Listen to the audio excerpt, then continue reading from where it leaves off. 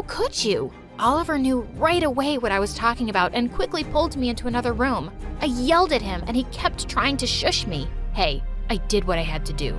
Your dad has a decent job. My dad, he's in jail again. You know my situation. I need this, Ace. You can get it next year. Yeah, I know your situation, but that doesn't give you an excuse to stoop so low. Do you feel happy that you won by cheating? I don't even know who you are anymore. I spat in his face and left the party. Oliver and I didn't speak after that, even though he tried to talk to me and kept calling. A couple of months later, he stopped trying, and then one day, I saw him on the news. He was being called the next big thing. A few months later, I participated in a local fundraising match and led my team to victory.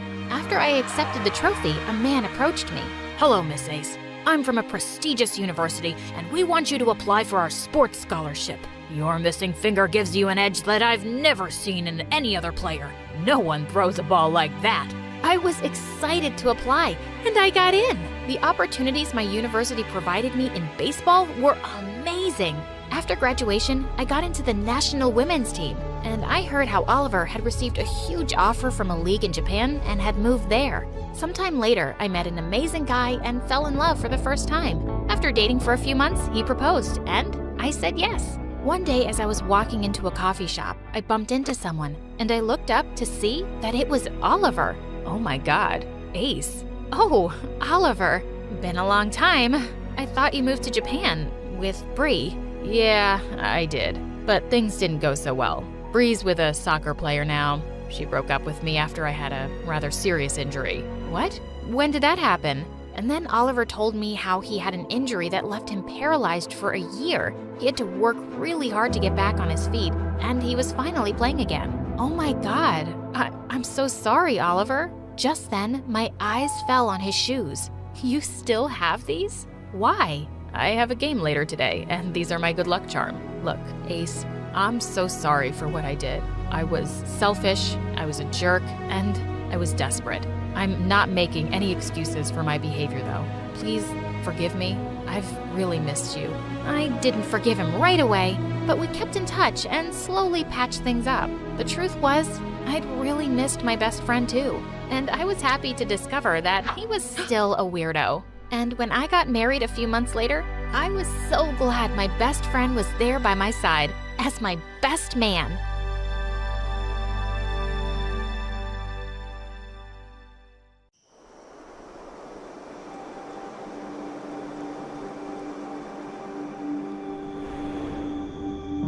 As always, I'm the last one in the library. This is my favorite spot. 7th floor, tucked away in a corner behind a mountain of medical textbooks. It's my own little oasis. The doctor-patient relationship is very important in this example. No, that's not right. The doctor-patient relationship is essential in this example. If I can finish this assignment in the next hour, I'll still have time to review for my pharma test before they kick me out of here. That happens most nights. I try to focus in on the task at hand, but a buzzing sound breaks through from outside. I look up, and there it is, high above the empty parking lot, a black drone, hovering with an insistent hum. And it's watching me, or at least it feels that way, like it's waiting for me to do something. Really? The drone moves closer, right to the other side of the window. I knock on the glass. Get a life, man! Go find someone else to annoy! I stare down at the drone, hoping it'll lose interest and fly off, but it doesn't budge. Instead, the camera lens zooms in on me, inching closer, as if it's trying to peel away my privacy layer by layer. A chill runs down my spine. This feels too deliberate, too invasive, like someone is testing me, seeing how long I'll sit here without snapping. I swallow hard and reach for my harmonica bottle, needing something, anything to distract me. It's a gift from Mom, something she picked up on Amazon. I take a sip, gripping the cap a little tighter than necessary, and then, completely by accident, I blow into it. A soft, trembling note escapes from the cap. I freeze. Wait, what? I stare at the bottle, then blow again. Another note, a little clearer this time. It plays music? I let out a shaky laugh, part disbelief, part nervous energy. Of course Mom would get me something bizarre without realizing it had a secret feature. And right now, oddly enough, it's exactly what I need. I take another sip, then deliberately play a slow, uneven tune. It's not perfect, but it's enough to drown out the silence pressing in around me. The drone still doesn't leave. Go home! I close the blinds and try to settle back into my work, forcing my focus onto the page. My fingers tremble just slightly as I pick up the pencil again, and for a second, the words blur in front of me. I know it's just a distraction. Some bored jerk with a drone, probably just trying to get a reaction. But no matter how many times I tell myself that, the feeling of being watched lingers. A subtle itch under my skin that I can't scratch. A few hours later, I make my way out of the library. It's nearly midnight as I cross the parking lot to my car. The fluorescent lights overhead buzz faintly, casting everything in a sickly yellow glow.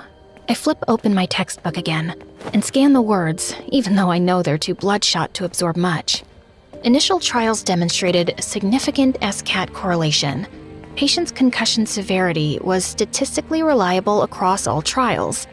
Just as I reach for my keys, I hear it again, that buzzing, high above. I look up, and there it is, the same drone from before, hovering like it's been waiting for me all this time. Okay, this isn't funny. The only response I get is the hum of the drone, eerie and absolute. Every hair on the back of my neck prickles. The parking lot feels suddenly too big, too open, and I'm completely alone. I'm serious. This is harassment. My voice trembles, but I steady myself, clutching my textbook tightly in case I need to swat it out of the air. The drone lowers itself, hovering at eye level now.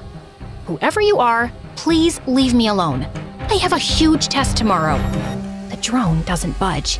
It just hangs there, with its lens fixed right on me, whirling louder, the sound drilling into my brain, rising in pitch. Okay, I asked nicely. With a deep breath, I swung my textbook and smashed the drone out of the air. It crashes to the ground in pieces, the sound echoing across the deserted lot. I wait, heart racing, expecting someone to step out of the shadows, to claim the wreckage or demand an apology. But no one comes. You're welcome! I toss my books into the car and breathe a sigh of relief. Just need to get home, read a few more chapters, and salvage what's left of this night. I buckle my seatbelt, still shaking, my hands gripping the steering wheel tight. It was just some idiot's drone. Just a prank. Nothing to worry about. But then, I hear it. That buzz. Louder than before. My pulse picks up as I glance around and spot two more drones emerge from the shadows, gliding toward me from the opposite ends of the lot. My stomach twists as one of them circles my car, almost like it's sizing me up. The other hovers just above my car's hood, its camera fixed on me, with a steady, unsettling gaze. Leave me alone! I throw the car into reverse, the tires screeching as I swerve out of the parking lot and into late-night traffic. My heart's pounding, fingers fumbling as I dial 911. I glance back, and of course, the drones are right on my tail, relentless. 911, what's your emergency? Hi, I'm being followed. Okay, ma'am. What's the address? I'm on Grove Street. I swerve to avoid a slow-moving car. Are you in a car, ma'am? Yes. Another glance in the rear view, and I almost lose it. There's a third drone now, catching up with the others. Now there's 3 of them! What? Can you please describe your vehicle, ma'am? My hands tighten on the wheel as I jerk it around a corner. Yeah, it's a white Toyota. And something really weird is happening to me. Can you describe the vehicle following you? No, I mean, they're not vehicles. Before I can get another word out, one of the drones slams into my windshield with a loud crack, splintering the glass. I gasp, hitting the gas pedal harder. Another one shatters against my side window. Fragments of glass rain down around me. They're hitting me! What's hitting you? Drones! I can barely hear the operator anymore, her words swallowed by the chaos around me. My breathing is ragged, my pulse so loud it drowns out everything else. Glass digs into my skin. Up ahead, the stoplight flashes yellow, and I know I shouldn't, but I punch it, squeezing my eyes shut as I shoot through the intersection. Oh my god, oh my god, oh my god! The light turns red. Horns blare from every direction as I thread my way through, somehow avoiding everything. Ma'am, are you okay? No! I need help! I need help right now! Just stay on the line. We're tracking you. I steal another glance at the rearview mirror, and my stomach drops. More drones speed after me, filling up the road. I'm so focused on them that I almost don't notice the truck stalled in my lane ahead. I yank the wheel, tires screaming against the pavement. Ma'am, slow down. Not an option, lady! I slam my foot down, tearing through the next intersection, only to see a solid wall of drones hovering there, waiting for me. I veer left, my tires losing traction as the car skids. The smell of burnt rubber fills the car, and I fight to keep control, knuckles white on the wheel. Okay, there are a ton of these things. Can your people please hurry? Officers have been dispatched. Please stay calm. My rear windshield shatters completely as a drone smashes through. It sputters in the back seat among a pile of broken glass.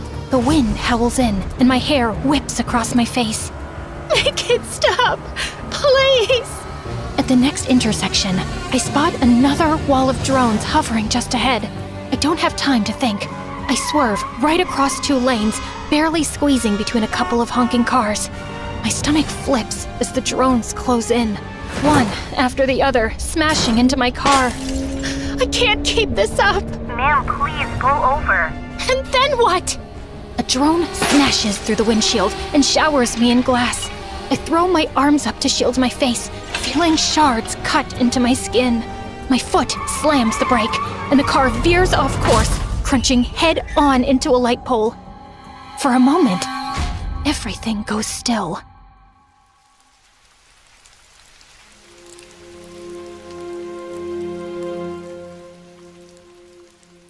Ma'am?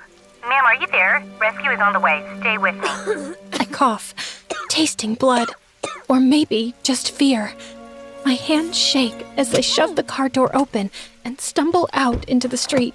My books spill out beside me, scattering across the pavement like the thoughts tumbling out of my head. Every muscle aches. I can barely breathe. But that buzzing sound, it's still there. I look up. The sky is filled with them. Drones. Hundreds of them. No, thousands. They fill the air like a swarm of angry bees, red lights blinking, cameras fixed on me. I can't move. Ray Austin. Who are you? You could have killed me with those things. Do you know where you are? Los Angeles, okay? What does that matter? The drones shift, giving me a clear view of the intersection. My heart drops. No, I know this place. I know it too well. The blinking crosswalk light, the cracked curb, the old billboard half burnt out. This is where it happened. 2 years ago. What did you do? Nothing. I didn't do anything. Don't lie. The pressure builds in my chest. My knees buckle. I feel like I'm drowning in my own heartbeat. Who did you hurt? I shake my head. I try to hold it in, but it's over. I'm unraveling. I don't know his name. I was driving from the library. I was tired. I closed my eyes for a second, just 1 second. I didn't see him crossing. I hit him. I drove off. I left him there. I left him to die. I scream it, every ugly word. I sob until I can't breathe, until my knees hit the ground and I can barely see through the tears. The drones don't move. They just hover there, watching, judging. I pull out my phone and call 911. 911, what's your emergency? I hit someone 2 years ago. I ran. I left him. I killed him. I can't live like this anymore. I need to confess. The sirens came fast. I sit on the curb, hugging my knees, watching the flashing lights reflect off the shards of my windshield. Ma'am, we got your call. Are you hurt? No, not really. Not physically. But get rid of the drones, please. What drones? I look up. The sky is empty. There's nothing there. They were here. I swear. They talked to me. She glances at her partner. I can tell what they're thinking. Maybe I am losing it. Maybe I already have. They take me in, gently, like I'm made of glass.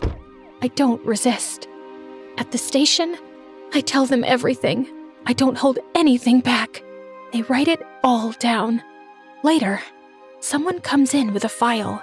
I see the surprise on the officer's face. It turns out, the man I hit didn't die. Not even close. He was treated for a broken leg. They never caught the driver. They ask if I want to see him. I nod. He's older now, walks with a cane. He has kind eyes, the kind I don't deserve. I remember that night. I always wondered who it was. I won't lie. I was angry for a long time, but I survived, and I moved on. My throat tightens. I didn't. I never did. Then maybe it's time you should. I don't want revenge. I want you to get better, live better. I will. I promise. I'll heal people. I'll help them. For free. For the rest of my life. That's all I want. That's all I've wanted since that night. Then start by healing yourself.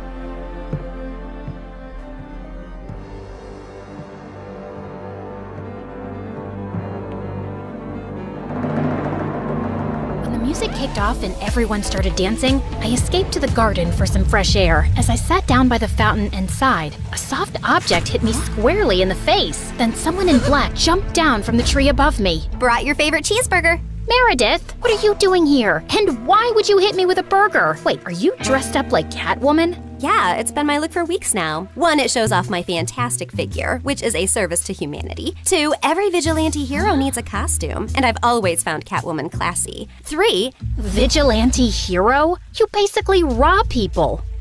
Yeah, like Robin Hood, stealing from the rich and giving to the poor. You steal for yourself. I am the poor. And what's all this you nonsense? Last time I checked, we were a team. But sis, what's taking so long with this mission? It's not that simple.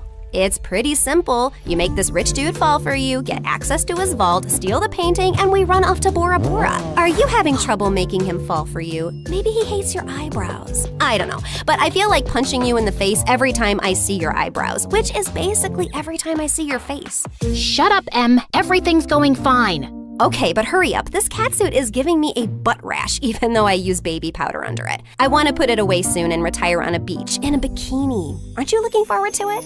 Just take the stupid suit off. You're a con artist, not a cat burglar. And of course I'm looking forward to it. You should go before you blow my cover. And thanks for the burger. It's not a gift. Duh. You're gonna pay me back. I've noted it in my diary. See ya.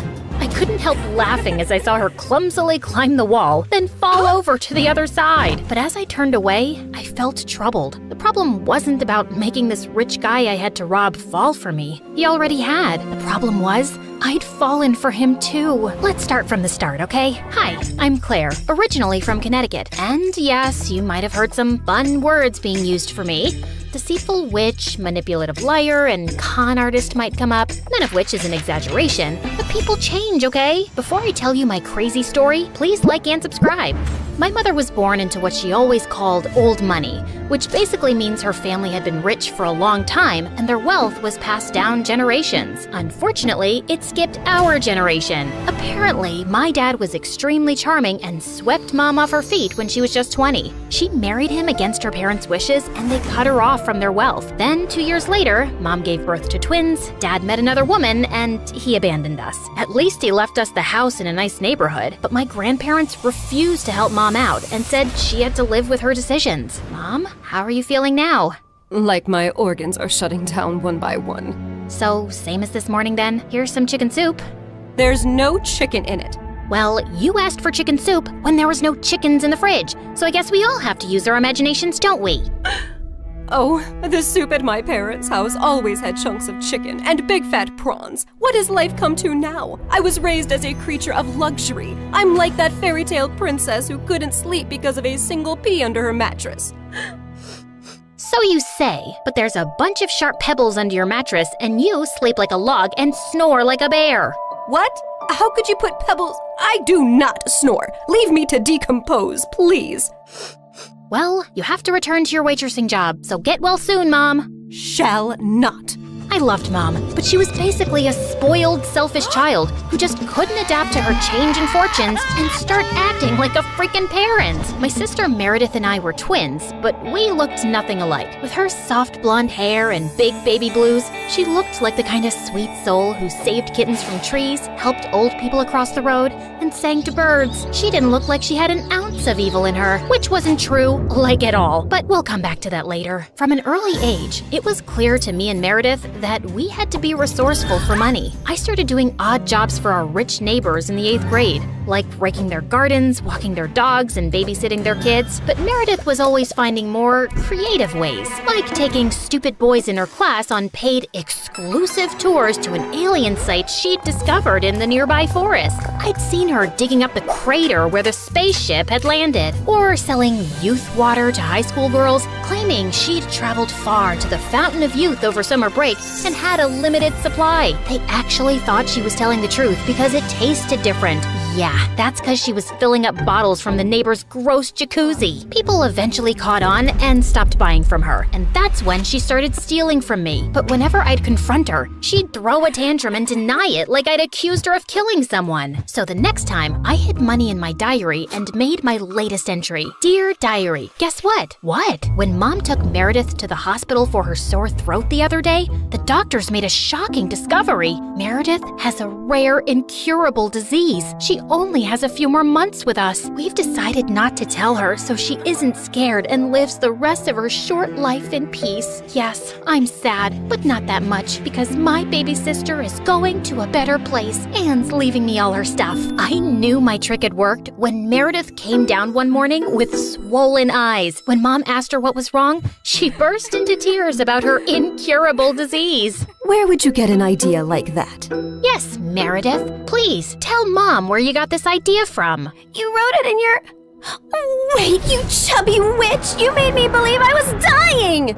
Meredith lunged at me and we went rolling all over the kitchen floor. But she ended up getting grounded for a month for stealing and invading my privacy. I soon started missing her at dinner time though. So late one night, I snuck into her room with ice cream to find her playing darts with my face as the target. I'm sorry you're stuck here, but you did steal from me. I know we don't have a lot right now, but we'll work hard and make money in the future. But the future is in the future. What do I do now when I need money for mascara and gummy bears? Maybe we can think of some business idea. Oh, I thought you'd never ask. She pulled out a box from under her bed full of t-shirts. So you know my friend George, the next door gardener's nephew? Apparently he volunteers at a mental institution every weekend. The owners got t-shirts made from all the patients, but they refuse to wear them, blah, blah. So now the mental place has hundreds of these lying in storage. George said he can score them for me, and we could have our own t-shirt range with cute things written on them. Look, here's one I made for myself. I want to go to Bora Bora, but I'm Bora Bora. Please help me. Funny. I'm very serious, actually. I'm gonna live in Bora Bora one day. So, are we selling these t-shirts? I'm in. I also made one for you. That'll be $10, thanks. Money can't buy happiness, but poverty can't buy anything. Please help me. You should pay me for wearing this. Meredith didn't have the best reputation in our neighborhood or school to sell things, so we decided to hit the other end of town and set up a t-shirt stall outside a private school. With my salesmanship and Meredith's flirting, we managed to sell quite a few on the first day. We started setting up shop at different locations, and one day as we were heading home, Meredith suddenly said she had to pee really badly. So we walked up to the closest house to ask if they'd let us use the bathroom. We rang the bell, but no one seemed to be home. I was peeking in through the window when suddenly I turned around to see Meredith already crawling halfway through one. Are you crazy? That's breaking and entering! I'll kick in your face so hard that you'll need plastic surgery, which we don't have money for. If you don't want to be ugly for the rest of your life, let me pee. I let her go and was standing guard at the door when, to my horror, a car suddenly pulled into the driveway and a snooty woman stepped out. Hey, you girl. What are you doing lurking around my house? Were you thinking of breaking in? What? No, of course not. I'm a Girl Scout selling cookies. Yeah, I study in the, Aston Bridge School for Girls. Oh, I see. It's a lovely school. I know many people whose children go there. Sorry for my mistake. I'll be happy to buy some cookies from you. Put me down for 20 boxes. Sure. It's, $5 a box, so that'll be $100. I'm putting your name down on my list, and I'll drop them by tomorrow. That's perfect, sweetie. Here's the money. I'll see you soon. Just then, I saw Meredith slip out the window, and as soon as the lady went in, we ran like crazy down the block and then collapsed on some grass. Look, I took some pastries from her kitchen. Perfect for a spontaneous picnic. That's stealing! Oh, you're one to talk. I heard the whole cookie conversation from inside. You took that lady's money and you're never gonna give her any cookies. I was just trying to distract her before she caught your butt. I didn't think she'd be dumb enough to actually give me the money. I can return it. Look, she didn't do it out of the goodness of her heart. She's a rich snob who was being really rude till she thought you were someone rich too. You didn't force her to give you money at gunpoint. Oh, Claire, this has just given me the best idea. You're not serious. Yes, I am. Dumb people deserve to be tricked. And what does $100 mean to someone who has a gold toilet seat? I knew it was wrong, but it was also so easy. And before I knew it, Meredith and I were wearing private school uniforms and hitting different neighborhoods collecting money for Girl Scout cookies that we had no intention to deliver. We made $2,000 in a month. But one day, when we went up to a rich old lady's house, she invited us in and even offered us cake as we signed her up. How many boxes will that be, ma'am? Oh, none, thank you. You see, I don't buy imaginary cookies. What? I'd heard that there were 2 conning Girl Scouts in town, and I was ready for you. I've called the police, and you 2 will end up in a detention center. Just then, there was a loud bang and the power went out. In the confusion, Meredith kicked the old lady and yelled, "Run!" As we were sprinting down the street, I suddenly noticed a nerdy-looking boy my age running beside us too, grinning and waving at us. Hey, hold on. Who are you? I'm your new neighbor, Freddie. I'm the one who saved you from that old crow. What? I'm so confused right now. New neighbor? You moved into the house next to ours? Why are you here? I was bored and saw you girls leaving your house, so I followed you for fun. Don't worry, I won't tell anyone about your little cookie secret. When I heard that old lady threatening you, I went to the main circuit board and pulled out a wire with my tweezer, which I always keep handy. You could have been electrocuted. You're either incredibly smart or exceptionally dumb. My mom says the exact same thing, except for the incredibly smart part. Listen, you geek, what do you want? If you think you're gonna get a cut of our profits. No, my parents are well off. They're neurosurgeons. I just want to be friends. I swear, I don't have any siblings and I don't know anyone here. What if we say no? I'll keep following you around until you say yes. Okay, fine. Congratulations. You got yourself 2 friends. Oh, I'm so happy! Merry Christmas and a Happy New Year!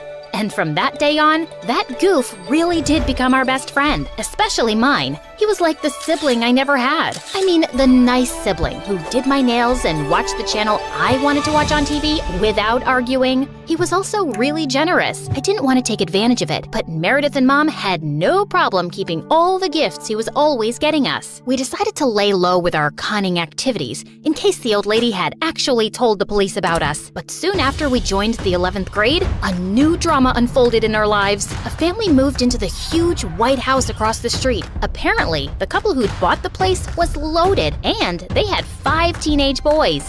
Finally, some eligible bachelors on our street. Thanks. My feelings aren't hurt at all.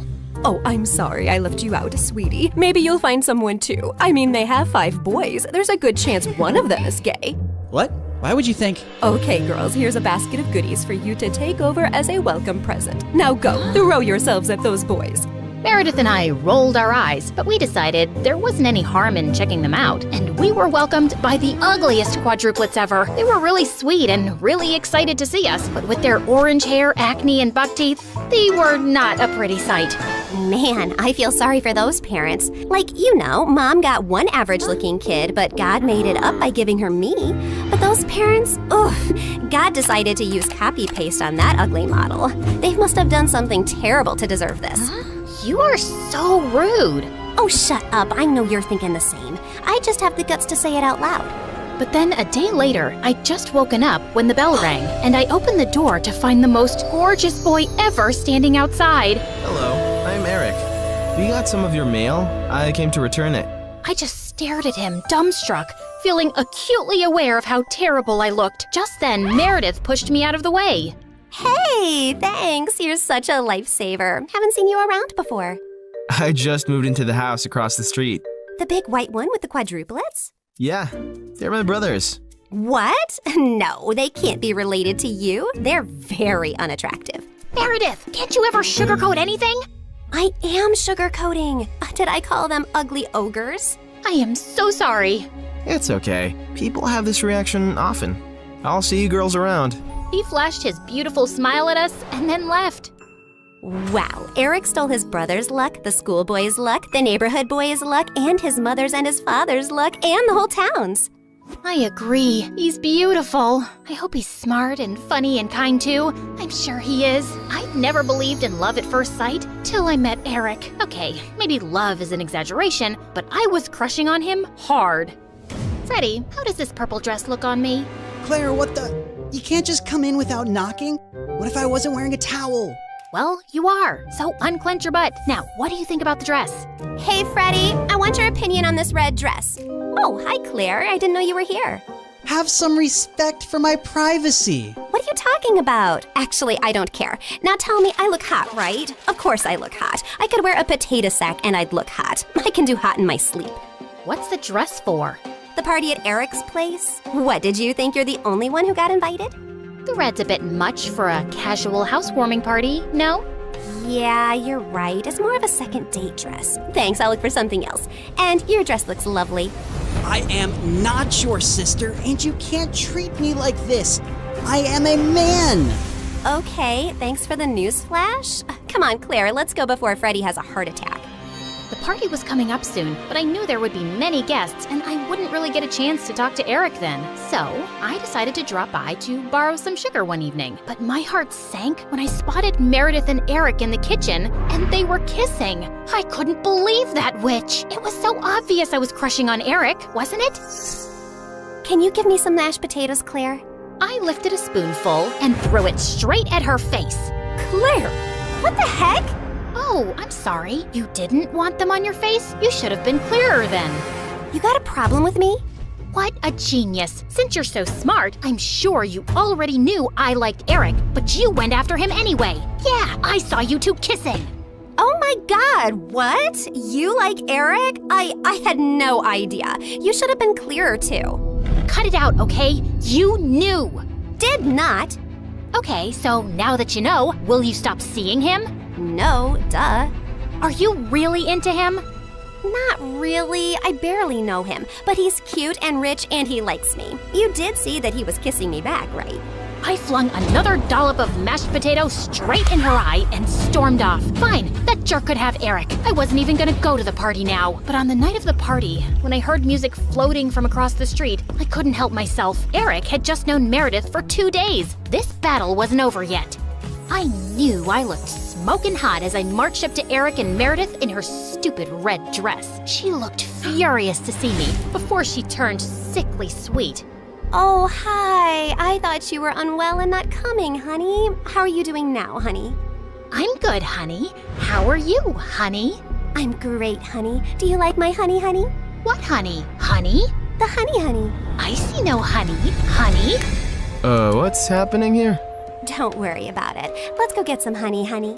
We don't have any honey, Meredith. Honey! You ruined it. You should have ended the sentence with honey. Don't mind her, Eric. You already know she's rude, and she has a vile temper. She once tried stealing money from an old lady and kicked her hard when she resisted. Oh, so that's how it's gonna be, huh? Eric, did you know that Claire is so dumb? I told her when we were kids that if she ate bluebells, her eyes would turn blue like mine. She ate a bunch and then pooped her pants in school. Didn't Meredith tell you she used to fart in the neighbor's jacuzzi just because they said they liked me more than her? It went on for a month. Oh, how about the time you dropped Mom's toothbrush in the toilet and just put it right back? Imagine someone being so awful to their own mother. Meredith has a boyfriend who works in a mental institution, and he steals the patient's clothes from there for her. Imagine doing that to sick people. Claire keeps acting like she doesn't know her best friend is in love with her, and she keeps using him for his money. What? Are you talking about Fred? I've never used him, and he's not in love with me. Oh, please. A blind person can see Freddie's been in love with you since day one. Shut up! You shut up! How about you shut the heck up? Not till you shut up first! I pushed Meredith out of my way, but I ended up pushing a little too hard and she crashed straight into the punch bowl. She got up and charged me, and we landed straight on the food table. As Eric was trying to pull us apart, Freddie suddenly ran in. Claire, Meredith, stop! Your mom, she isn't okay. You gotta come now. We ran outside to see Mom unconscious and being wheeled into an ambulance. Since Freddie's dad was a neurosurgeon, he took Mom's case and ran tests for weeks to discover that she had some inflammation in her brain for unknown reasons, which had sent her into a coma. Freddie's dad decided to enter her name in a clinical trial for rare brain diseases since she met all the criteria. But what's it gonna cost us? We take one pro bono case for the trial, but there will still be other hospital expenses. And you girls will have to figure out something soon. Do you have any relatives?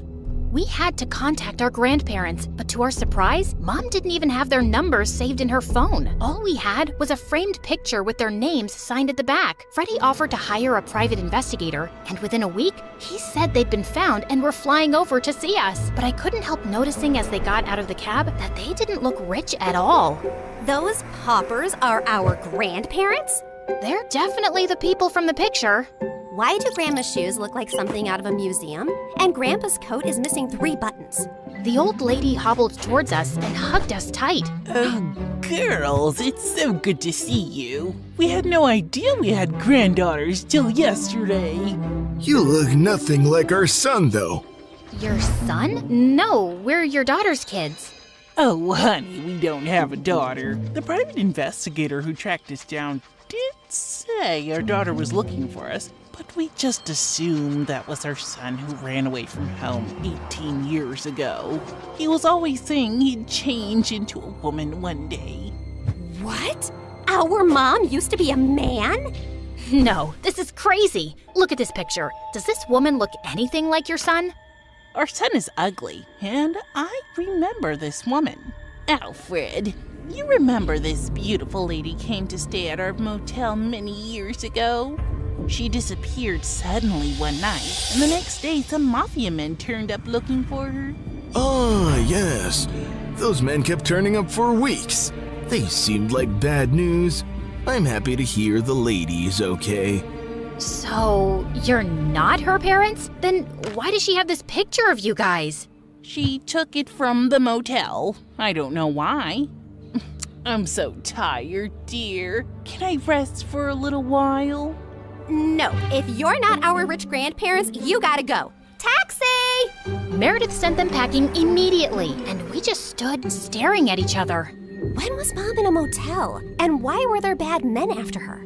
She told us all our lives these random people are our grandparents. What else has she been lying about?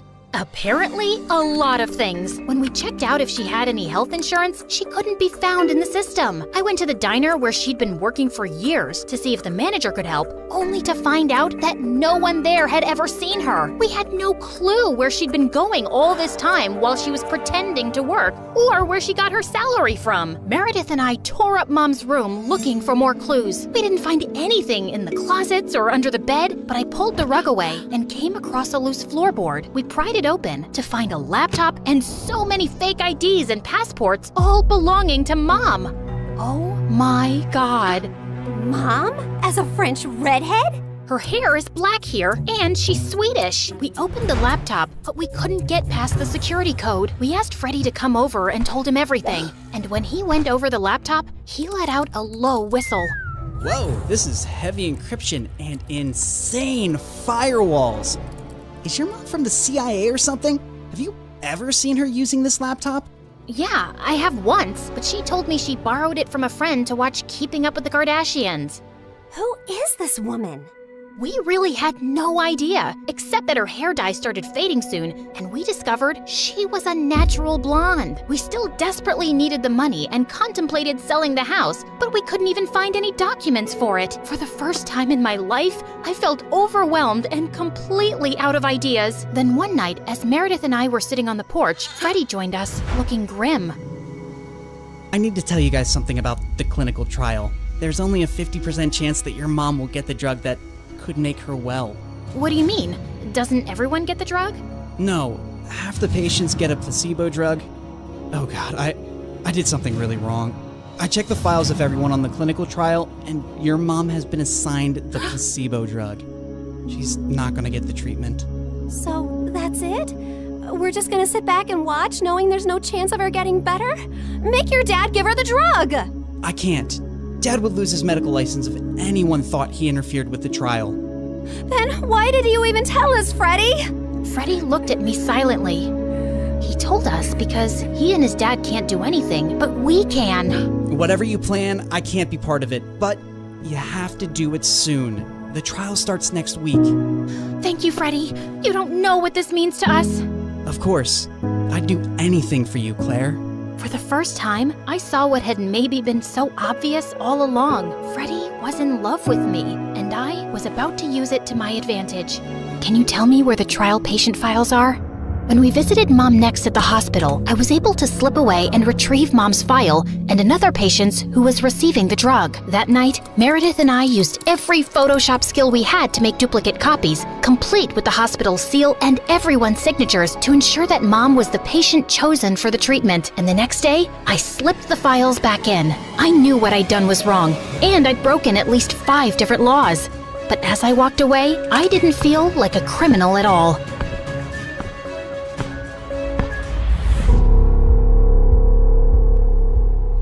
I was walking down the hospital corridor with Freddie when Meredith came running towards us. Where have you been? Mom's awake. She's finally awake.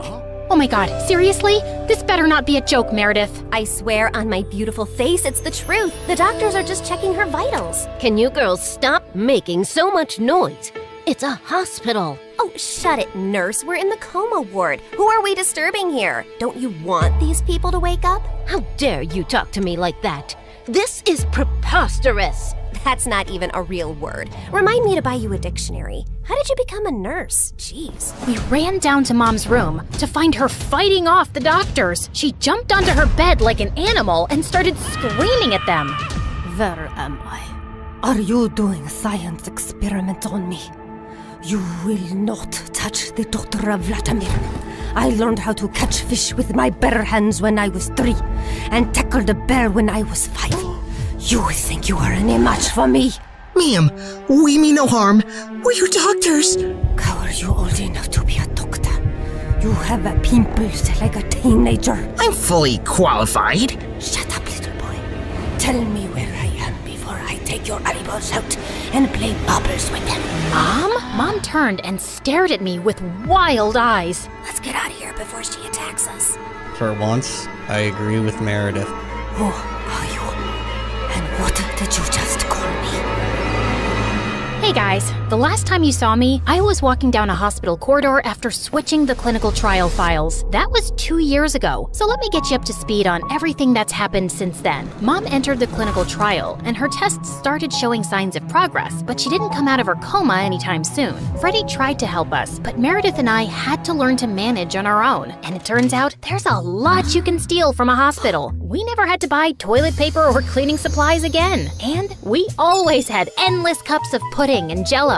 Meredith, is that diaper cream you're putting on your face? A girl's gotta moisturize. It's very hydrating. My face is as soft as a baby's butt. What did you score today? More useful things like new bed sheets, pads, towels, and batteries for our TV remote. Time for our show and more Jell-O. Woohoo! But we still needed money, and after high school, we went back to our conning ways. I always pushed away the guilt and justified it to myself with things like, we needed the money, we had no other choice. But I have to admit, I also felt a thrill every time we outwitted someone and got away with it. It started out small, like hitting venues of concerts and games in different cities and selling fake tickets to desperate fans, hoping to get in at the last minute for twice the regular price. By the time they figured the tickets were bogus, we were gone. Or going to the American Idol audition venues and convincing hopeful contestants that we were part of the TV show crew and we'd get them through to the next round if they paid us a little money. Then, we set up an Instagram matchmaking business account with tons of fake success stories. We were getting booked for our services by loads of women. We'd always meet at the client's house in disguise. What is this exquisite dessert? It's like a cloud melting in my mouth. It's a Japanese cheesecake, delivered fresh every day from Japan. You are just the kind of people I like. Ow! Let's get down to business, shall we? Wow, I mean, this cake. Yes, business. This is your daughter? Oof. We know she's a bit plain. And she's 6 feet tall? With that face? Is her case hopeless? Oh no, we've dealt with a lot of uggos before. Believe me. Ow! What my partner means is there's someone for everyone out there, and we're experts at making those two people meet. We'll need a small advance, and we'll bring you a portfolio of suitable bachelors in a week. You'll be the mother of the bride soon, watching your little giraffe walk down the aisle. Sounds good, right? Make that check to cash, please. Can you also pack the rest of this cake? We'd take the advance, keep in touch for a few weeks saying we were gathering options, and then disappear. Of course, people soon started commenting on our page, calling us frauds and reporting our account, but we made a good amount while it lasted. We tried out a wedding planner service next. That's a gorgeous cake, but it's so expensive. But it goes so perfectly with your pink and white theme. Also, we're planning to order 2,000 pink and white roses. And an ice sculpture for the reception area. How much will all this cost? You can't put a price tag on happiness. Daddy will have a heart attack. He's gonna have one anyway. I just saw him eating a block of cheese. Why should that stop you from having the wedding of your dreams? Really, you deserve the best on your big day. Okay, I'm sold. Let me write you a check. When that went bust, we became travel bloggers and influencers. With our huge number of fake followers, we managed to get into the best hotels for free as long as we wrote a review. When I'm rich, I will buy a hotel and live there. They have the best beds. Room service? Yes, we'll have 2 lobsters, 4 sushi platters, 2 beef burgers with fries, the prawn tempura, the fish tempura. Okay, anything with the word tempura. And why don't you bring up the entire dessert menu? Thanks! Of course, none of these businesses lasted too long, and we were always on our toes, traveling from place to place, changing disguises, trying not to get caught. The only person who had any idea of our activities was Freddie. But whenever we went back home, he was always happy to see us and never asked questions. 2 years had gone by like this, and Mom was finally awake, except she didn't remember being our mom. Now, we had no chance to ask her about the fake IDs and laptop we'd found, because all she seemed to remember was her childhood in frickin' Russia. We showed her pictures of us together, and the doctors explained that she'd lost most of her memory, and they were unsure if she'd regain it. Oh, my girls. I am so sorry I don't remember anything about you, but I feel a connection to you. As strong as the frost on my toes, walking barefoot in snow, and as sweet as the smell of my grandmother's honey cakes, and as deep as the violet skies of Siberia, and... Yeah, we get it, Mom. We love you too. As the 3 of us sat in a cafe later, I was still trying to process everything when I saw Meredith had a faraway look on her face. I know that face, Em. What are you planning? Oh, nothing. Just thinking how excited Arthur will be when he finds out Mom is awake. You're talking about our neighbor, Arthur?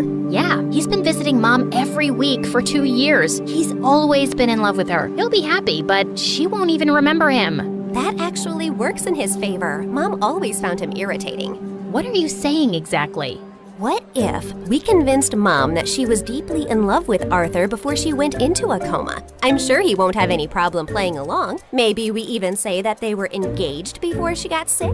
If we set them up, Mom will be taken care of for life. Arthur is rich with a capital dollar sign. Wow, Meredith, you're a frickin' genius. Jeez, why are you girls always scheming? Because our parents are not neurosurgeons. You can't use that excuse forever. Watch me.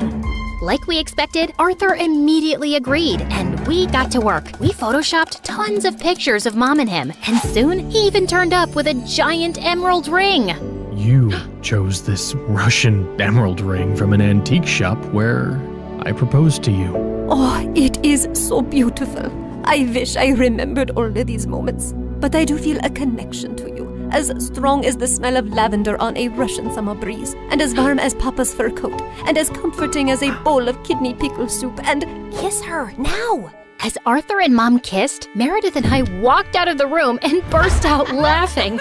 We laughed till we almost peed our pants. Oh God, my tummy hurts. Are we doing the right thing?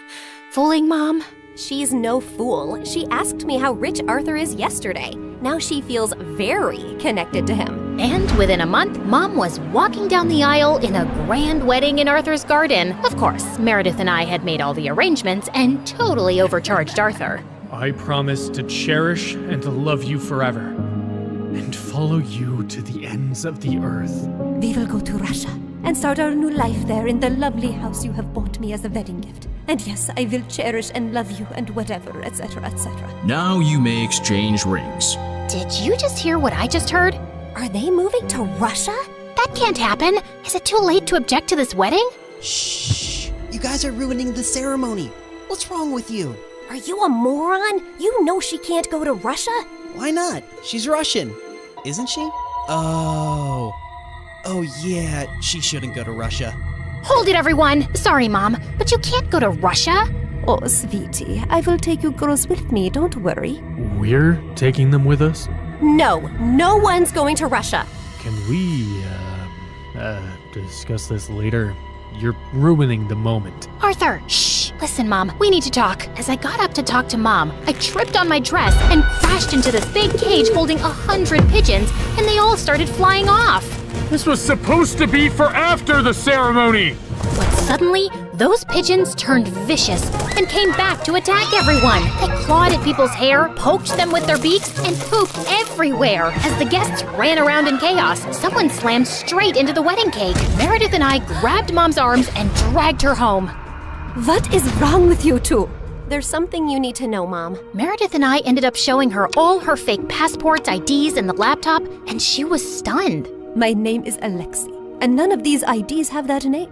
Mom, we don't know who you really are or why you left Russia. What if you were a spy or some sort of criminal? What if you're wanted in Russia? If you go back there, you might get arrested or worse. Apparently, many years ago, some bad people were looking for you, and we don't know why. You have to stay here and keep a low profile. But I want to find my parents and see my home. It's all I remember. You can't risk it. Not till you get your memory back. Or we get someone to tell us what's on that laptop and figure out who you are. We're sorry. We hugged Mom as she cried, then fixed her makeup and returned to the wedding. The pigeons had left and the guests were leaving too. Stop, everyone. The wedding isn't over yet. And Arthur, Mom wants to move to Hawaii instead. From the top, people. Arthur was very Look, I have to say this now. I've been in love with you since forever, and let's not pretend you don't know that. Don't you think you can give us a chance? We're best friends, and I'd do anything for you. I know, Freddie, but I just can't. I love you, but not like you want me to. You can try dating me. Maybe you'll feel differently. I don't think I will. And I can give you a good life. You don't need to live like a freaking criminal anymore. Some people might call me an artist. Con artist, yeah. Still a criminal. Maybe I enjoy being one. It's kind of thrilling. I don't really believe that. You don't want to believe that. We're too different, Freddie. You're gonna be a neurosurgeon like your parents, and you'll find a nice girlfriend and then marry her and live in a nice neighborhood, and you'll be content. I'm not sure that's the life I want. It sounds boring. I wish I'd said something else when I saw Freddie's hurt face, but there was no easy way to let him down. He kissed me gently on the cheek and walked away, and I felt a lump in my throat. Mom moved to Hawaii with Arthur, and Meredith and I went down a crazy path over the next few years. There wasn't a scam, fraud, or con we didn't attempt. We never stuck to the same thing for too long, in case the police picked up a pattern. But word got around in underground circles about 2 female con artists, and we actually started getting hired for our services. People were always less likely to suspect 2 pretty innocent-looking girls than someone who looks like a thug. And working with these thugs, we learned how to forge signatures, create counterfeit money, make fake checks, and steal credit card information. I'd always been bad with computers, but Meredith even showed a great knack for hacking. We made good money, partied with rich people, traveled first class, and stayed in amazing hotels. But for me, the glitz and glamour gradually started to fade. I was getting tired living out of suitcases, always wearing disguises and looking over my shoulder. I had no real friends, and even if I met someone I thought I could like, I knew I couldn't be in a real relationship. I was almost thinking of talking to Meredith about quitting the con artist life, when one day she burst into our New York hotel room looking beyond excited. You won't believe the job we just got. It's gonna pay us $250,000. Who would pay that kind of money? And for what? Turns out, the kind of people who take you to their headquarters blindfolded. As Meredith and I walked into an underground room, a large chair swiveled around to reveal a tiny, skinny guy. What? You think all mafia bosses are tall, fat, bald, and wear gold rings? Sorry to disappoint you with my looks, but trust me, I am every bit as ruthless. Something about his steely gray eyes sent a shiver down my spine. I believed him. His name was Pierre Soufflet, which was obviously a lie, and the job he had for us was to steal a priceless painting from a museum and replace it with a fake. That's the painting? It's, tiny. What's your problem with tiny things and people?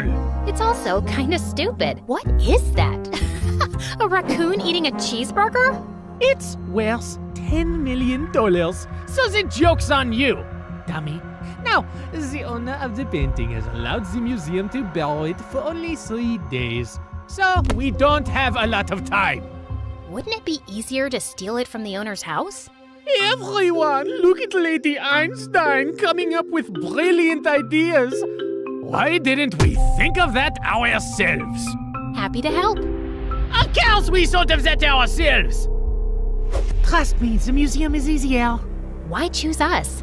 It's a very stupid security measure, but the museum's floors are activated by pressure sensors at night.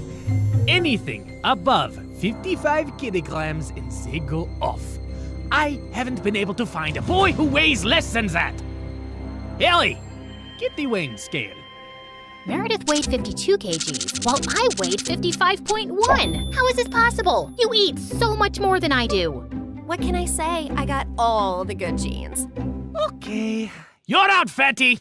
Meredith, you're my leading lady.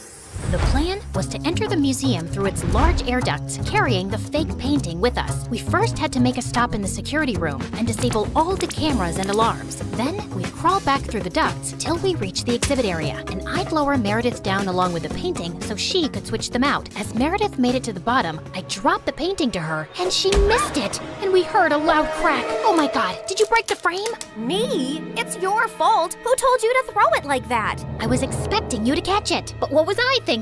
You made us lose the Frisbee tournament in 8th grade because you're so bad at catching things, unless it's someone's boyfriend.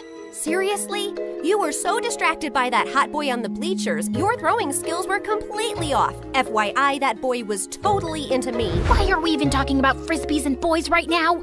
You started it. No, I didn't. Okay, shut up. Let me think how to fix this. Are you trying to glue it together with your saliva? You got a better idea? Any idea would be a better idea than that. Look, it's a museum. They must fix broken, ancient things here all the time, right? I'm looking at the floor map, and there are some offices in the left wing.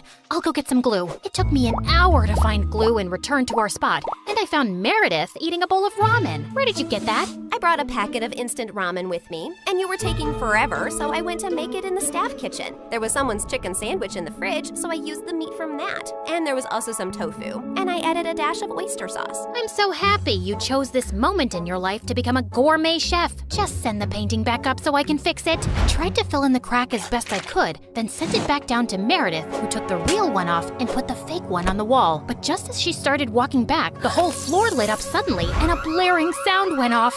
Oh my god, what's happening? I don't know. Is the painting heavier than the fake one? Just hurry up. We gotta get out now. I pulled up Meredith and the real painting and closed the opening in the ceiling seconds before security burst in. We crawled down the ducts and out of the building as fast as we could. We ran a few blocks down where Pierre's van was waiting for us, and we sped away. Oh, I would have preferred if you hadn't alerted all of New York about the break-in. Now I'll have to move this painting around with cops crawling all over the city. Never mind. Here's your check, and Claire, try to lose some weight. Au revoir. And without warning, we were dumped on a dark street. We scrambled to our feet, headed for the subway, and made it home. It was all over the news the next morning that someone had broken into the museum and switched off all the security systems. But apparently, nothing had been stolen, except a chicken sandwich and a block of tofu from the staff kitchen. You ate the entire block? Hey, I'm not the one who needs to watch her weight. I do not need to. Whatever. Listen, I've been meaning to talk to you about something. It'll have to wait. I got a hair appointment. We'll talk over dinner? Yeah, sure. I was gonna tell Meredith that I wanted a break from this life, and I wasn't sure how she'd react. As I sat in a cafe later, I suddenly found a cute guy next to my table. Mind if I sit here? There are no other empty seats. I won't disturb you. I promise.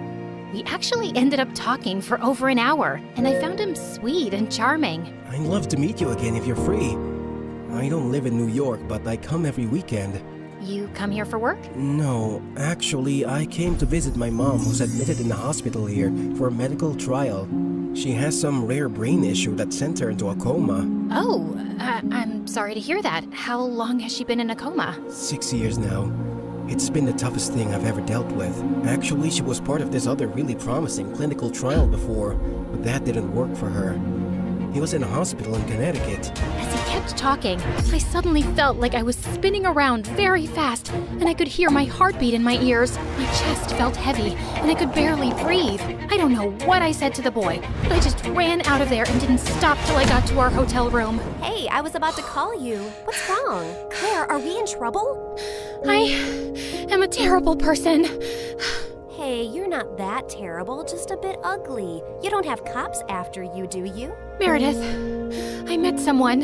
It's not a cop, is it? No, I met a random guy in a cafe, and his mom was in a clinical trial. I hope this gets interesting at some point. In a hospital in Connecticut. Oh my god, the same hospital Mom was in? And the same trial? What a small world. No, it's not the same trial. It's a different hospital, too. Okay, I'm bored again. The coincidence made me interested for a bit. Meredith, his mom's been in a coma for 6 years.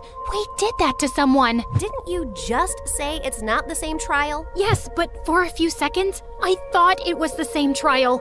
And I just realized for the first time today that we did something awful to someone out there. When we switched the patient files, we took away someone else's chance to get better. You realized this just now? Are you dumb or something? Of course that's what we did. I mean, I never really thought about it like this. It was just a name on a file. But meeting someone who's going through that with their mom for years, it just made it so real. We're really bad people. Not really bad, if you consider all the bad people in the world. Okay, look, we didn't have a choice. If I had to do something like that to save Mom all over again, I'd do it in a heartbeat. Okay, so we did that to save Mom, but what about everything else? We had a choice to not continue living this life, but we didn't stop, and I want to stop. What's the big deal, man? It's not like we're stealing from poor people. It doesn't matter who we steal from. It's not about them, it's about us and the people we've become. I don't want to be this person anymore. Look, just calm down. I'll get you a piña colada and everything will seem better. But I pushed her away angrily and she landed on the floor. She looked up at me, stunned. No, I am done. Meredith and I barely spoke over the next few days, and I had no idea what was going through her head, but I'd made my decision. I was gonna go home. I sent Freddie a text to say I'd be coming next week, and he called me back. Hey, I'm actually in New York with my parents for the weekend. Can we catch up? The moment I saw Freddie, I just burst into tears and he hugged me tight. As we talked over dinner, he assured me that he'd talk to Meredith and try to make her come home too. We had just stepped out of the restaurant and walked 2 blocks down when suddenly a black van screeched to a halt beside us and some men pulled us in, handcuffing and blindfolding us. When our blindfolds came off, I realized we were in Pierre's quarters and I found Meredith there too. What's going on here? Welcome. We just gathered here to discuss a teensy-weensy, itsy-bitsy issue. Now, Meredith, go ahead and tell them the moronic thing of titanic proportions that you just did. Apparently, Meredith had found her way to Pierre's headquarters and stolen the real painting from him. She had then tried to sell it to a buyer she'd arranged, and while the exchange was about to happen on the docks, the cops had showed up. Meredith had barely managed to escape, but the buyer and the painting were in police custody. The police didn't let it get out in the news, but they knew the real painting had been stolen and replaced with a fake. They were probably watching every dock, airport, and train station to see if someone would try and move it out. And your sister practically handed it to them. What were you thinking? It's your whole quitting the biz talk that made me do it. I did it for us, so we could sell the painting and retire to Bora Bora for good. And what the heck is Freddy doing here? Hi guys, I'm Freddy, old friend. Nice to meet you. Not terrified at all. You made me lose a fortune, and you double-crossed me. And Pierre does not take betrayal well. Harry! Sam! Yes, sir! You know what to do. Boss? I'm not really sure how I feel about punching a girl. Yeah, boss, I am not really comfortable with this. Maybe we can just punch the boy. I'm not really a boy. I used to be a girl. Ask Claire and Meredith, we practically grew up like sisters. Please don't hurt him. He has nothing to do with this. Silence! You buffoons! I didn't say hurt anyone yet. I just wanted you to threaten them. But of course, you're useless. I'll do myself. Torture Harry and Sam after this meeting. Now, get lost. Then Pierre shifted his cold gaze to me. That painting is everything to me, and I want it back. And now the only way we can get it is from the owner himself. You, Claire, will be executing this mission. The heir of that painting is a young, charming millionaire. And you will get to know him, become his girlfriend, kiss, cuddle, yada yada. You need to earn his trust completely, so he lets you into his life and his home. Then, when the time is right, you will steal the painting from a high-security vault inside his house and bring it back to me. You will do this if you care about your moon sister and this girl/boy and his family and your mother and your stupid husband and your whole neighborhood. What if I fail? I don't think you want the answer to that. But once you succeed, I'll give you two enough to go to Bora Bora and never return. I'd be ecstatic to never set eyes on you annoying girls again. I had my eyes on the target from across the street. As soon as I saw him walk towards the cafe, I headed for the entrance. Just as he opened the door, I bumped straight into him, spilling coffee all over his shirt. Oh, God, I'm so sorry. I wasn't looking. I'll pay for the dry cleaning. His arm rested gently on mine. Hey, it's okay. It was an accident. I looked up into his bright green eyes. In fact, you're the one who's without a coffee now. Can I get you a new one? Sure, I'd like that. Can we also start over? Hi, I'm Christina. Hello, I'm Eric. Do y'all remember Eric? You know, the guy Meredith and I were fighting over the night Mom went into a coma? The guy who was so hot he made boiling water look cool? The guy whose smile shone brighter than the sun and whose eyes were deeper than the Amazon rainforest? The guy who... He looks familiar. Oh my God, I've kissed this guy once. Yeah, the guy who stole my heart the minute I saw him. And then Meredith kissed him. Do you girls know him? Not super well, but I'd rate him number 8 on my list of good kissers. And I've kissed tons of people, so that's pretty high. Oh, Pierre, you really gotta see his brothers. They look like... Ugly old girls, I know. I know everything about him. But how well does he know you? He and his family lived in our neighborhood only for a month, and that was years ago.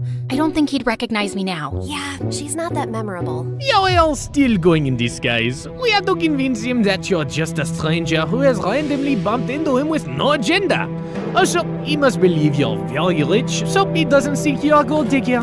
From Pierre, we learned that Eric's mom had passed away at his birth, and his dad had remarried a woman years later who already had children of her own, the quadruplets. The world makes sense again. Thank you. Eric's maternal grandmother recently left the painting to him in her will. His father is a big business tycoon, so they always have security at the mansion. But the painting is even harder to access. The only way you'll make it in and out of there is if you're welcomed into their home.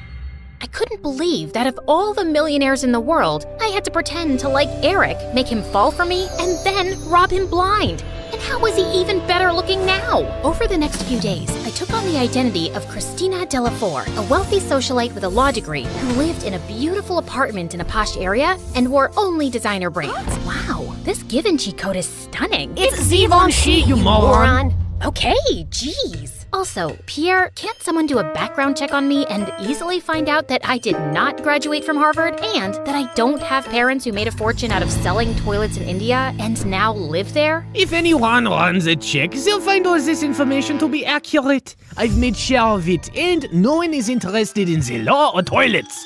So they won't ask you many questions. Now, show me how to walk in heels like a rich lady. Fine.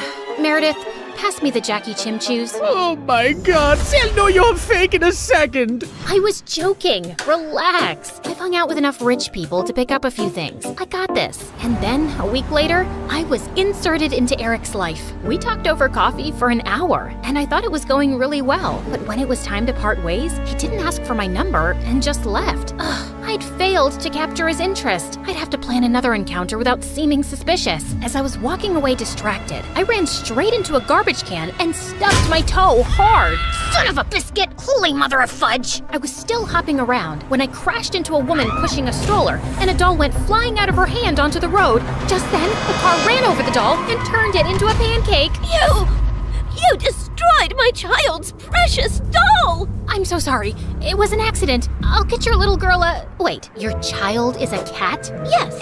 And that was my childhood doll, which I passed on to my baby. Look, here's some money. Get your baby another doll. She loves that one, and they don't make those anymore. Your baby is a cat. She doesn't love that particular doll. She probably doesn't even love you. She'd eat your face in your sleep if you weren't the one to feed her. Now please. Just then, someone tugged hard at my purse, and I saw a thief running away with it. You've got to be kidding me! I took my heels off and sprinted after the thief. He jumped over a fence into a park, and I followed. I was gaining on him and sent a flying heel at his head. Just then, someone ran past me, pounced at the thief, and pinned him to the ground. Gotcha!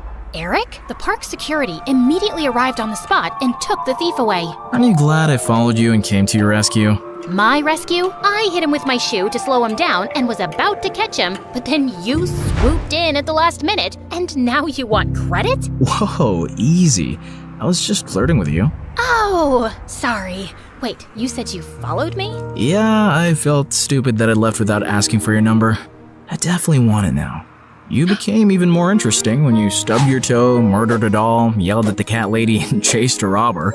Eric and I started seeing each other, and even though I knew it wasn't a real relationship, it still felt wonderful. We both hated rom-coms, but were always up for watching horror movies. We supported different baseball teams and had heated debates about who sucked more, and we both loved eating from street vendors and walking around the city at night. I enjoyed his company more than I cared to admit, and my heart skipped a beat every time he took my hand or gave me a goodnight peck on the cheek. And then one night, as we watched a fireworks show in the park, he pulled me close and kissed me, and I practically melted in his arms. Soon enough, he told me his parents were hosting a party at their house, and he wanted to introduce me to them. This was the first time I'd be in his mansion, and I needed to make sure I got invited often enough to find out where the vault was. Eric's dad was lovely, but his stepmom looked at me with a stare so icy, it could make hell freeze over. I escaped from the party for a while when the dancing started. Yeah, that's when Meredith dropped by as Catwoman with a cheeseburger. But soon enough, Eric came around to call me in for dinner, where the quadruplets also joined us. So, Eric told us your parents sell toilets in India. Yeah. It's a great business because everyone needs a toilet, right? And you know the population of India. Multiply that with toilets and you have a fortune. What is the population of India? Well, I don't have an exact figure. It's just a lot of people. Suddenly, I had a queasy feeling in my stomach. Didn't you get made fun of as a kid? If you were in my school, you'd be called the toilet princess. Grabber queen. Duchess of poop. Guys, cut it out. You're not in high school anymore. Wait a second. Have we ever met before? What? No, I really don't think so. Oh God, why was my stomach churning? You know I'm really good with faces, and you remind me a lot of this girl we met in a neighborhood in Connecticut years ago. Guys, remember? She had a twin sister. Oh yeah, I remember those twins vaguely. The blonde one was prettier, right? Dang it! Has to be someone else. I'm an only child, and I've always lived in Boston until I moved here. Yeah, Eric told us you're a lawyer from Harvard. So who's the baddest person you put behind bars? Not that kind of lawyer. I'm actually an environmental lawyer. I was really feeling sick now. Maybe it was that burger I ate? Like you have trees as clients? What do they pay you with? Leaves? Hey, why are you turning green? You love trees so much that you're becoming one? You guys stop. You're not even that funny. No, look at her. She's green. I think I'm gonna hurl. Eric called the doctor immediately, who said I had food poisoning. He gave me some medicines, and Eric insisted I stay over for the night in one of their guest rooms. I fell asleep immediately and woke up a few hours later feeling thirsty. As I made my way down to the kitchen, I realized I had the perfect opportunity to try finding the vault. Just then, I heard some low voices from some room, and I slowly crept up to find Eric's stepmom talking to one of the bodyguards in the library. Were you able to figure out how to unlock the vault? There's no way. I've tried everything for weeks. I only have to use a tiny explosive device to destroy the lock. The vault is all the way up in the attic. No one will hear a thing. But we have to steal a painting the day after tomorrow while your husband and Eric are away on business. Are you ready for this? And then he pulled Eric's stepmom into his arms. I can't wait to run away with you, James. I'm so tired of seeing you secretly, and I am completely ready.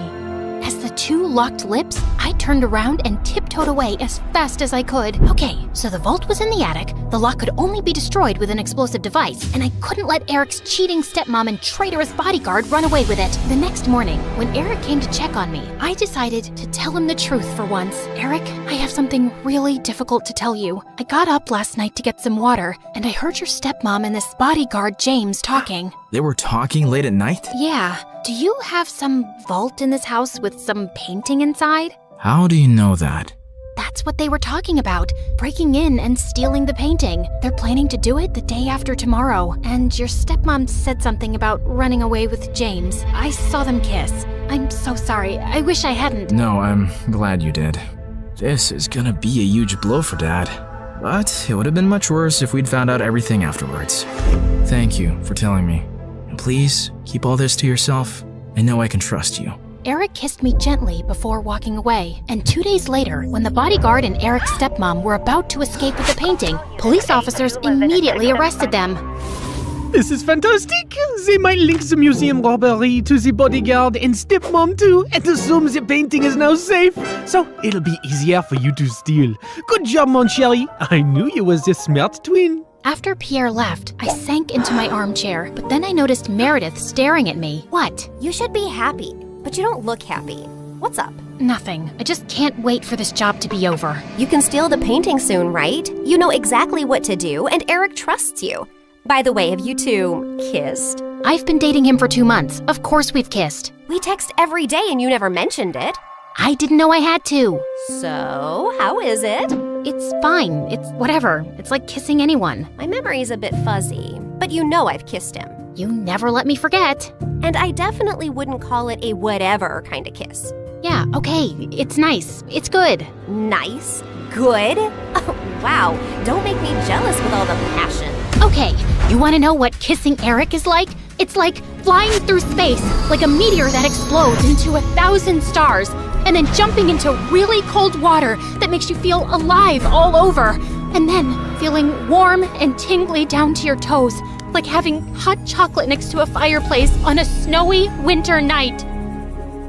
So, I'm guessing it's better than kissing the pillow you used to practice on? I did not! Shut up! You're in love with him, aren't you? I was about to snap at her again, but then I just sighed. Yes, I am. The night of the heist arrived, and I felt sick to my stomach, but I just wanted to get it over with. Eric's dad was away, and Eric was holding an important shareholders dinner with which most of the household staff was busy. I'd volunteered to host the dinner with them, and got ready to leave before their meeting started. Thanks for your help tonight. You're the best. Oh, it was nothing. Don't thank me. So, I'll see you tomorrow at our coffee shop? It's a date. As Eric walked away, my heart felt like it was breaking into a million pieces. This was the last time I'd ever see him again. I gulped down my tears, and instead of leaving, I sneaked up unnoticed to the attic. Inside, I found a heavy metal door to a vault. I took out the tiny explosive device Pierre had given me, placed it on the lock, and activated it. In a few seconds, there was a tiny pop and a sizzling sound. Then, I heard the lock click open. I walked into a tiny, dark vault and found the painting under a glass case. Praying to every god that no alarms would go off, I lifted the case carefully, put the painting in my bag, and started sprinting down the stairs. But just as I'd reached the second floor landing, one of the Ninja Turtles blocked my way. What are you doing? Hey, bro! You know when I stayed over a few weeks ago? I dropped a necklace, and I was looking for that guest room, and I got lost. But it's fine. I'll just get new earrings. See you later. He suddenly grabbed my bag and pulled out the painting. Do you think I'm a moron? A moron? You? No way! Sorry, which one are you? Michelangelo. Okay, no one has time for that. Now listen, Mike. You're definitely the smartest of your brothers, and just a tiny bit better looking than all of them too. We're identical. That's what they want you to believe, but I know you're better. I think you and I can strike a deal, okay? I'll sell this painting, and you and I can go halvesies on it. Just give me an account number and I'll wire the money to you. No, you're not leaving with it. Okay, look, dude. I'm doing this for your mom. I have to sell this painting so I can pay for her bail and get her a really good lawyer. Don't you want that? No, my mom's in jail because she did something wrong, and she abandoned us all. She shouldn't have stolen Eric's painting. What do you care about Eric? Don't you hate Eric? He's so good looking and smart and perfect and gets all the ladies. It makes you guys look even worse than you really are. You should want to hurt him. So let me take the painting. That'll really hurt him. Eric's the best brother in the world, and I love him. Okay. I have an offer you can't refuse. How about I become your girlfriend? I bet you've never had one. I'm gay. Jesus!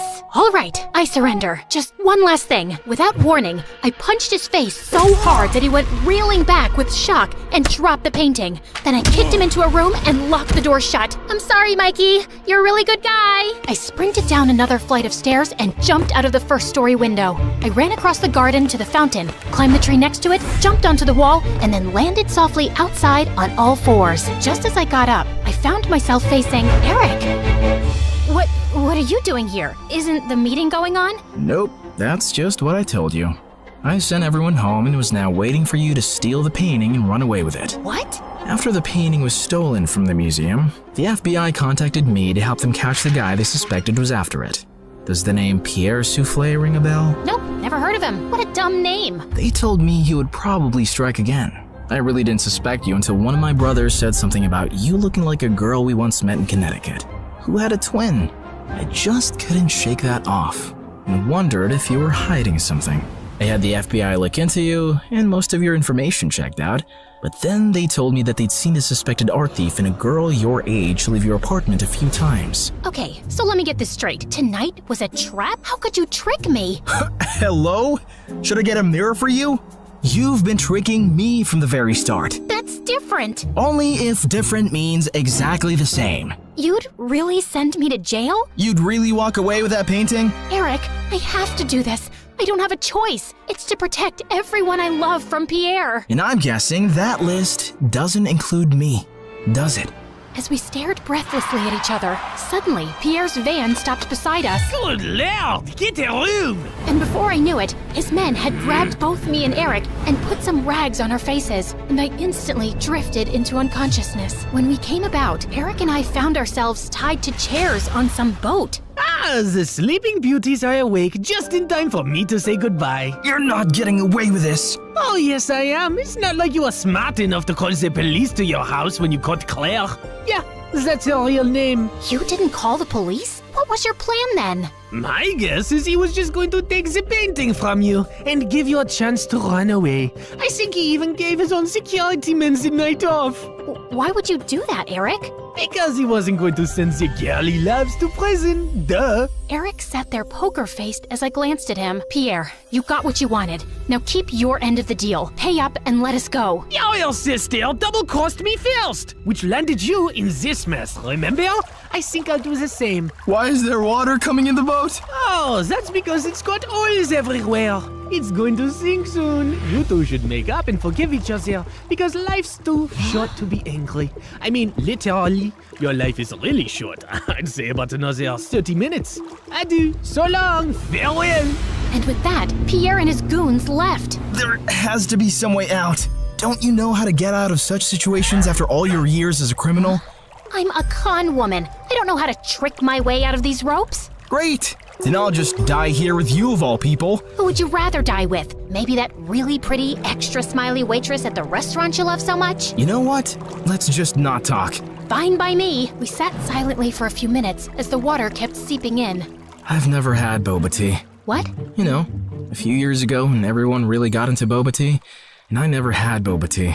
I always thought I had time to drink boba tea, and now I'll never drink boba tea. It's nothing special. You didn't miss much. You really mean it? Nah, it's amazing. Who is stopping you from trying boba tea? No one? Ugh, you're the worst. Let's go back to not talking. As we sat there in silence again, I slipped my fingers through Eric's. Eric, I'm so sorry for getting you into this. I really wish I'd never crossed your path. He pushed my hand away. For the first time today, I agree with you. Just then, the door burst open, and Meredith came running in. Thank God, Em. I knew you'd come for me. You could have told me too. I would have panicked less. Hi, Eric. Remember me? We kissed once. We'll talk more later. Gotta go now. Meredith cut through our ropes quickly, and we splashed through the water, climbed onto the paddle boat outside, and rowed back to shore. I had a feeling Pierre was up to no good. I followed his van to Eric's house and saw him take you two and bring you here. I had to wait for him to leave before I could rescue you, and that jerk left without giving us a dime. We have to get that painting back. He can't get away with it. What is so special about that stupid painting? Why is it for $10 million? Apparently, it's worth much more. My grandmother bought it at some auction a few years ago, but I don't think she ever knew its real worth. The FBI told me that painting has hidden codes all over it. Sensitive government secrets and coordinates of underground facilities, and Pierre wants to sell those secrets to the highest bidder. Jeez. Trust stupid men to make everything so complicated. Who put codes in a painting? Who wants them now? What is wrong with everybody? All I ever wanted from life was to go to Bora Bora, and now we have no money! If you girls know anything about where he's going, help me catch him. I'll tell the FBI you were helping me all along, and you'll go scot-free. Free but poor? Should I offer you a reward for helping me get back a painting you stole from me? That would be polite, yeah.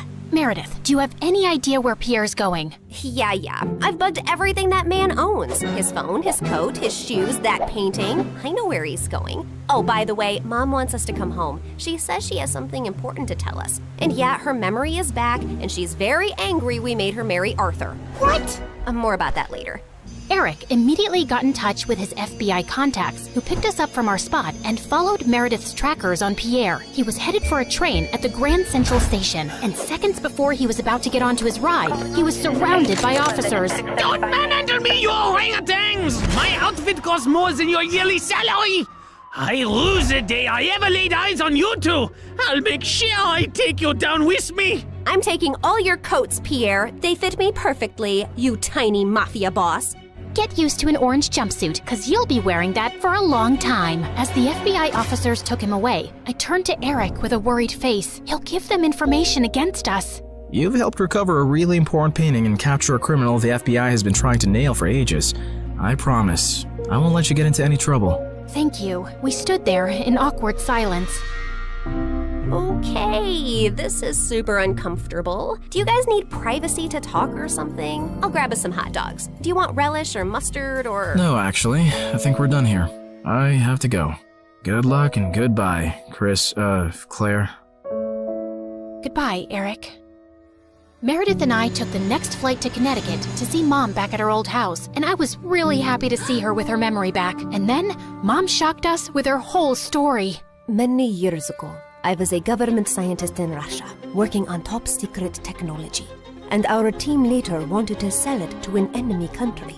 I refused to do that, and destroyed the technology. And after that, I had to go on the run, because I knew those traitors would come after me. I had a boyfriend, and he recently found out I was pregnant. So I never told him about you girls and just escaped.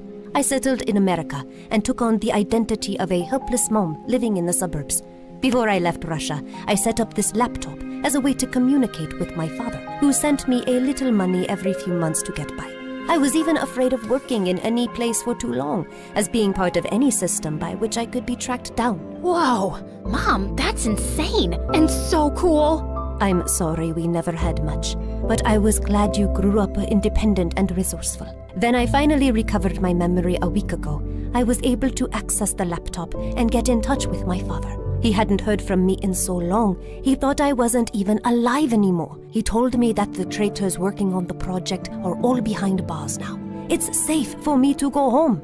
So we're going to Russia? Man, it's so cold there. I always wanted to go to... Bora Bora, I know. That's all you said growing up. We'll visit Russia to see my family, and then we'll go anywhere you girls want.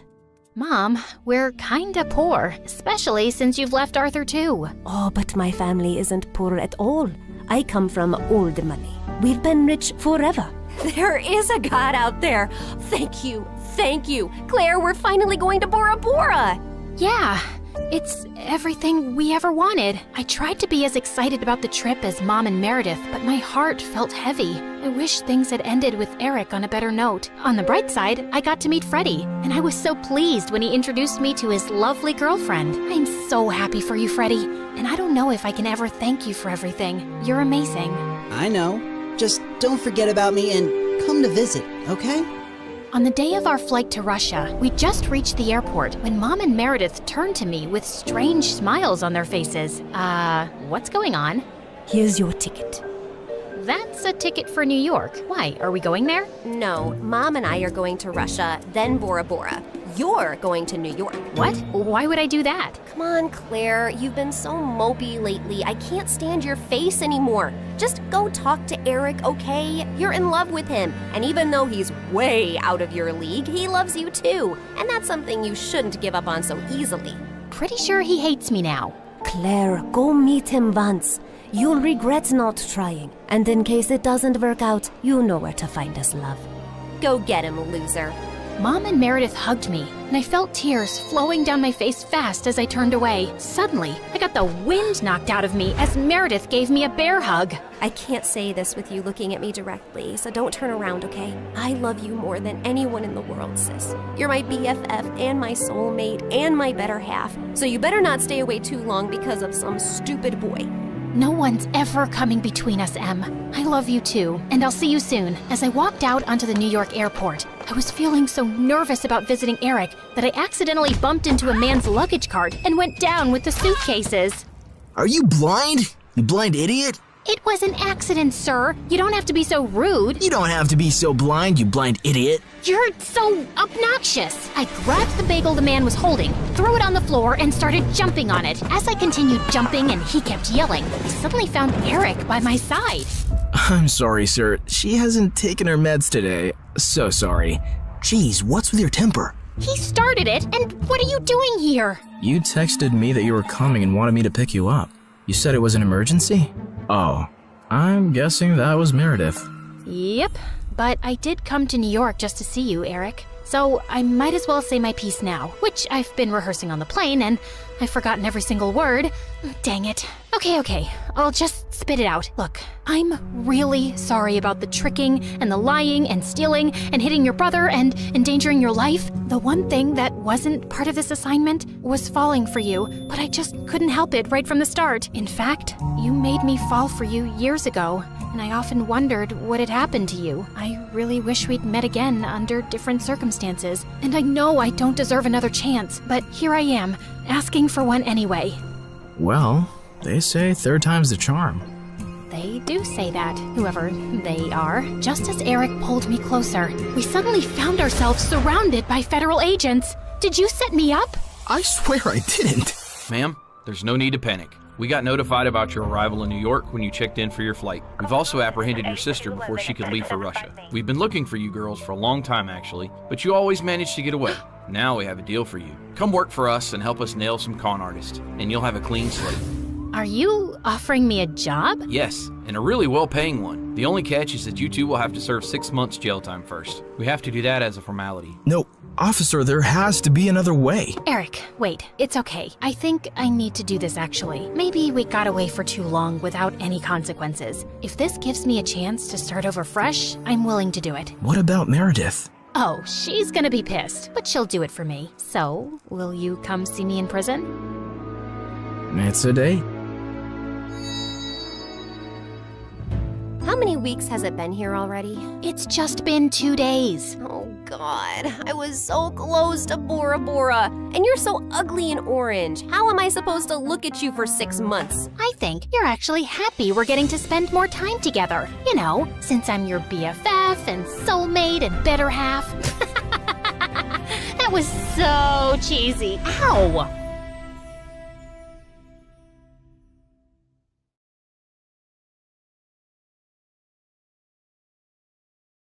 I woke up in the middle of the night feeling extra thirsty and almost passed out when I saw the time. It was 3 a.m., the devil's hour.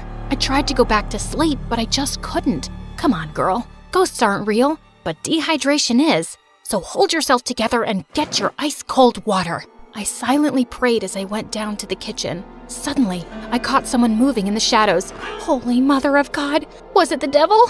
I was about to scream when I realized that it was just my older brother, Kevin, who looked suspicious. I silently followed him as he went down the basement and was surprised when he opened a mysterious door that I had never seen before. But before he could enter, he looked back and saw me. Don't you ever tell anyone about this, especially Dad, no matter what happens. Why? What's inside that room? He just patted my head and smirked. The devil himself. He then disappeared into the room and locked it, leaving me shaking in fear and confusion. Hi, my name is Kendra, and this is my story of how my mysterious brother changed my life forever. Before I continue, please like and subscribe. After what happened last night, the first thing that I did in the morning was to check that door in the basement. But unfortunately, it was padlocked to death. Kevin was definitely hiding something in there, and it was killing my curiosity. I was finally able to corner him during dinner. Are you sure that you weren't dreaming? Because that totally didn't happen. That night was really weird, so he could be right. Our conversation was cut off when Dad joined us. Son, it's time for you to take over the company. We will be holding a gala next weekend to introduce you to everyone. They're all so excited to meet you. But Dad, no buts. You're graduating in a few months, so prepare yourself. I don't want any problems. Understood? Of course, my brother couldn't say no to him. He was always Dad's favorite, his golden boy, the perfect son. While me, I was just a stranger to him. If Mom was still alive, things would probably be different. Later that night, when I was about to sleep, I almost screamed when I saw Kevin leaning against my door. Can I help you? What makes you feel alive, Kendra? Huh? What's with you? Why are you being so weird? The less you know, the better. Good night, Peanut. Peanut? Where did that come from? That was the weirdest and longest interaction we've ever had. He was a year older than me, and we had never been close growing up. His time was spent in his room reading, in the piano corner perfecting his sonatas, or with Dad talking about business while playing chess. We also didn't see each other often at school because he was always with his best friend Cedric or surrounded by their crazy fangirls. The next morning, I woke up to Dad screaming from the library. I dashed to check what it was and found out that one of our maids found a letter under Kevin's pillow. I read it and froze. Kevin left. He didn't say where he went and when he was coming back. All the note said was, "Do not wait for him." I would expect something like this from you, but not my son. Kevin is a responsible young man. Well, the note says otherwise. The gala is this weekend. I need your brother to be there no matter what it takes. We tried looking for Kevin everywhere, but no one knew where he was. Even the police couldn't find him, and it was driving Dad crazy. One night, he just walked up to me and started inspecting my face. You would do. You were going to be him. Be who? Kevin. In case your brother is still on this stupid little adventure on the night of the gala, you will pretend to be him. But Dad, I don't think I can… Kendra, you are a capable young lady. Of course you can. You'll be saving our company from humiliation. I know I have not been very vocal about your accomplishments, but I do notice. Will you do this for me, sweetheart? I had never heard Dad talk to me that way, and it felt really good. So I found myself giving in. Besides, it would only be for just one night, right? I just needed to hide my hair under a wig and dress up like Kevin and just smile and avoid conversation as much as possible. Simple. When the big day finally came, I was a nervous wreck. There were too many important people, and Dad kept reminding me not to mess up. Luckily, the party was a success, and I thought my little mission was finally over until Dad came up to me. You did well. Now we just have to make sure that your brother will not fail his classes so he could graduate. You'll need to attend school as him. But how about me as Kendra and my grades? I'll call the school and tell them that I sent you out of the country for an emergency. Anything you fail, you can take for a summer class. But no buts. This was already decided. And remember, no one should ever know about this. But Kevin and I were just too different. After carefully thinking about it, I finally decided to do it. It was my chance to impress Dad. I just needed to do one little thing, which was to learn everything about my brother to make it believable. I checked his room, but I didn't find anything useful. I had to ask for help from the person closest to him, Cedric.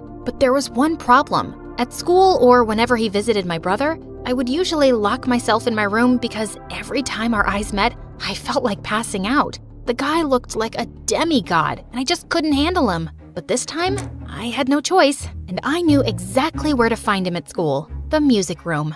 As I peeked into the room, I saw him playing the violin, and I was instantly mesmerized. Just then, he stopped playing and smiled at me. Just avoid his eyes, and you'll be fine. Did it tickle your soul? Huh? The rhythm, the passion, the climax. Sorry, but I'm not into music. I stepped back, and he started walking towards me. How about this? Did it tickle your soul? I suddenly became mute. This is the first time you talked to me, and I'm surprised. What brings you here, Cupcake? Cupcake? I got a grip of myself and slapped his hand away. First of all, I'm not food. And second, I'm not here to talk about souls and music with you. It's about my brother. Suddenly, his face turned serious. I had already talked to your dad about it. Kevin ran away and he didn't want us to find him, and there's nothing we can do about it. I know, but I need your help with something. I told him about Dad's demands, and he suddenly laughed. That's a ridiculous idea. You two look similar, yeah, but you're too cute and girly to be a boy. Wait, he found me cute? I excused myself to the bathroom, and after calming down, he was nowhere to be found. It took me a whole day to finally find him playing violin in the school garden. So, are you gonna help me with this, or are you just gonna play your violin all day? I only help people who can look me in the eye. Ugh, why was he being like this? I gathered up all my courage before finally meeting his eyes, and thankfully, I was able to control myself until he smiled. You have the same eyes as your brother. They're very pretty. So he liked my brother's eyes? That was fruity. Whatever. Now, where do we start? Your appearance. And I think it needs a lot of work. For the makeover, he brought me to the mall to cut my hair short, and it took me several hours to finally say goodbye to my precious long hair. After accepting the fate of my hair, we tried on some clothes similar to Kevin's fashion. As I walked out in a leather jacket, He came up to me to zip it up. He was so close, I could hardly breathe. Looks perfect now. He then taught me about my brother's stance, walk, and gestures. I told you to walk faster, not like a gangster. And stick out your chest more. Think of yourself as the hunkiest man alive. Like this? He held my hips to guide me and I felt like exploding from the sparks. Just then, I noticed some girls around drooling over us. Both guys are so cute. I'll take either of them. They look so in love. OMG. Love wins. Great. And now we were a gay couple. Cedric coached me about Kevin's interests, and I was surprised. I didn't know my brother was such a dork. He loves SpongeBob so much, he even thought of diving into the ocean just to look for its real-life version. But one revelation made me tear up a bit, and he adores you so much. But he thought you didn't like him, so he always chose to give you space. What? That's not true. He's too protective of you. He even told me not to talk to you because he thought I'm trouble. Oh yes, you're definitely gonna be trouble. To my heart. That weekend, we continued practicing until I looked convincing enough, and when we finally got to school, I just stayed close to him and smiled at people from time to time. I was doing an excellent job at being my brother until it was lunchtime. We sat at their usual table for lunch when suddenly, someone sat on my lap and kissed my cheek. It was Lauren, the prettiest and coolest chick at school. What in the frickin' pregnant duck is happening? What? You hate my kisses now? You look like you've seen a ghost. I turned into the ripest tomato when she giggled into my ear. I could never hate such a goddess like you. Wow. Since when did you become this cheesy? I gave Cedric a panicked look, but the jerk was trying his best not to burst out laughing.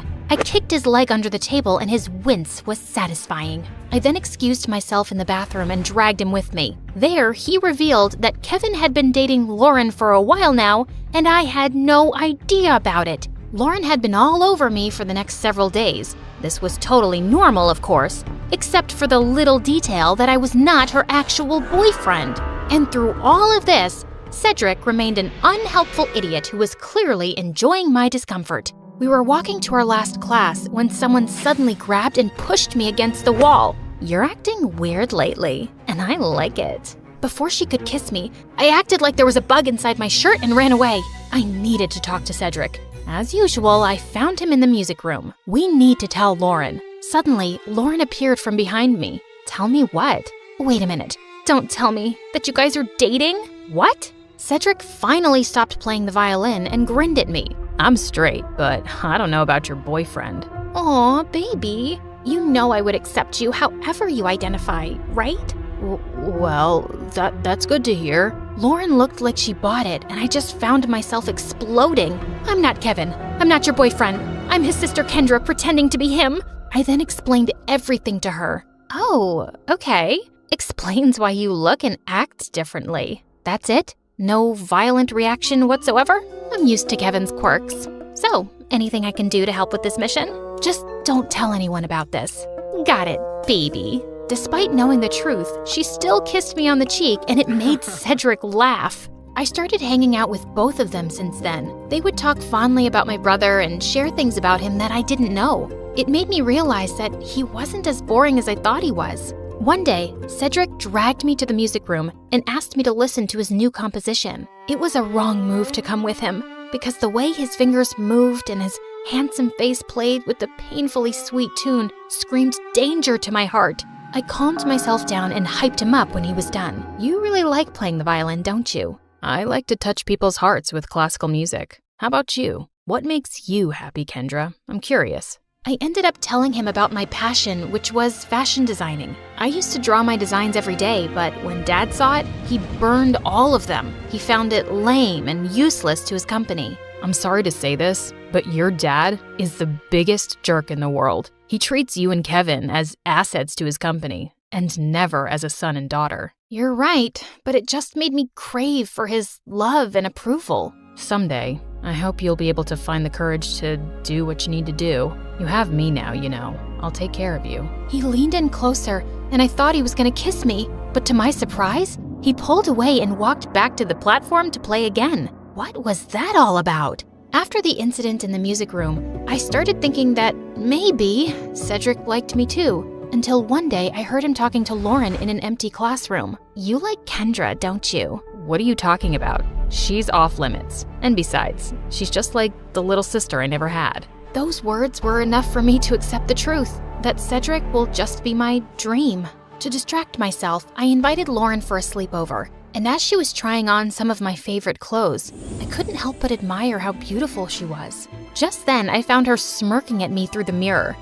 Are you falling in love with me now? What? No, I wish I was as pretty as you. Oh, honey, you are prettier than me, and not to mention cute. She ended up knocking on my drawers, spilling some things. There was one thing that suddenly caught my attention. A peanut. What was it doing there? Suddenly, I remembered Kevin calling me a peanut before he ran away. Why don't we crack it open? Maybe he left a secret message or something. And he actually did. I'm finally alive. Wait a minute. That night before he left, he asked me what makes me feel alive. Lauren and I then came up with a mission to find the answer to that question. Your brother is too mysterious sometimes. Maybe Cedric knows something. But unfortunately, he was useless. One day, Dad suddenly called me and started asking about Lauren. I learned that she's dating your brother. Her parents and I are talking about a very important business deal. We will have dinner with them tomorrow night. Make sure to be extra attentive to her. I thought it wouldn't be much of a problem until they suddenly decided to marry us off with Dad knowing that I was Kendra. He was crazier than I thought.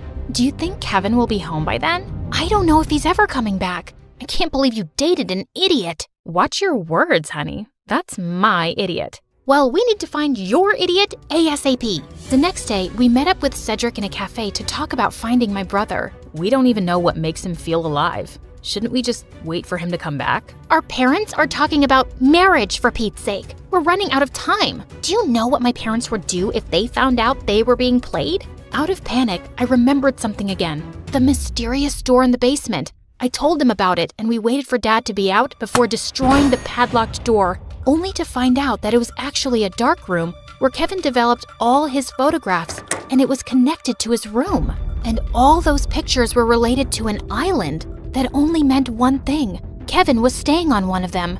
It makes sense now that he always disappears on weekends. I also found a camera in his bag one time, but I never saw it again. And why didn't you both tell me about this earlier? You're both idiots!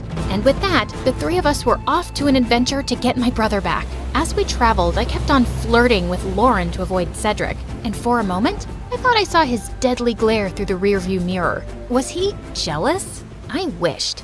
In a span of 2 days, we had already visited 7 islands, but there was no luck.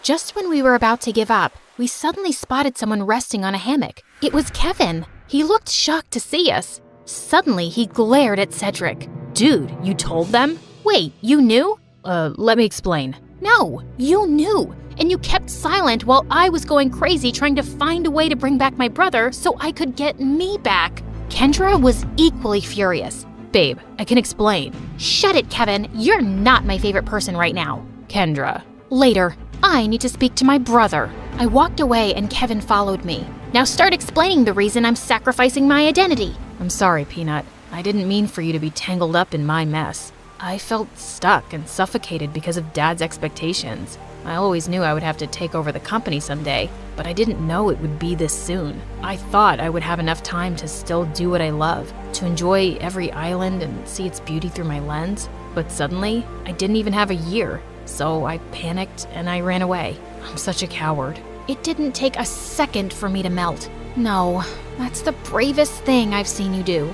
All our lives, I've only ever seen you nod to Dad's every demand. I'm proud of this version of you. I convinced him to come back, but he ended up convincing me to ditch Dad and come with him. After everything that happened, I just realized one thing. Dad wasn't worth it. So I agreed. Lauren is amazing, you know. She didn't deserve to be left without a word. I know, Peanut.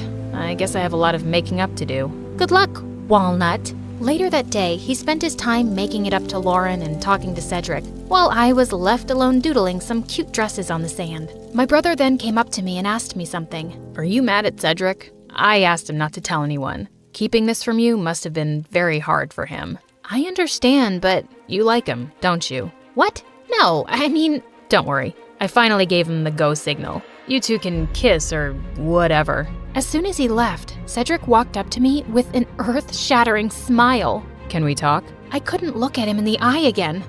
About? About us. I've always fancied you, you know, more than violins. I felt like melting at his confession. I told him about the reason why I'd been avoiding him all these years, and he responded to it by finally kissing me on the lips. Thank God I didn't pass out. So, did it tickle your soul this time? Yes. Finally.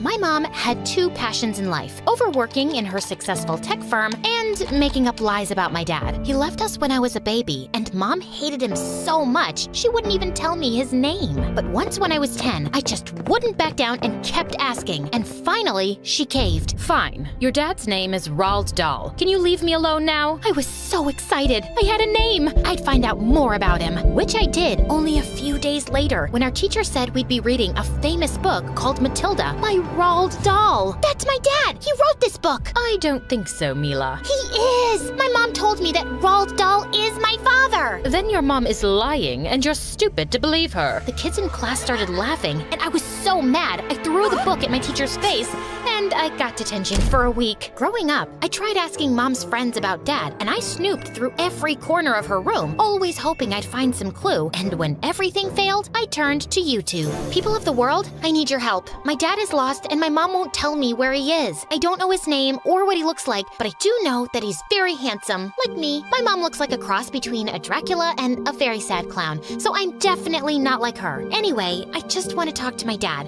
and anyone who can make this happen will get my really expensive Barbie collection. You can email me on www.mymomisamonster.com. I did get responses, but they were all prank emails and creepy messages. And of course, Mom found out and got that channel blocked by her team of hackers. All my colleagues saw that video. It's so embarrassing. I wouldn't be if you'd just tell me who my dad is. Your dad is a nobody, and I don't want to talk about him. Also, you're grounded. With time, Mom and I grew further apart. Eventually, I stopped asking her about Dad and focused on school. And even though I was always a good student, my real passion was painting. I worked hard, watched a million YouTube videos, and by 18, I got pretty good. I even applied to a bunch of art schools and got accepted into a really prestigious one. Of course, Mom didn't approve and thought art was for losers. So I decided to prove her wrong and organized a small exhibition for all my paintings. I invited her friends, my teachers, and other artists I knew, and I was super excited until Mom walked in. So,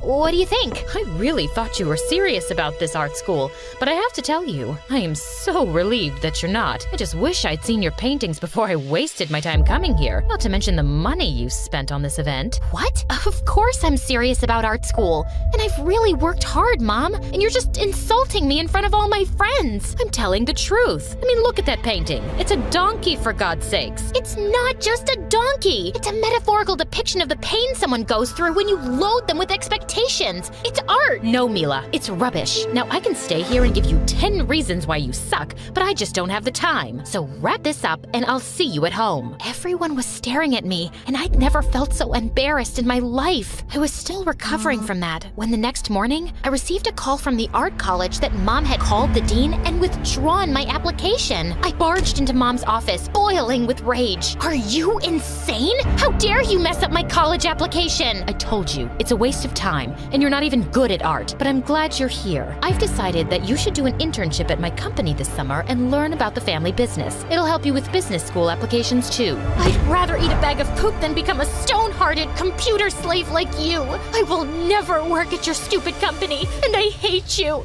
I really mean that. I hate you, Mom. I tried talking to the college authorities if they'd consider me again, but they asked me to apply next year. Feeling heartbroken, I was waiting for a cab outside the college when suddenly this hooded figure walked over, threw a note at my feet, and ran away. You're my sun and moon. I'm near you, and I'll meet you soon. Love, Dad. Dad? Jeez, who was playing this idiotic prank on me? I didn't think much of it and tossed the note aside. But then I started getting these dumb notes all the time. With my mail, ones in a restaurant, and even in my school locker. I didn't believe for a second my actual dad would send me these notes. But one day, I opened a book and found a photograph of me as a baby along with a phone number. Feeling curious, I dropped a text fast, and minutes later, I got a pin location. Of course, I was skeptical, and I knew this could be dangerous, but what if it really was my dad trying to reach out? I'd go there with my pepper spray. That afternoon, I took a cab to the location. I nervously knocked on the door, and this young girl opened it. I'm looking for the man who lives in this house. I think I'm his daughter. And I'm Beyonce. Excuse me? Oh, I thought it's a game we're playing. Who lies better?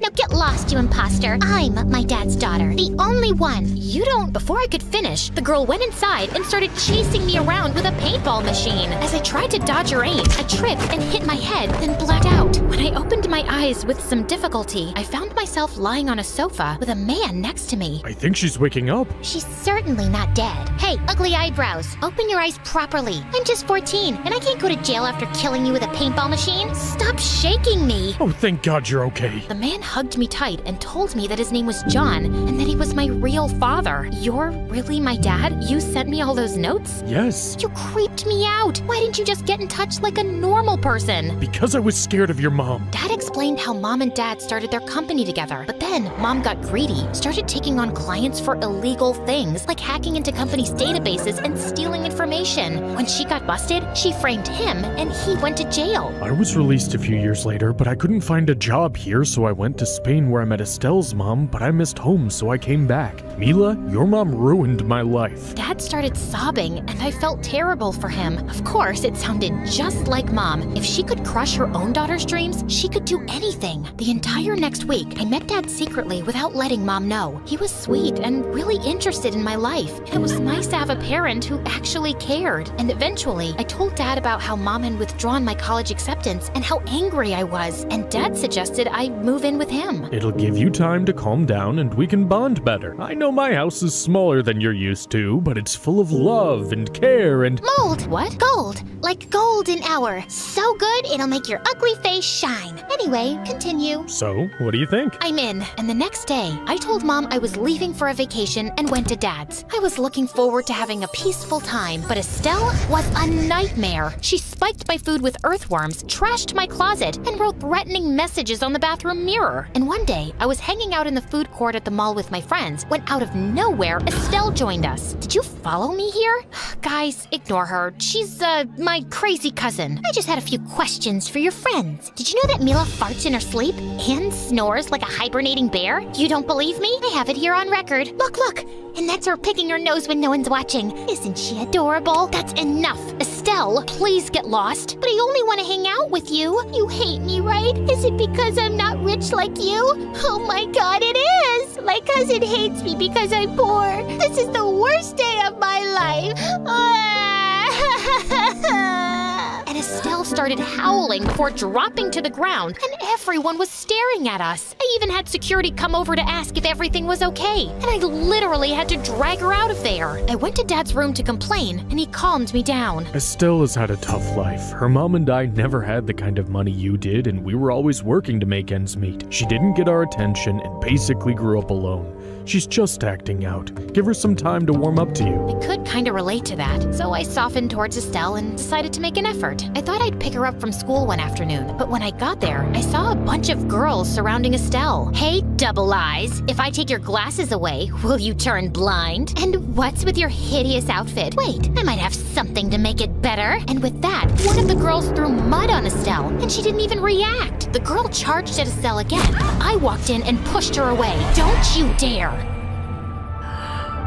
Hey, who the heck are you? I'm her sister. Now, if you don't want me to break your pretty nose, I suggest you buzz off. The girls looked scared and ran away, and then Estelle turned to me. You didn't have to do that. I know we hate each other, but you are technically my sister. It's kinda my job to look out for you. Aw, you almost made me cry, which never happens. Care for some ice cream? You're paying, obvi. We actually ended up having a really good time, and Estelle even opened up to me. She told me her mom was in Spain, working to give her a better life. My parents got separated a while back, and I'm only here with my dad for a few months before I return. Will you stay in touch with me after you leave? Don't don't hold your breath. Estelle had a weird sense of humor, but at least I wasn't the target anymore, and we only got closer. Life was finally looking up until one day I walked into the kitchen to find Dad looking tense over a pile of papers. Is everything okay? I have no money and the bills are just piling up. If things don't get any better, I might have to pull Estelle from school. I'm sorry, Dad. Is there anything I can do? I could give you my credit card. And who would pay for that? My other credit card? That's not how things work, Mila, but if you really want to help, there's something you can do which you may not like. Try me. Well, I've got information that your mom is building this groundbreaking software for the government. If we could get the back-end codes for it, I could sell them to one of her competitors and we'd have enough money to cover the bills and plenty more. I could even pay for your art school. You mean you want me to steal from Mom? Technically, everything your mom's done has been based on my research, so it's mine. I'm only asking you to get it back. Think about it. I thought about it a lot. Mom had ruined Dad's life and stolen from him. And she was ruining my life too. And she was already so rich. How bad would it be for her to lose one project? So the next morning, I told Dad I'd help him. I had to steal the software files and bring them back to him. But for that to happen, I had to go home first and act like things between me and Mom were okay. As I was packing my things to leave, Estelle walked into my room. Don't do it. Don't do what? I heard your conversation with Dad and your plan to steal something important from your mom. And I'm all up for crazy ideas usually, but that feels wrong, even to me. You should trust me. I have a really high IQ. You don't know what she's like, and she's ruined Dad's life. I'm doing this for him and you. You tell yourself that, but it's just your way of getting attention. You'll regret it, Mila. And yeah, I know he's our dad, but really,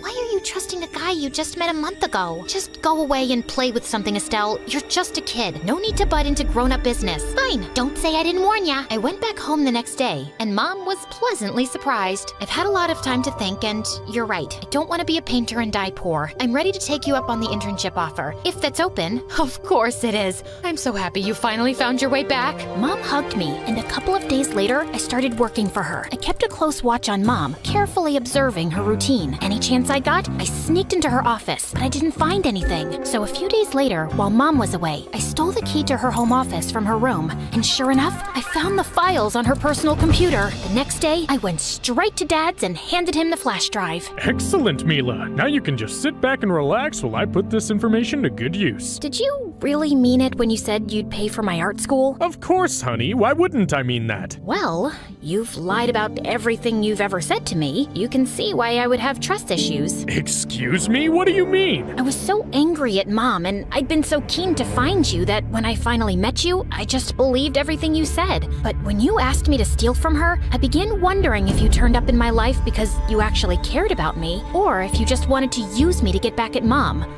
The last few weeks, I haven't been searching for the software. I've been digging deeper into what actually happened between you and Mom. Turns out, the two of you set up a company with her money, after which she found out you'd been stealing money and transferring it to an offshore account. And when she kicked you out of the house, you broke in and tried to kidnap me to extort money from her, for which you were caught and sent to jail. What? Who's been feeding you all this baloney? I found the documents of the court case proving you were embezzling, and also the police report of the break-in and attempted kidnapping, plus the restraining order Mom has against you for both me and her. I've seen it all with my own two eyes. Oh, and obviously, that drive just has a bunch of nonsense in it. Did you really think you could just turn me into a criminal like yourself? Dad stared at me speechlessly, then snarled and flung the drive into the wall. Just then, the door flung open and Mom and Estelle walked in with police officers who had Dad in handcuffs within seconds. What are you arresting me for? I didn't do anything. If this girl says I asked her to steal something, she's lying! Oh, that's not why they're arresting you. You've broken the law by even being in the same room as me. Restraining order, remember? I'll be reporting this as another attempted kidnapping. Dad went kicking and screaming as Mom hugged me. I'm so glad you came to me and told me everything, Mila. I just wish I'd told you the truth sooner and kept you safe from that man. I had no idea he'd ever reach out to you. I'm really sorry about this and everything else. I haven't been a very good parent, have I? You can start now, and I know you were just protecting me from the truth. And if I wasn't angry at you, I wouldn't have trusted Dad so easily. Thank God Estelle knocked some sense into me and made me think about his agenda. Yeah, I'm very smart. Now, my mom's waiting for me in Spain, so can you buy me a ticket? And I hope you have a good life, which may be hard since you're kinda stupid. I don't like making a lot of trouble or a lot of noise. I just like hanging out with my friends and eating good sushi and being totally peaceful. But if you mess with someone I love, all the pieces gone and my heart burned like 1,000 flaming suns, and I'll become a monster. Before that fateful day when everything changed, I was just a normal, peaceful girl who lived with her parents and did my best in school, though that wasn't always very good. The kids all knew not to mess with my friends because I would lose my mind and yell and scream and make their life horrible until they apologized. But when they did, I would just say thank you and go back to normal. I had no idea this little quirk of mine would change my life forever. I was on my way to meet my friends at the public garden on the bridge when I saw 4 guys surrounding them. But the guys all had their backs to me, so all I could see were my friends' faces, and they looked so distressed. I swear my friend Miyumi was about to cry. My head boiled and my cheeks turned red. I ran up to them, already yelling. What are you doing to my friends, you jerks? Get away from us! I panted like a dog, totally out of breath. The guys were all stunned, their eyes wide and mouths dropped open. Then Miyumi tapped me on the shoulder and said, Itsuki, they weren't picking on us. Then why were you about to cry? And you, Akari, I saw your face too. Don't defend these jerks. I know what I saw. Excuse me. I'm so sorry. We weren't harassing your friends. We were just talking to them. Oh yeah? Then why? Suddenly, I couldn't breathe. I saw his face, and all the air went out of my lungs. The rage in my heart became utter humiliation, and I wanted to crawl into a hole and never come out. It was... I'm Aoki, and they were just trying to get an autograph. These are my bandmates behind me. I swear, we weren't doing anything bad. I could barely hear a word he said because all I could think about were the millions of times I danced with my friends in my living room to their videos. It was Aoki from the band Take Back Time, the biggest, most popular band in all of Japan and almost the whole world. When he saw me freeze up, he smiled. Don't worry.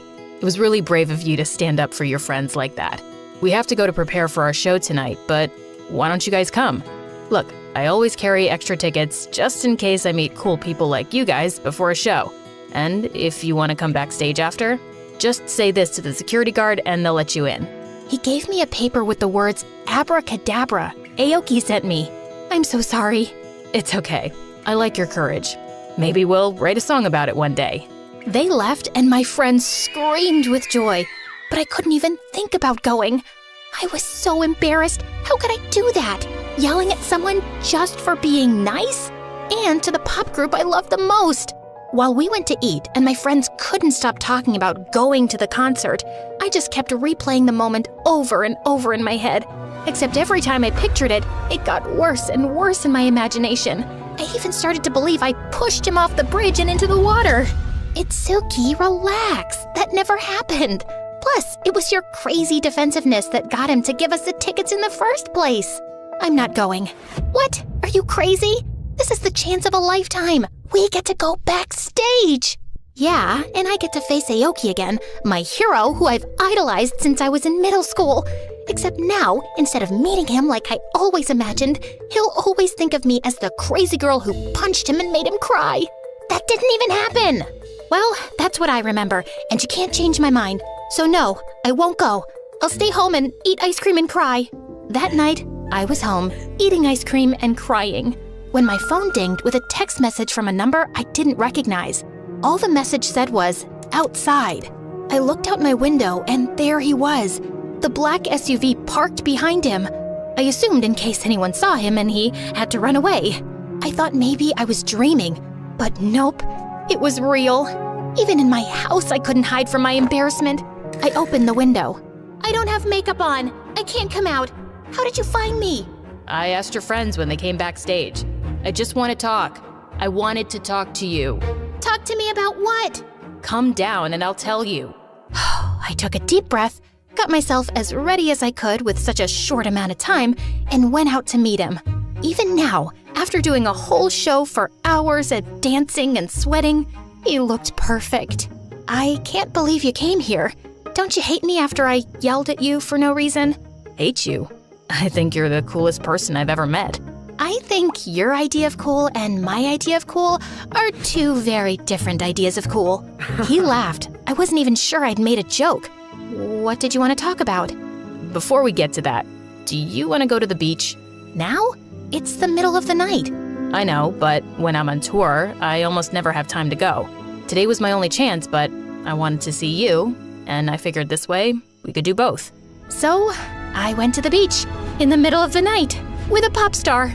I guess I still wasn't sure this wasn't a dream. But on the way, we talked about regular things, like how he missed school and what TV shows we liked. And he asked me a lot about myself, and I just blabbed on, and by the time we got to the beach, I actually almost forgot he was famous. He was just a normal boy in my eyes. We sat on the shore, the stars shining, and it was so beautiful, except it was freezing. I tried not to shiver. I didn't want him to think I was uncomfortable and that we had to leave, but I couldn't help it when he asked me, "Are you cold?" "No," I stuttered, my teeth clattering. He took off his jacket and gave it to me. Finally, I could relax and enjoy being there. What I wanted to say to you is, I admire you. Me? Why? For yelling at you and making a total fool of myself? Yeah, actually. I'm kind of kidding, but the truth is, my whole life, I could never stand up for myself. I've always been so reserved and shy and, if I'm being honest, scared. But because of what you did, I finally had the courage to stand up to our manager tonight. He has been terrible to me and the others for years, and because of you, we're free of him now. I didn't know what to say. I had no idea being myself and just defending my friends could have such an impact on someone's life like that. We walked along the beach, and as we talked some more, I couldn't believe how funny he was. And then, out of nowhere, it started snowing. We had been so busy talking, we didn't even notice it got cloudy. He took my hand while we stood there, watching the snowflakes fall. I looked him in the eye. "Thank you for taking me out tonight. I'm having a really good time."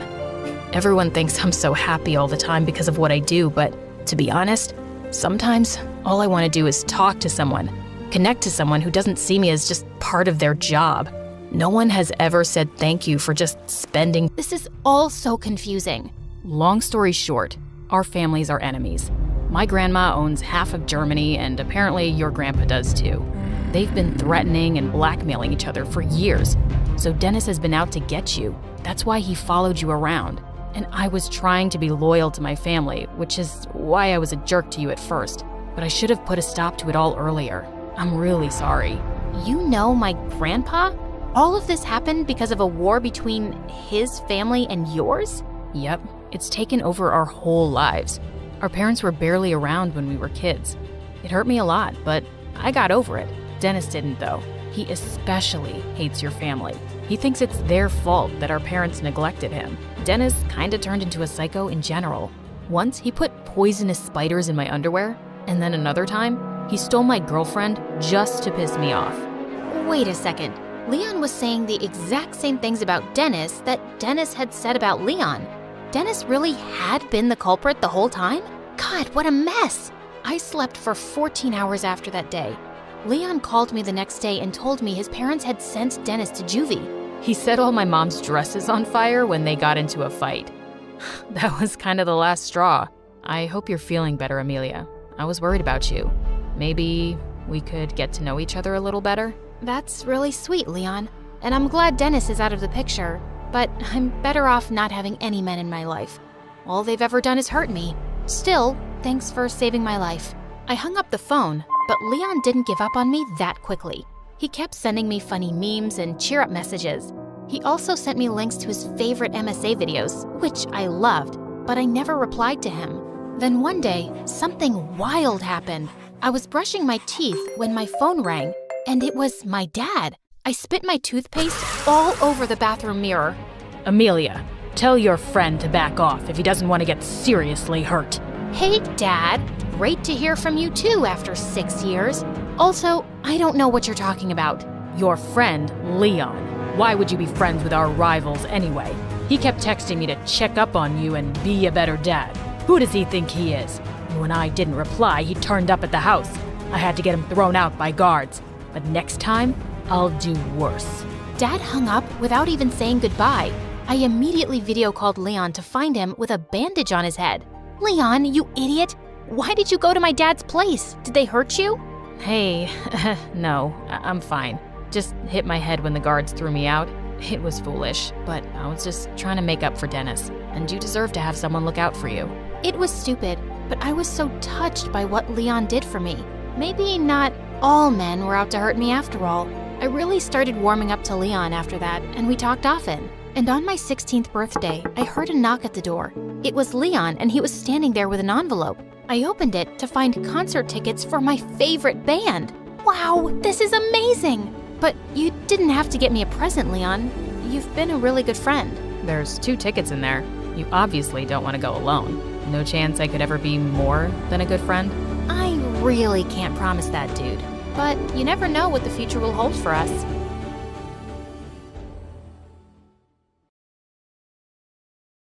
Hi, I'm Belle from France. Please like and subscribe. I'd lived in an orphanage ever since I could remember, but I was always curious about my parents, and I'd annoy the warden with my questions. Are you an evil witch who took me from my parents because my hair has magic powers? Tell me now, or else. I heard about a girl whose parents were astronauts and they got stuck on the moon. Do you think my parents are there too? Are you skipping class again? Why are you such a nuisance? There you are, Belle. So sorry, ma'am. I'll just take her away. Miss Vivian was our teacher and my best friend at the orphanage. She couldn't have children of her own, and she was really attached to me. And I adored her. She could always get me to study by promising me to help me with my singing later. I don't really need school because I'm going to be a famous singer one day. Yeah, but there's no harm in having some options, right? My life at the orphanage was good, but when I turned 15, things took a wild turn. Miss V had told me about a talent show she'd applied to on my behalf, and I'd gotten an audition next week. But when my chance came, my nerves took over and I messed it up completely. Miss V tried consoling me, but I was just really disappointed with myself. As we were walking back home, I suddenly saw a masked guy running my way, with a lady yelling behind him. He took my bag. Please, stop him. Without another thought, I grabbed a trash can and threw it in the thief's way, making him trip over it. I snatched the bag from him before he managed to run away. As the woman came closer, my jaw dropped. She was a singer named Madeline, and I was a huge fan. OMG, Madeline, is it really you?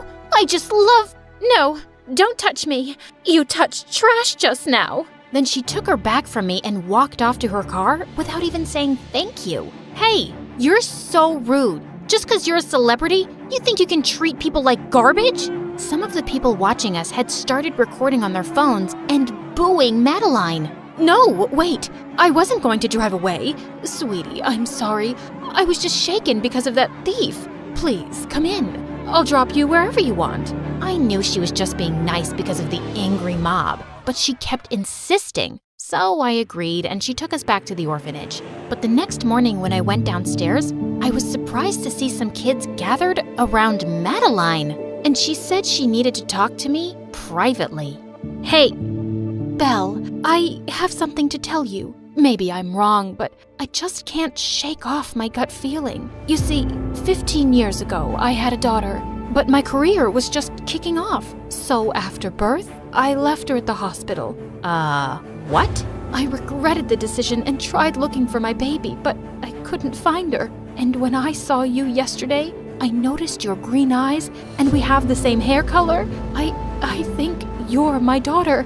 I know it sounds crazy, but would you agree to a DNA test? I was stunned, and I didn't believe it, but I gave Madeline a hair sample, and the next day, she returned with the DNA forms that confirmed we were a 100% match. Madeline, the famous singer, was my mom, and she wanted to readopt me. My head was just spinning, and Miss V made things worse. Belle, are you seriously thinking about going with that woman? She was so rude to you the day before, and now suddenly she's your loving mom? Something about her is off. I can feel it. Come on, she was stressed that day, and the DNA test shows she's my mom.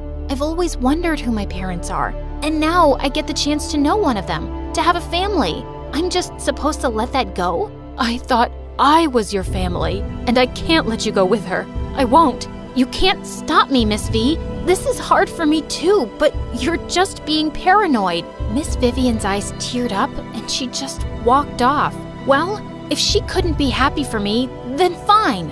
And I left with Madeline soon after. I couldn't help overhearing that woman, and she was being so weird and possessive about you. It's not normal. It's also not normal for a mom to abandon her child for her career. I may have agreed to come with you, but I haven't forgiven you yet.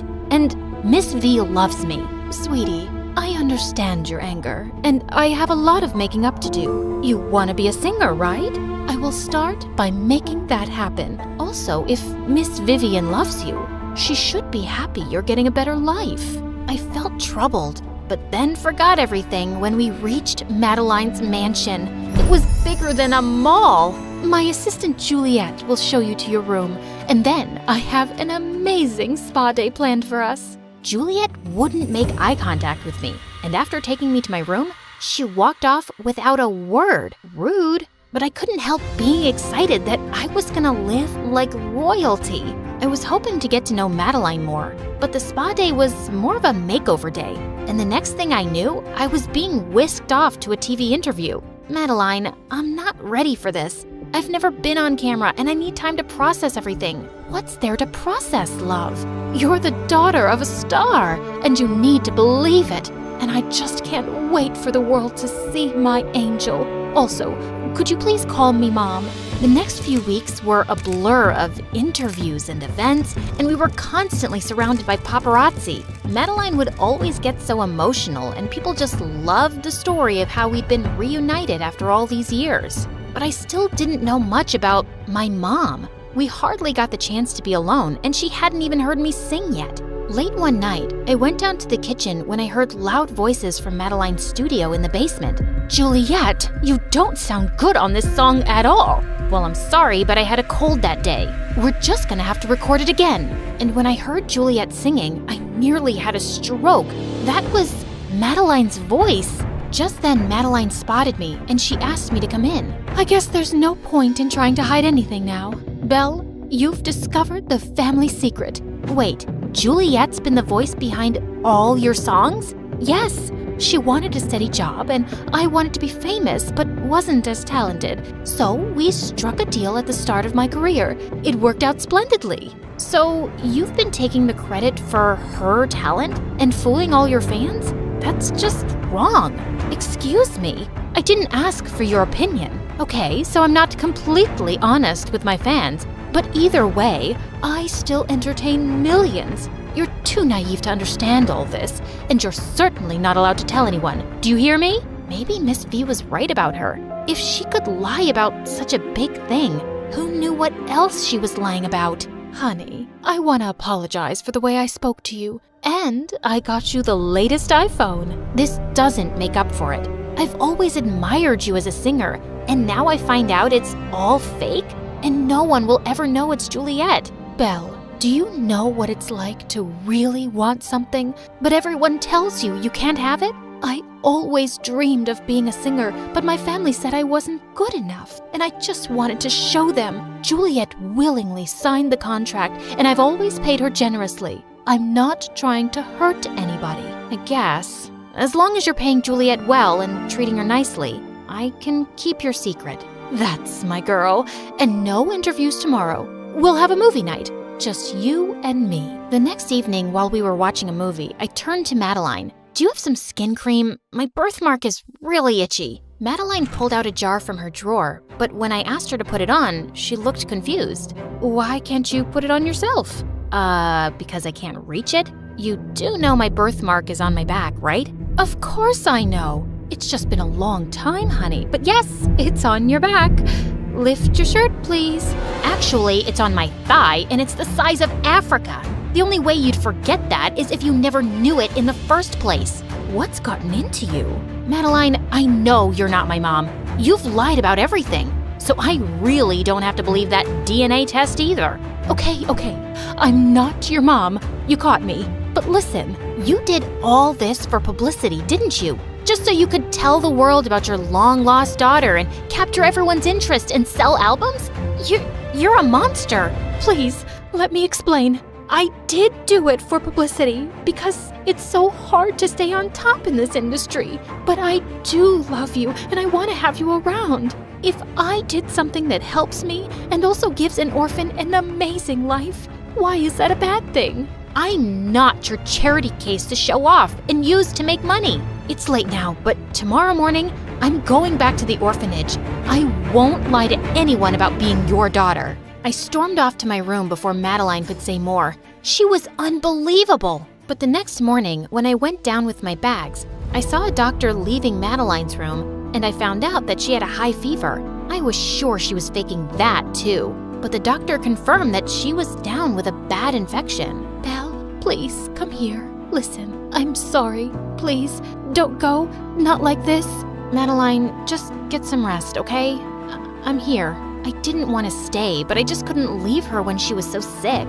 The paparazzi were going to find out when I went back to the orphanage, so I'd let her deal with all that media frenzy once she was better. But I couldn't help calling Miss Vivian, and hearing her voice, I broke down and told her everything. I'm so sorry. You were right about Madeline. Her whole life is a lie, and she pulled me into it. And maybe I never really believed she was my mom, but I wanted to. I don't blame you, Belle. And I was being selfish too, because it was hard to let you go. I can't wait to see you soon. I stayed by Madeline's side till she recovered completely. But as I was packing my stuff again, Madeline walked into my room. Belle, don't leave me, please. You're only saying that because you're worried about your reputation once the truth comes out. Sorry, I can't help you anymore. Then let me make you an offer you can't refuse. I want to feature a duet by you and Juliet on my album releasing next week. And then I'll launch your solo career. The publicity we've received helps us both. With me, you can become a pop star overnight. You'll never get a chance like this again. Trust me. Here Madeline was, handing me my dreams on a silver platter. And it was true. Once I got back to the orphanage, people would forget me soon, and I'd struggle to be a singer. I couldn't really trust her. But Madeline called me and Juliet to the studio the very next day to record a song together. It was the most thrilling experience, and she was blown away by my talent. You have the voice of an angel, darling. You're really gonna go places. The album was released, and it exploded. The duet people thought Madeline and I sang together shot straight to #1 on the charts, and it was all you could hear everywhere. One day, when Madeline and I were at an album signing event, I spotted Miss V in the line and ran to her. Miss V, how've you been? I've been meaning to call. But you got busy becoming a star, right? I'm happy that your dreams are coming true, but are you sure this is how you want it? What do you mean? You said Madeline's whole life was a lie, and now yours is too. You're part of her secret, and you're faking being her daughter. This lie will just grow deeper, and then you'll have to give it up forever. Are you okay doing that? I stood there speechless. I just came to tell you that I got a job in another city, and I'm leaving next month. I wanted to wish you luck and say goodbye. I hope you'll do the right thing, Belle. I know you have that in you. I was bummed out for days after that meeting, and I just couldn't shake off her words. Soon after, Juliet came down with a bad throat infection. It turned out to be laryngitis, and she recovered in a couple of weeks. But the doctor said she could no longer sing, and Madeline went ballistic. What? No, you're fine now. You can speak, right? Why can't you sing? The doctor said straining her vocal cords could damage them forever. But she has to try. I'll take you anywhere to get you treated. Madeline, I've served you for 15 years. I think I'm done, okay? Done? You're done? Have you forgotten our deal and what I can do? What are you talking about? My mother worked as a maid in Madeline's family home, and my brother stole all their precious heirlooms. He'd already sold them by the time he got caught, and he was gonna end up in prison for years. But Madeline kept him out, as long as I agreed to be her singing voice. I've been repaying her debt all this time, but I'm just tired now. Juliet, if the robbery happened 15 years ago, she can't charge your brother for that crime anymore. You don't know what you're talking about. And why are you complaining, Juliet? You were just a maid, and I've done so much for you.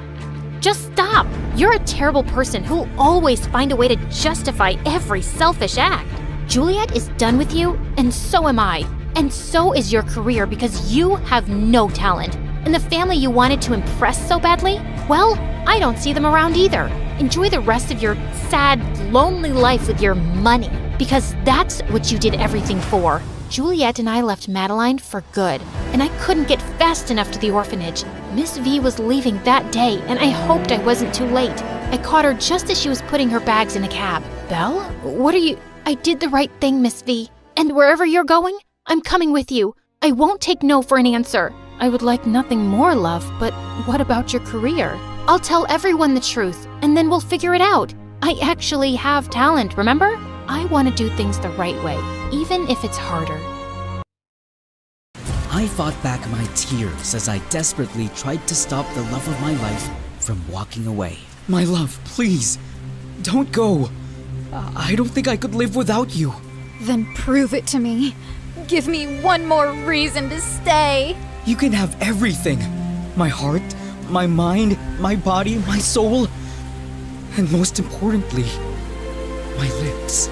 The raindrops danced around us as we shared the most passionate kiss ever. And cut. Perfect. That's a wrap. The director had already yelled cut, but Reese kept kissing me. I had to push her away because her breath smelled so bad I almost threw up. It's rotten tuna, isn't it? I told you not to eat something stinky before our kissing scenes. Ignore my calls again, and it's a dead rat next time. You're crazy! Having Reese as my female lead was a total pain in the butt. Our agencies told us to act like lovers to promote our romance film, but she was too clingy to be a fake girlfriend. She was even worse than my obsessed fangirls who had no concept of privacy. After filming, I escaped to my private gym to work out, but just as I stepped out of the shower, a creepy girl suddenly descended from the ceiling. Who are you, and how did you get in here? I was just destined to be here. Finally, I got to see you up close. I couldn't believe you're real. You're just too handsome. It hurts. I immediately alerted my bodyguards, and they caught her in midair as she tried to pounce on me like the hungriest tigress alive. Leon, please. Just one chance. Jeez, can I ever catch a freaking break? Hey, what's up? My name is Leon, and I'm a famous teen actor with a super gorgeous girlfriend and the most passionate fangirls ever. It might sound like every teenage guy's dream, but to me, it was the worst nightmare. Before I continue, please like and subscribe. The gym incident quickly made the news, and instead of addressing it, my psycho mom/manager was thrilled. The more obsessed fans you have, the better. It just means you're getting even more popular. I'm expecting more movie offers and brand deals after this.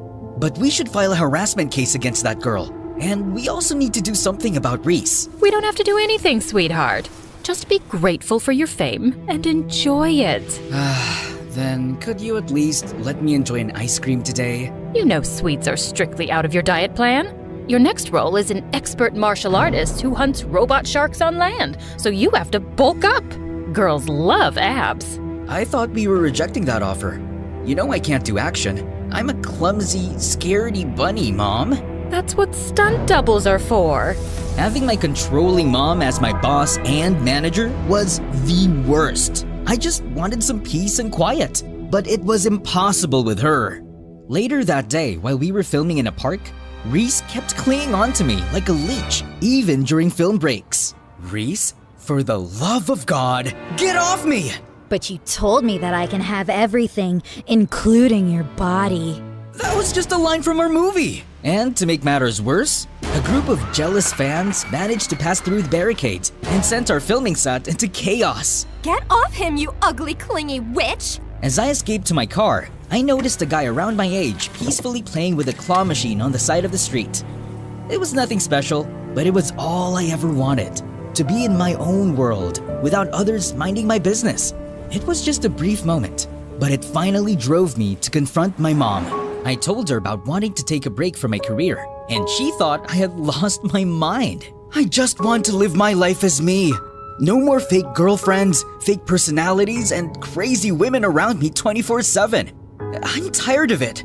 So please, just give me this. Oh, stop being dramatic. What if you do something stupid and ruin the image that we've built over all these years?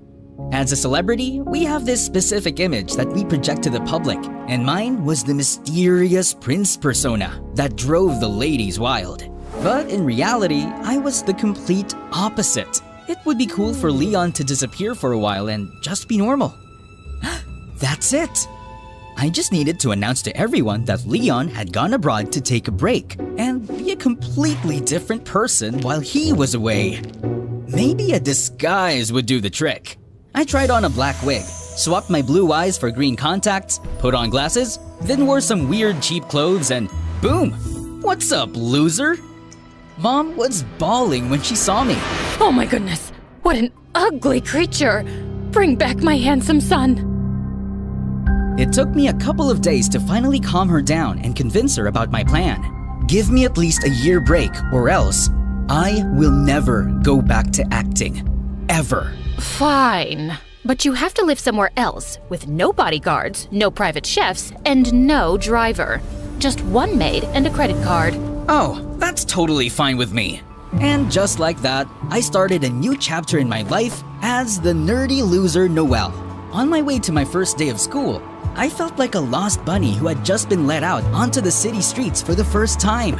My glasses were constantly fogging up, making it impossible to see clearly.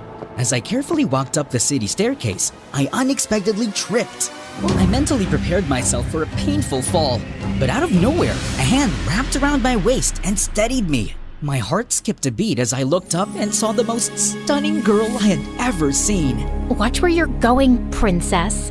Just as I was about to regain my balance, she suddenly let go of me. I gasped, but she swiftly grabbed my hand and pulled me back with a smirk. Why would you tease me like that? Because you're cute.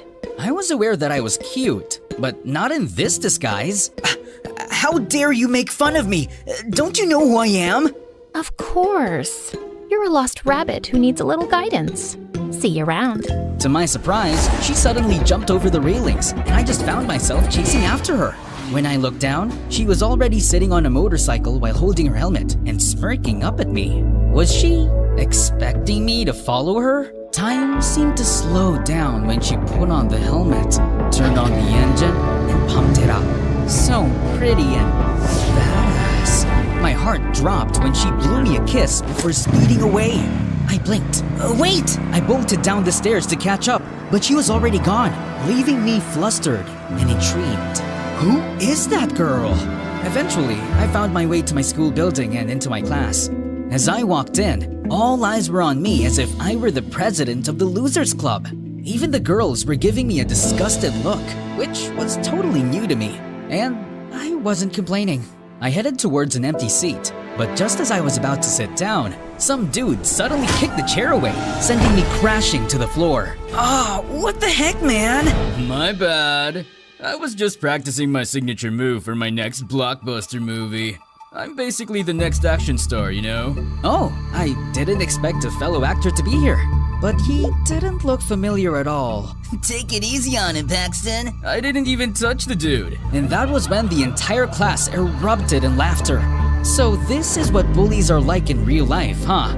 It's no different from the movies. I stood up, quietly walked to the back of the classroom, and just stood there awkwardly. The door slid open, and the room fell silent as a confident figure walked in. It was that stunning motorcycle girl! So she actually goes to this school too? Paxton and the other guys were practically drooling, which was pretty understandable. She's drop-dead gorgeous without even trying.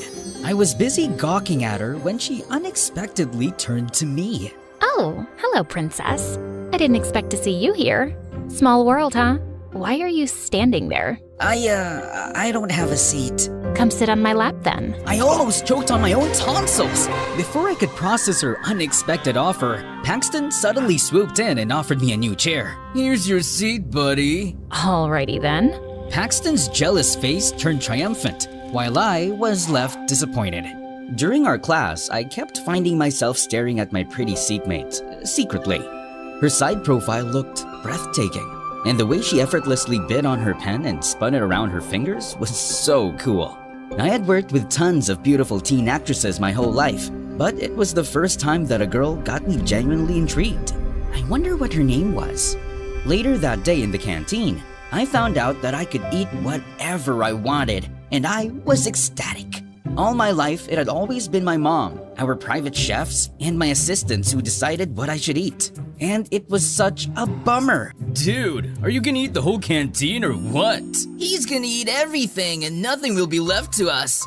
We're doomed! Oh, don't worry. I'm gonna pay for everything. I handed the lunch lady my credit card, and everyone was looking at me like I just farted. That's not how it works here, young man. Is this your first time going to an actual school? Just then, the pretty girl suddenly appeared. He took a lot of food because it's actually for 2 people, right?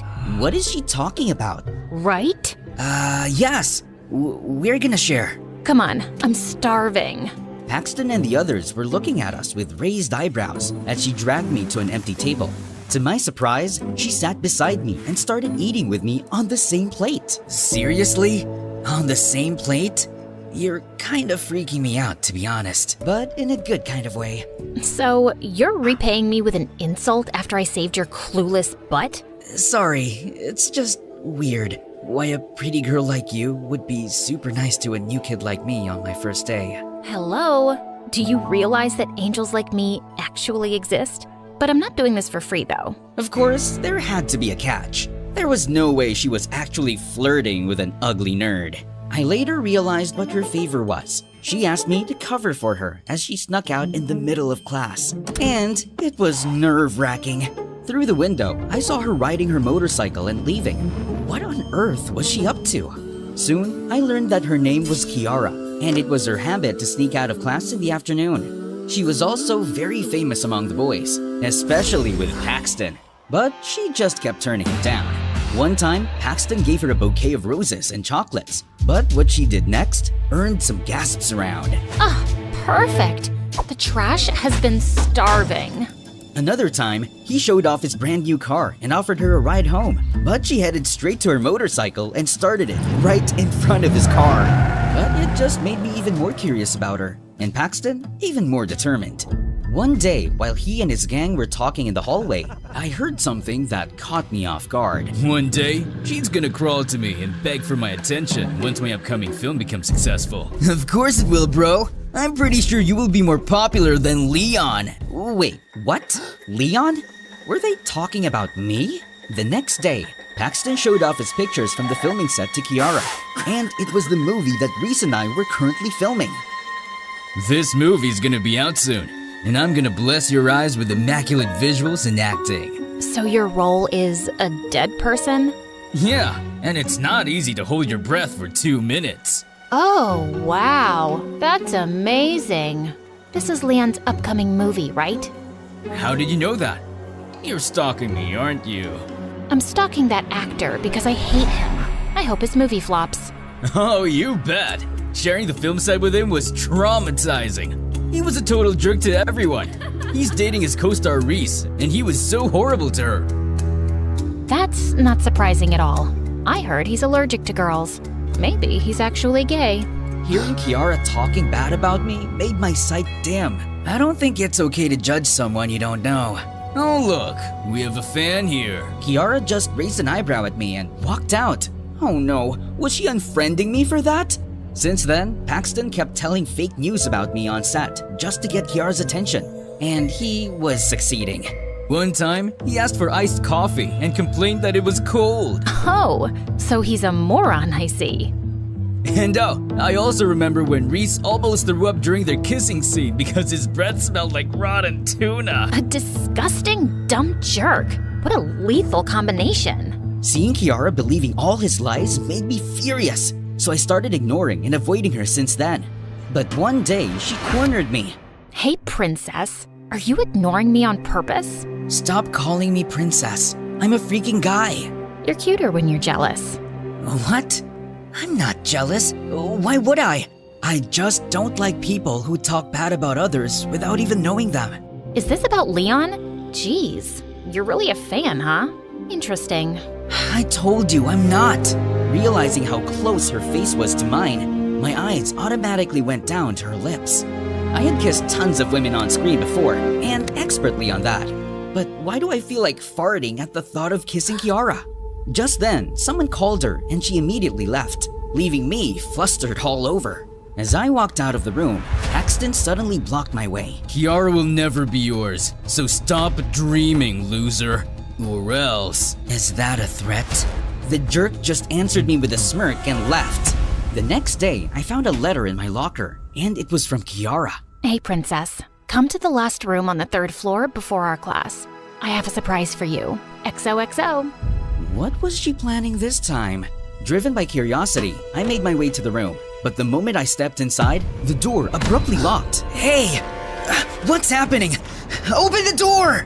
In that instant, a hissing sound reached my ears, and when I turned around, I found myself face to face with a menacing snake! My face turned a shade paler than snow, and I let out a shrill scream. Just as it was about to strike, someone swiftly grabbed it by the neck, as if it were nothing, and flung it out of the window. She looked so cool. My heart skipped a beat, but I snapped back to reality when I realized what just happened. Did you plan all of this just to tease me again? Because it's not funny. What do you mean? Never mind. Frustrated, I dashed out of the room, only to see Paxton and his friends in the hallway, laughing. He was screaming like a freaking girl! Everyone was making fun of me all day, so I decided to skip my remaining classes and head straight home. To make myself feel better after a disastrous day, I decided to treat myself to a nearby restaurant. But as I reached into my pocket to pay the bill, panic washed over me. I left my wallet in my locker. I explained the situation to the manager, but they seemed skeptical of my story. So I ended up washing some stacks of dirty dishes. As a clueless billionaire who had never washed a dish before, the scene turned into a complete disaster. Just as the manager was about to flip over me, a familiar face appeared in the chaos. Kiara, what are you doing here? I'm about to rescue my princess for the nth time. As we watched, she revealed that she actually worked part-time in the restaurant. Her sick mom had a massive debt with the owner, and Kiara was working it off. So, this is where you go whenever you sneak out of class. Yep. Oh, by the way, we need to do something about Paxton. What he did to you earlier is totally not cool.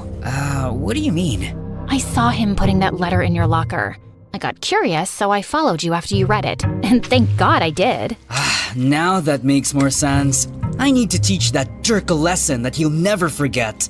Let me help you with that. Kiara and I planned my revenge together, and the opportunity came the very next day. Our drama club teacher chose Paxton as the main character, and I was casted as the waiter. In one scene, Paxton's character caught his girlfriend cheating in a restaurant and was supposed to cry. But he looked more like a constipated frog. Paxton, is that how an aspiring actor acts? You look so constipated. I need more emotions. Let's do it again. From the top.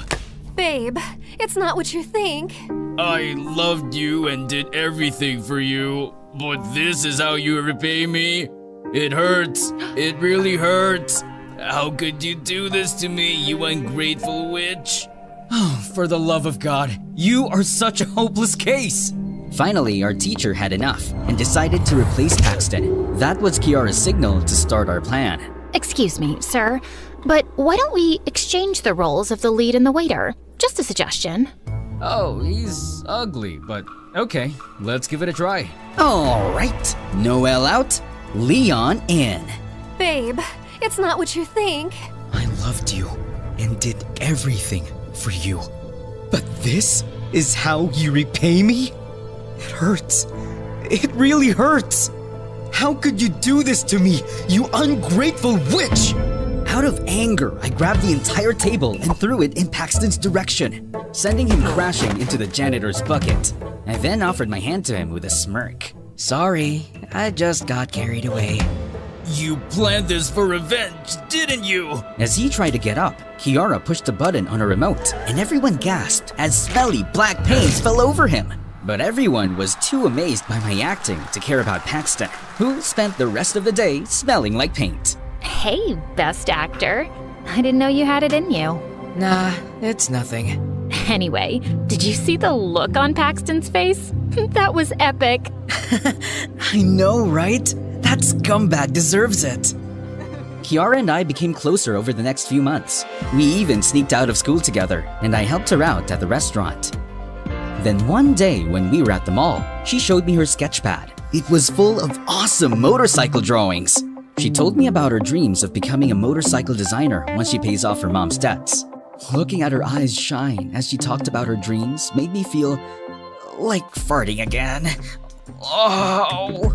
But her mood changed when she saw my face in a clothing store where I was the brand ambassador. To my surprise, she grabbed a pen and doodled on it. The security caught us, so we ended up catching our breaths in the basement. Why do you hate Leon so much? I swear, I'm not a fan of his. I'm just curious. Well, I have a friend who used to be a huge fan of his. One time, she tried to visit him on set to give him a gift that she had prepared for months. She begged for hours, but his assistant said that he couldn't spare even a second to meet his fans. I've also heard stories about him snubbing his fans and even getting them into trouble. It's just awful. Wow, that's terrible. But maybe he also has his reasons. Fans can be overwhelming sometimes. Celebrities are humans too. Look, let's not talk about him. Just the thought of him ruins my mood. Okay. What she said bothered me all night. I felt like I needed to change her mind about Leon. But how? It was the weekend when Kiara invited me to play at the arcade. While we were struggling with a claw machine, she suddenly received an emergency call. My brother was rushed to the hospital. I need to go. I insisted on going with her. Thankfully, he just had a minor tummy infection, and he would be fine in a few hours. And seeing Kiara taking care of her little brother melted my heart. Is that your boyfriend? No. He's just a friend, and his name is Noel. Hey, Noel! Don't ever hurt my sister, or else I'm gonna beat your butt!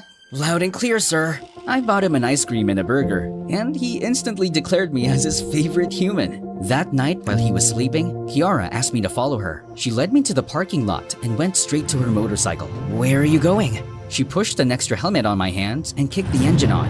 I felt my cheeks burn as she looked back at me. The light of headlights glinted over her helmet, and through her eyes is pure beauty. You're coming with me. I'll show you something special. Hop in. I snapped out of my daze and quickly put the helmet on.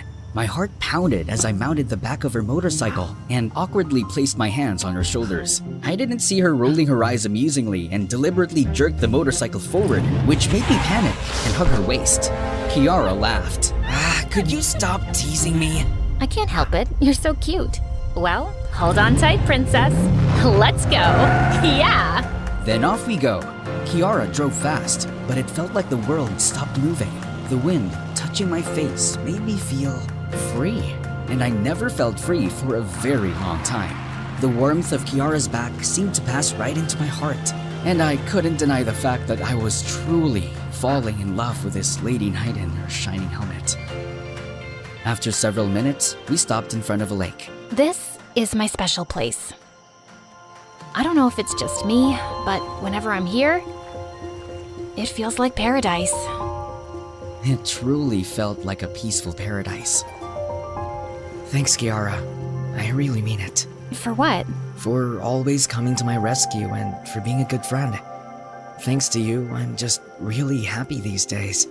It's my first time living without my mom, and I was worried at first. What's your mom like? She used to be really nice, but ever since Dad left us, she transformed into this evil witch who controlled me like a puppet, and it was suffocating. That sucks.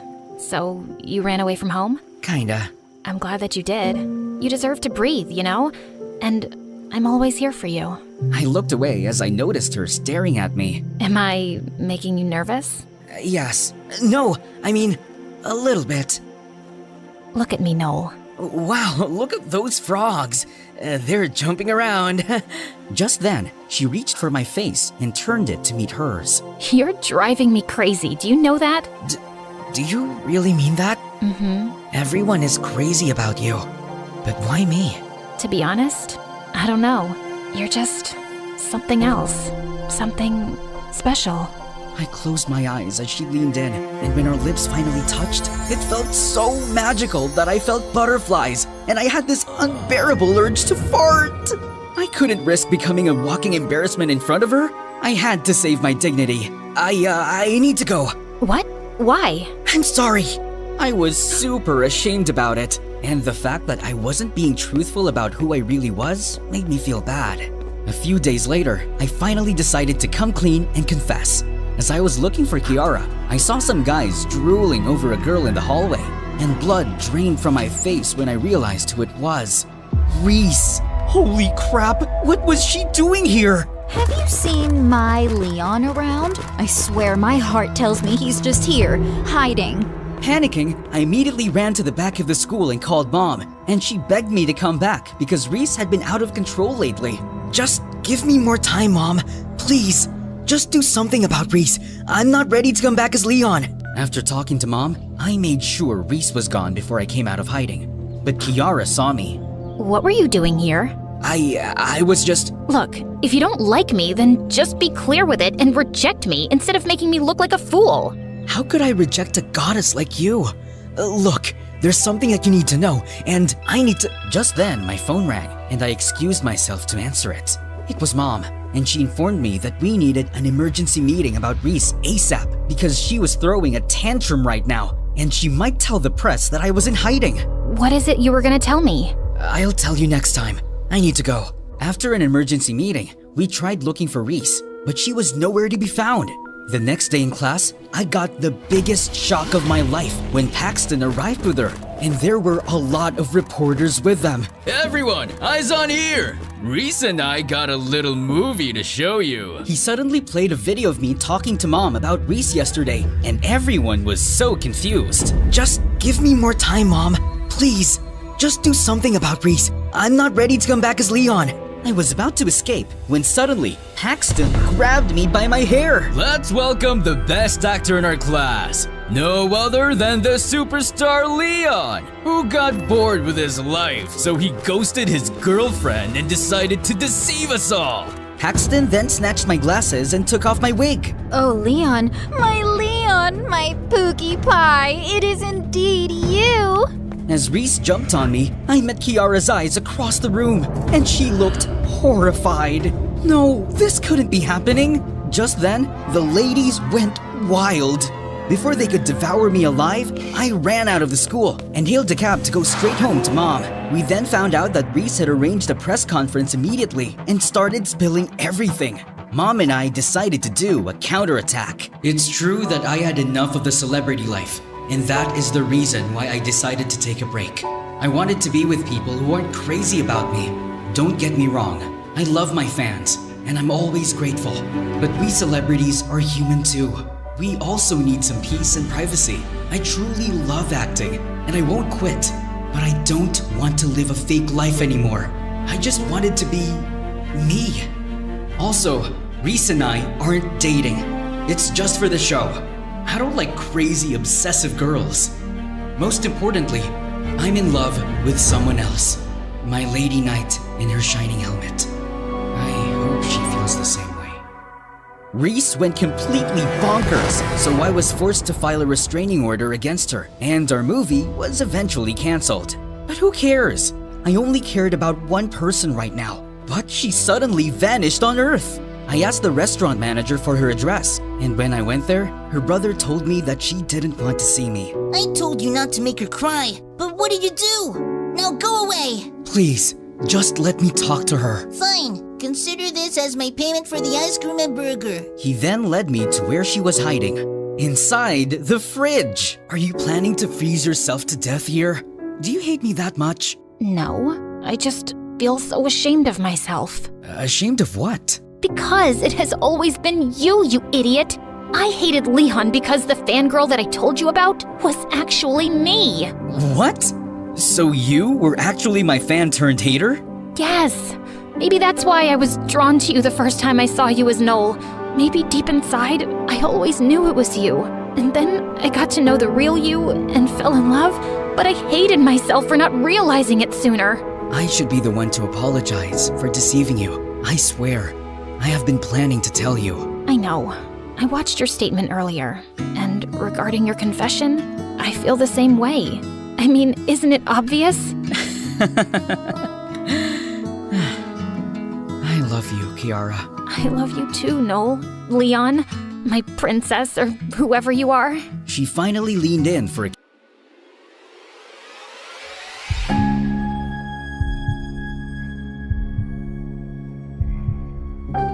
But when we finally pulled away, I screamed when she suddenly turned into a guy. A familiar guy. Babe, wake up. It's time for your shoot. Huh? Marcus? Are you okay? And then it clicked. Everything was just a dream. I dreamed about a handsome man.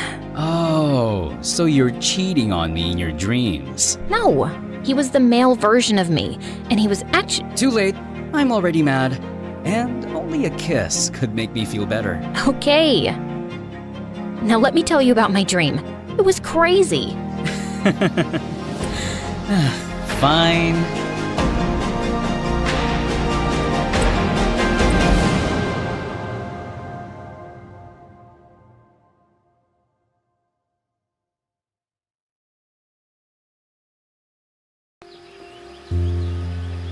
Hey friends, I'm Sia from Florida. If you want to go on a safari with me, please like and subscribe. I was born into a loving family that treated me like a princess.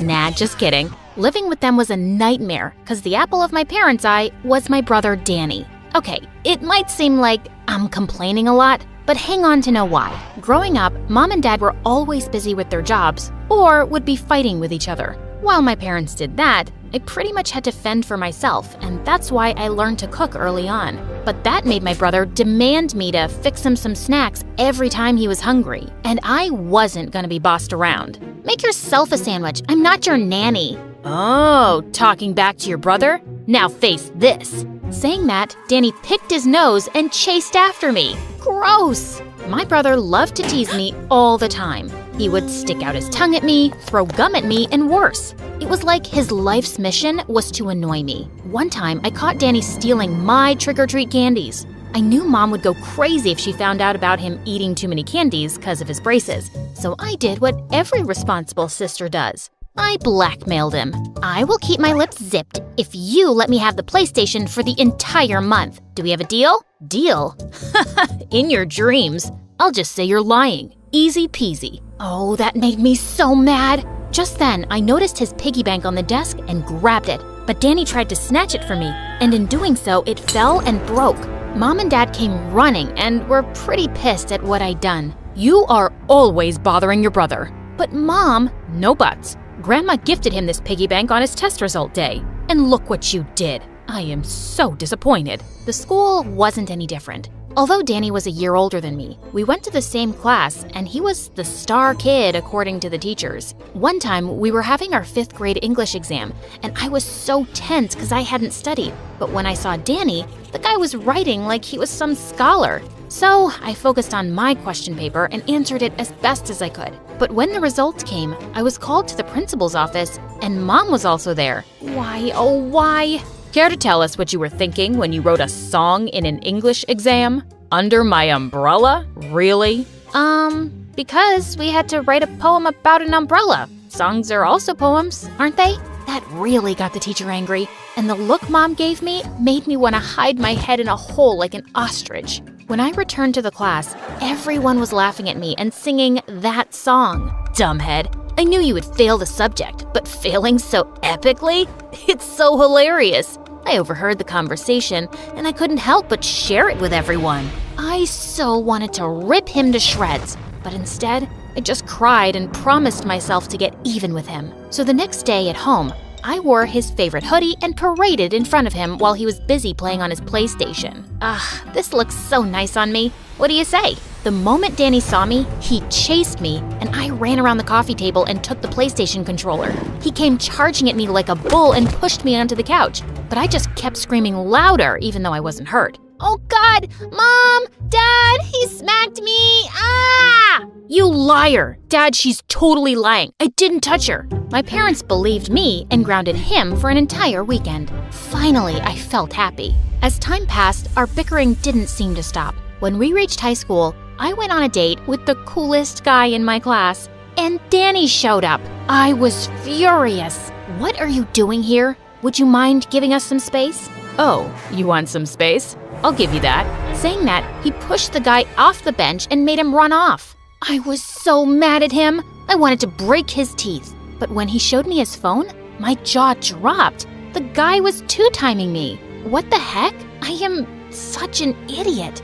Yeah, you sort of are. And that's why you're a jerk magnet. Ugh, Danny was so annoying. But I guess perhaps he wasn't all that bad. After that day, he was at least bearable. Things were good, but after I graduated high school, things went south for our family when Dad left us for his girlfriend. Those were the hardest days for us. Mom was sad and we could barely make ends meet. I knew Danny and I couldn't afford college. It was then that for the first time, Danny and I landed on the same page and decided to find work so we could help Mom. Danny found a job in just 1 month, while my search felt like it took an eternity. After a long time, luckily I got a job in a salon. I was so excited about my first day at work that I woke up at 6 in the morning. But when I went there, the owner handed me the scissors. I felt scared. I might have lied on my CV about knowing how to style hair, cause once or twice I gave Danny a bowl cut. Just trim the hair and make it even. Got it? Yes, ma'am. Don't worry. You're in good hands. After I was done, I was so sure the client would love it. But she screamed, "You ruined my hair. Are you crazy?" What? No, it looks good. What happened next wasn't a surprise. I was fired and banned from working at any salon ever. To set the record straight, that hairstyle is totally in fashion these days. After losing that job, I was a bit disappointed, and one day, I was just lazing around the house. Danny came over to me. "Hey, couch potato, what do you have planned for Mom's birthday?" "Oh, it just slipped my mind. How about I cook the food and you take care of the rest?" The party we threw was awesome. When it was time for dinner, everyone praised my cooking skills. Mom and all the guests loved the food. Oh, yum! Honey, you made snacks and a whole Italian meal? I'll give you 10 out of 10. I never had time to cook these fancy things for you. Where did you learn this from? Really? Yay! Mom, I learned it from YouTube and sort of gave my own touch to the recipes. It was the first time I'd felt so happy in a while. Come on, it's just food. What's the big deal? Anyone can cook. Really? Then you won't mind ordering food for yourself, will you? Okay, I was just kidding. I must say that it's good. But please, don't be one of those people who constantly puts their food pics on Instagram. For the first time in years, Danny had a good point. So, I did the opposite of what he said and made a Facebook page and an Instagram account where I posted pictures of everything I cooked. One day, I got a call from a lady who was at Mom's party. She told me she wanted me to cook for her son's birthday. OMG, are you serious? Thanks a lot. I'm glad you liked my cooking that much. It was something new, but I gave it my best shot, and the whole thing turned out great. It was a couple of weeks later that I found out that she was some big-time influencer who reviewed my food on her Instagram account. And because of that, I started getting orders for my food. While I focused on my home business, I hoped that one day I'd have my own restaurant. Meanwhile, Danny got married to a girl way out of his league. Back in high school, Kyla used to be the most popular girl and was always mean to me for some reason. But since she and Danny soon moved out and I got his huge room, I was ecstatic. Things were going great until I was scammed by a customer. He gave me a big order, didn't pay me, and worse, vanished. It was a big loss for me. Even though I was getting orders, I didn't have much to buy ingredients. So reluctantly, I asked Danny for a loan and promised to pay him back. But the moment his wife heard me, her face twisted. What? No, we don't even have enough to pay our bills. Why don't you look for a job? You'll definitely get one. It's been long enough since you've been sitting at home, and it's not like your cooking is so perfect. Thank you so much, Kylie.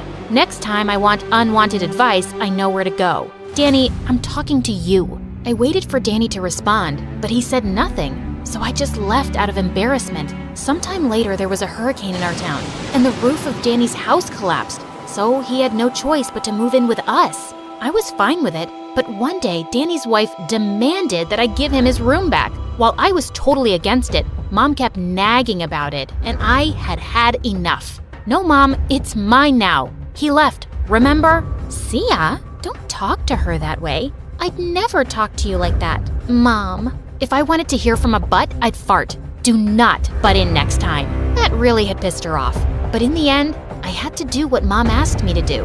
While Danny and his wife were at our place, it was getting harder and harder to stay at home. I decided to look for jobs again, and I interviewed for many jobs at restaurants, thinking my experience as a home cook would help, but it didn't. After another unsuccessful interview, I was in the elevator when someone tapped on my shoulder. Oh my God, it's really you. You're Sia. I followed your Instagram account. I'm a regular customer.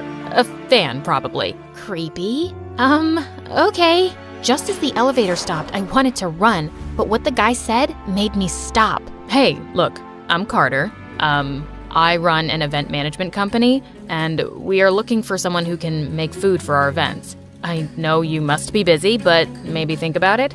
Okay, I'll let you know. The moment I was home, I called Carter and landed the contract. I was jumping with joy. I put my all in, and the event went amazingly. Soon, I started to work with Carter more often. Carter and I had amazing chemistry, and every time he was around, I would be giggling at his jokes. We soon started dating, and a couple of months later, he proposed to me, and I said yes. The very next day, I invited Carter to meet my family, but what happened next shook me. The moment Carter entered the house, Danny's wife started acting weird. Carter? It's nice to see you after a long time. I missed you. Did you miss me? Please, don't flatter yourself, Kylie. What is she talking about? Wait a minute. Do you two know each other?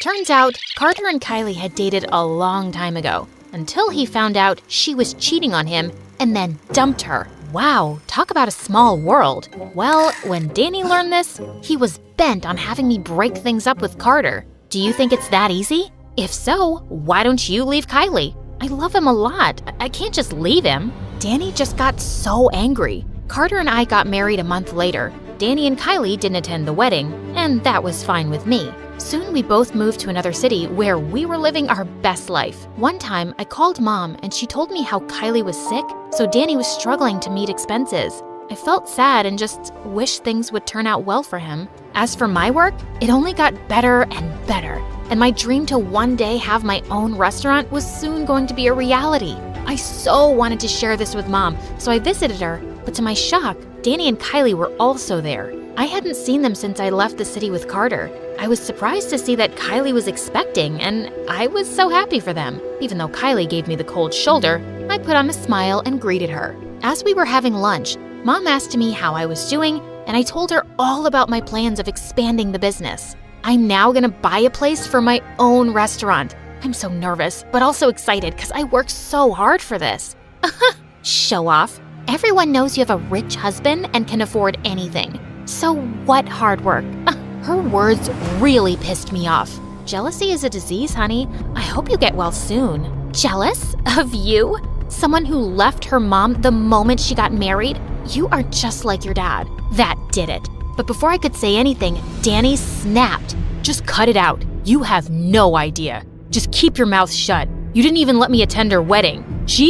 I kicked his leg under the table to stop him. Don't try and stop me, Sia. She needs to know about your kindness, about how you helped us in our time of need. Kylie, Sia paid all your medical bills and even paid for the renovation of our house after the hurricane. I'm so sorry for all the times I picked on you and for being a bad brother. You helped us out despite all of this. I owe you big time. Saying that, Danny hugged me tightly. Kylie, if you love me, you gotta respect my family. Hearing all this, Kylie looked so shocked and stormed out. We stayed at my mom's place for a week, and when it was time for us to go, Kylie entered my room and apologized. I am sorry, Sia. I thought about everything, and I realized how wrong I was. How badly I treated you right from the start. You were so kind all the time. Well, I am glad you realized it. Maybe let's give our relationship another try? I am kind of thankful to you for taking my brother off our hands. Gosh, he can be so annoying. True that. Kylie, we're sister-in-laws by chance, but perhaps we can be friends by choice? What do you think? Oh, that's a pretty good idea. And I hope my daughter will grow up to be as strong and kind as you.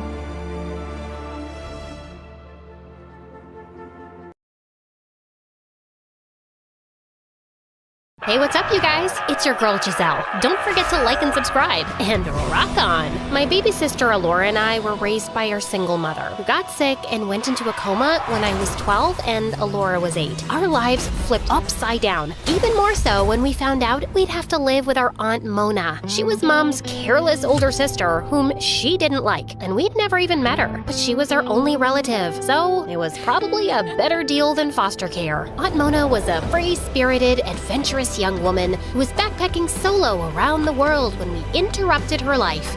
In a blink of an eye, she went from one of the youngest people to have ever climbed Mount Everest to a single mom of 2 girls she didn't give birth to. And she didn't have a clue about how to take care of children. Like knowing that kids run away when you aren't paying attention. Yeah, she once lost Alora at the mall and found her hours later, and they were both traumatized by that incident. But sometimes, it also made her the coolest guardian any kid could ask for. She didn't force us to eat broccoli. She allowed candy before dinner, and we stayed up as late as we wanted, binge watching MSA on school nights. My sister Alora would sometimes use that to her advantage, despite being an overall easygoing kid. And as the younger one, she required more care from Mona, who would try to force that responsibility on me. I don't know what to do, Giselle. Help me out here. I've never had to deal with children before you guys came along. No, Mona, she obviously cannot adopt this wild snake as a pet. I don't want her to resent me for refusing her that. Can you please tell her yourself? In these situations, I always ended up being the party pooper, while those two got closer. Mona remained an irresponsible adult, spoiling my sister, and Alora definitely preferred her cool aunt over her protective older sister. On top of everything else, Alora was an A-grade student, so Mona was always proud of her. Maybe you should be more like Alora, because if you keep up with those grades, you won't be able to get into college, Giselle. Who said I want to go to college? I want to be a guitarist in a metal band. Well, you have to graduate from college first, then do whatever you want. Your mom wouldn't want it any other way. Also, this is just a phase. It's not a phase, Mona. It's who I am. And don't bring my mom into this. She always supported my talents, and she was chill. I'm sure she would support my music too. I grew up with her, so I know her better than you. Do you though? The last time I checked, Mom never liked you because you always put yourself first. Also, did you ever go to college? Why are you suddenly acting like some responsible adult? Don't talk back to me like that. I'm the one who takes care of you, so you need to obey me. I obey no one. Sorry you're stuck with us, but I'm old enough to know what's best for me, and I definitely don't need you to take care of me. Our endless ego duel started with that fight and lasted for a long time. If Mona didn't understand how important music was to me, I couldn't be bothered to convince her. I was a misfit in school because I dressed like a goth and was into metal music, but I'd formed a band with some kids I'd met in the park, and being with them was the only time I felt I belonged somewhere. School was a waste of time for me, so when Mona dropped us off every morning, I waited for her to go, and then went to practice in an abandoned warehouse with my friends. Life was good, and we were even working on our first album. My bandmates and I decided to play at a very famous local metal festival the coming weekend. But of course, Mona had to overreact massively. What do you mean a metal festival? That's no place for a child. Are you trying to send me into a coma with my sister? Chillax, man. Why are you being so melodramatic? Maybe because she's worried about you and the company you're keeping? Your friends are a bad influence on you. Shut up, Mini Raccoon. Keep your nose out of my business. You're just Mona's butt wipe. Despite all her efforts, Mona couldn't keep me away from the festival. We had practiced so hard, and I wasn't letting this opportunity slide. The festival was massive, and I was loving the energy of the crowd and getting to see the other bands perform. But just before it was our turn, the police crashed the event and dispersed the crowds because apparently the festival didn't have a permit. My bandmates and I ran faster than Roadrunner until we ended up near the town's historical municipal building. As an act of protest against the way the metalheads were treated, we decided to write messages and spray paint all over the building's old walls. Anarchy was in town, and before we knew it, the police caught up to us and took us to the station. The humiliation I felt when Mona arrived to bail me out was unmatched. I just knew that she would use this card against me for the rest of my life. See? I told you they're a bad influence. You're hardly ever in school because of them. What? Young lady, your behavior is out of control. It's about time you learn some discipline. No more metal music, and you're forbidden from hanging out with those punks. Forbidden? You can't force me. Challenge accepted. She was very serious. She started dropping into school unannounced to check up on me and chat with my teachers. All this time I'd been skipping school, I was forging her signature for made-up appointments. And now that cat was out of the bag. But even worse, one day when Mona had dropped in, she witnessed a bunch of mean girls bullying me. Hey, freak. I heard that music festival was a flop and you ended up up in jail. I'm sure you deserve that. Your music is as bad as your taste in clothes. Yeah, you're practically a crime against fashion. Weirdo. This wasn't new for me, but when it happened in front of Mona, I felt like my ego was crushed. I just knew she'd give me some insensitive lecture that I didn't want to hear right now. Don't listen to them. Only people who are insecure about themselves feel the need to put others down. You're unique and special. You know what you like, and you know how to express yourself. Don't allow their words to hurt you. I was really surprised, but just acted indifferent. I don't care about them, or anyone. But I was really glad that she didn't tell me to change my appearance, or even gave me some lecture about not standing up for myself that would just make me feel bad. Since that day, something shifted in our dynamics. I started appreciating her as someone who had always done things her own way, and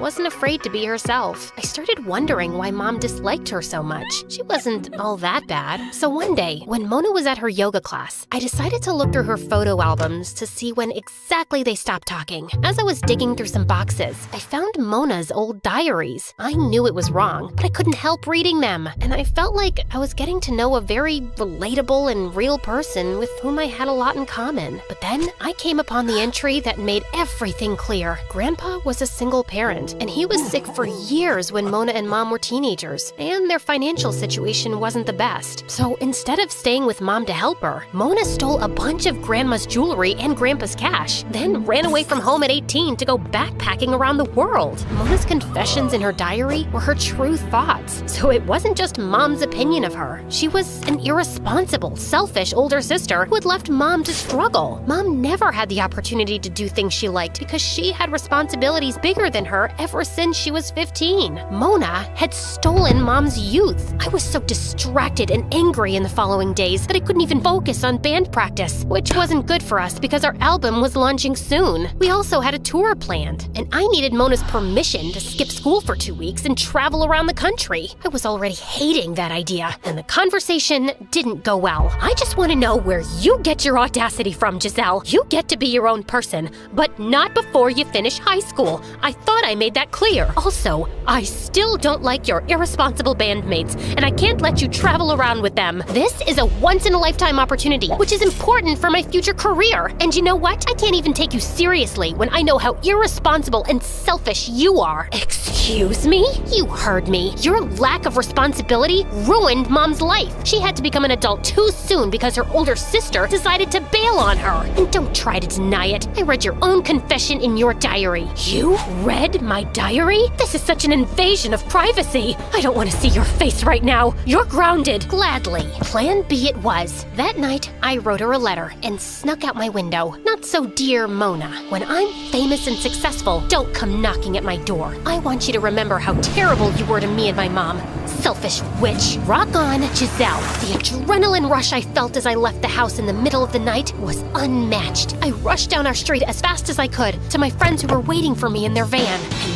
so, my new life as a rebellious musician began. The next morning, I woke up to 20 missed calls from Mona and 70 voice notes. Alora also left me tons of texts saying Mona was furious and I had to come back home. So I decided to turn off my phone and enjoy the decision I had made. Night after night, we played in different cities across several states, and the crowds loved us everywhere. It felt good being cheered by unknown people, meeting potential connections in the music industry, and getting paid. But after 3 weeks on the road with my bandmates, I started noticing how tiring living in a van with them was. They didn't clean up after themselves and often had the pettiest arguments. They also became lazy and stopped taking this tour seriously. We even missed a couple of shows because they didn't feel like it. I missed hot showers and delicious homemade food. I even felt Mona and Alora's absence. But I couldn't bear to hear Mona's "I told you so" and admit she was kinda right about my friends. I knew I would have some big punishment waiting for me back home. One night after our concert, it was raining heavily, so we decided to stay in a hotel to rest and wait for the rain to stop. But we couldn't afford a good hotel, so the 5 of us had to share a shabby room, and being the youngest, they made me sleep on the floor. And the next morning, we realized that our dream tour had turned into a real nightmare. Is that our van floating down the street? It had rained so much that there was flash flooding in town. Unless we managed to get a boat or build an ark, we couldn't get out. The electricity and internet connection was down too, so we were basically stuck with no contact with the outside world. The next next 2 nights, things got worse as we waited for some help to come. Everyone was scared and hungry. And to top that, my bandmates managed to push all my buttons. When they suggested we swim for it, they were morons. I spent all my time regretting the way I'd left. I realized that I'd left Alora with our selfish aunt to pursue my dreams. Kind of what Mona had done to Mom. Now, in this grave danger, I wondered if I'd ever get to see my sister again. But the next morning, we woke up to the loud sound of helicopters. We rushed to the rooftop to see the rescue teams had finally reached our area. And just then, I heard a familiar, high-pitched, distinct voice screaming from a megaphone. "That's her over there! That's my niece!" I couldn't believe my eyes. Mona was here to save me. At that moment, I forgot everything else. And when we were rescued, I hugged her as tight as I could. How did you even find me? I'd find you even if you were on Mars, Giselle. You're my little girl, and I would never let anything harm you. I was able to track you from your phone's location, and I know people working in some rescue agencies, so I pulled a few strings. I'm so sorry for how I left things. You were right about my bandmates, and I regret everything I wrote in that letter. There's nothing to forgive. You know, I came to your room that night to tell you everything, but you'd already run away. I guess you didn't read my diary entries long enough to know how much I regretted my selfish actions later. I spent years reaching out to your mom and trying to make it up to her, but she refused to forgive me, and now she never will. But I promised that I'd do my best to take care of you girls. I'm sure she'd forgive you if she saw the person you are now, Aunt Mona. Alora was waiting for us at home, and she was so happy to see me safe and sound. I had betrayed my sister, and she still received me with open arms. Don't scare me like that again, and don't leave me. Never, I promise.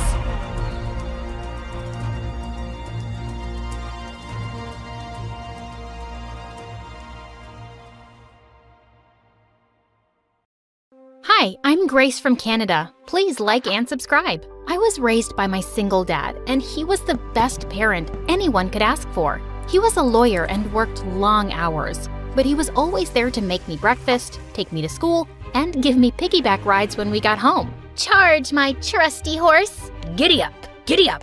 Throughout my childhood, different people tried to convince Dad to get married, but he never agreed. You know every child deserves a mom. Thank you, but I'm perfectly capable of raising Grace. Aha!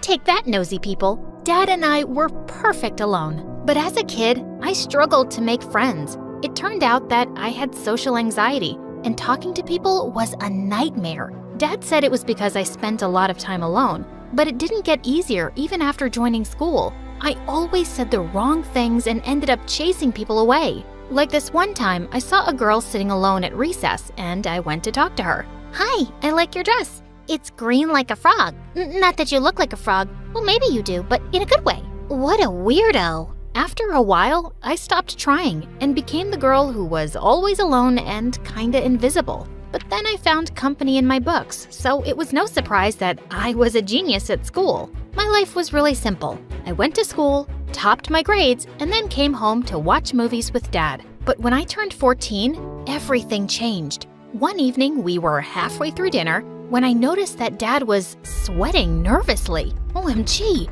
was he having a heart attack? I pushed him down to the floor and began thumping his chest. Dad, you're gonna be fine. I won't let anything happen to you. I'm fine, Grace. I just wanted to tell you I met someone. Her name is Angela, and I want to marry her. And the best part is, you get a brother and a sister. Wait, what? What are you talking about, Dad? You always said you didn't need any help raising me, so why now? I'm not marrying her to raise you, Grace. I'm marrying her because I love her. Loved her? I was furious. I stormed off to my room and slammed the door shut. Our lives were perfect. Why would Dad want to change anything? A week later, Dad arranged for me to meet Angela and her kids over dinner, and I had the perfect plan to chase them away. I changed the settings of the oven and turned the turkey to flames. No food, no dinner. But Angela, my stepmom, turned out to be a master chef. When she came home, she cooked food for everyone and it was freaking delicious. But I wasn't gonna melt so easily. I kept frowning at her the entire time while her 5-year-old son kept blowing raspberries at me. He was so cute. Ugh! Focus, Grace! This is a really lovely home, and I'm so happy to meet you. Well, sadly, I'm not. Grace, you will be nice to our guests. Apologize right now. I mumbled sorry under my breath and turned my focus to her daughter. Her name was Eva, and she kept going around and touching everything. Wow, what a big house, and what a shiny sculpture. Don't touch it. It's my dad's favorite and really valuable. Don't you mean our dad, sister? And listen to me carefully. Don't play with me. I'm warning you. What? She gave me the most evil smirk and rubbed her dirty hands all over the sculpture before she ran away smirking. After they left, I told Dad I didn't like Angela and her daughter, but he didn't listen. And a month later, they were married. At their wedding, I was the angriest guest ever, but Eva was happier than the bride. A day after the wedding, Dad came into my room and sat on the bed. I know this is hard for you, Grace, but I want you to promise that you'll try to like them. For me, okay? Dad had never asked me for anything before, and his request moved me. So I decided to chin up and try to love my new family. The same day Dad and Angela were supposed to leave for their honeymoon, Dad said their trip was canceled because the sitter they'd arranged wasn't available. And I took this chance to be supportive. I can handle everything here, Dad. You should go. I insisted. How hard could it be to take care of a 5-year-old? They agreed and left for the week. And Fred was great. But Eva was a witch. She refused to help and would litter all around the house, thus making me do all the chores by myself. Then one evening I looked out my window and saw Eva yelling at Fred. I rushed outside to his rescue. You idiot! How dare you put a bug on my bed? You can't even talk right, you weirdo. She was about to hit him when I came and stopped her. Stop it, Eva. Don't touch him. And don't speak to him like that. Back off. He's my brother, not yours. I'll speak to him any way I like. I knew what it felt like for someone to call you a weirdo, so I gave him a hug. You know, I don't think you're weird. In fact, you're the best 5-year-old I know. His face lit up and he happily skipped away. I already knew that I was gonna love him so much. And soon enough, he became my first friend ever. And that drove Eva mad. Fred, you know I'm your actual sister and not her. But Fred ran to me and climbed into my lap. Soon enough, our parents came home and Eva joined my school. She instantly became friends with the popular girls, and everyone wanted to be close to her. Eva, it's time to go. Ew, who are you? I'm Grace. We've been in the same class since the 1st grade. Wow, I really never noticed you before. What? All my life, these people made me feel invisible. And Eva walks in and suddenly she has a million friends? One weekend when our parents were away, I heard loud music coming from the backyard. I went to check and found Eva having a huge party in the garage. It seemed like half the school was there. What's going on? I'm having a meet and greet with my new friends. My dad would not like this. He'll only know if you tell. Just then I heard someone say, No way. Loser nerd girl is your sister. And that hurt so much. I'd spent so many birthdays alone because these people never came. But they were all here now. I hated that Eva had walked into my life and was living it better than I ever did. So I went to the main controller and I shut down the electricity. The music died and soon everyone left. And Eva came screaming at me. But just then our parents came back home. And when they saw the mess, Angela was pretty upset. How dare you have a party without asking? You are in trouble, young lady. I'm grounding you for a month. It's all right, Angela. She's just a kid. Ugh, I wish he knew. As soon as Dad took her side, Eva turned all smiles and Angela came to me. I wanted to thank you, Grace. You accepted us as a family and looked after both Eva and Fred. So I got you a present as a token of thanks. It was a beautiful gold necklace. She put it around my neck, and for the first time, I noticed how beautiful she was. Maybe she wasn't so bad after all. Hello, where's mine? You're not getting it anymore.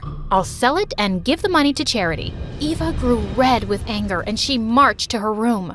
And later that night, she stormed into mine. Look here, you nerd. If you think my mom loves you, you are wrong. She married your dad for his money, and that's the only reason she's nice to both of you. So before you get any mommy-daughter fantasies in your head, I thought you should know that. I just tried to ignore her because I knew she was mean to her core. But it annoyed me so much that people still adored her, even my dad. One evening, I came down into the lounge and I saw Eva jumping around happily. Oh my god, we're gonna go see Funky! Funky? It was our favorite band. Dad and I always watched them play when they came to town. Actually, Eva and I are going. I only managed to get the last 2 tickets, and Eva's never seen them play before. What? But that's our thing. This is crazy. You're taking her and not your daughter? Come on. You've seen them a million times, and Eva is my daughter too. Stepdaughter? With that, I picked up a picture frame on the shelf and smashed it to pieces.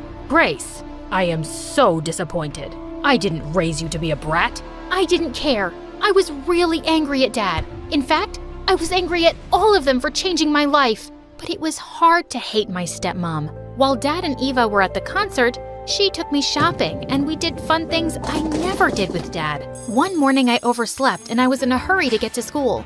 I was struggling with my hair when she walked into the bathroom and helped me. There you go. You look beautiful. Thank you, Angela. Please, call me Mom. Mom.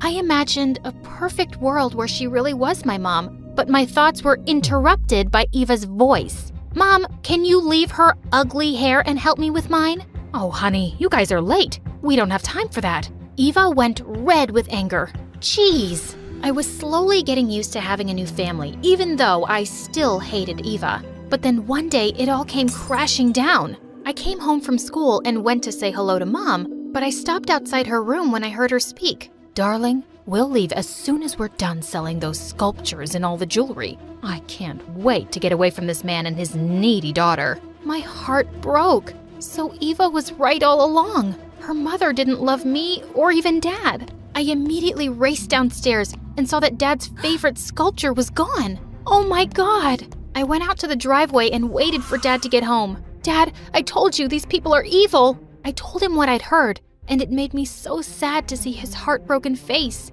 But when we went back inside, the sculpture was back in place. What? I couldn't believe it. And I could already see how disappointed Dad was in me. Wait, Dad, I'm not lying. I heard Angela myself. She's a thief. You think I stole something? I turned around to see Angela, Fred, and Eva standing behind me, looking shocked. But they weren't fooling me anymore. Just stop it. I heard you saying you'll sell Dad's sculptures and leave. You can stop pretending now. All I've ever done since I've come here is love you, but it seems like I'm wasting my time. She turned to Dad and said, I love you, but if your daughter hates me enough to make up lies about me, then maybe we shouldn't be together. I'm leaving. What? Leave? We can't leave. Can we all calm down and talk about this? But her mom had already stormed off, and Eva ran to her. I begged you to try and like them for me, but I guess that was too much to ask. Dad, I'm not lying. Stop it. You got what you wanted. Congratulations. It was the first time Dad had ever yelled at me, and then he walked out. Gracie, you really want us to go? I thought you were my sister. I cried as I hugged him tight and ran away to my room. As they left in their car, I watched them from my window and cried some more.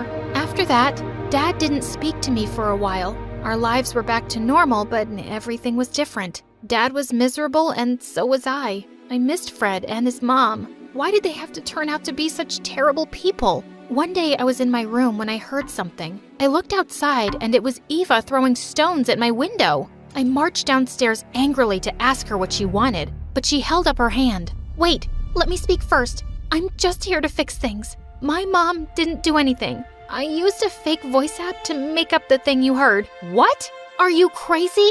Why would you do that? Because I was jealous. I had Mom to myself for years, but then Fred came along, and then you, and she likes you better. It was like I kept getting pushed back and no one remembered me anymore. I didn't mean to break them up. I just wanted to hurt you and for you to kinda hate Mom. I'm sorry, okay? Please help me make our parents happy again. Weirdly enough, I sort of understood Eva. To be honest, I was jealous of you too. I didn't like sharing my dad, and all the things I found difficult came so easy to you. Next to you, I felt like a freak. Don't say that. You're the smartest person I know, and you may not have friends, but you have a brother and sister who care about you, if you still want them. I could feel tears rolling down my cheeks as we hugged, and I noticed for the first time that she smelled like flowers, just like Angela. Let's go tell our parents about the mess you made. My mom's gonna kill me. Don't worry, I'll save you.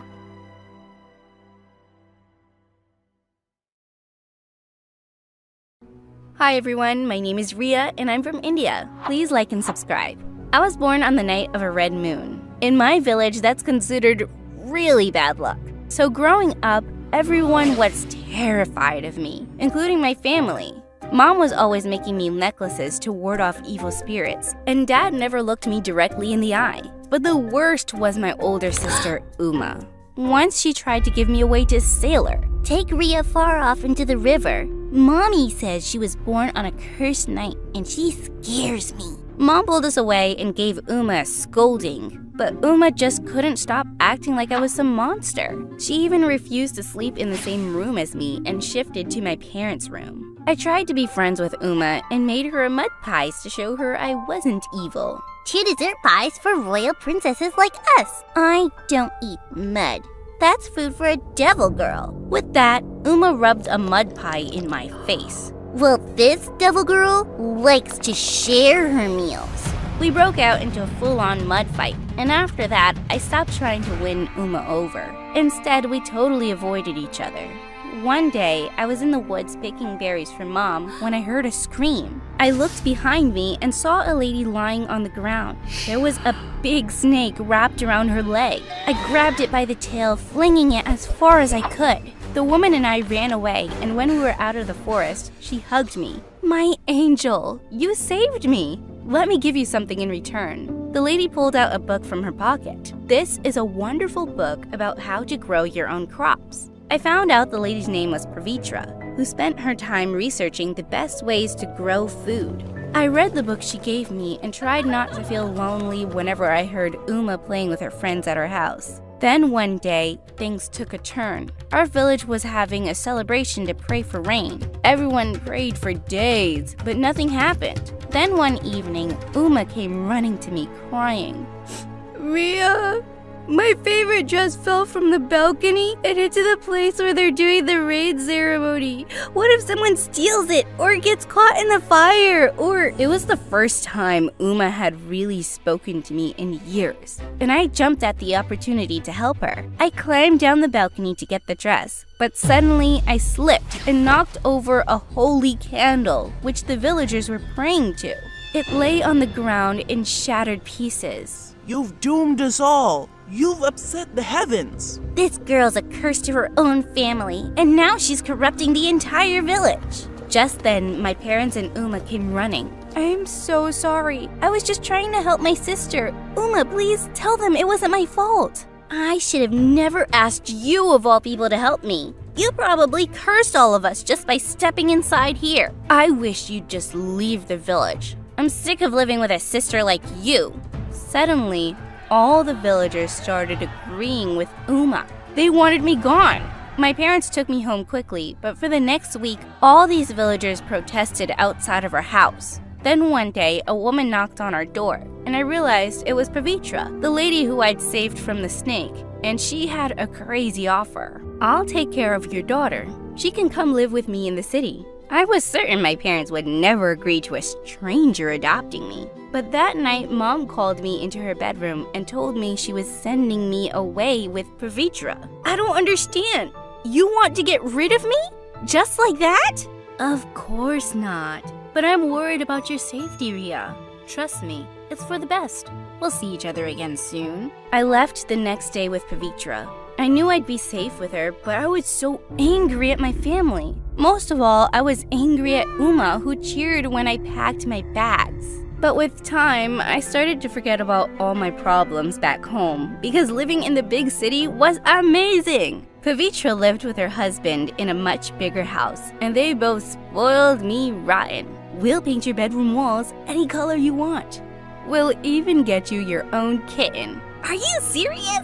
You guys are the best! My school life was even better than my new home life. It turned out all the kids had heard about what happened to me at my old village, and they were really sympathetic. I could never live in a place that superstitious. And you're way too pretty to be treated like that. You don't think I'm a devil child? I'm flattered. Everyone laughed, and I instantly became the most popular girl at school. Pavitra was overjoyed to see me so happy. On my 15th birthday, she threw me a huge party and invited all my classmates. Then suddenly, I heard people behind us, and when I turned around, I saw Pavitra with Mom and Uma.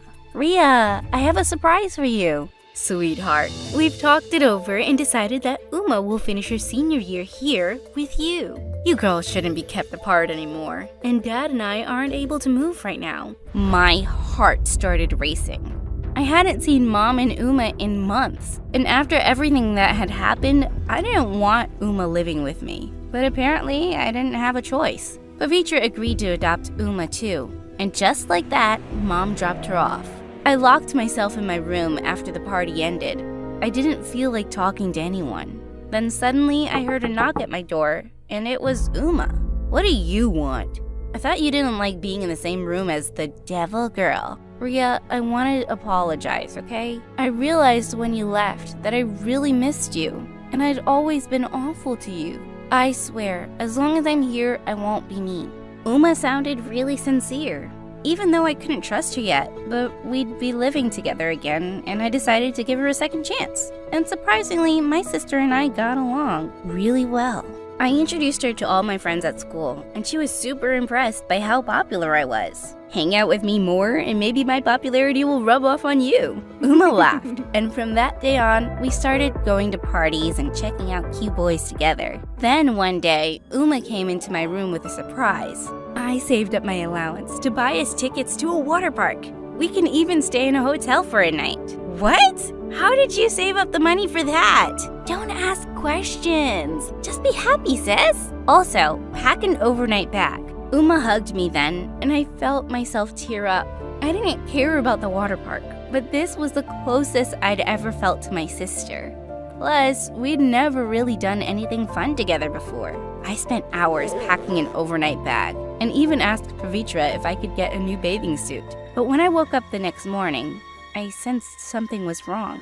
The house was dead silent, and I couldn't find my overnight bag anywhere. Then, when I went to the living room, I saw Pavitra crying as Uma comforted her. Oh my god, what's wrong? How could you, Ria? I loved you like my own daughter. What was she talking about? Then suddenly, Pavitra reached for my overnight bag, which was behind her. I zipped it open to find gold jewelry, Pavitra's wallet, and all kinds of valuables. Unbelievable! I had a feeling Ria was using you for your money, Pavitra. That poor girl's been through so much, she can't think straight. Don't worry, you can save your motherly love for me. I felt myself boil with rage. Uma! It was you who did this! Could you be any more obvious? I thought we were finally friends now. Pavitra, you know I'd never do something like this. I don't know what to believe right now. I need a moment to myself. Pavitra walked out of the living room, leaving me and Uma alone. I don't understand why you would do this. What, do you want this house all to yourself? You keep forgetting the fact that you're a cursed, wicked girl. You're not supposed to have this fancy life and perfect adopted mom. Girls like you are supposed to be miserable. You're not normal, and I have a duty to protect people from you. You've known me my whole life, and I've never tried to hurt you. I am normal, and I finally thought we could have a normal relationship. Listen to me, Ria. You and I will never have a relationship. Not as long as I live. Uma stormed out of the room, and I started to cry. Later on, Pavitra did find out that Uma tried to frame me, since the maid had overheard my conversation with Uma. My sister got sent home, but I was still so hurt. I couldn't believe I'd fallen for Uma's lies again. Months passed, and we didn't speak. I was done trying to make our relationship work. I would never be friends with Uma, and I just had to accept it. Then one day, I was listening to the news when I heard there was a famine in my village. I called my mom, and to my horror, I discovered she hadn't eaten in 2 days. I packed a suitcase full of food and traveled to my family as fast as I could. But as soon as I arrived, the villagers took one look at me and started screaming and running. It's the cursed girl! She's returned! I bet it was her who's cast this famine upon us. What? No! I just came here with food for my family. Before I could answer, someone grabbed my suitcase and opened it. Everyone started taking the food and fighting over it since I hadn't brought enough to feed everyone. Then suddenly, I had an idea. I snuck off to a corner and called Pavitra. Come to the village, quick. I just realized something. You can save the famine by helping these people grow their crops right. You can teach them about the soil and, darling, it's no use. Those villagers are convinced it's only the gods who can save them and make crops grow overnight. This isn't the first time they've had a famine, and when I tried to help, they just got angry. You can't give up that easily. These people's lives are in danger. But that second, I realized something. I still had the book Pavitra had given me years ago about growing crops. I got off the phone and fished the book out of my bag. Everyone was still going crazy and fighting. There was only one way to get their attention. I climbed on top of a shrine and let out a scream. This cursed girl needs to tell you guys something. I have a book here that's all about growing crops, especially during a famine. There's a science behind all this. We'll never listen to you. You don't have to listen to me. All you need to know is in this book. Come on, you have families to feed. If this doesn't work, then fine. I'll leave this village and never bother you again. But you have to try. The villagers really didn't believe me, but they were desperate. So I opened Pavitra's book and we all gathered by the soil, following planting instructions step by step. Days and nights passed, and slowly we were able to grow food. I stayed with my family for the next 10 months, and by the time the famine was over, the villagers started leaving presents outside our house. The girl is actually an angel. We never should have banished her from the village. She's a gift sent from the gods. The villagers started apologizing and started bowing their heads at my feet. These people were insane. Okay, guys, I accept your apology, but it wasn't me who saved you. It was my adopted mom, Pavitra. She studies agriculture and wrote this book. But she's not some gift from God, and neither am I. We're not witches either. The best thanks you can give us is to start believing in science over superstition. The villagers started cheering, and I hoped I'd gotten through to them. Then suddenly I turned around to see Uma behind me. I hadn't spoken to her since she'd left Pavitra's house. I'd been so busy helping the villagers, and I'd never really forgiven her. I can't believe you came all the way here to save us. Even though everyone here has been horrible to you. I guess what I'm trying to say is, I'm sorry about everything. Thanks, Uma, but how do I know you mean it this time? I guess because I'm 20 years old now, and I'm not just some silly kid anymore who thought you were cursed. The worst part about this superstition stuff is it made me shut out my own sister. We're not gonna let any of that nonsense ruin our relationship. I love you, Uma, and it's not too late to start over. I'm so glad to hear that, Ria. I love you too.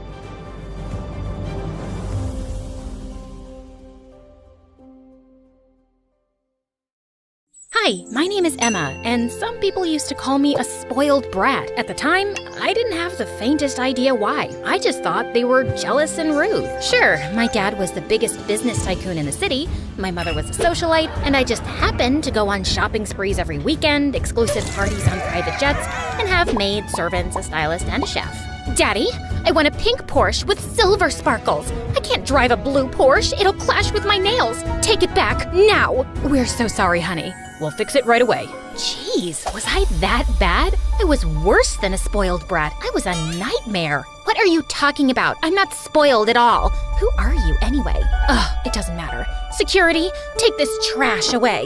Hi, don't listen to that crazy person. Do you see her clothes and those shoes? Such a disaster. If you want to know the truth, I'm actually very sweet and kind and all that sappy stuff. Plus, I've got 1 million followers on Insta and TikTok that love me. Every year, I take myself on vacation with my own money. Well, technically it's my parents' money, but who cares? What's theirs is mine, and what's mine, well, that's obviously mine.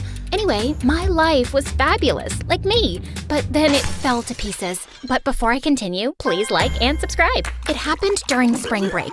Every year, I'd go to a new and exciting place to vacation with my friends, and this time, we were heading for Norway, and I couldn't be more excited. Of course, I took my private jet.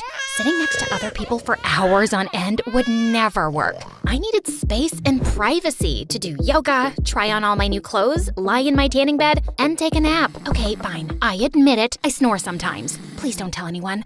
It's so embarrassing. By the time I reached Norway, it was past noon. I'd rented out a private villa for me and my friends who were going to meet me there. I planned to arrive fashionably late, as usual. I put on my sunglasses and headed out of the airport, but as I was walking, I noticed these scary guys following me. I got a little nervous, so I ran outside and saw this amazing Maserati with dark tinted windows parked at the curb. It was the most expensive car around, and it must have been for me. So I hopped inside. A cute boy, a few years older than me, sat in the driver's seat. He stared at me like he was totally confused. Where's your father? Who knows? The boy started to panic. Calm down. Forget about my father. You work for me. Let's get going. The boy glanced out the window, then sped off at top speed. He said his name was Grayson. I told him I'd call him Gray because I didn't have time to waste on him and his extra syllables. I posted a bunch of cool selfies, and I must have dozed off because the next thing I knew, the car was swerving and I was jerked out of a lovely dream where I was being crowned Miss Universe. What's going on? It's a snowstorm. There's ice all over the road. I can hardly see a thing. Then stop the car. We can't stop the car. They're after us.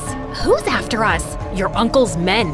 Gray pointed behind us. 3 SUVs were hot on her tail. But I don't have an uncle. Gray gave me the strangest look, then pulled a photo out of his pocket of a girl that looked just like me. Hold on. You're Stephanie Spaghetti, right? No, what kind of name is that? I'm Emma Stringbean. Hi, I'm MSA lawyer. Sorry about this stupid tie. It's ugly, and I didn't have a choice. And the names have been changed to protect the innocent. Oops, I forgot to mention my name. Sorry. Now can you please leave? You're standing in my spotlight. What a stupid tie. Yeah, right? I was like, guys, give me a blue one. It suits my eyes better. But the owner was like, no, our icon is purple, so your tie should also be... Why would anyone hire someone like him? Anyway, back to my story. When Gray realized that I wasn't this spaghetti girl, he turned really pale. Then one of the SUVs pulled up beside us. Stop the car, now! Leave us alone, or I'm telling my dad. The scary man smirked, then rammed our car really hard. Gray drove faster, trying to get away, but our tires slid on some ice, and Gray lost control. The car smashed through a railing, ran off the road, down a slope, and straight for a tree. Gray jerked the wheel, and we missed the tree by an inch, and the car rolled into a ditch. Gray pulled me out of the car and held me in his arms. He was so handsome and strong that my heart skipped a beat. Are you hurt? I didn't have any broken bones or bruises. I think I'm fine. Gray put me down, and my shoes got all wet. I started screaming like a maniac. What's wrong? My shoes! They're ruined! Gray glared at me. Forget about your stupid shoes. It's dangerous out here. Those guys are still after us, and when it gets dark, we'll have to worry about wolves or worse. I know these woods, and there's a cabin that's not too far from here. We can lay low there for the night, and then I can contact my associate to pick us up. I'm not going anywhere with you. You're not even my driver. You kidnapped me. I didn't kidnap you. You jumped into my car. Tomato tamale. That's not how that saying goes. Whatever. This is all your fault. Who are you anyway? Are you some kind of criminal? Are you a crazy psycho? I'm a driver for the Spaghettis, but we don't have time to argue. We need to get to that cabin. It's a hike, but if we hurry, we can get there before the sun sets. Follow me. Gray headed into the forest, but I just couldn't move. What are you waiting for? Do I look like I'm dressed for a hike? I'm wearing Versace. Are you kidding? You're worried about your dumb clothes? Do you know how much this outfit costs? Suit yourself. I'm out of here. Gray walked away. I couldn't believe he was being so inconsiderate. You're fired. I don't work for you. I pulled out my cell phone to try to call my dad, but I couldn't get any reception. So I tried to get to higher ground. I walked past a creek and a clearing of trees, but my stupid phone still didn't work. Then I heard a wolf howl in the distance. I was so scared, I didn't know what to do. Come on, Emma. Don't be afraid. You're a girl boss, a tough chick. Nothing can hurt you. I took a deep breath to calm myself down, and then I heard footsteps coming toward me. A half-man, half-wolf appeared in the shadows and whispered my name in this creepy, deep voice. Emma. I screamed, threw my phone at the monster's head, and ran as fast as I could. But I tripped on a log and fell. I rolled over, covered my face, and pleaded for my life. Please don't eat me. There's not much meat on my bones. There's a boy around here somewhere, and he's got lots of muscles. He'd be a better meal than me, I swear. Gray stepped out of the shadows. He had a big bruise on his head. Are you crazy? You almost took my eye out with your cell phone. I thought you were a wolf man, and you were gonna eat me or turn me into your wolf girlfriend, and then I'd have to eat rabbits and squirrels. I can't be a wolf girl. I get hair all over my body and even my face. My face is too cute to be covered in hair. Gray helped me to my feet and told me we were going to the cabin. Why did you come back for me? You'd freeze out here by yourself, and I guess I felt kind of guilty about leaving you behind. Aw, that's sweet. Do you have a crush on me, Gray? No. Why not? I'm gorgeous, smart, and my family has lots of money. Are you playing hard to get? Sorry, I'm not into rich girls. Well, I'm not into broody boys with bad attitudes and stupid muscles and handsome faces and... Right. Gray and I walked for over an hour in the freezing cold. We reached the cabin just as the sun set, and it was the worst. It was dusty and smelled like a bus full of farts. We should start a fire. There's some firewood out back. I sat on the couch and wrapped myself in a tattered old blanket. A little help, please? No thanks, I'm fine here. And while you're out, could you find something to help with the smell? Gray rolled his eyes and left. He came back 5 minutes later with a handful of wood. He started a fire, but I was still pretty cold. You're shivering. I'm fine. Gray sat next to me and put his arm around my shoulders. Our body heat should warm us up. I smiled. I knew he couldn't resist my spectacular beauty and charm. Why are you looking at me like that?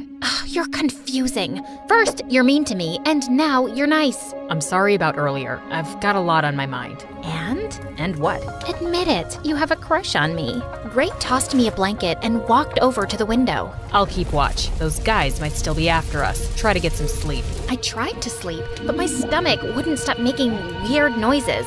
So I went to the kitchen and sat at the table. What are you doing now? It's time for dinner. Can you please make me something to eat? I'm not your chef. Well, I can't cook and we can't order in. What do you want me to do, starve to death? Ray pulled out 2 crusty cans of beans out of the cupboard and plopped one down in front of me. You're kidding. I am not gonna eat that. It's either that or an air sandwich. I pouted and crossed my arms as Gray ate his beans in front of me. Gray finished his food and checked his cell phone. He still couldn't get any reception. He searched the drawers and found a walkie-talkie. Hello? Hello? Can anyone hear me? My stomach started gurgling really loud. I was so hungry I couldn't take it anymore. The beans were so disgusting I almost gagged. But I forced myself to take a couple of bites. Then, the most amazing thing happened. A couple of headlights shined through the window. Hey, look! We're being rescued! Oh, thank goodness your friend came early. I ran to the door. Emma, wait! I was so excited. I ran outside and started waving my hands in the air like a madwoman. We're here! Save us! An SUV pulled up to the cabin, and the scary men from the airport stepped out. Why do your friends look like the scary men that ran us off the road? Those aren't my friends. Ray grabbed me, pulled me into the cabin, then slammed the door. Didn't you call them on that silly gadget? You mean the walkie-talkie? Whatever. It's broken. One of the scary men pounded on the door. The other smashed a window with a rock. Ray shoved me into a closet. Stay here and don't make a sound. Ray tossed a couple of blankets on my head and closed the closet door. I peeked through a crack in the wood and watched as 3 huge, scary men charged at Gray. Ray grabbed a chair and smashed it over a big guy's head. He punched another guy in the nose and shoved him into the coffee table. Another guy crept up behind Gray, grabbed him from behind, and pinned him to the ground. Where's the girl? Let her go. She doesn't matter. She's not even a spaghetti. That little witch saw our faces. Both of you have to go. Ray was a goner. I had to do something. I couldn't just sit back and watch. I burst through the door, growling like a wolf. The bad man turned to me and laughed. Then he punched Gray in the stomach, tossed him to the side, and started running toward me. I ran into the kitchen, grabbed my half-eaten can of beans, and threw it in his face. The beans got into his eyes, and while he was distracted, I grabbed a huge pot and whacked him over the head. The big man dropped to the ground. I pulled the keys out of his pocket and rushed back to Gray. Come on, we've got to go! I helped Gray to his feet, and we ran to the SUV. I started the engine, entered the address for my private villa into the navigation system, and then we sped off. A few minutes later, we were on a highway. Did you see me back there? I was amazing! You were all right. I saved your butt. Okay, fine. I owe you one. Really? You could rub my feet, or maybe give me a massage? Just then, an SUV jumped onto the road and rammed us from behind. They're still after us. How? They must have put a tracker on the SUV. What do I do? Keep driving. I clutched the wheel and pressed my foot hard on the gas. Then suddenly, my phone started beeping. I reached into my pocket to check it. It was my best friend, Tracy. Hey girl, where are you? We've been waiting for you for hours. Who's that cute guy? Oh, that's Gray. He's my driver. I think he's got a crush on me. Emma, keep your eyes on the road. Sorry, girl. Gotta go. Bye. Gray snatched the phone out of my hands and called 911. The SUV was gaining on us. Then 2 more hopped on the road beside us. Gray grabbed the wheel and started swerving the car like a lunatic. I saw a road sign up ahead. The villa's that way. Gray turned the wheel hard. The SUVs were still hot on her tail. Faster! I'm trying! We raced onto the off-ramp. Then I looked up and saw the craziest thing. There were half a dozen police cars in front of us and a row of spikes in the middle of the road. Stop the car! I slammed my foot on the brakes. The spikes pierced our tires, and we skidded to a stop. The SUVs behind us did the same. The police dragged the scary men out of the SUV and arrested them. Then one of the officers walked up to Gray. Agent Grayson, we're so glad you're safe. What happened to the spaghettis? We intercepted them at the airport and took them into the witness protection program. They're safe because of you. I was shocked. Wait, I thought you were just a driver. I work for the FBI. I've been undercover on the spaghetti case for years. My heart skipped a beat. Gray was a real-life hero. And somehow, he was even cuter than before. The next morning, Gray and I... That can be arranged.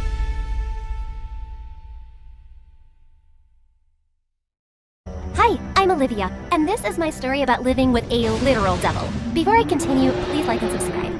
Ever since I was a kid, I've been obsessed with space, the planets, and the stars. When I was 10, I painted the Milky Way all over my bedroom walls. Look, Mom, doesn't it look amazing? Ew, it looks like a bird pooped all over a blue wall. You're such a geek. At least it's better than having a pea-sized brain. You take that back. Evelyn pounced on me, and the two of us fought like wild pigs, till Mom separated us. In case you're wondering who Evelyn is, she's my sister. A monster, a witch, and a literal devil. Did I say that already? Even though she's 2 years older, we're in the same class because Evelyn failed the 2nd grade twice, and I never let her forget that. Nor did Dad. He was a world-renowned mathematician and tried his best to make Evelyn smarter, but it was mission impossible. Give me 3 examples of solid, liquid, and gas states. Poop, pee, fart. Nailed it! See what I mean? I, on the other hand, was a brilliant student, always making Dad proud. Evelyn and I never got along, but things got worse when Mom started dragging her off to beauty pageants and acting classes. And at 13, she got the lead on a hit TV show. Evelyn became famous overnight and turned into a self-absorbed diva. Even at school, she constantly threw tantrums and treated everyone like her personal assistant. This milkshake is trash. I said no sugar. Get me a new one. Are you going to a hideous skirt convention after school? Have fun, but do my homework before you leave. She was horrible, but people still loved her because she was famous. She had no time to study and failed more classes, which made Dad madder at Mom. Evelyn's on a mission to destroy her own future, and it's your fault for pushing her into this stupid career. But she's good at what she does. Not many girls her age are this famous. And once her looks are gone, what will she have to fall back on? Nothing. Pull her out of this glam business before she becomes a total lost cause. The more Dad tried getting Evelyn to study, the more rebellious she got, until eventually he gave up. On my 15th birthday, Dad got me a top-of-the-line telescope, and I wanted to test it out immediately, so I rushed to the rooftop. As I was setting it up, I saw someone lurking in the shadows. I immediately picked up a broom lying nearby. Whoever you are, know that I'm armed and I can do some serious damage! Just then a boy my age appeared, and I smacked his face with the broom and he fell down. Who are you? What do you want? I'm Nolan, your new neighbor. I come in peace. I just wanted to watch this meteor shower. Don't you have a roof at your house? The view here is much better. Oh wow, how cool is that telescope? Can I see it? Nolan and I quickly became friends. He was a space nerd like me, not to mention a total hottie.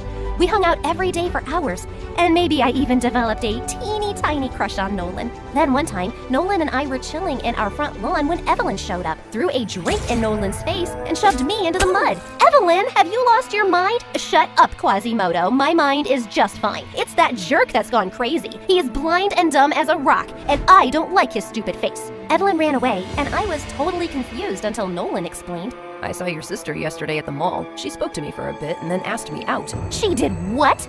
Yeah, but I told her I wasn't interested. I think that's why she's acting out. Evelyn was never pleasant to me, but this time she'd gone too far. I went in to confront her, but Mom stopped me. Sweetie, please. Evelyn told me about how she behaved. She just had a really tough day. Give her a break. She'll be better tomorrow, I promise. Mom shoved a $100 bill in my hand and walked away. And after that day, Evelyn just got worse. Every time Nolan came to visit, Evelyn would interrupt our conversations, spill drinks on our clothes, throw things in our face, and if nothing worked, she'd start screaming the lines from her show. What? I'm giving you guys a private show. Enjoy it. I wanted to slap Evelyn hard, but Mom always threw herself between us and gave me some stupid excuse for Evelyn's behavior. But things really hit the roof when the school year ended, and my parents threw me a huge party for acing my exams. I was getting ready when Evelyn walked in. You should be in jail for wearing that dress. What do you want? To save you from ruining my reputation. Please let me pick something nice for you and fix your hair. And why would I take your help? Because you like Nolan, and you want him to notice you, and I know exactly how you can do that. Okay, you have my attention. Perfect, let's give you a makeover. I was confused by her change in attitude, but she did have good taste, so I went along. She pulled out a curling iron and was working on my hair when suddenly I smelled smoke. I ran a hand through my hair and half of it fell off. Oops, maybe I used too much heat. I screamed, cried, and ran around the room. Mom came running, and when she realized what had happened, she quickly started doing damage control. She cut off the rest of my hair to make it even, but I looked like a walking cone head. I was so embarrassed when I walked down the stairs. Even my dog didn't recognize me. Just then I caught Evelyn in the corner with this weird grin on her face, and I grabbed her by the hair. You did it on purpose, didn't you? Olivia, leave me alone. What are you doing? I lunged at her, and we got into a huge fight. The party was an epic fail, and Evelyn tried apologizing to me after. But of course, she didn't mean it. I refused to listen to a word. And after that, I stopped talking to her altogether and avoided her like the plague. Thank God I had Nolan as a great distraction. In 12th grade, I started a summer internship at an observatory. On the first day, all the new interns were paired up with lab partners to tackle research projects, and the best one would be published in a super fancy science paper. I was partnered with a boy named Aaron. I think we're gonna ace this research because your mind is out of this world. Get it? Out of this world? Like aliens? That was pretty lame, right? I've heard worse. Aaron was smart, and together we were the best team. But writing a research paper was a lot of work, and I wasn't able to spend much time with Nolan. The night before we had to submit the research, Aaron and I were going over last-minute changes, and it was late by the time I got home. Even my phone had died, and when I recharged it, I saw Nolan had called and texted me a lot. That's when it hit me. It was Nolan's birthday, and we were supposed to meet at a restaurant hours earlier. I called him immediately, but he ignored my calls, so I went to his place. I'm the worst friend ever. I'm so sorry. I waited all night like a loser. Aaron had some important stuff to discuss about the research. Oh, Aaron had important stuff to discuss, so you forgot my birthday? Hope you two had a good time. Then Nolan just slammed the door in my face. Feeling bummed, I walked back to my house and bumped right into Evelyn. Wow, you look like you've eaten 1,000 chilies. Have you been crying? Want to talk about it? Stuff your face with ice cream. It'll make you feel better. Just leave me alone, Evelyn. I spent the next week trying to make it right with Nolan, but he was still distant. Soon I got some really good news. Our research paper had won. Aaron and I decided to have a party at the observatory to celebrate, and thankfully Nolan accepted my invitation. Even my parents and Evelyn showed up. Everything was going great till Nolan left to get some drinks, and then Aaron walked up to me, pulled me in, and kissed me on the lips. What are you doing? What? Your sister told me you liked me, but were too shy to ask me out. Before I could react, I saw Nolan staring at us from across the room. He turned to leave, but I caught up with him. Where are you going? Back home. You have Aaron to keep you company. You don't need me. Nolan, you've got it all wrong. I'm not an idiot, Olivia. I saw you two kissing, and I get it. You like him, and that's fine. It's not like you and I are together. I just need to go. Nolan left, and after that he refused to take my calls or see me. I was so mad at Evelyn, I wanted to throw her in a shredder. When I got home, she and Mom had already left for Paris for a photo shoot. The last couple of weeks at the internship with Aaron were awkward, and we didn't keep in touch after. But to my dismay, Nolan now had a girlfriend that Evelyn never failed to rub in my face. I caught the two of them making out last night on the roof. Oh, such cuties. Look, I even clicked a picture. You're sick, Evelyn. First you lied to Aaron that I liked him and drove Nolan away, and now you're rubbing his new girlfriend in my face? I didn't drive anyone away. Nolan was just way out of your league anyway. Says the girl he rejected on her face. That's just because he has bad taste. Not bad enough to date you, but still bad. Anyway, I have a shoot tomorrow and I need my beauty sleep. But the next morning, I woke up to Evelyn screaming like a maniac. One of her co-stars claimed that during their time together on set, Evelyn swapped her shampoo bottle with hair remover. Another colleague said Evelyn spiked her food with chili powder, making her sick and miss a huge audition. The whole media was exploding with hatred for Evelyn, and of course, she denied it. How dare they? I never did any of that. Why are they lying? But no matter what she said, Evelyn's reputation was done for. She got kicked out of her show, and no one wanted to work with her.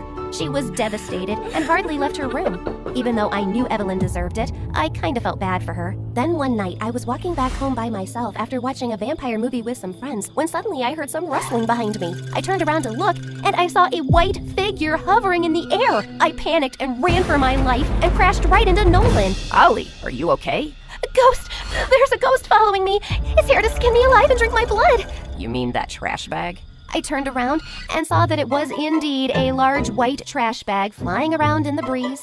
And the two of us started laughing like crazy. We decided to get some coffee, and it felt great reconnecting with him.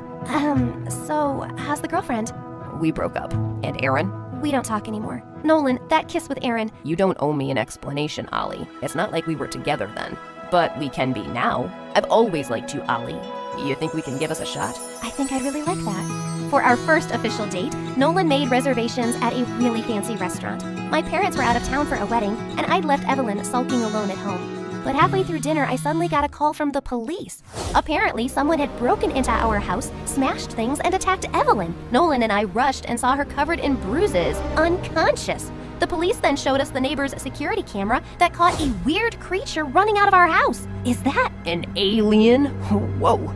We didn't have time to go through every detail and rushed Evelyn to the hospital. Doctors told us that her injuries weren't serious, but she needed rest. But the news that Evelyn was attacked by an alien was spreading like wildfire. After that, a dozen reporters showed up at our house to interview her. How did the alien look? Did he walk or fly? It was an alien? I'm not sure. I can't remember what happened.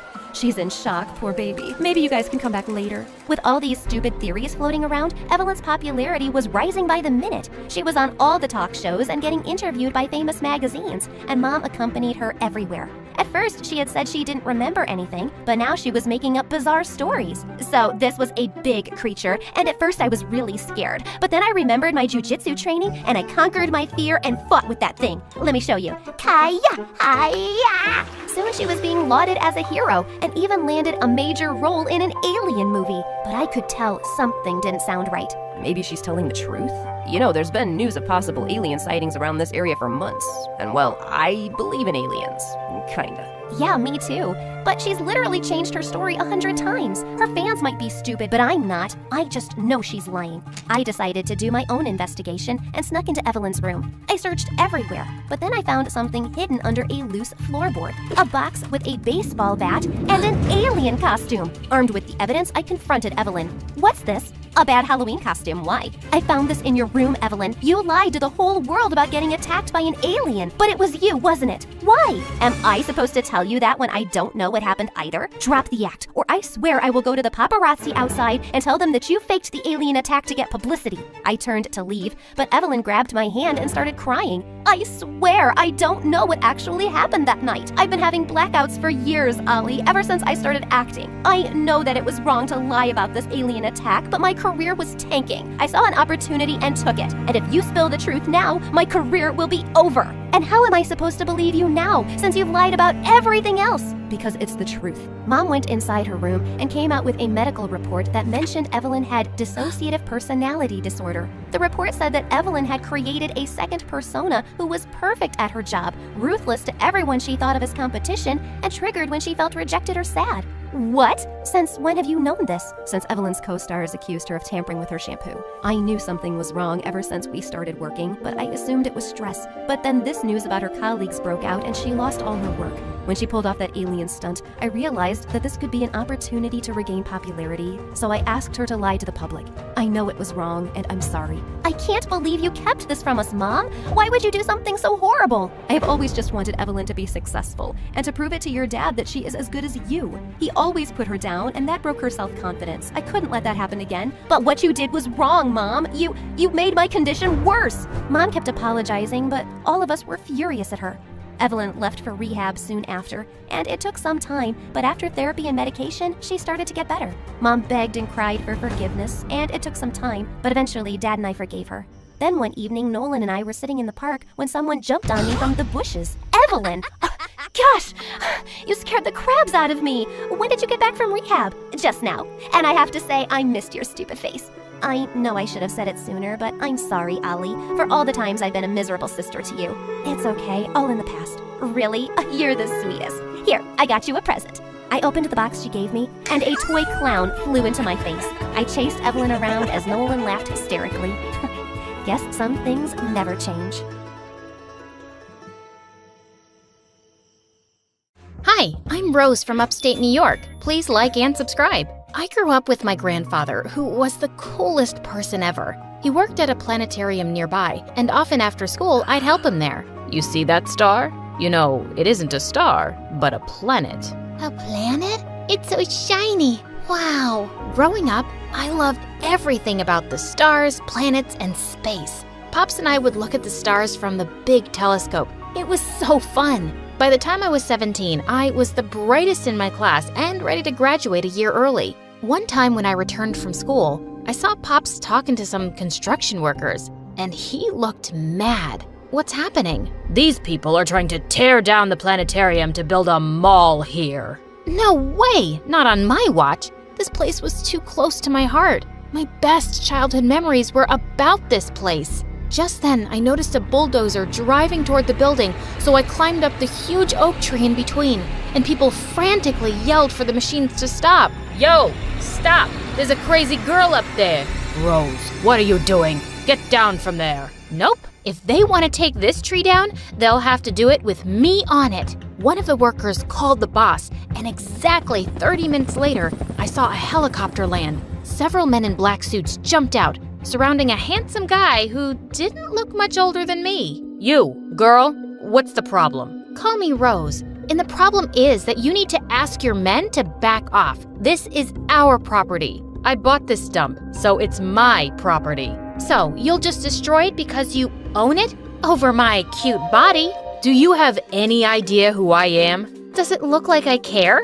The guy stared at me, then smirked. You won't give up, will you? Nope.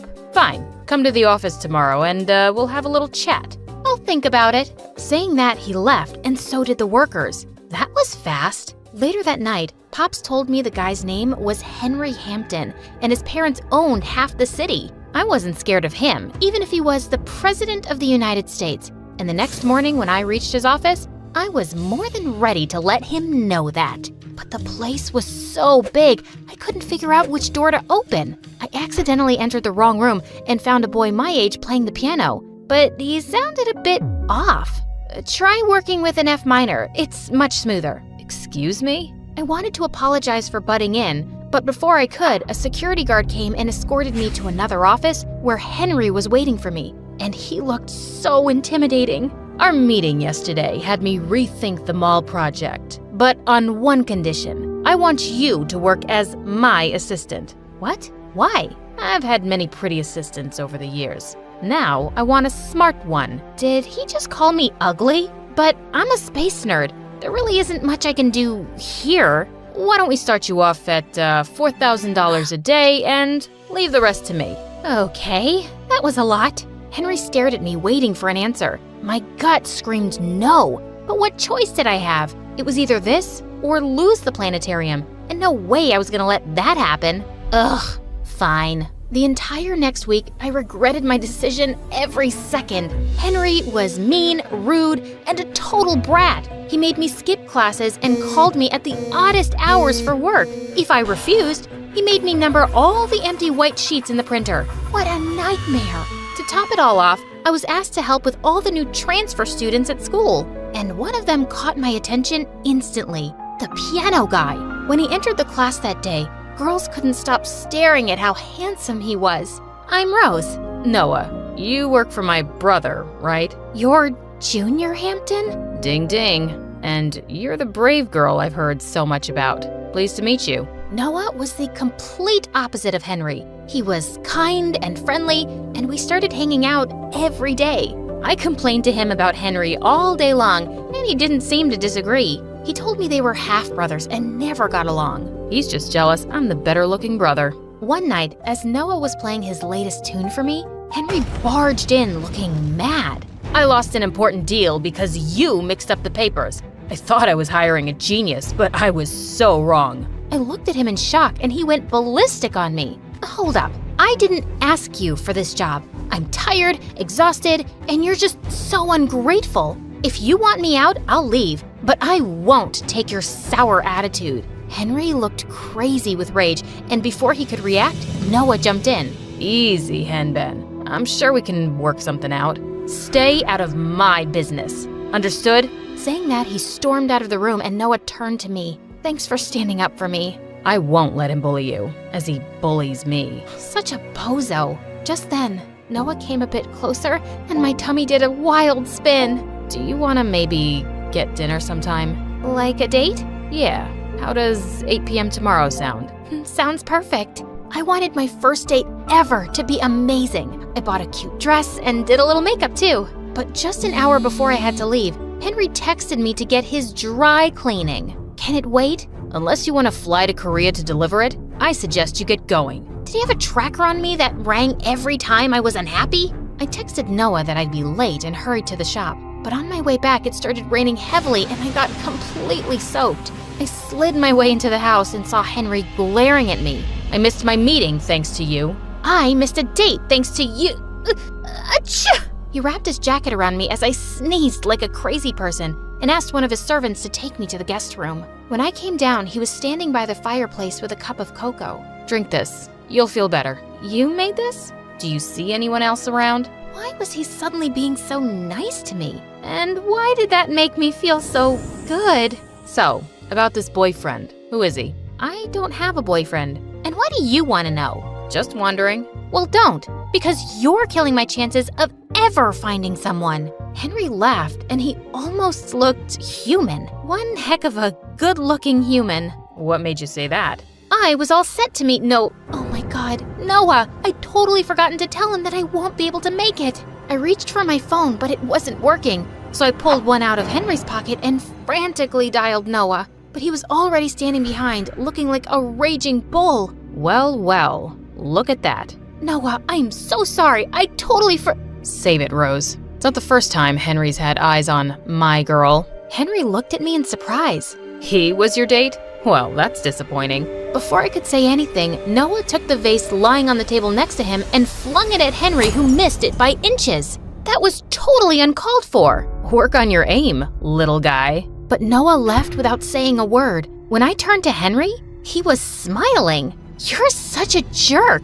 I stomped out of the house furious at Henry. For days after that, I tried to talk to Noah, but he continued to ignore me. One day, the teacher announced that I was chosen to represent my school at the annual quiz competition, and I got busy with my books. I was studying in Henry's office one night after finishing work when I completely lost track of time and snapped back to over 30 missed calls from Pops. As I rushed down the hall blindly, I missed a turn and bumped right into Henry. You're still here? I was just leaving. Now? It's late. Let me drop you back. Don't you want to change? Should I? I blushed and we walked to his car. We sat in the back seat, and minutes into the ride, I dozed off. I woke up to Henry brushing his hands over my cheeks, pushing a strand of hair away. His eyes were the most perfect combination of blue and green. Sorry.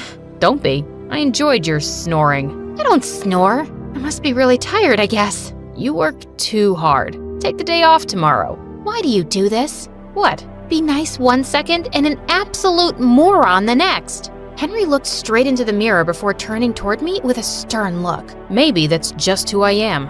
A boring moron. But you're nothing like I imagined. He leaned forward and I thought he was about to kiss me. I literally stopped breathing when he took a bottle lying next to me He totally did that on purpose. When I got back home, I felt my heart beating hard. This was wrong, but why did it feel so right? A week later in school, I was doing some last-minute preparations in the library when I got stuck on an annoying question. My concentration was all over the place. I could solve that in under 15 seconds. I almost screamed when I felt Noah's hand on my shoulder, and I was annoyed to see him. Now you want to talk to me? Give me that. He took the notebook out of my hand and started scribbling something, and got the answers right. How? I'm the lesser-known genius in the family. I am so sorry about the other day, Noah. Don't worry about it. Let's hang out for ice cream after school, and we can talk. Sure, I'd love that. Noah volunteered to help me with the quiz, and I agreed.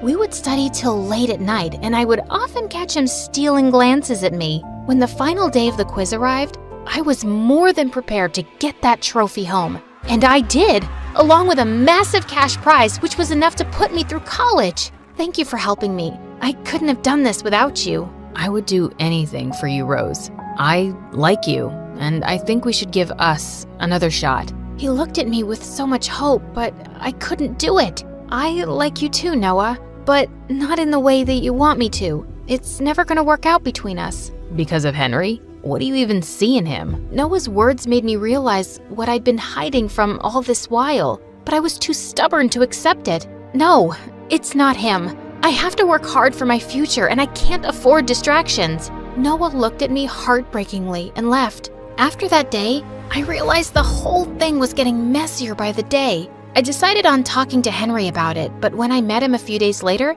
he had something waiting for me. I'm leaving for Korea. You are coming. What? No. Listen, Henry, I have to talk to you. Just think of it as this one last thing before you leave. I'll let you go as soon as we're back. He was nothing but a pain in my butt, and I should be happy this was finally getting over with. Only I wasn't. If anything, it broke my heart. We flew the next day early in the morning in Henry's private jet, and he took me to a house in the city. I entered to see an old lady lying on the bed, and she lit up when she saw him. Henry sat next to her holding her hand while I watched him from a distance. He looked so tender, and it made me fall for him even more.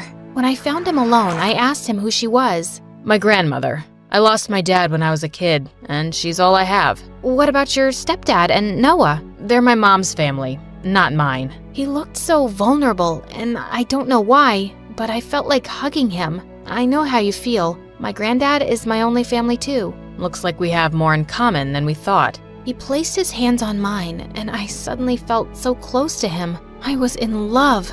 I knew it. When we flew back that night, I wanted to confess my feelings for Henry, but just as we got there, we were welcomed by Noah, Mr. Hampton, and a house full of guests. Everyone, meet Rose, the reason why we're celebrating tonight. What do you mean? While you were busy falling in love, I got the deal signed, and we are gonna demolish that precious planetarium of yours. But that's not fair. Too bad. Life's not fair. Like it wasn't fair to me when he came over and took everything that was mine. Just when I thought you couldn't stoop any lower. My mind went spinning in 1,000 directions, and suddenly I slapped Noah hard on his face. You are a horrible person, and I'm ashamed I ever called you my friend. I ran out of that place feeling crushed, but I had no time to sulk. Pops, I, and a few other people collected as much money as possible to hire a lawyer to file a motion. A few weeks later, Pops came to me with shocking news.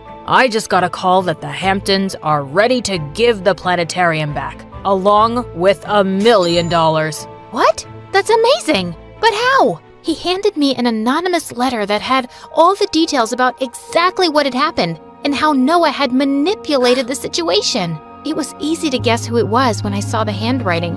Henry. I called his office and his assistant told me that he'd left for Korea a week back. I'd lost him. When Pop saw me sulking later that night, he walked over and I told him everything. Go. Tell him how you feel. I hugged him and left for the airport. I reached Henry's grandmother's house and found him sitting on a bench in the grass. This view is so much better than your fancy office. Rose, what are you doing here? I got your letter. I just wanted to say thank you. You came all this way to say thank you? That's not wise. Wait, You're weird, stubborn, and a complete jerk. Are you trying to insult me? No, idiot. I'm trying to say I love you.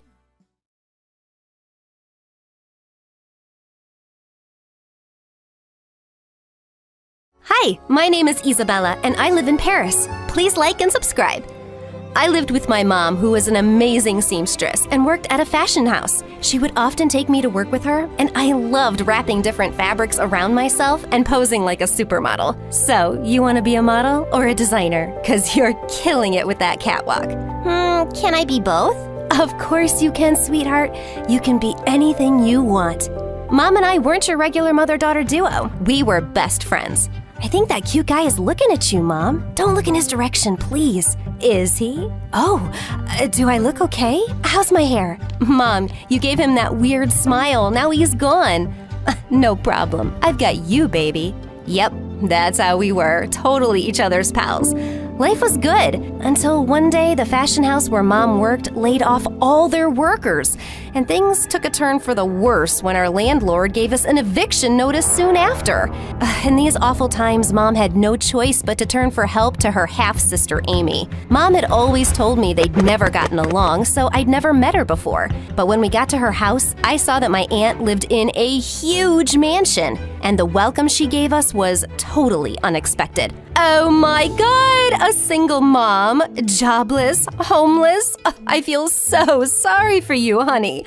You must stay with me, I insist, as long as you like, and we have so much catching up to do. Wow, Amy, thanks a lot. Please let me know the rent, I'll arrange it. Rent? Oh, nonsense. I wouldn't dream of taking money from my sister. Mom looked as surprised as I felt, but I guess some people can change. She also had a daughter my age, Tanya, and the two of them led us excitedly to the guest room and had the cook make a really special dinner. But the very next day, my aunt called in a servant to move our things to the attic. Oh, it's a guest room. And since you're not a guest, I want to give you a more permanent arrangement. The attic is perfect. There's no noise and you'll sleep peacefully. Well, if only she'd let us live peacefully. Tanya and Aunt Amy would keep calling Mom and me for the smallest of tasks. Soon we were doing the dishes, cleaning the mansion, and doing their freaking laundry. And then she even asked Mom to stitch for her. She would bring loads of fabric and I would do some of the designing with Mom while she stitched her dresses. For free, of course. Mom, I hate doing all this. Let's just leave. Sweetheart, I got you into a great school with all my savings and I can't afford rent. Let's try this for this school year. Honestly, I don't mind the chores. Plus, Amy and Tanya are family. No harm doing things for them. Well, I don't like your family. Hey, that's not very nice to say. But, yeah, me neither. And then Mom hit me with a pillow, and we both got into a pillow fight. We laughed and laughed until Aunt Amy yelled at us to keep it down. She's always such a buzzkill. Come on, let's sleep in this penthouse of ours. I knew Mom was just trying to be optimistic about the situation. For her sake, I also put on a smile and did everything Tanya, the brat, asked me to do. Isabella, come here. What do you think about this dress? Tell me I look cool, 'cause I totally do. Why on earth would you wear that thing? I stepped into her closet, picked out some clothes, and laid them on her bed. Try this skirt with this blouse. You'll look awesome. Yeah, I would look awesome in a garbage bag, but that's not the point. You clearly don't know anything about fashion, girl. No wonder your mom was laid off. Now get out. What a huge jerk. I left her room, and right then I realized I needed new clothes for school too. We went shopping at a thrift store, and what we saw there was amazing. Mom, this is a Prada dress. Oh my God, it's vintage. The moment I got home, I started working on it and made it something entirely new, and it sure made heads turn on my first day at school. I love what you did with your skirt. Is that Prada? Yes, it is. I just cut the edges to give it that flair. Everyone was giving me compliments, but just then I heard Tanya's voice. Don't be fooled by her looks. She's not who you think she is. Yeah, you got me. I'm a secret agent. My name is Bond, Isabella Bond. The girls around started to giggle, and Tanya looked annoyed. What are you talking about? And why don't you just tell them where you got the dress from, huh? She got it from the thrift store. Yeah, you heard me, a thrift store. Suddenly, all the girls who were praising me just moments ago looked at me with disgust. So what? I still look better than all of you combined. Girls, don't hate me 'cause you ain't me. I just flipped my hair and walked to my class. Sure, Tanya's mom was letting us stay in the attic for free, but mom was paying for me to be at this school, and I wasn't putting up with anyone's nonsense. Tanya and her friends kept being a pain in my butt at school, and one day I was feeling particularly bad-tempered when I got home, only to find Aunt Amy in a great mood. She seemed really excited. The moment she saw me, she handed me the keys to the guest room and started giving Mom and me instructions on cleaning. Someone very special is coming to stay for a few days, and I want my mansion to be spotless. And while our guest is here, both of you will call me and Tanya ma'am. Is that clear? Off you go now. When my aunt was out of earshot, I asked Mom who the guest was. How would I know? You think ma'am tells me anything? I'm sure it's someone just as awful as ma'am. I'd been meaning to go to the guest room for days because the last time I was there, I'd left my sketchbook. But I looked for it everywhere and didn't find it. I was searching for it under the bed when I saw a boy on all fours looking straight at me. Hey, what you doing down there? I was so startled, I hit my head. Holy piece of ouch! Oh, you scared me, man. Who are you? As I came up rubbing my head, I noticed that the boy was my age and really cute. Sorry, I didn't mean to. I'm Josh, and I'm staying here for... Just then, Tanya came prancing into the room, wearing shorts and a tank top in the middle of freaking December. There you are, Josh. I was looking everywhere. Hey, you haven't cleaned yet? Hurry up. What do we pay you for? Maids these days, so lazy and useless. Maid? How dare she? I'm done here. I was just leaving. Shall I fetch your coat since you forgot to wear clothes, ma'am? No, thank you. Josh, what do you think of my clothes? Yeah, great. You look great, Tanya. I agree. And you're welcome to look.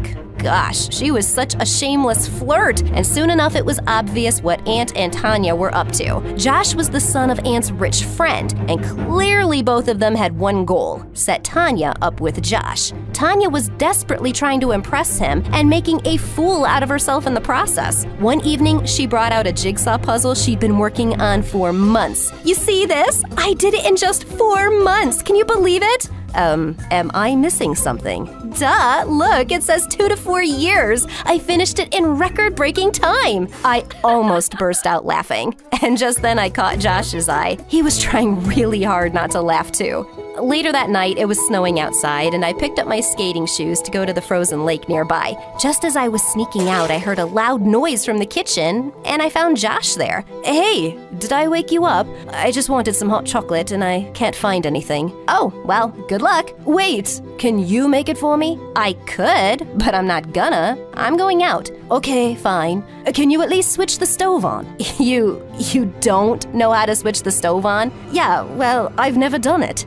Wow. Why are you rich people like that? Like what? Just so spoiled. You'll go to the best schools and travel the world, blah, blah, blah, but you don't know something so basic? Is it beneath you to learn that? No, I just never needed to. Well, now you do, and you look like an idiot. Goodbye. I ran off to the lake, and as I started skating, I felt I'd maybe been too harsh with Josh. Just then I heard someone yell my name, and I looked around to see him behind me. What are you doing here? I came to tell you that I think you're really judgmental. You don't even know me, and you've just decided that I'm some spoiled brat. And I'm... Suddenly, Josh lost control and crashed right into me. We landed in a heap.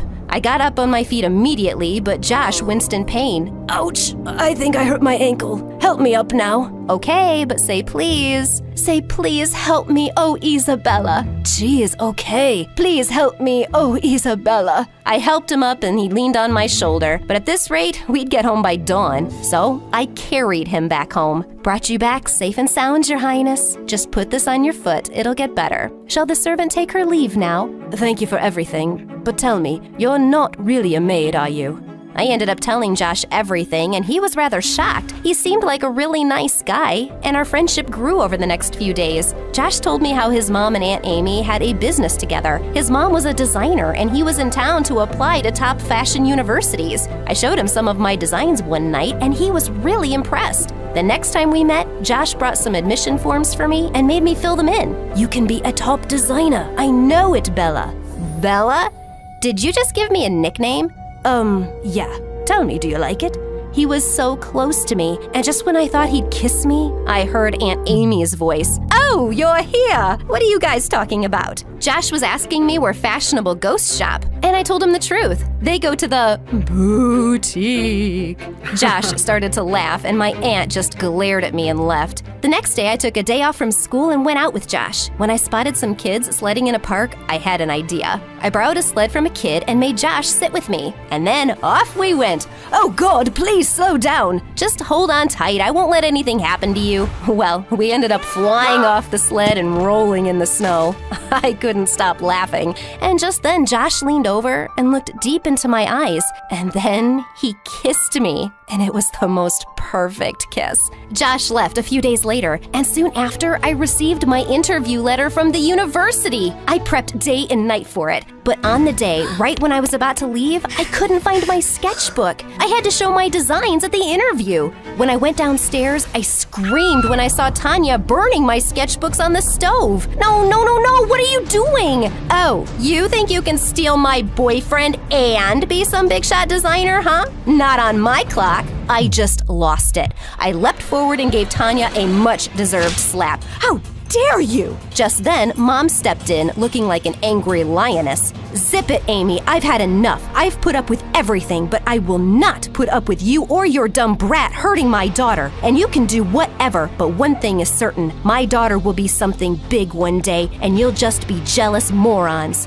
That day, Mom and I left that crazy house. I had to go straight to the interview without my portfolio, and I was feeling so nervous. But just minutes before I started, I spotted Josh running to me, and behind him was his mom. Oh, Josh, you're back. What are you doing here? We went to your aunt's house, and you weren't there. I knew you had an interview today, and I needed to show you something. He then showed me an Instagram page, and what shook me was that all the models were wearing dresses I had designed and Mom had stitched.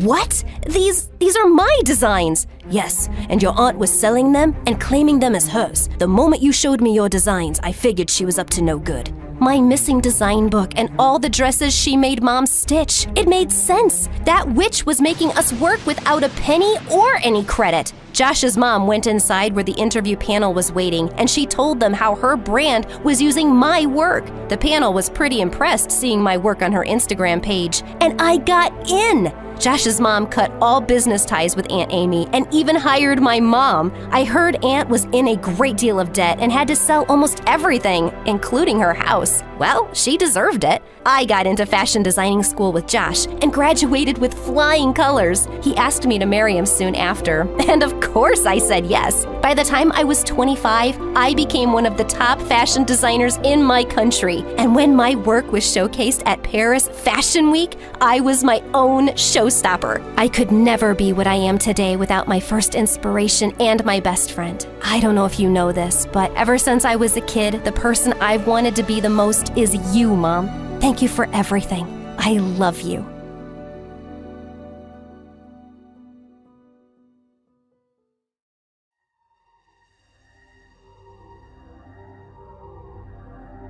It all went down the day after Thanksgiving. I was really looking forward to my leftover turkey sandwich when this newspaper slapped me in the face and I dropped it. My stomach churned. 1, 'cause my lunch was now dirt, and 2, I just caught a faceful of Ryland's grin. The unstoppable superstar I can't escape. Ugh, I hated him. And then my day just got a whole lot worse. It's for my granddaughter. Which one do you think she'll like more? The silver jacket Rylan or the gold jacket Rylan? They look the same to me. They are not the same, dear.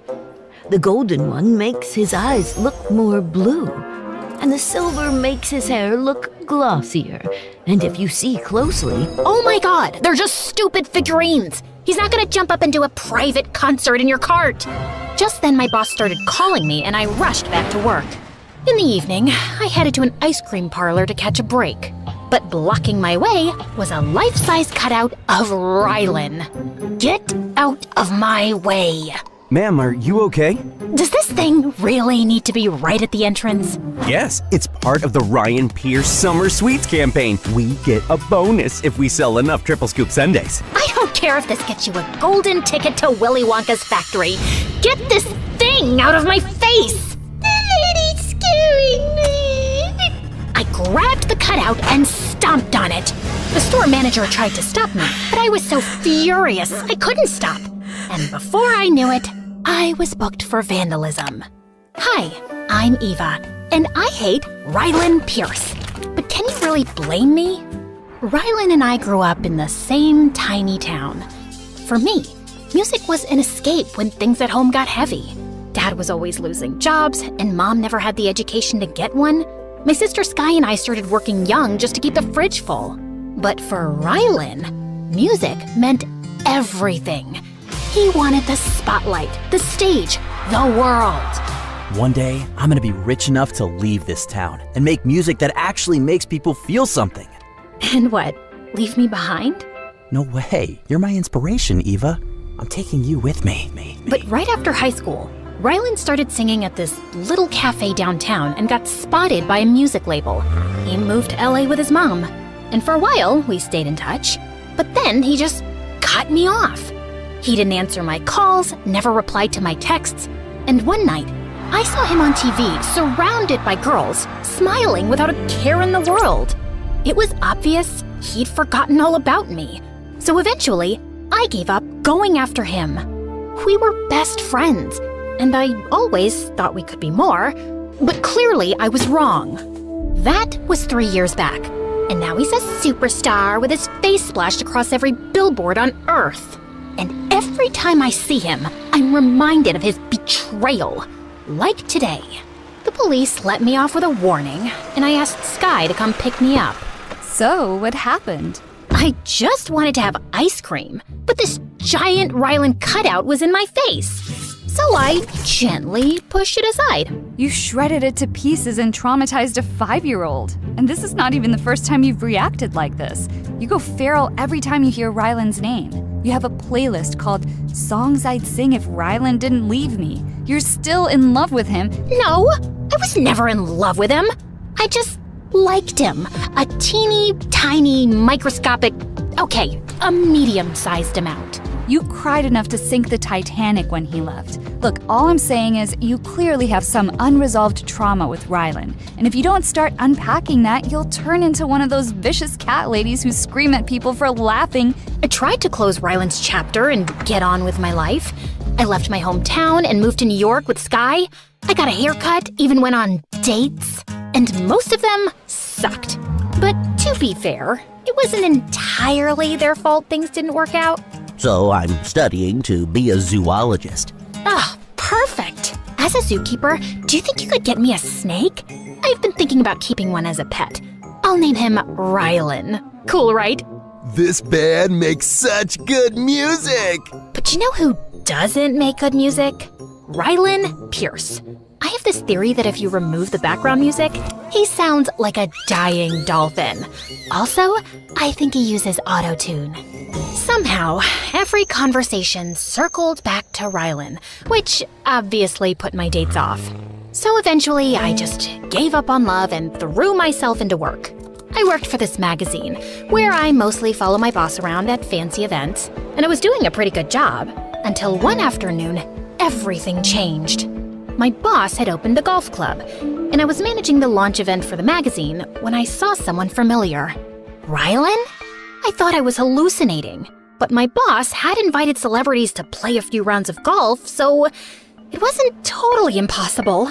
So I ditched the interview and decided to follow him. I trailed him around the corner and saw him walk into the men's changing room. I waited outside, but when he didn't come out after 5 minutes, I threw all my common sense to the trash and went in. Ah! Oh my God! It is you! My brain flatlined, and all the angry speeches I'd rehearsed for 5 years flew out the window. It felt like an out-of-body experience, like the betrayed version of me was frozen in place, and the part that still loved Rylan broke free and threw her arms around him. What are you doing? I swear, I thought I was gonna kick you in the face the next time I saw you, but I'm just so happy right now. I've missed you so much. Suddenly, 2 strong hands gripped me and pulled me off Rylan. Guys, I know you're doing your job, but I know him. Tell them, Rylan. Tell them what? I have no idea who you are. What? Of course you know. I'm Eva. You're not gonna stop, are you? Here, take this and get out. He turned to leave, but I grabbed his arm. Rylan, it's me, Eva. Why are you pretending not to know me? What kind of sick game are you playing? Get off me, you psycho!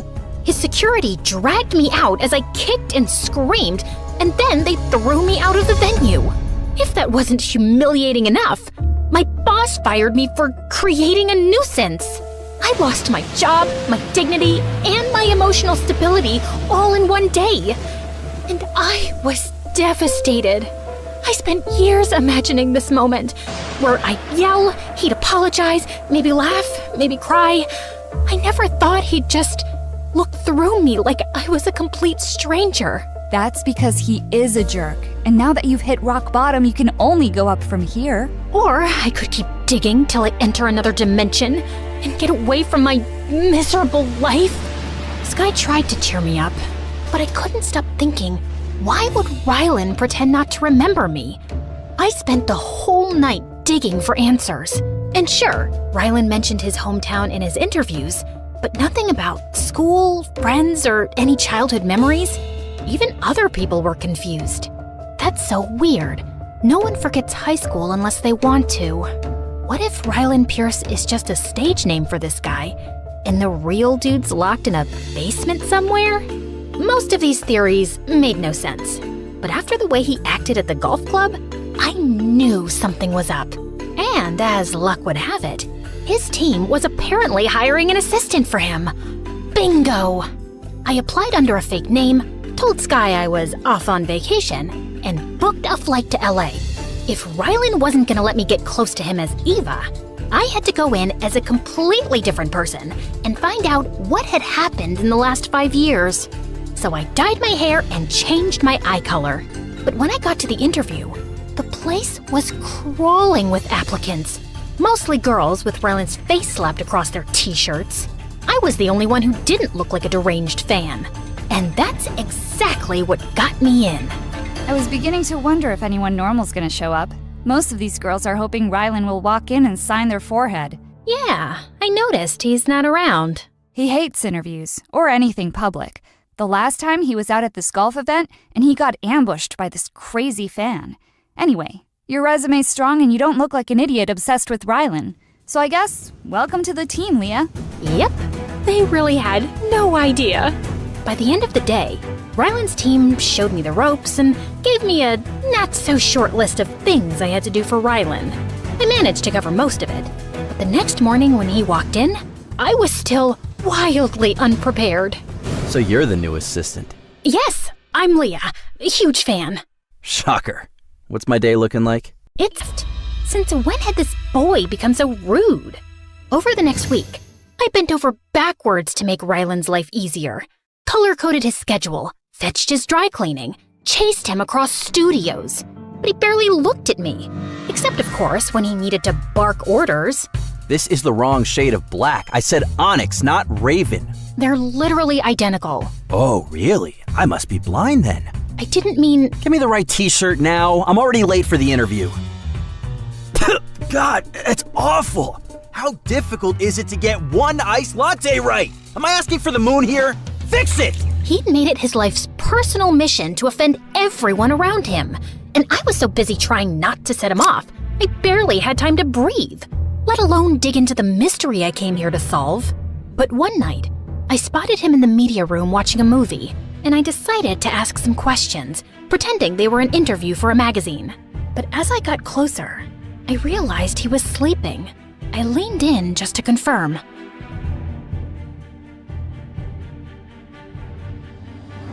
when suddenly he grabbed my wrist and pinned me to the couch. What are you doing?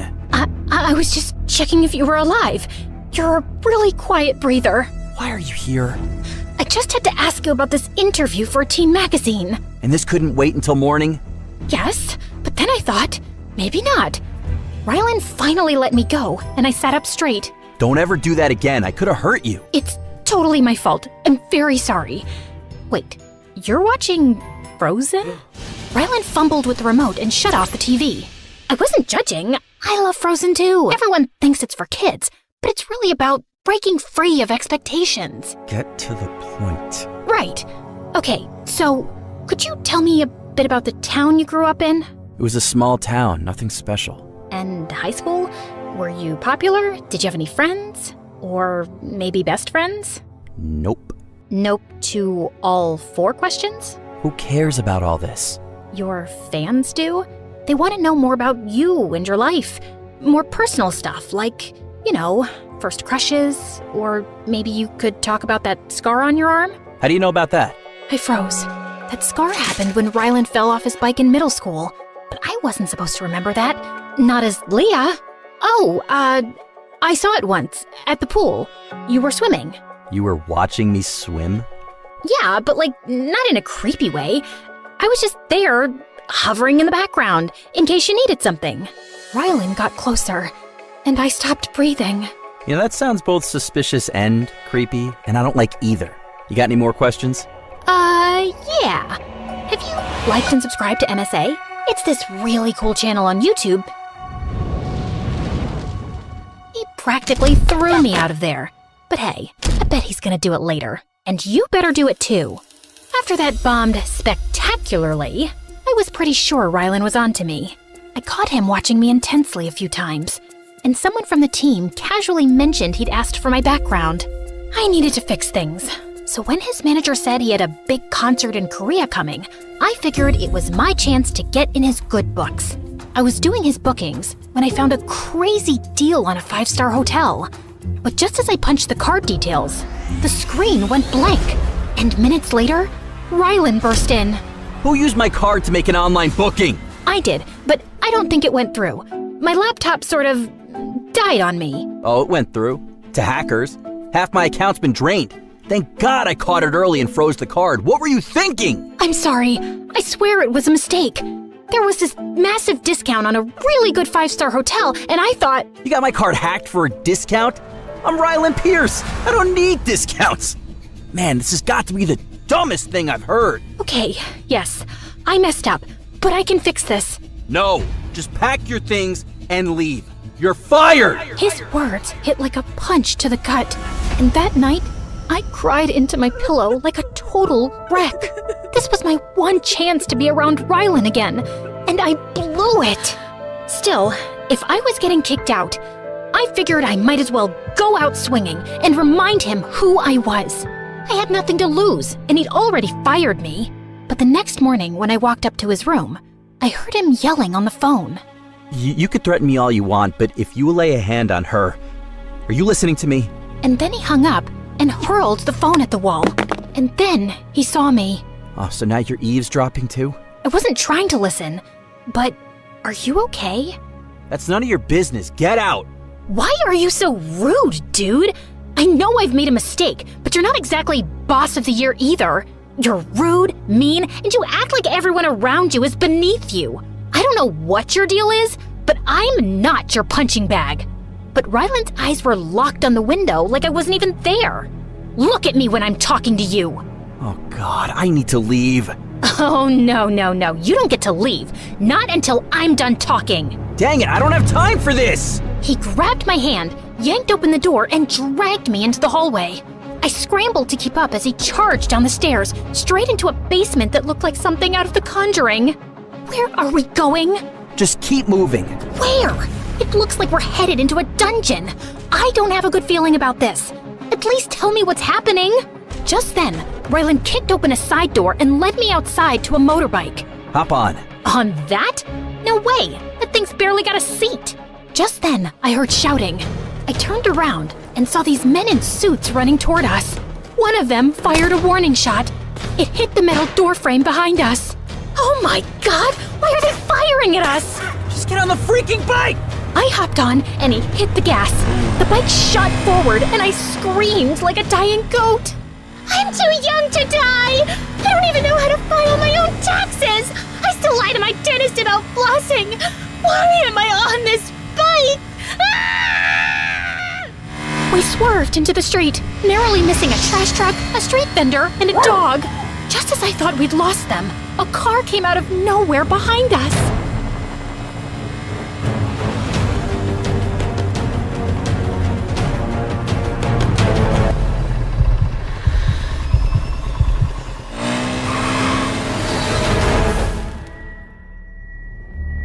Before I could even sit up, 2 men in dark clothes grabbed me. A strong-smelling napkin was held to my face, and everything went dark. I woke up in the middle of this abandoned amusement park, tied to a pole, with 2 weird-looking men staring at me. Oh, look, she's up. I thought we broke you, little birdie. Yeah, little birdie, 'cause you look fly. Can I just get a little bit of space? We talked about this before. I will come in, I'll talk to the hostage, while you stand in a corner and look intimidatable. Sorry to interrupt, but intimidatable is not a word. You see what you did? She's correcting my grammar now. You made me look like idiot. An idiot. Shut up! You're tied to a pole. Be scared, ask us why you're here, who we are, etc., etc. Why, it's obvious you've kidnapped me. But if this is for ransom, you should know that I'm really broke. The only thing I can offer is a handful of skincare samples and maybe a healing crystal my mom picked up on Black Friday. I doubt that's what you're after. So please, be a gentleman and let me go. I don't think so. I turned around and saw this guy. Tall, broad, with eyes so cold, it made my bones shiver. Hi there. I'm Charles Luciano, but most people call me Lucky. Lucky? It's misleading, I know. Sounds harmless, even charming. But if you've heard my name, it means things have already gone very wrong for you. Now, where is Rylan? I have no idea. He literally threw me on the pavement and zoomed away. If you find him, tell him that was a jerk move. I find that particularly hard to believe, because you guys left his house together. And if my information is correct, you were best friends with him in high school, right, Eva? How do you know that? Oh, I know a lot more. Like your sister Sky. I also know where your parents live, what they do, what time they leave the house, every day. You're not that hard to track. I gulped hard as Lucky inched closer. You look scared. Good. That means you understand the situation. So, let's try this again. Where is Rylan? Look, I swear I don't know where Rylan is right now. I came here because that fart face forgot me, and I just wanted answers. And I can tell you his schedule, what he likes in his coffee, but beyond that, I'm useless. Oh no, you're very useful. People like Rylan always show up when something they care about starts to bleed. Lock her down.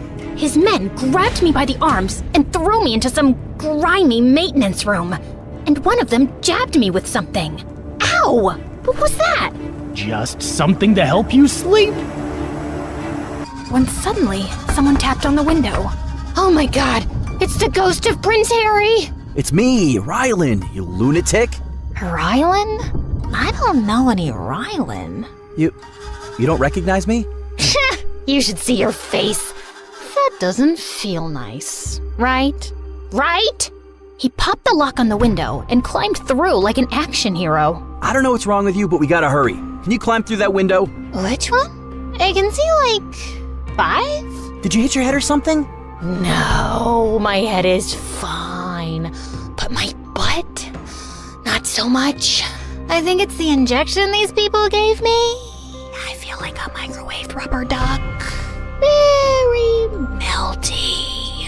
Oh, great. They tranquilized you. Tranka what? Tranquilized. You know what? Let's just not talk about that right now. Can you run? I can run to the end of the world for you, Rylan. Oh, wait. I have a better idea. I picked up a broom and started kicking it wildly. What are you doing? I'm seeing if this has magic. You know, like Harry Potter. Maybe we could fly out of here. That would be awesome. But Rylan just rolled his eyes and quickly stacked a makeshift ladder from crates and buckets. Somehow, I managed to crawl onto the crates while Rylan pushed from behind. With one final shove, I tumbled out the window and landed in a bush. Rylan climbed out behind me, swept me off my feet, and we sneaked out of the amusement park. What kind of kidnappers were these? Trash security. Shouldn't you be happy you're not tied to a pole? I am happy you're here. I held on to Rylan tight. He was close. So close I could feel his heartbeat. And his abs. Which, if I'm being honest, were to die for. I don't remember much after that, but I woke up feeling like I'd been hit by a truck. Then I looked around and saw I was in an unknown room, an unknown house. I panicked and ran downstairs and saw Rylan making pancakes. What is this creepy place? It's my friend's house. You look like someone ran you over with a lawnmower. Jeez, Rylan, slow down on the compliments. And please, tell me why I was kidnapped by a bunch of weirdos? And who the heck is Lucky? And that's when Rylan told me the whole story. 3 years ago, I signed a record deal with Lucky. Everything was great, but then things started getting shady. Enough evidence. Yes, Bex is my best friend. So what? Don't give up on something that could be really good between us. Don't you feel it? His hand brushed my cheek, and soon I was lost in his eyes again, leaning in for another kiss when, what's going on here? I pulled away from Walker like he was fire, and I'd just been burned. Bex, I can explain. Explain what? Your spit-swapping fest with my brother? I told you, I would never be okay with this. Oh no? It looks like I was just betrayed by the two of you. I don't want to look at either of you again. Bex pushed her way past us, and I swear I felt my heart break. I stared at Walker, but with my chest so tight, I couldn't find any words. So I ran. I ran home to the safety of my bedroom, and that's where I stayed. For days, weeks, I missed Bex terribly, and even though I didn't want to admit it, I missed Walker too. Honey, this isn't healthy for you. You need to leave the house. I don't want to leave the house. I want to stay in bed and let my blankets swallow me whole. No, go outside in the yard and get some fresh air. That's not a request. It's an order. Her tone told me she wasn't messing around. So I headed to the yard with my phone, a blanket, and a grudge. That's when I spotted Bex dressed in workout gear and running shoes, her attention focused on her phone. She stepped out onto the crosswalk, and that's when I heard the car. Then I saw it. Bex, look out! Huh? The idea of me getting hit by a car paralyzed me with fear. But the idea of Bex getting hit by a car was unthinkable. I tackled Bex to the ground so fast that we both just stared at each other, shocked and breathless. Lacey, you saved me. Of course I did. I can't do life without you, bestie. You're my best friend too. I didn't mean to kiss Walker, Bex. He just made me feel less alone. Bex looked ashamed. Walker told me everything. He said you inspired him and supported his music. He said you were like a song to him. And I'm sorry. I haven't been a good friend. I should have wanted you to be happy. I do want you to be happy. Walker raced out of the house and came running to us. Stop fighting. You're friends. We're not fighting. We're making up. If being with each other makes you happy, I want you to be happy. Both of you. Bex, does that mean... It means that Lacey can be your song again. With that, Bex left us standing there. Walker, Be my girlfriend. No more secrets. No more hiding. Yes. 100% yes. You helped me believe in myself. You did the same thing for me, Walker. I feel stronger now. Like I can do anything. Anything? Anything. Walker stepped forward, taking my hands in his. Would you come to my first real gig? It's tomorrow, but only if you're ready. I hadn't left my house to go anywhere but school for such a long time. But when I saw the hope in Walker's eyes and the support I would give him by going, I felt I could do it. I think I'm ready, Walker. Walker wrapped his arms around me, pulling me close for a kiss. Bex squealed and gave me a big hug. This is it, babe. My brother is living his dream. I was born to workaholic parents, so I didn't see them much growing up.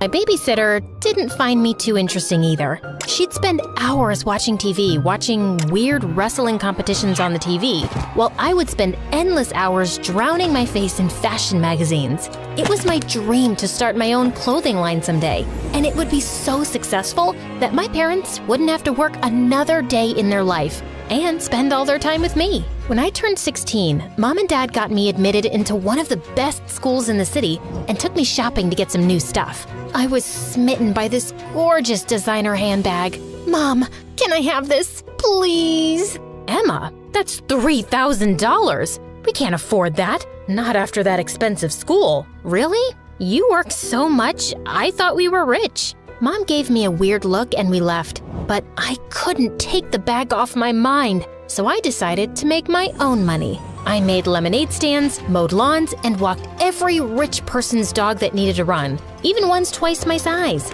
Wait, boy, not so fast! Right before the term started, I'd earned enough to buy a fake bag, and it looked somewhat similar. My first day, the entire parking lot was packed, but just then I found a cozy spot in corner. Slowly, I made my way in, feeling like a pro, until I heard an awful screeching sound. I'd hit a car and made a huge dent. While I was reeling in shock, calculating the damage, a tall boy stopped and stared at me. Wow, that's as big as the Grand Canyon.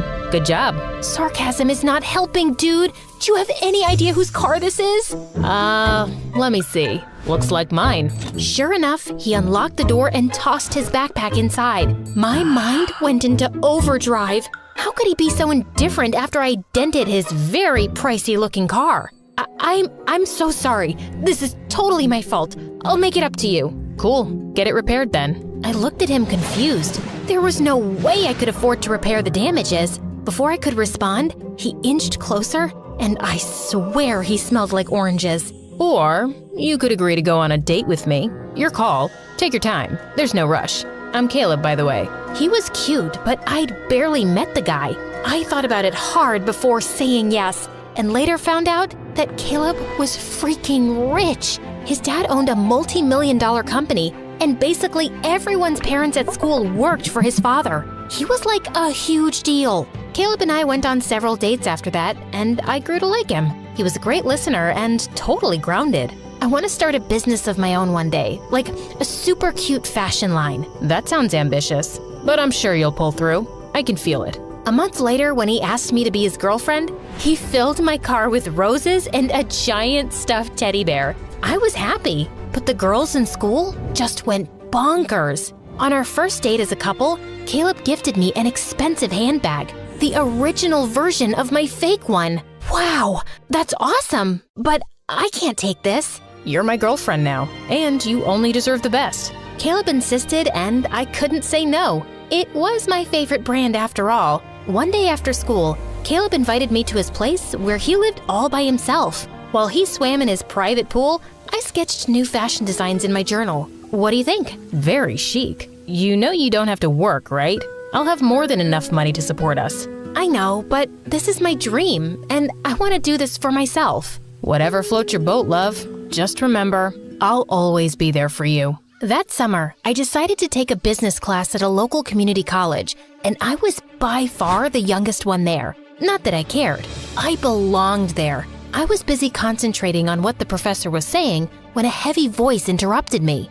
So, Professor, you know all this from your successful businesses? I turned around to see a cute guy in the back corner, leaning in his chair with his feet propped up on the desk. Excuse me? I'm just saying, if you knew anything about marketing, you wouldn't be teaching. They went back and forth for a while. My professor got angrier and angrier while the boy remained calm. I couldn't believe how rude he was, but I had to agree. He wasn't entirely wrong. After class, I decided to grab lunch at the college dining hall. I was finishing a sketch in my journal when that rude boy came behind me in line. Is that meant for a unicorn? Excuse me? So now you're a PhD in designing too? That's designing? Let me show you something. Listen, I don't know what your deal is, but you cannot insult. Before I could finish, he pulled out his phone and showed me a clothing website filled with plain black t-shirts, and they were listed at over $100 each. This is my business. These boring black tees?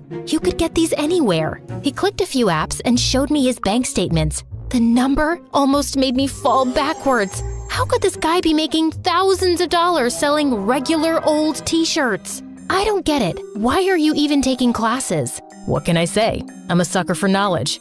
You're crazy. Actually, I'm Eric, and you need a better teacher. Someone who knows how to make big bucks in real life and not some loser professor. He went on to cut me in line and buy the cheapest thing on the menu. For a while, I avoided Eric like the plague. I didn't want my work associated with him, but the more I researched about his business, the more I realized I needed his expertise. He could sell t-shirts just from the hype alone. So that following week, I put my pride aside and asked him to tutor me. Little did I know, it would turn out to be my biggest mistake.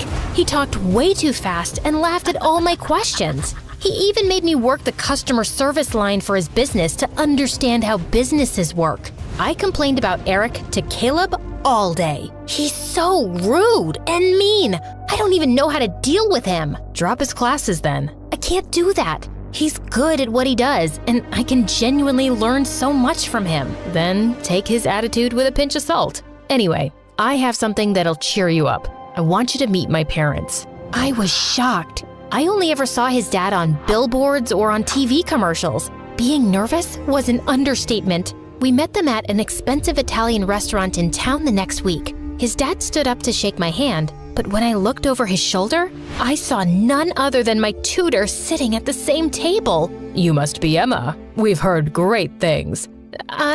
Just then, Caleb saw Eric too, and he seemed mad. What are you doing here? Not even a hello, brother? Brother? My head spun in a million circles. Eric and Caleb? Brothers? Caleb looked ready to fight him until their father got in between them. I invited him here, son. He's still family. Caleb backed off, but I was still in shock. And to make matters worse, Eric pretended he'd never met me. Caleb's parents ordered me all kinds of delicious courses, but I couldn't find the stomach to eat anything. And after dinner, Caleb took me straight home and angrily drove off without saying goodbye. During our next tutoring session, I was still fuming when Eric walked up. Why didn't you tell me about your family? You never asked. And besides, I didn't think we're that close. What do you mean? You're related to my boyfriend and you… Yeah, that's kind of unfortunate. You're not really his type, to be honest. That's not the point. I can't deal with this. I'm leaving. Wait, Emma, I'm sorry. I was just being a jerk. I calmed down as Eric spoke that he had been estranged from his family for 2 years because he refused to take over the family business. His clothing line was a result of wanting to prove he could make something successful without being connected to them. Part of me understood. I still wanted to pursue my clothing line dream, even though Caleb said I didn't have to.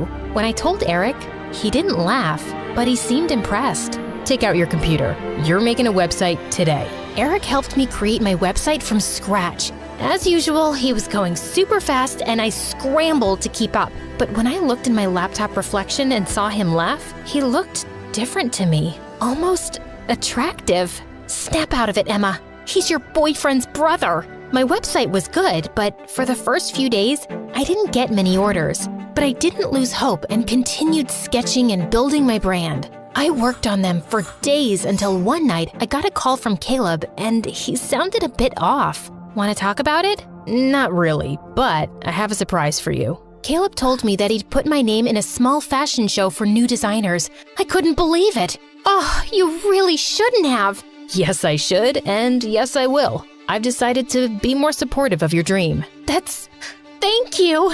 I was over the moon that day, but when I told Eric, he didn't sound as impressed. It's just a small show. Yeah, but it's big for me. And maybe after this, I might actually get some customers. You will come to the show, won't you? You're inviting me? Well, you've helped me get this far. It would be rude of me not to. When the day came, I peered at the audience behind the curtain. I was blown away to see Eric sitting in the back row. I was glad he showed up. Too glad to admit. Once my models were ready, they were off strutting down the catwalk wearing my designs. Surprisingly, the audience went crazy. I walked out and bowed with the last model and then jumped into Caleb's arms. Behind his shoulder, Eric was watching and he looked irritated. By the time I made my way to the back of the room, Eric was gone. The show had tremendously boosted my sales. Caleb invited me to his parents' home to celebrate. My brother will be there. Sorry. Why do you hate him so much? He's a total jerk. Anyone would kill to get my father's business, but he would rather do his own thing. Whatever. Joke's on him. I get the business now. Caleb's words didn't sit right with me, but I kept it to myself. We got to his mansion, and my eyes instantly started searching for Eric, but he didn't show up. We were halfway into the party when Eric strode through the door with a girl. Guess I wasn't missed. Mom, Dad, this is Angelica. My stomach turned. Since when did Eric have a girlfriend? By the looks on everyone's faces, they were thinking the same thing. Angelica's a model from New York. She has her own beauty brand. The more I watched them interact, the more I felt sick. It didn't make sense to me why I cared so much. Caleb, however, seemed to care for different reasons. That's so typical. Inviting people without asking Dad? Ugh, spare me for not being Dad's little saint. Suddenly, Caleb's dad flew into a rage, making Eric's date shrink away from the scene. That's enough, Eric. If you don't want to be part of this family, then stay out. Gladly, Father. Gladly. He turned and left the party. I found myself following him. Eric, wait. I'm sure he didn't mean it. And you've known them for what, a week?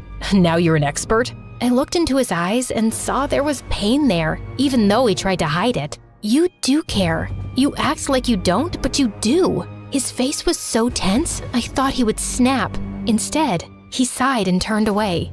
Just leave me alone. Listen, I need to... As I rushed behind Eric, my toe caught on a bump in the sidewalk and the ground rushed up to me. When I sat up, my ankle was throbbing, and Eric swooped me up in his arms. As he carried me back, I couldn't stop myself from falling for him. I knew this was wrong. I was with Caleb, but Eric was so much kinder and helpful and sort of a jerk, but he was always there when I needed him. After that day, I decided to keep my distance from Eric. Caleb was my boyfriend, and I couldn't betray him. I spent my days working on making my business better, and one day, my brand ended up exploding all over social media. I had to investigate, so I went online and did some online digging. The root of it, I discovered, was none other than Eric's site where he'd promoted my line. He also left me an email in my inbox. I know you don't want any boosts or freebies, but us entrepreneurs have to stick together. Enjoy the extra press. You've worked hard and you deserve it. Sincerely, your tutor. I wanted to find him and thank him, but Caleb told me he was leaving the country to open up a store in England, and he was taking off that night. Good riddance. You don't care that you'll never see your own brother again? Not really, no. But why do you care so much? I don't. I was just... Wait, please don't tell me you have feelings for my brother. You do, don't you? Before I could say anything, Caleb snapped. After I supported your dumb business, you went behind my back and cheated on me with my brother? Caleb, I didn't cheat on you. Ugh, it's smothered all over your face. Dad was right about you. You're classless and... Shut up! You're the worst, Caleb. I had no idea you thought so low of me, but I'm glad you told me now. And by the way, eat bugs. We're done. I was horrified with how mean Caleb was, and after that day, I broke all ties with him. I tried calling Eric multiple times, but he never returned my call. So, I guess that was done too. Some months later, I opened up a popular boutique in the city, keeping Eric's note at the bottom of my register. I tried to keep my mind off him as best as I could, and decorated my office with selfies of my parents enjoying their vacation in Greece. One night, just as I was closing the boutique, I heard a voice behind me. Does this come in amends? Eric! I rushed and hugged him tight. That's a reaction I could live for.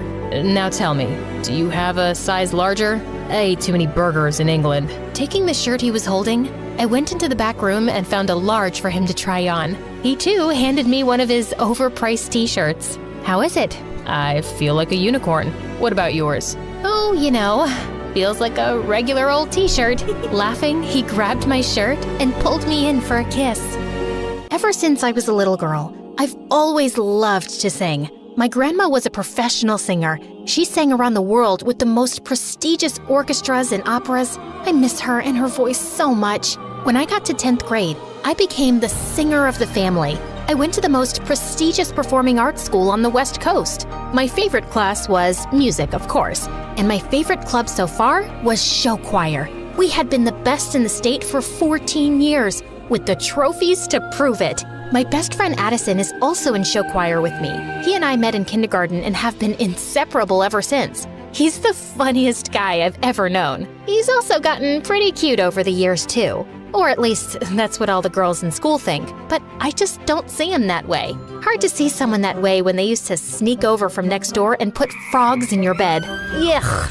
One day, our show choir teacher, Miss Conrad, had big news for us. We've been asked to compete at this year's National Show Choir Competition. All right! Yeah! But to ensure we get top scores, the soloists will have to be chosen very carefully. Miss Conrad told us that we were going to have to audition for the big solo right in front of each other in 1 week. My nemesis, Heidi, started bragging in front of the whole group. We all know who's going to get it. Me, of course. Everyone knows I have the stage presence of a star. I don't know. I think Kaylee might give you a run for your money. She's got star power and the voice to match. The others' eyes widened. Were they about to fight? Just then, the bell rang. As everyone left the class, I swatted Addison on the arm. Don't start fights with Heidi. She's my biggest competition. That's exactly why you have to stand up for yourself in front of her. I just don't want anyone to think I think I'm better than her. Well then, I guess that's why I'm here. To remind them for you. What would I do without you? Good thing we'll never have to find out. I was so nervous, even though I'd sung in front of our choir before, but the pressure was on. The whole week leading up to auditions, I practiced. In the shower, in the car, between classes. I really wanted to beat out Heidi for the big solo at the end of the show. Finally, audition day arrived. I woke up, put on my cutest outfit, curled my hair, and took extra time with my makeup. After all, if I'm gonna be a big star one day, I might as well start dressing like it now. When I stepped out of my house to walk to school with Addison, his cheeks turned super red. What's wrong? Nothing. You, just look different is all. Your hair is... Oh no, does it look bad? Maybe I should have worn it up. I'll just go change. No, leave it. You look good. Great. When I arrived in class, Heidi was sitting in the front row, looking totally perfect. What was I thinking? With her shiny hair, big eyes, and as much as I hated to admit it, her beautiful voice, why would anyone ever look twice at me? But I just tried to remember what my grandma would always say. It's not about who sings the loudest or looks the prettiest. As long as your song comes from your heart, people can't help but listen. So I took a deep breath and sat down next to Heidi, right in the front row. She gave me a once-over and rolled her eyes. Who cared what she thought? I knew I looked great. Miss Conrad sat down at the piano and called Heidi up first. After she finished singing, I applauded politely, along with everyone else. Then, it was my turn.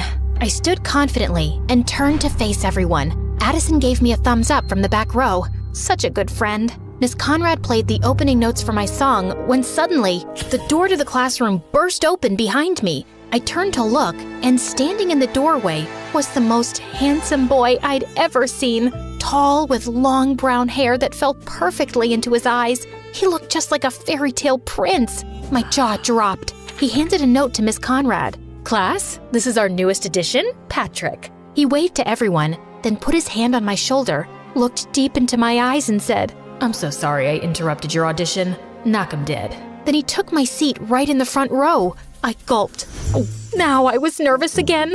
I shook off my nerves, took a deep breath, and nodded to Miss Conrad. As she played, I could feel the music filling me up, all the way to the top. I opened my mouth to sing and let my song come from my heart. When I finished, the whole class burst into applause. I felt like I was walking on air. Patrick got up to sing something last minute. He was so good. The next day, Miss Conrad put up the list, and I had gotten the solo. And she'd even added a duet in the middle of the show for Patrick to sing with me. Looks like it's you and me, Kaylee. I'm so honored to be singing with someone as talented as you. I felt my cheeks turn red, and he grinned.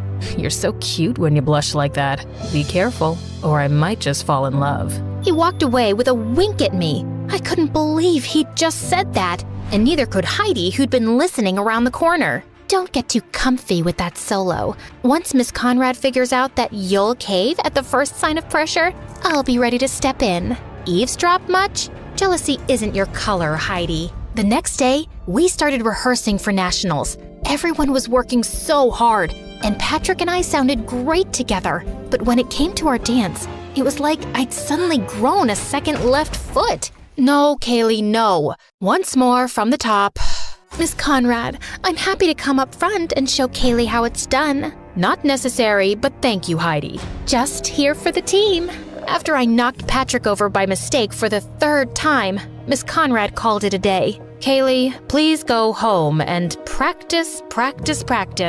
Ugh, I could have wiped that smug look off of Heidi's face. Everyone went to start packing up their bags, and I started to head backstage to get my bag when Patrick came up to me. Hey, gorgeous. Want to stay and practice a little with me? Then it'll be perfect by tomorrow. Oh, I wouldn't want to impose. Your toes must be all bruised. That's okay. I really don't mind. And I wouldn't mind spending a little quality time with my co-star. Well, if you insist. Just then, Addison came up to us. Hey, Kaylee, ready to go? That's okay. I should really practice a little longer. I can practice with you. I could use a few run-throughs myself. Oh, well, Patrick already offered to stay behind and practice with me here. He did he? How are you gonna get home? I can drive her. Oh, do you live in our neighborhood? No, but, if it's not really convenient for you, I'm not spending time with Kaylee because it's convenient. Neither am I. I'm spending time with her because she's cool. My face turned bright red. Did he really mean that? Addison, I'm gonna stay here too, just for a bit to practice. I'll see you later, okay? Fine, if you insist. I'll, see you when you get home. He turned on his heel and walked out. Patrick turned to me with a grin on his face and held out his hand. Shall we? We practiced more and I was finally getting good. Patrick swung me out for our final spin, then pulled me in close and dipped me. That's when I noticed his face was just so close. His ice blue eyes staring deep into mine. Was he gonna kiss me? Just then, all the lights in the theater went out. Patrick dropped me in shock and I shrieked. All of a sudden, the lights came back on and Miss Conrad stepped back on stage. Oh, hey kids. I'm so sorry. I didn't realize you were still here. Ugh, I couldn't believe she'd interrupted our moment. Still, we waved goodbye to her and headed out. A little while later, when Patrick dropped me off, he got out of his car to open my door. Such a gentleman. It was nice hanging out tonight. I'll see you tomorrow, superstar. Then he wrapped his arms around me and gave me a big hug. Is this what heaven smelled like? Then I headed up the front walk to my door. So do you like him or something? I whipped around and saw Addison waiting on our front porch swing. I don't know, maybe. He's so cute and really talented. Okay. Cool, I guess. Do you still want to practice? That's okay. I think I got it now. Okay then. Well, then I guess I'll see you tomorrow. Here, I got you a milkshake. Hey, thanks. He started crossing the yard towards his house. Is it? Cookies and cream. Your favorite. Thanks. I'll see you tomorrow? You know it. Then it was finally time for nationals. As we arrived at the concert hall, I was overwhelmed by all the other groups here and overheard one girl say to another, "She was a little flat at the end." I couldn't believe it. What if I lost us the whole competition? All night and throughout all our warm-ups the next day, it was all I could think about. If I messed up again, I'd be letting everyone down, including myself. And there were several famous music industry people judging the competition. What if I ended my career as a singer before it even started? And then, it was almost time to go up. I tried to calm down, but I was shaking like a leaf. Miss Conrad, Kaylee doesn't look so good. Miss Conrad came over. She looked pretty nervous herself. Kaylee, you look terrible. Are you gonna be able to perform? Of course, because if you're sick, I can always put Heidi on. I'm ready to go, Miss Conrad. Just then, I spotted Patrick warming up down the hall. I just need a minute. I raced down the hall towards him. He was stretching, shaking out his hands, jumping up and down. Patrick? His expression was so strange. Was he nervous too? I'm so nervous. Do you think we could practice? Kaylee, I'm kind of busy. What if I really just need some space here, Kaylee. Yesterday, you said we were a team. That doesn't feel like a team to me. I can't do this right now. Could you leave me alone? Fighting back tears, I ran down the hall and found a corner backstage. I couldn't let anyone see me so upset, especially not Miss Conrad or Heidi. What was I gonna do? Suddenly, Addison stepped out of the shadows. He looked so handsome in his costume. Kaylee, are you okay? I threw my arms around him. He caught me and squeezed tight. I'm so nervous. I overheard one of the other teams say I sounded bad. Miss Conrad is ready to replace me with Heidi. Patrick isn't any help, and there's amazing industry people out there, and ugh. You sounded amazing in rehearsal. Those other teams were just jealous. Forget about Patrick and Heidi. Remember why you love to sing. What was it your grandma always said? Sing from your heart? Exactly. Just do that. I took a few deep breaths, and Addison was right. will you just run the last part of the number with me? Of course. And there, in our little corner of the theater, we stepped, we twirled, we kicked in time together. Addison took my hand, spun me around, and dipped me low. I felt his arm slip. He was dropping me, but right before I was sure I'd hit the ground, he caught me with a twinkle in his eye. I swatted his arm. You tricked me. I'd never drop you, and even if I did, I'll always be here to catch you. Thank you, Addison. Then he smiled at me so genuinely, and my heart fell into my stomach. What was that? Places, please, students, places. Kaylee, are you ready? Yes, Miss Conrad. As we all rushed to take our spots to start our number, Addison shot me a wink. Knock 'em dead, superstar. You too. As soon as the lights came up on stage, I felt a little thrill of excitement. We danced, we sang, we twirled. Everyone had brought their A-game. When it came time for my duet with Patrick, we totally nailed it. But any spark that had been there was gone. As the opening chords of my solo began, the lights shined down on me, and I opened my mouth, and the music poured from my heart. I knew my grandma was right there with me. I hit my final note and held it out forever as everyone finished their steps behind me. As we struck our final pose, the crowd erupted into applause, a standing ovation. I beamed. We totally nailed it! That night, after all the points had been tallied, all the teams gathered on stage behind the judges. Addison reached for my hand and I squeezed back. Thanks for the pep talk. I could have never done it without you. Of course you could have. I'm just here to remind you. You're always there for me. He leaned in close, and I felt a flutter in my stomach as he whispered in my ear. And I always will be, if you let me. I turned to look directly in his eyes. Kaylee, I have to tell you. Just then, the announcer started announcing the winners. Second place, runner-up. Our whole team clasped hands and took a deep breath together. And the grand prize for this year's National Show Choir Competition goes to... As they said our name, the crowd roared. It was so loud I could hardly think.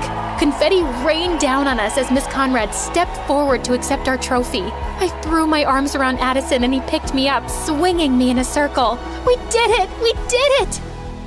As we packed up our things in the dressing room and said goodbye to the new friends we'd made at the competition, one of the judges knocked on our dressing room door. He was an exec for a record label back in LA. I was so impressed with you. Your vocals were so clear, and you've got some real presence up there. Give me a call if you think you'd be interested in recording a single. He handed me his card, and I shook his hand, totally awestruck. Maybe dreams really do come true. I felt so relieved. Not only had I not let everyone down, but I'd made myself proud. On the bus, Addison dropped down in the seat beside me, running a hand through his hair. When he saw me watching him, he grinned, and the butterflies were back. I'm totally beat, aren't you? Definitely. I, got you something. Oh yeah? I pulled out a bag of gummy worms. Your favorite. You're the best, Kay. He ripped open the bag and dug in. Hey, Addison, what was it you were gonna tell me earlier? I don't know. I don't remember. Well, I have something I want to tell you. Yeah? I like you. Really? Really. I like you too. I have for a while now. Really? Really. He took my hand and I know my cheeks turned pink. I got something for you too. Ooh, okay. I love presents. And then he put his hand on my cheek, leaned in close, and kissed me. It was the perfect end to a perfect day. I'm just a normal high school student and have the most normal, boring life of anyone I know. All the other kids at school got to do exciting things during spring break. Sarah B. traveled to Prague with her family. Kara got to go to Cancun. Priyanka went skydiving. The most interesting thing I did was clean up my dog Lulu's poop. But it wasn't anyone's fault but mine. Sure, it's true, my parents couldn't afford to take me on fancy trips like that. They only ran a restaurant together and all their money went back into the business, and they needed me to help out after school. But the truth is, they would have let me do anything I wanted, but I was too scared. I could never go skydiving or even flying to another country like Prague. My whole life, I had been scared of everything, and I was sick of it. Just once, I wished I could go on an adventure of my own, but I had to look at everyone else having a great life through Instagram. And sometimes I couldn't even look at their photos because my stupid phone was constantly acting up. I was telling Kara all this while we picked up our food at lunch, and she said, "Well, if you're too scared to do anything, you can't really complain about not doing anything. Not to be harsh, but it's your life. You're the one who has to live it. You know what, Kara? You're right. The next time I get an opportunity to do something fun or crazy or scary, I'll do it. With a newfound determination, I shook Kara's hand. But when I sat down, I sat on my phone and saw that it was dialing some random number. I held it to my ear, but there was only a strange static sound, but it seemed to be mostly okay. After school, my friend Kara and I were at my parents' restaurant studying for the history test. I don't know why you don't like this place. I'd be so happy if my parents had a restaurant and I could eat free breadsticks every day. You're eating free breadsticks now. A man came into the restaurant just then. He wasn't like our usual customers. He had a nice suit on and dark sunglasses. It seemed like he was looking for someone. His eyes landed on me and I looked down at my textbook. It was none of my business. Kara nudged me, and when I looked up again, the man was standing right in front of our booth. Agent Dark, I'm Agent West. I need you to come with me. I stared at him, dumbfounded. Was this a prank? Please, Agent Dark, we don't have much time. My name is Allison. No real names. In case one of us is captured, the less we know about each other, the better. My heart was pounding. Was this guy for real? None of what he was saying made any sense. Agent Dark and I were just finishing up. She's ready now. What? I couldn't believe it. Why would she do that? She kicked me under the table and looked at me as if to say, "What are you waiting for? He looks like a Greek god." Would you excuse us, sir? She dragged me up and pulled me to the corner. This is your big chance. Adventure, no fear. You said you would take your next opportunity, remember? I didn't mean this. I don't know anything about being a spy or fighting. I'm boring, remember? That's the only thing anyone knows about me. And guess what? It's true. Yeah, but that's not what you want. This is it, Allie. You either go and do this thing with this random, beautiful Greek god of a man, or you stay boring and safe forever. Remember, in life, nothing changes unless you change it. Maybe she was right. It was time to do something crazy, to finally step out of my comfort zone. I stood up. My mom glanced over from me from the kitchen window. "Are you leaving, honey? Why don't you and your friends take some breadsticks with you?" I grabbed the sticks and nodded to Agent West, who led me out of the restaurant by the hand. A black car was waiting for us outside. We both got into the back seat, and the car rolled out of the parking lot. I couldn't see the driver. There was a partition separating the front of the car from the back. Agent West breathed a sigh of relief.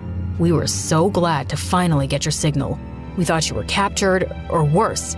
"What signal?" "The access code. You called in yesterday. The numbers you put in. We know it was you. Don't try to back out now." I thought hard. What code? What numbers? But then I remembered yesterday when I was eating lunch in the cafeteria. I sat on my phone. The butt dial. That was totally random, though. What were the odds that I sat on my phone in just the right way to dial a secret number and enter the correct 16-digit secret password? Maybe I should buy lottery tickets. Agent West was quiet for most of the ride. I had a million questions, but I was afraid if I opened my mouth, the truth would spill out, and my adventure would be over before it started. Finally, the car slowed down and parked. I stopped and stared as I got out. We were in the circle drive of a mansion. Not one of those fake McMansions either. Like a real, gigantic, beautiful palace. It looked like royalty lived there, or at least a really wealthy athlete. Agent West removed something draped over a hanger from the trunk and held it out to me. "Put this on." I ducked into the back seat and changed as fast as I could. Thankfully, the partition was still up and the windows were almost as black as the paint. When I emerged, Agent West's jaw dropped.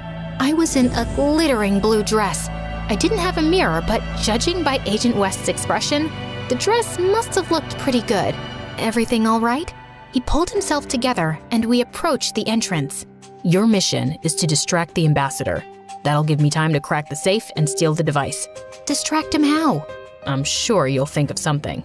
If anything, the inside was even more gorgeous.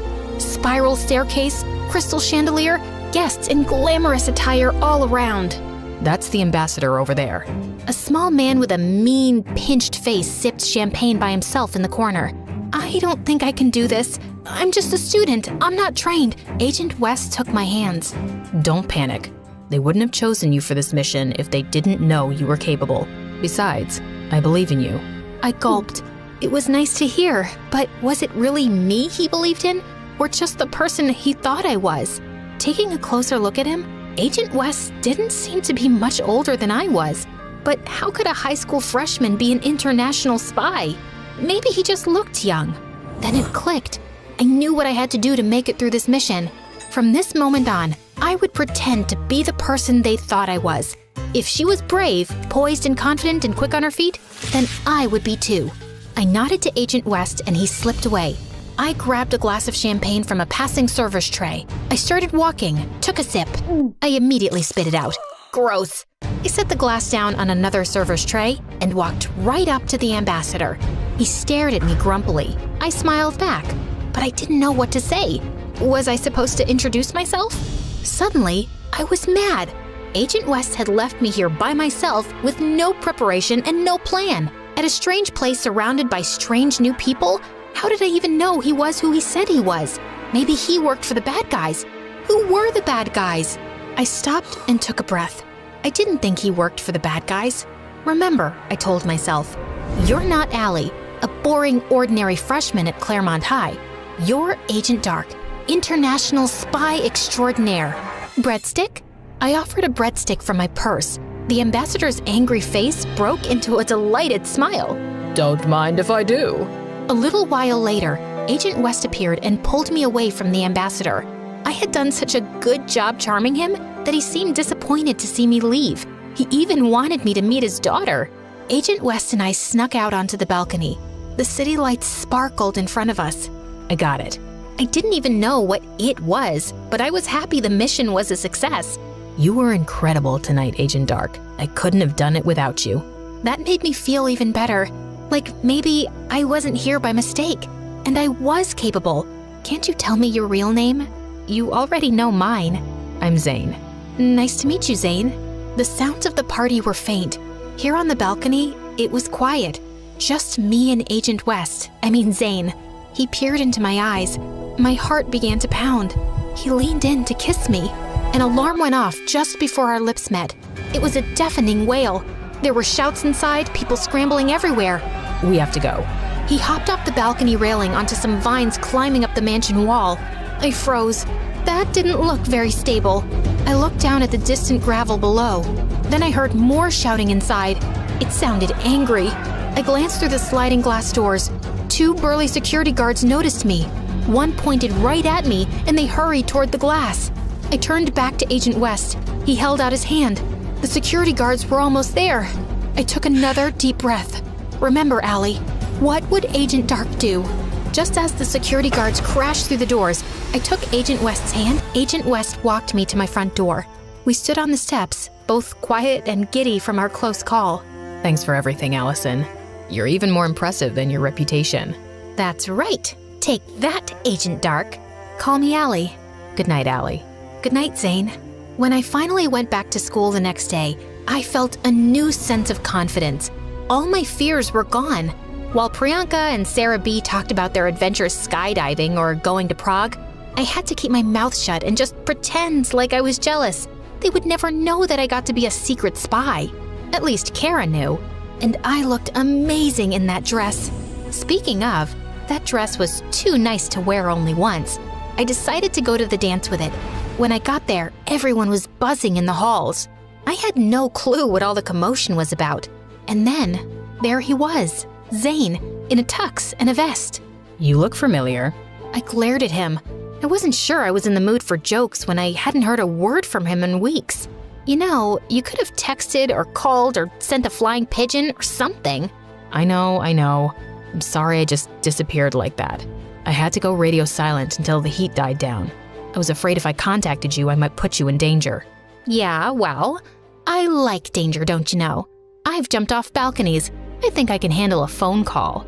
As mad as I am, I have to say, I'm glad to see you and I'm happy you're safe. Well, I appreciate that. I know I'm probably too late, but I wanted to ask you, just in case. I waited, nervous. Did he need me for another mission? I wasn't sure I was ready for that kind of excitement again so soon, especially considering we'd almost been caught last time. What would have happened to me if I hadn't taken the leap off that balcony? Jail? Worse?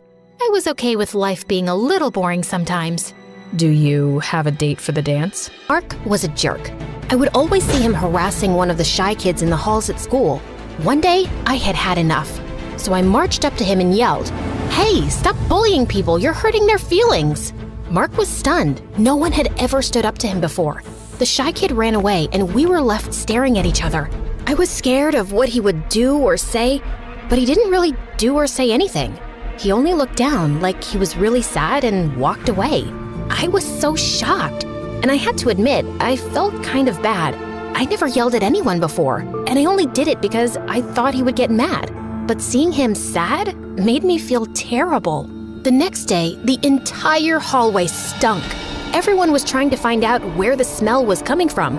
As soon as I got close to my locker, I knew something was wrong. I opened it to find that it was yesterday's fish sandwich. It had been put in there and left all night. I almost puked. That's when I saw Mark smiling from down the hall. He was wearing those big, stupid headphones he always wore, and he even waved to me. All the guilt I had disappeared. I was gonna get him back. Just needed to figure out how. All day, I snuck behind him, following, watching, like a stealthy ninja. Every move he made, I was right there, but he never saw me. I noticed him writing in his notebook all day, in every class, but he was never prepared with the assignments. So I knew whatever he was writing, it wasn't homework. The notebook became my obsession. I needed to know what was in it so I could use it against him, but he never left the thing alone. It was always right beside him. Finally, in English class, he went to the bathroom. But he was smart, or should I say paranoid enough, to put the notebook in his bag. I pretended to drop my pencil and crawled to his bag. I couldn't take the whole notebook without being discovered, so I just opened the zipper, and I hoped that would be enough for the notebook to fall out when he took his bag. And then, when the bell rang and class was done, he put his earphones on again, picked up the bag, and the notebook fell out. He didn't hear it, of course, so I ran and grabbed it. I ran home and read it. It wasn't jokes or anything mean. It was poems, and they were all really sad and beautifully written. I almost cried reading them. Suddenly, I understood why he was so mean to people. It sounded like his dad was really mean to him at home and made him feel like he was nothing at all. There was a time when we were little in kindergarten when Mark would tear up the notes that came with school lunches from other kids' moms. I saw him at school the next day. I felt totally different about him. I saw the sadness in him and how no one paid any attention at all to him. And I admit, I swooned a little when I realized he was actually pretty cute. I got the notebook out and walked up to him with it. Is that mine? It, fell out of your bag yesterday. And you didn't give it back? I got busy, sorry. I gave it to him. He opened it and saw my letter. He read it there as I stood watching, my cheeks getting redder and redder by the second. You read my journal? He kept his eyes on the page, like he couldn't face me. I understand why you're mean to people, but before I could finish, he ripped my letter from the notebook and dropped it on the floor. Don't ever read my stuff without permission again. All the good feelings I had for him disappeared. Didn't he know how hard I worked on that letter? How much I cared? Not to mention, I bore my soul to him. I got red again, but this time, it wasn't embarrassment. It was rage. That night, I told my mom everything. She told me, "Honey, you tried to do something nice, and that's great, but you read his private journal without asking. You invaded his privacy." I'm the only person who saw him. Everyone else ignores him. I understand, but that doesn't make him any less worthy of having privacy, does it? I went to my room without talking to her for the rest of the night. How could she not see what I had done? I put my heart on the line and got rejected. I did the right thing. All I wanted was to help him and let him know I understood. That night, I couldn't sleep. I kept tossing and turning, thinking about how he acted, but also what my mom said and how violated I would feel if someone read my diary. After barely sleeping a wink and finally calming down so I wasn't so angry anymore, I decided she was right. As soon as I got to school, I would apologize to him, and that would be that. I practiced my speech the entire walk to school that morning. Every word I would say, every gesture, I wanted to be understood and let him know that I understood him too. But when I got to school, I was horrified to see that there were printed posters of me all over the halls. They had my school photo and said Maggie is a stalker. Everyone was looking at me. I ran to the bathroom and cried. How could he do that to me? Maybe I was wrong to think he had any good in him at all. I wanted to run away and go home.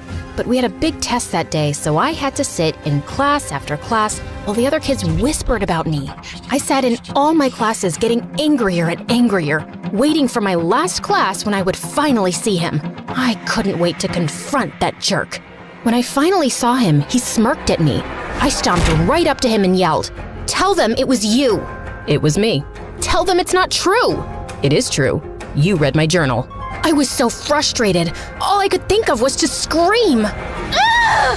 The teacher came up to both of us and gave me detention for yelling in class and gave him detention for pulling the prank. When we were both in detention, I made sure I was looking out the window or at the ceiling, anywhere as long as we were not looking at each other. And of course, he starts whistling. I had to grind my teeth to keep from yelling again. Then the teacher left to get a coffee and we were left alone. It was so awkward. After a while, he took out his notebook and was reading something inside really intently. I had to admit I was curious about what it was. And then he wrote something and I was so mad at myself for even caring, but I did. I wanted to know what it was. As much as he annoyed me, I really did like his poems. But then I remembered his prank and ignored him. It was so mean. How could he do that? "Did you really mean what you wrote in your letter?" I couldn't believe he was actually talking to me. "Yes, of course, but how do you remember? You threw it away." After I put all the posters up, I went back and found it in the trash. He took out a paper from his journal. It was my letter. "No one's ever seen me the way you did." Then the bell rang and detention was finally over. He moved to the door, but before he could leave, I said, "I'm sorry about reading your journal, but I really like your poems." He turned and looked me in the eyes and said, "Can you come to my house tomorrow?" I was shocked and couldn't speak for a minute. Before I realized it, I said, "Yes." He ripped a piece of paper from the journal and gave it to me. It had his address and a note for me. I read it when he left. It said, "To the girl who saw through me. Usually, everyone sees past what I am or I might become.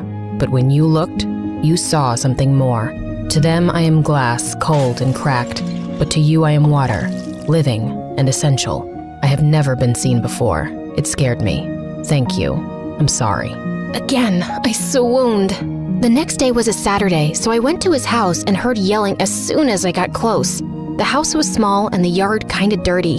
I knocked on the door and Mark came out, holding a guitar. His right eye was bruised. He moved past me, walking toward a path in the woods across the street. "Are you coming?" I followed him all the way down to the shore of a lake I didn't even know was there. He sat down, and I sat down beside him, wondering what he was thinking. "You said you liked my poems." I did. "They're not poems, they're songs." "Oh, can I hear one?" "I've never played for anyone before." "You don't put yourself out there. That's why people don't pay attention." He hesitated, then played the guitar and sang one of the songs. He sang about his fears, his sadness, and about feeling like a monster for having to put people down to make himself feel big. When he was done, he wiped a tear and said he would have to go back or his foster dad would be angry. He left me there by the lake as I watched the sunset over the water. I knew I was falling in love with him. When I got home, my mom told me the one thing that would ruin everything just as it was all getting so good. We were moving across the country. She told me she was sorry, but we had no choice. When I saw him across the lawn at school, he smiled at me. I practically melted, but my smile faded quickly. He knew something was wrong. He came up and walked with me. "Are you okay?" "I have to move." His eyes immediately lost their light. I could tell he was devastated. "What are you thinking?" "It's selfish." "It's okay. Tell me." "You're the only one who sees me." "Maybe that's true right now, but it doesn't have to be. Your songs are beautiful." "I don't know how to talk to people. I don't relate to anyone." "Of course you do. We all have pain. We all get bullied. Even you." He thought about what I said, then a smile crept on his face and he looked right at me. My heart stopped when I saw his eyes. They were bright and full of hope. "I never thought about that. Thank you. I can't believe you're moving away." "I know." We both looked down, sad for ourselves because of how little time we had together. And then I raised my head and said, "You know what? We're here now, right? So why are we sad? We can be sad when I leave, but today, I want to be happy." "You can just decide to be happy?" "Yep. Why not?" You're here, I'm here, we have all day to talk and hang out? He thought about what I said, then smiled. He looked at me and asked, "What do you want to do?" Without thinking, I leaned over and kissed him.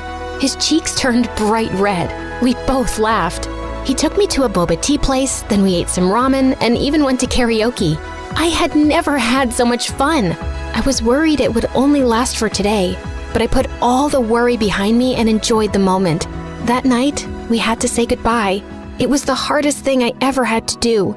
He walked me home and kissed me before he left. The last thing he said to me was, "If I never see you again, please know you'll always be with me and all the people I help with my music." I watched him leave, holding on to the moment as long as I could. When it was time, we packed the moving truck and left. Then to my surprise, I saw him. He was on the sidewalk talking to one of the shy kids he used to pick on.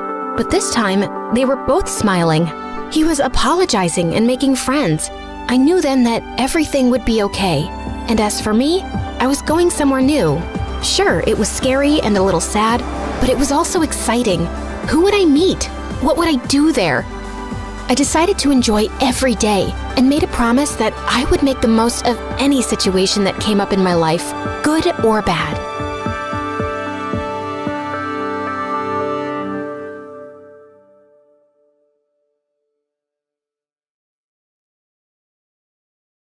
Hi, my name is Tessa, and I'm from Manhattan. I was only 2 when my dad left me and my mom and ran away with some random chick from his office. Of course, he was a jerk, so I never missed him, and Mom loved me to bits, making sure I never needed to.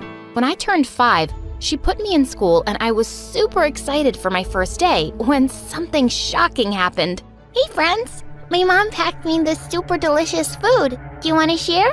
I moved forward with the lunchbox in my hand when I accidentally fell, and the entire box ended up on a girl's face. Melissa. You are gone. No one messes with Melissa. But before she could charge me, I picked up her lunch and dumped it all over my face.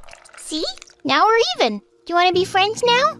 Melissa looked at me in complete shock, but then she came and hugged me. Yeah, your lunch tastes super delicious. Besties forever? And that's how Mel and I became best friends. After that, we always hung out together, and I had a blast all through our school years until we reached high school. We thought it was going to be super fun, but on the very first day, something shocking happened. Again. There was a huge crowd gathered in the parking lot, and Mel, who was super curious about almost everything, started pulling me. Come on, let's go see what's going on. When we reached there, we saw a bunch of kids dancing, but they looked so funny. What the heck is that? You call that a dance? I could walk better than that. Suddenly, he got down from the old Mustang he was sitting on and emptied an entire can of soda over the kid's head. You freshmen suck. You have no skills or talent. How are you going to survive the competition? God, what a jerk. I felt like punching him in the face, but before I could do that, Mel did it. Hey, do you think you're very cool picking on these kids? Oh, no, Melissa, not now. This is no time to be a hero. Let's get going. I tried to pull her back, but she shook my hand off and said, "If you really want to mess, then pick on someone your own size, you jerk." Oh, and you think you're my competition, dwarf? Well, yeah, Mel was a little small, but he was so out of line. Hey, get your filthy hands off my friend right now, or what? You gonna kill me with your cuteness, lovely? What the freaking penguin?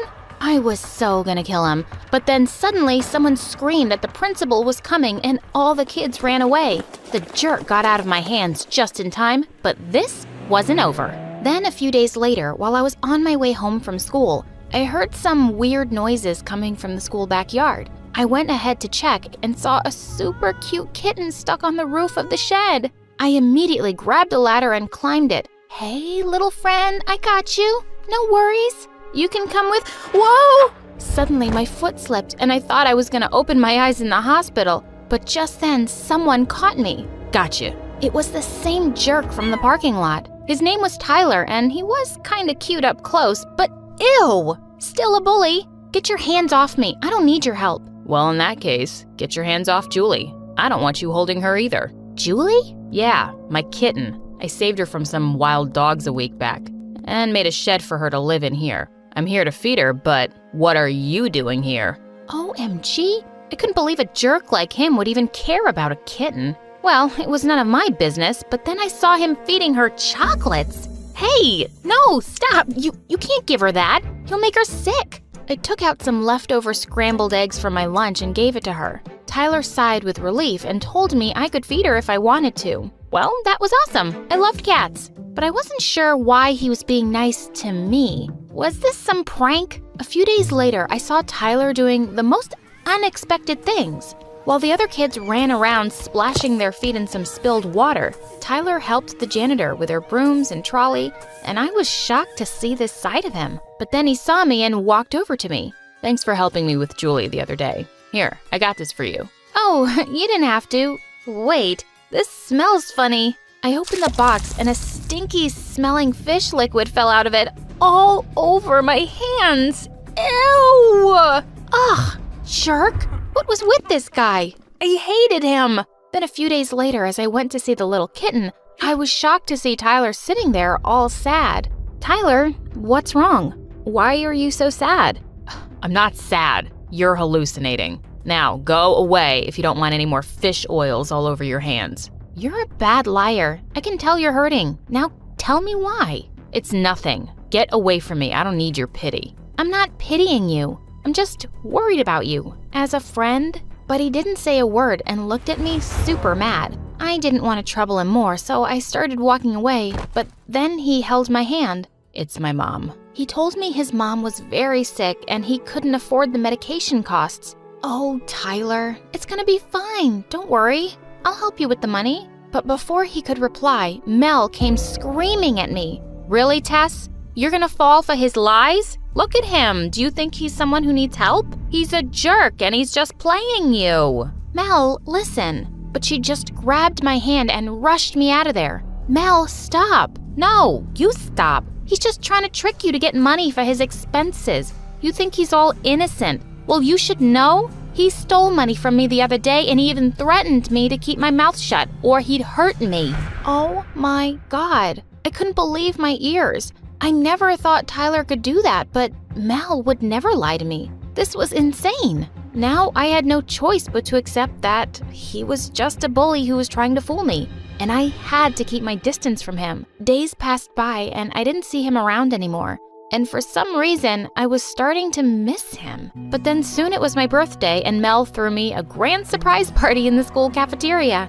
I was super excited to see all the decorations, but then I saw Tyler standing at the distance and he had a little box in his hand. Before I could walk towards him, Mel came rushing to me and introduced me to a guy. Hey, Tess, look, it's Ron. He bought you the handbag by your favorite designer that you love so much. How about you both go on a date tonight? Huh? Yeah, cool. Well, I wasn't really focused on what she was saying because I wanted to talk to Tyler. But by the time I looked at him again, he was gone. I followed him out and asked him what was going on. Nothing. It's nothing. Hey, it's okay if you want to say something, or, it's my birthday. Oh, is it? Well, it's not a national festival that I should know about. I mean, what's the big deal, really? You're just getting old. Tyler? You should just go back and enjoy it with your super rich friends and their expensive gifts, Tess. He just went away without even listening to me. Ugh, I was so pissed at him now. Mel was right. He was a jerk. Later that day, as I was going to my class, I heard a bunch of kids shouting in the hallway. I went in to check and I was shocked to see Tyler there. He was standing in front of my locker and it was open. You thief! How dare you try to steal things from my best friend's locker? I'm gonna report you to the principal right away. I wasn't stealing. Oh, really? Then how do you explain this open locker? Now don't tell me she gave you the key herself. Look, you witch. Enough, Tyler! I slapped him hard in the face. I'm done with taking a stand for you, thinking you're a good person. And don't you dare say a word to my friend. He looked at me in complete shock and his eyes all red, like he was gonna kill me, but he just ran away. After all the kids went back to their classes, I looked into my locker, and there I found the same little box I saw in Tyler's hands earlier. I opened it and there was a super cute necklace in there. And that's when I felt a stinging pain in my chest, like I had done something wrong. He wasn't stealing, he was just leaving a gift there for me. I immediately ran looking for Mel to tell her that Tyler wasn't stealing anything. But then, what she said shocked me. Yeah, I know he wasn't, but he deserved a lesson. Remember how he humiliated us in the beginning? I had to get back at him. Mel, what are you saying? You lied? I didn't lie, Tess. He's a thief. I've heard kids telling me how he stole from them. Heard? But you said he stole from you. Yeah, I said it because you wouldn't have believed it unless it was from me. OMG, I can't believe you. You lied to me, Mel. Yeah, because you were too blind to see that he is a jerk. No, he isn't. You are. You framed an innocent person and made him look like the bad guy. And you know what? If he was really a jerk, he'd have slapped us right in front of everyone after the way we humiliated him. But he held back. He held back, Mel. Ugh, I can't believe you. I stormed out of there in anger and Mel kept running after me. But I didn't have time. I had to find Tyler. I asked some of the kids around school where he was, and they told me he worked at some restaurant after school. I ran there as fast as I could, and when I reached there, I saw some fat guy screaming his lungs out at Tyler. I don't pay you to roam around free, Tyler. Get those plates moving, otherwise forget your payment this month, and then you can find some other way to pay for your mother's hospital bills. OMG, he wasn't lying about his mom.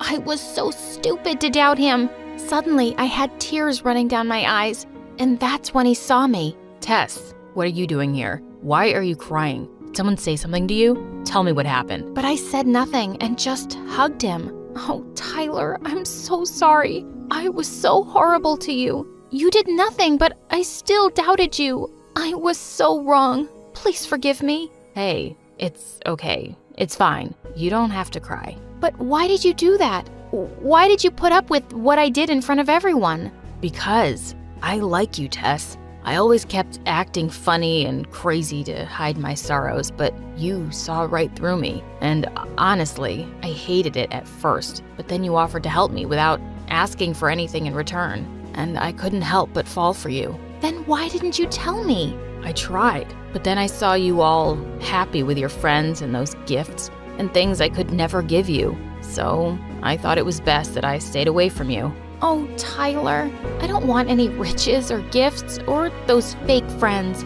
I want you. I want this. You wore it?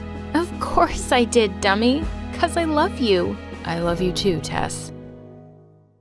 I felt goosebumps on my skin as I climbed the seemingly endless flight of stairs. I was cursing myself for this stupid idea. There were definitely better ways to surprise my girlfriend, but it was her birthday and she did adore horror movies. That's why I decided to prepare a surprise candlelight dinner in a creepy, abandoned hospital at night. As soon as I stepped onto the 3rd floor, the door closed behind me with a bang. And that should have been my first warning to give up on this ridiculous idea because things were about to get real crazy. Before I continue, please like and subscribe to protect yourself from getting into crazy situations. I pushed the door to check if I was locked in, but thankfully I wasn't. With shaking hands, I messaged Taylor. Hey babe, I'm waiting. Winky face. I suddenly panicked. Damn it, no! I'd sent it to my boyfriend, Oliver, instead. I immediately unsent it and sent Taylor another message. Hopefully Oliver hadn't seen it. Suddenly, I heard footsteps approaching. I called out, Babe?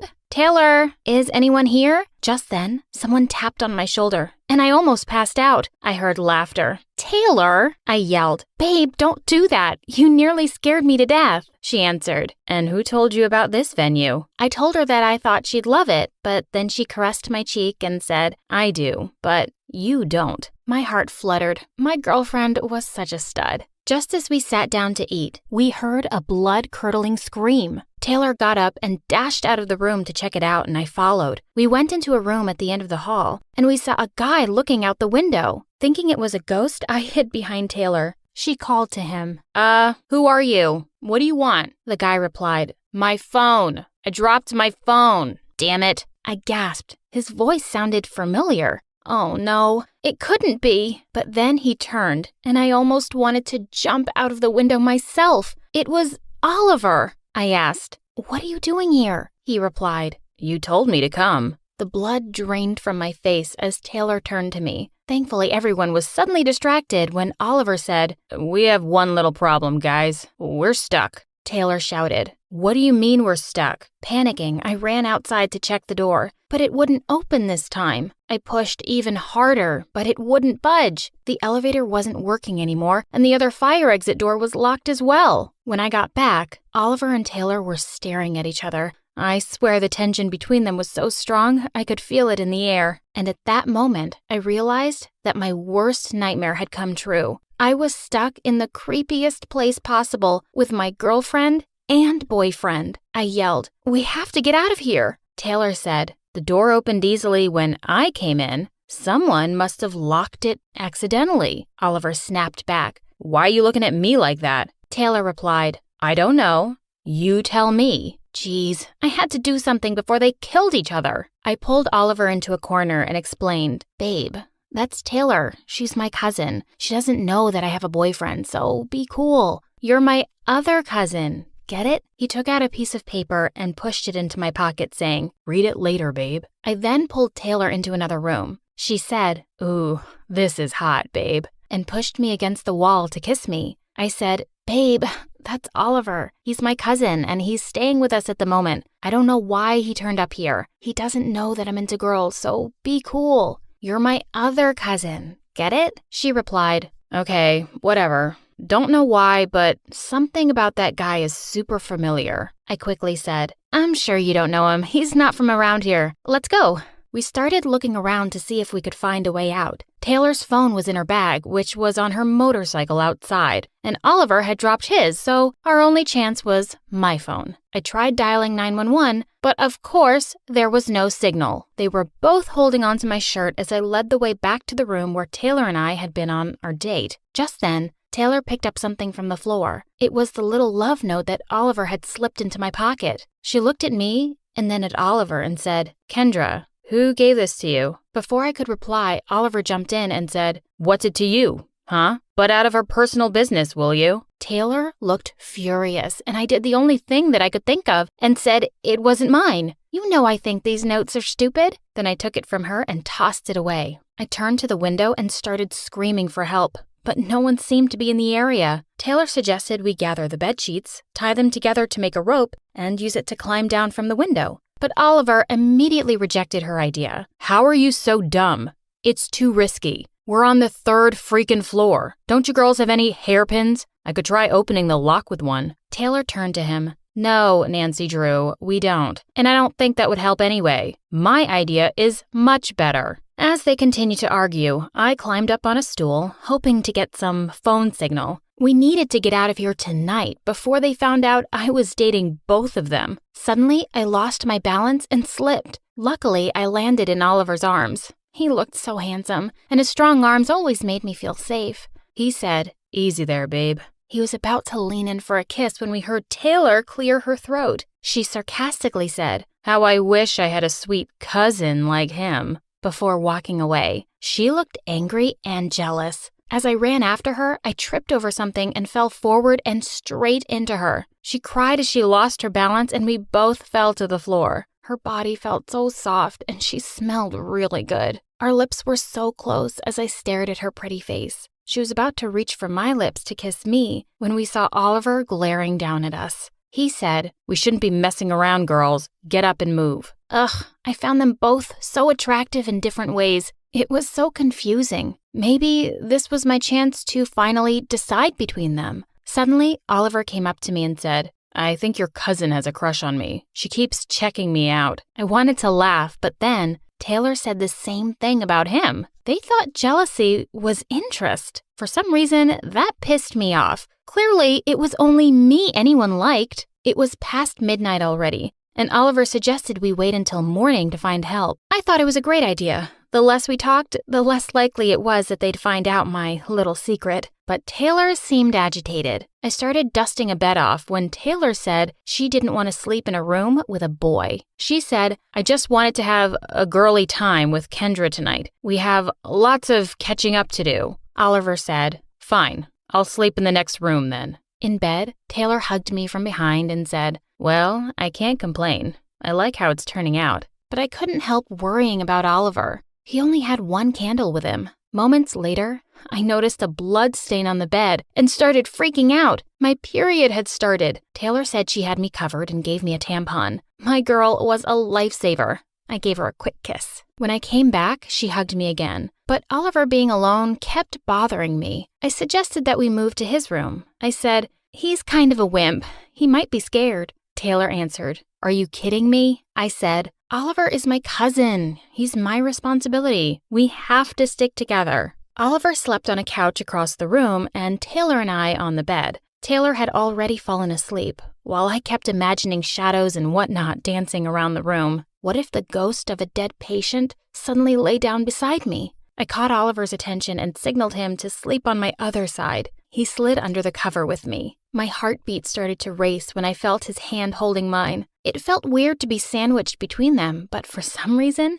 it felt exciting. Suddenly, a loud rustling noise in the hallway made us all jump to our feet. Oliver asked, "What was that?" Taylor answered him, "I don't know. Why don't you check it out since you're the guy here?" Using a candle, Taylor and I followed Oliver out of the room. We saw a lot of emergency things scattered on the floor. I screamed when a huge rat suddenly ran out in front of us. When I turned to them, I almost laughed when I saw them hugging each other tightly in fear. They took like 10 steps apart when they realized that it wasn't me they were hugging. Oliver said, "Sorry about that. I thought you were my cousin." Taylor answered, It's not a big deal." We couldn't fall back asleep after that and just sat in silence. Man, this was getting uncomfortable. I spotted an empty bottle in the corner. I shouted, "Let's play truth or dare." We sat down on the floor and Oliver spun the bottle. It landed on me. Oliver smirked and said, "Okay, Kendra, I dare you to kiss Taylor."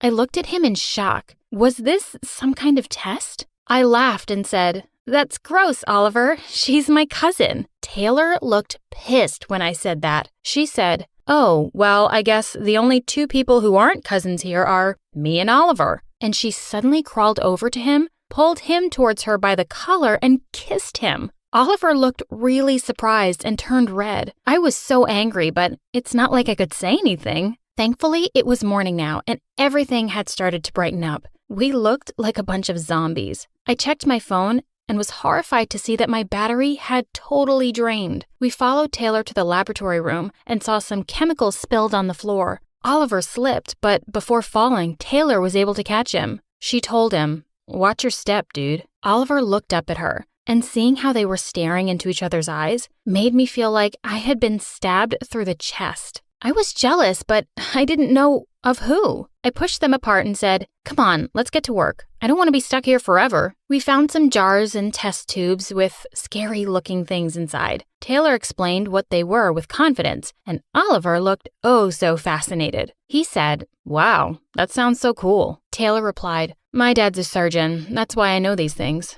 Oliver just stared at her, and Taylor looked like she was enjoying it. Suddenly, Taylor said, "I'm so cold." I started taking off my jacket, but she said she didn't want me to catch a cold, so she went to our room and got into bed. Oliver went in after her and put his jacket around her shoulders. Taylor must have thought it was me because she said, "I love you, babe." But Oliver just turned red, and when Taylor saw who it was, she blushed too. Ugh, it was so annoying. I had to get their attention back. I walked away and tripped on purpose. Acting like I had a sprain, I shouted for help, but no one came. I was furious. I marched back to the laboratory room and my jaw dropped in horror at what I saw. My boyfriend and girlfriend were kissing. I screamed, "What the hell? I hate you both." Both of them looked so shocked as they stepped away from each other. Taylor said, "What did you say, babe?" I told her Oliver was mine. Oliver asked, "Did you just call her babe too?" I answered, "Yes, because she's my girlfriend. She's mine." All of a sudden, I realized what I'd done, but it was too late because they both looked furious. Now what? I immediately walked out and looked for a corner to cry in. A few hours had passed and my stomach growled. I realized that we hadn't eaten for more than 12 hours. I found them in our room eating the leftovers from last night. My anger flared. Oliver feeding Taylor with his own hands. The freaking traitors. They were officially together now? I complained that no one had even asked me for food, and Oliver said, "But I thought you were on a diet." Taylor repeated him, "Yeah, I thought you were on a diet." I told her to stay out of this, and she replied, "Or what? You'll cheat on me?" For a minute, the whole room was absolutely silent, but the tension was killing me. I chose to walk away again, or I'd go crazy. Nighttime came again, and I was so pissed. I spent another hour screaming for help, even though I knew it was useless. When it was time to sleep, I went to join them, wondering what the sleeping arrangement would be tonight.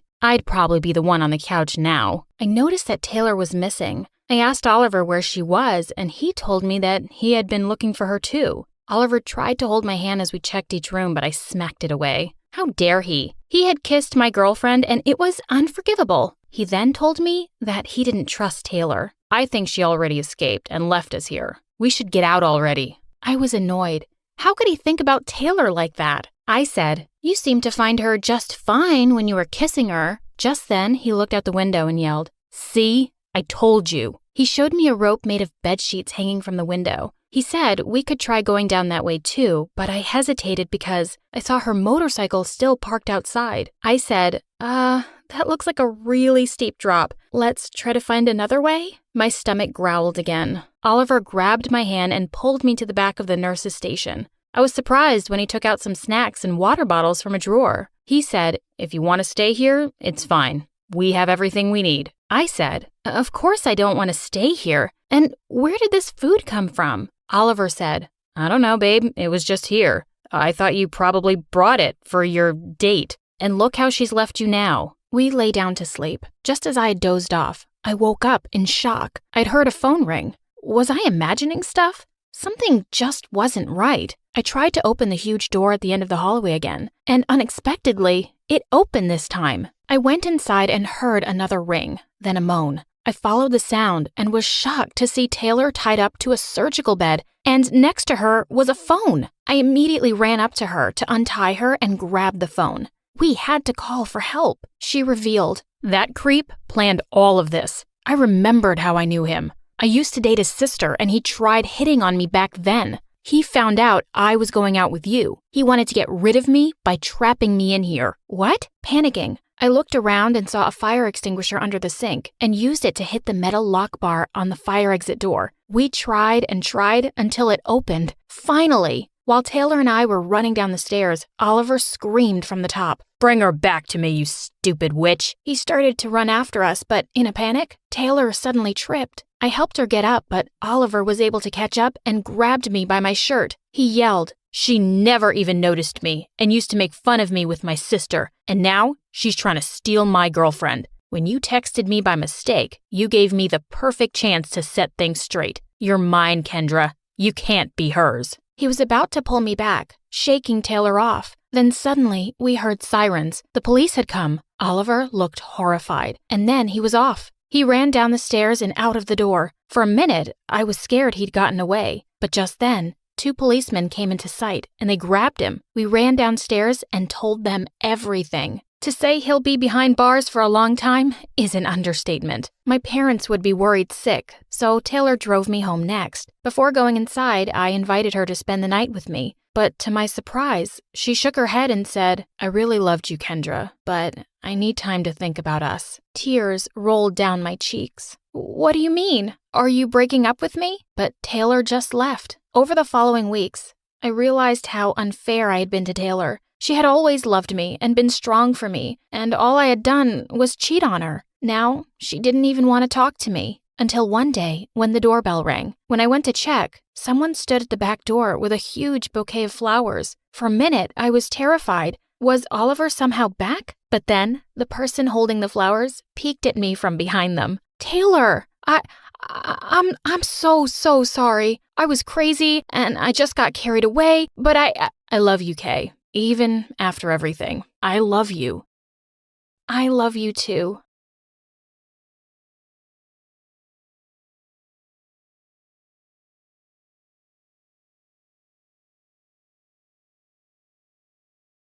Hi, I'm Elena from Manhattan.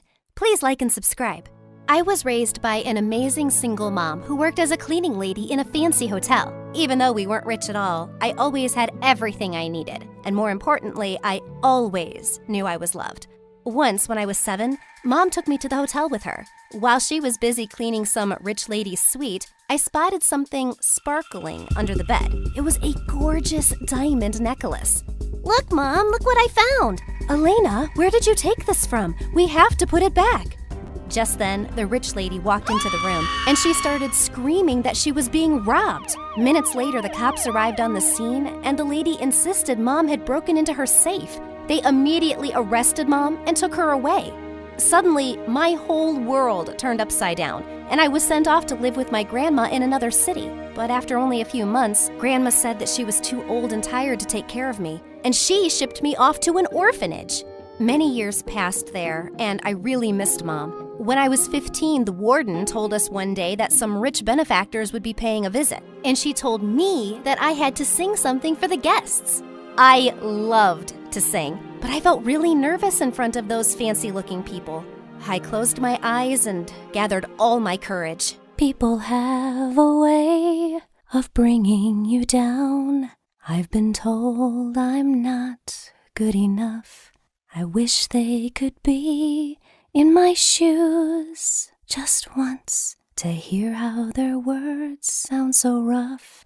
Just believe in yourself, 'cause there's no doubt you're beautiful and strong inside and out. I wouldn't change a thing. To me, you're a star. You're pretty much perfect just as you are. Everyone seemed stunned, and then they broke out into loud applause. Just then, a very handsome young guy, who was 3 or 4 years older than me, walked over to me from the audience. Your voice, it's truly a gift, Elena. I'm Harry, and I'm a music producer. I would really love it if you'd come and sing for me. It would be amazing to record an album with you. I couldn't believe my ears. Sing for him? Me? An album? It almost seemed too good to be true. But before I knew it, he'd made arrangements for me to leave the orphanage and was whisking me off to his huge mansion.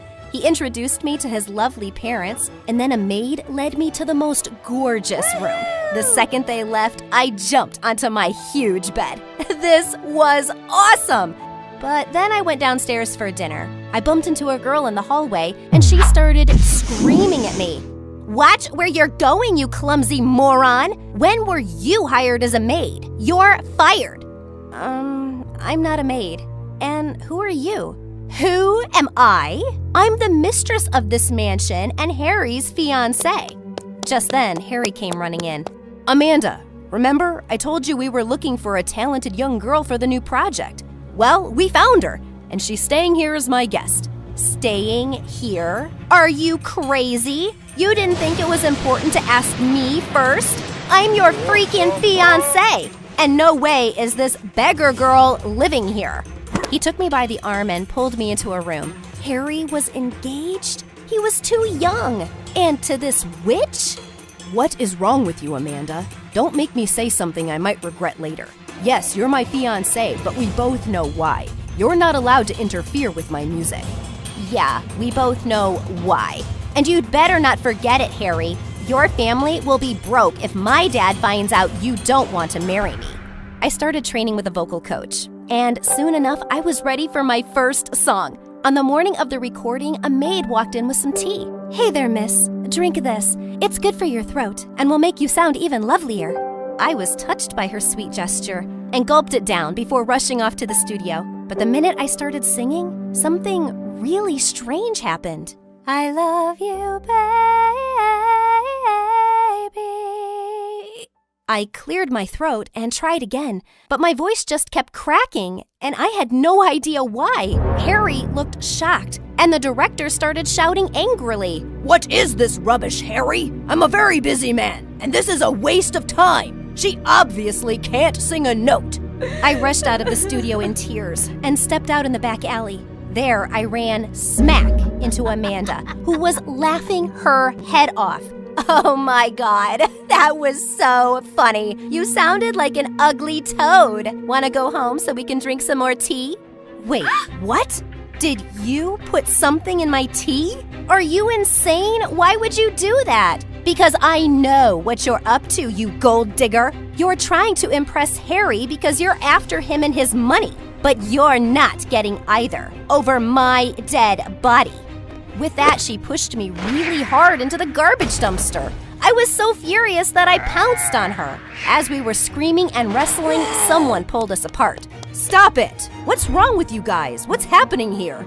And suddenly, she burst into crocodile tears, acting all hurt.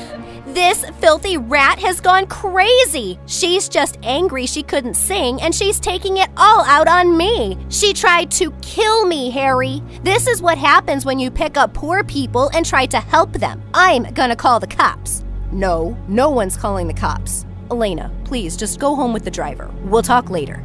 It made me upset to see his disappointed face, and I quickly left. This Amanda was an evil witch who was out to get me. Oh, Mom, I wish you were around. I wouldn't have to deal with any of this. Later that night, I heard someone playing the most beautiful music. I followed the sound to the library, and I saw Harry sitting at the grand piano. Suddenly, he looked up, straight at me. Oh, sorry. I didn't mean to bother you. You're not bothering me, Elena. Come join me. I sat next to him, and he asked me to sing this new song he'd written. As it ended, he turned to me with a smile. There's that beautiful voice I know. Listen, Harry, I'm sorry about what happened in the studio. It's okay. You were just nervous. We'll get you back there again. In fact, this music I'm playing is part of an album no one knows about yet. You're the first one, and I wrote this song for you. For your voice. It's perfect. As Harry looked into my eyes, I felt butterflies in my stomach. He moved a little closer and put a hand under my chin. Was he going to kiss me? I suddenly jumped off the bench. I should really go to bed now. Good night. And with that, I fled from there, my heart going 100 miles a minute. After that, I decided I was going to focus on my music only, and I definitely couldn't be alone with Harry, which wasn't too hard because Amanda had practically moved in and was always clinging to him like a snake. One evening, when I returned to my room, I switched on the light and screamed. Freaking Amanda was sitting on my bed. She instantly leapt at me and pinned me against the wall. Amanda, what the heck are you doing? I'm warning you, witch. Do you think I don't see what's happening? I have my eyes and ears everywhere in this house. Half the staff here works for me. Don't even think about it, Elena. Harry's mine, and he's never going to be yours. Oh, if you're so sure of that, why are you here in my room? You're clearly threatened by me, and maybe you should be. She looked livid. Step carefully, or I'll ruin you. And with that, she climbed out of the window and jumped. She was a psycho, and now I'd made her even angrier. In a few months, I was able to record my first album, and Harry wanted to celebrate our success by throwing a huge music release party. I really wanted Mom to be there, and Harry had been helping me look for her, but we hadn't found anything. On the night of the party, I walked into the hall and was suddenly surrounded by big music directors, producers, and artists wanting to talk to me, and I was on top of the world. Suddenly, I felt a gentle tap on my shoulder. May I have this dance? Harry led me to the floor, and my heart skipped a beat as he drew me close. We were dancing like no one was watching, when suddenly, the song changed, and we both stopped in our tracks. The DJ was playing Harry's song from the album that wasn't even released yet. Harry walked over to the DJ furiously and shut off his system. Where did you get a hold of this song? What are you talking about, dude? It's been on the radio all day and going viral everywhere. Harry stormed out of the hall, and we followed him out. We went to the library and found all his sheet music, notes, and CDs gone. It has to be someone from the house. It was all right here. Harry demanded to see security footage of everyone who'd been in and out of the house lately. And suddenly we came across a video of me handing a large envelope to the maid. OMG, that's what you're doing, witch? What do you mean? I'm just giving the maid something to mail to the orphanage. But Amanda screamed for the maid to be called in, and what she said left me shook. Oh, this. Miss Elena told me to drop this package at some music producer's studio 2 weeks ago. What? Oh my God, why are you lying? I didn't do anything of the sort. Harry, please. You have to believe me. The disbelief on Harry's face just broke my heart. But why would the maid lie, Elena? And you were the only one who knew. The only one. I trusted you. And you sold my work? Harry, I would never do that. But suddenly Amanda leapt forward and slapped me. You thief! I always knew what you were like. Harry, will you call the cops now? If anyone has something to do with all this, it's you, Amanda. I know it's you. I leapt forward to attack her, but Harry stopped me. She didn't know about that music. You did. I want you to leave my house right now, before I change my mind about calling the cops. I just burst into tears and left that house within minutes. I couldn't believe Harry thought I'd betray him. I left that city and went back to New York so I could look for Mom. Soon I found a job as a singer in a fancy restaurant, and I kept searching for her, but to no avail. A couple of months later, I was just finishing my performance when I spotted someone in the crowd. Someone I never thought I'd see again. Mom? She gave me a huge smile, and I ran to her, flinging myself in her arms. Oh, Mom, where have you been? Where were you all this time? Oh, my baby, I'm so glad to see you. Oh, you've grown up so much. And I looked for you everywhere, honey. After I came out of jail, I went to your granny's house, but she'd already passed away, and I had no idea how to reach you. But how did you find me now, Mom? I heard about your music album and tracked down the music producer. He helped me find you, and he brought me here. She pointed to someone behind her, and it was Harry. Before I could even say anything, he stepped forward and kissed me.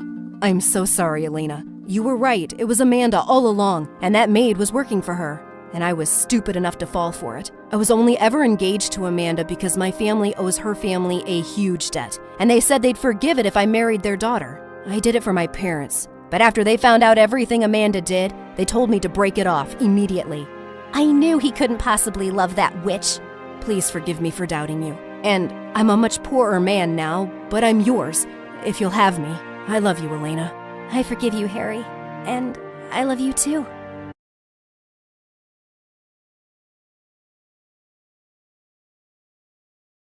Hello, my name is Jordan, and I'm from New Jersey. Don't forget to like and subscribe. Growing up, I was a quiet girl and always found it hard to make friends. Like this one time when I was in kindergarten, I was just sitting by myself playing with Play-Doh, and out of nowhere, this one girl by the name of Layla came over. Why do you always sit by yourself? Because I like to? Well, you're weird, and that's my Play-Doh. No, it's not. The teacher said I could have it. Oh, yeah? Saying that, Layla just punched down on the Play-Doh and totally destroyed my creation. When the teacher saw us, she scolded Layla and complained to her mother too. And ever since, Layla had been nothing but mean to me. When I turned 7, my mom met my stepdad, and he had a daughter who was 3 years older than me, Esther. They moved in with us, and at first, I thought Esther and I would never get along because she was so messy and I was a bit of a clean freak. But then she turned out to be really cool. Like this one time when I was in the 4th grade and Layla pushed me as I was walking, but thank God Esther caught me right in time. I am so gonna get that witch. Leave her. She's a brat. Moments later, I heard shouts and saw that Esther had tripped Layla and her minions with a rope. Oh my gosh, Esther, where did you get this rope from? From the gym room. I planned on taking it home. It'll make a great skipping rope. I forgot to mention brave. Esther could do it all. She loved having fun, all the time. And she helped me face my social fears. Esther, you're the best. I so want to be like you. You're not afraid of anything. You should see her when I mention vacations. Vacation? Why? I am afraid of airplanes. I don't know why, but everything about them scares me. That's nothing, Esther. When I was in the 7th grade and Mom took us to a park gathering our school held, all the kids got together playing fun games, but I was too shy. And then Esther pulled me from my comfort zone next to Mom. Come on, Jordan, you're missing out on all the fun. But what if they don't like me? You're wasting your time. She's been a sad, lonely girl all her life. Layla, nobody asked you. I decided to be brave, and boy, how much fun that was. We played on the water slide, climbing the longest rope and jumping on the jumping castle. It was the best time of my life. And then the parents called for a talent contest. Mom put my name in, and I had no idea what to do. She said it was good practice to overcome my social anxiety. And to make matters worse, I was the first to go on stage. Go, you can totally do it. I was feeling so nervous because I didn't have any talent besides maybe humming a little, so I closed my eyes and just sang, blocking everyone out. When I was done, I opened my eyes.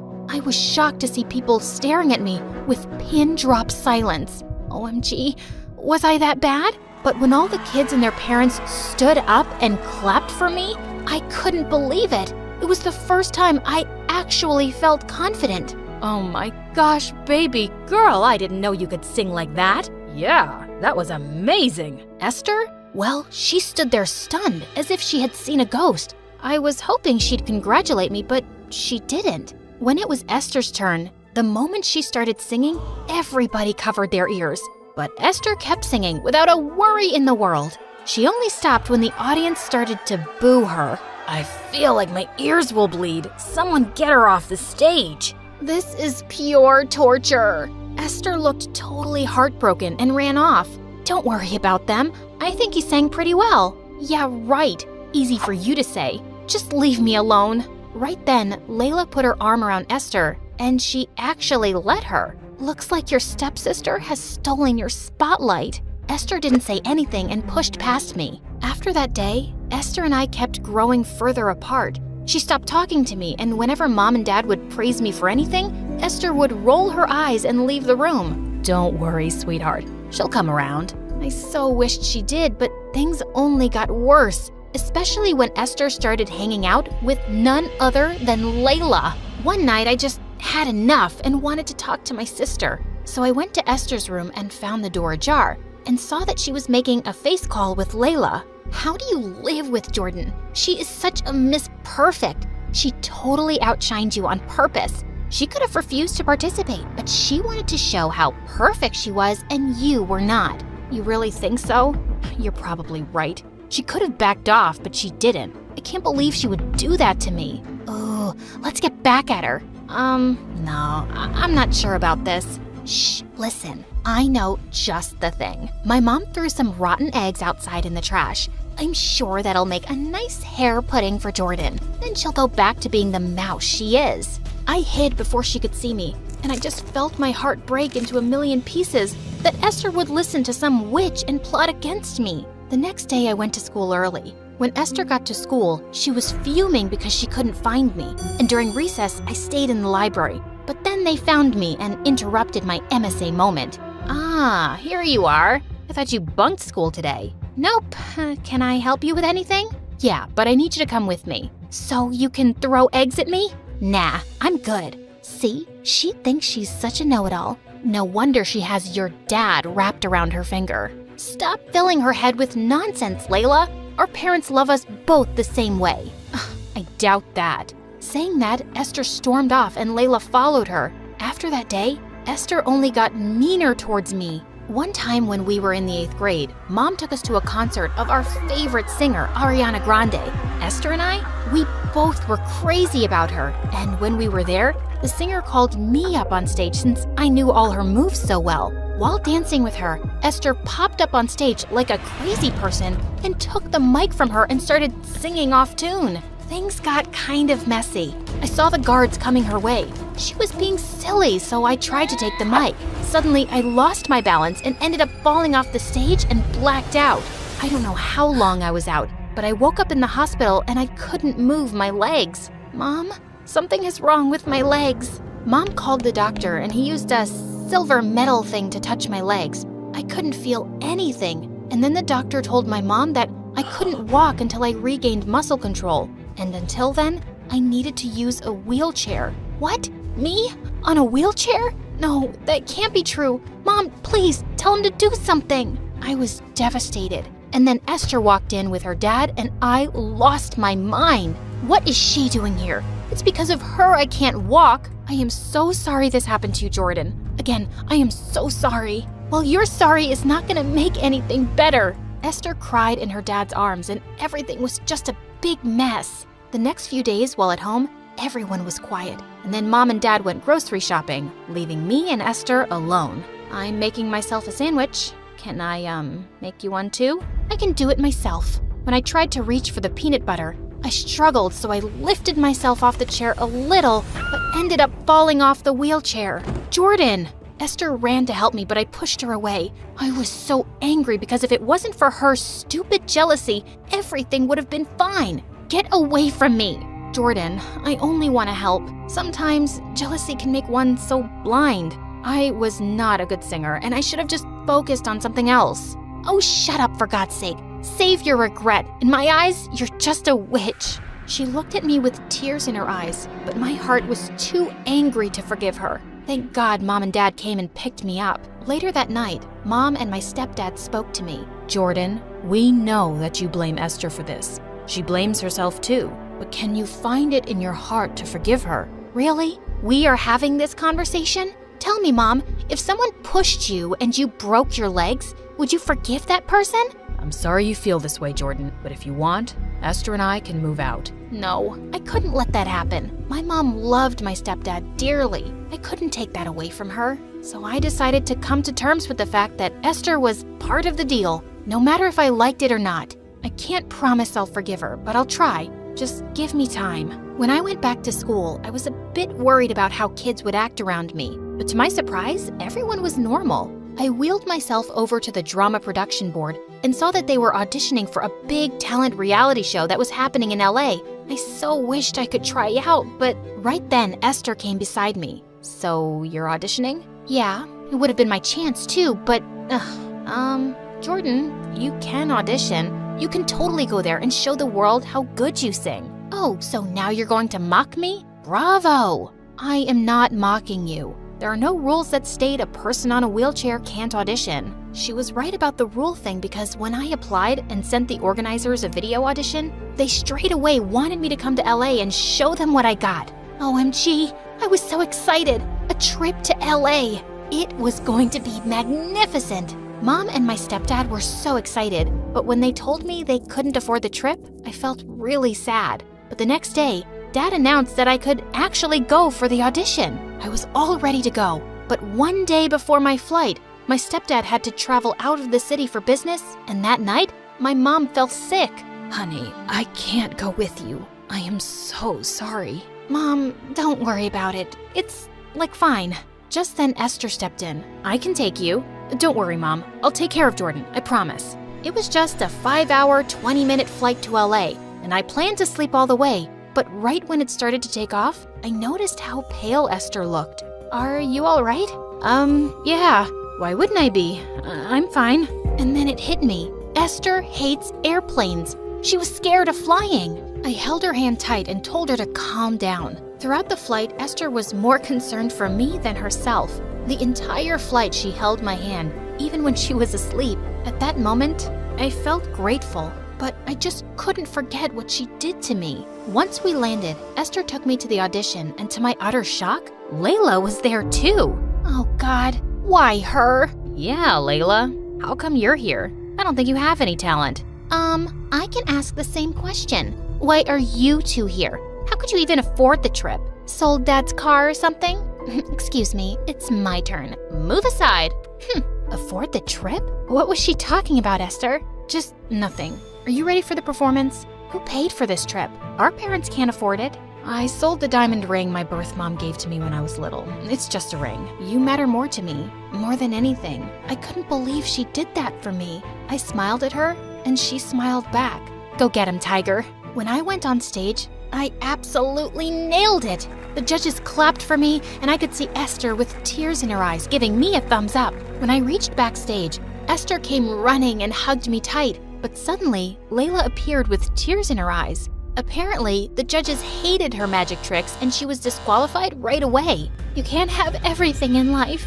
She then tried to push my wheelchair, but Esther lunged at Layla and the two broke out into a catfight while all the other contestants looked at them like they were freaks. I had to help Esther because Layla had her hair in her grip. So I tried to lift myself from the wheelchair but fell hard on the floor. I had to help my sister. I gathered all my strength, and when I finally stood on my feet, I was ecstatic. Esther, look! I was still wobbly, but I neared Layla, who was looking at my legs with wide eyes, and I punched her square in the jaw. Finally, security arrived and took her away. I am so happy you're able to stand. I guess I just needed motivation, and saving you from that witch was my motivation. Jordan, I am so sorry for everything. For all the times I was a jerk to you.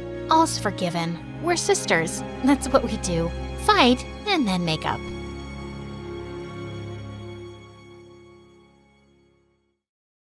I heard noises coming from the kitchen and immediately thought someone had broken in. I grabbed my baseball bat and tiptoed down the stairs to catch the intruder red-handed.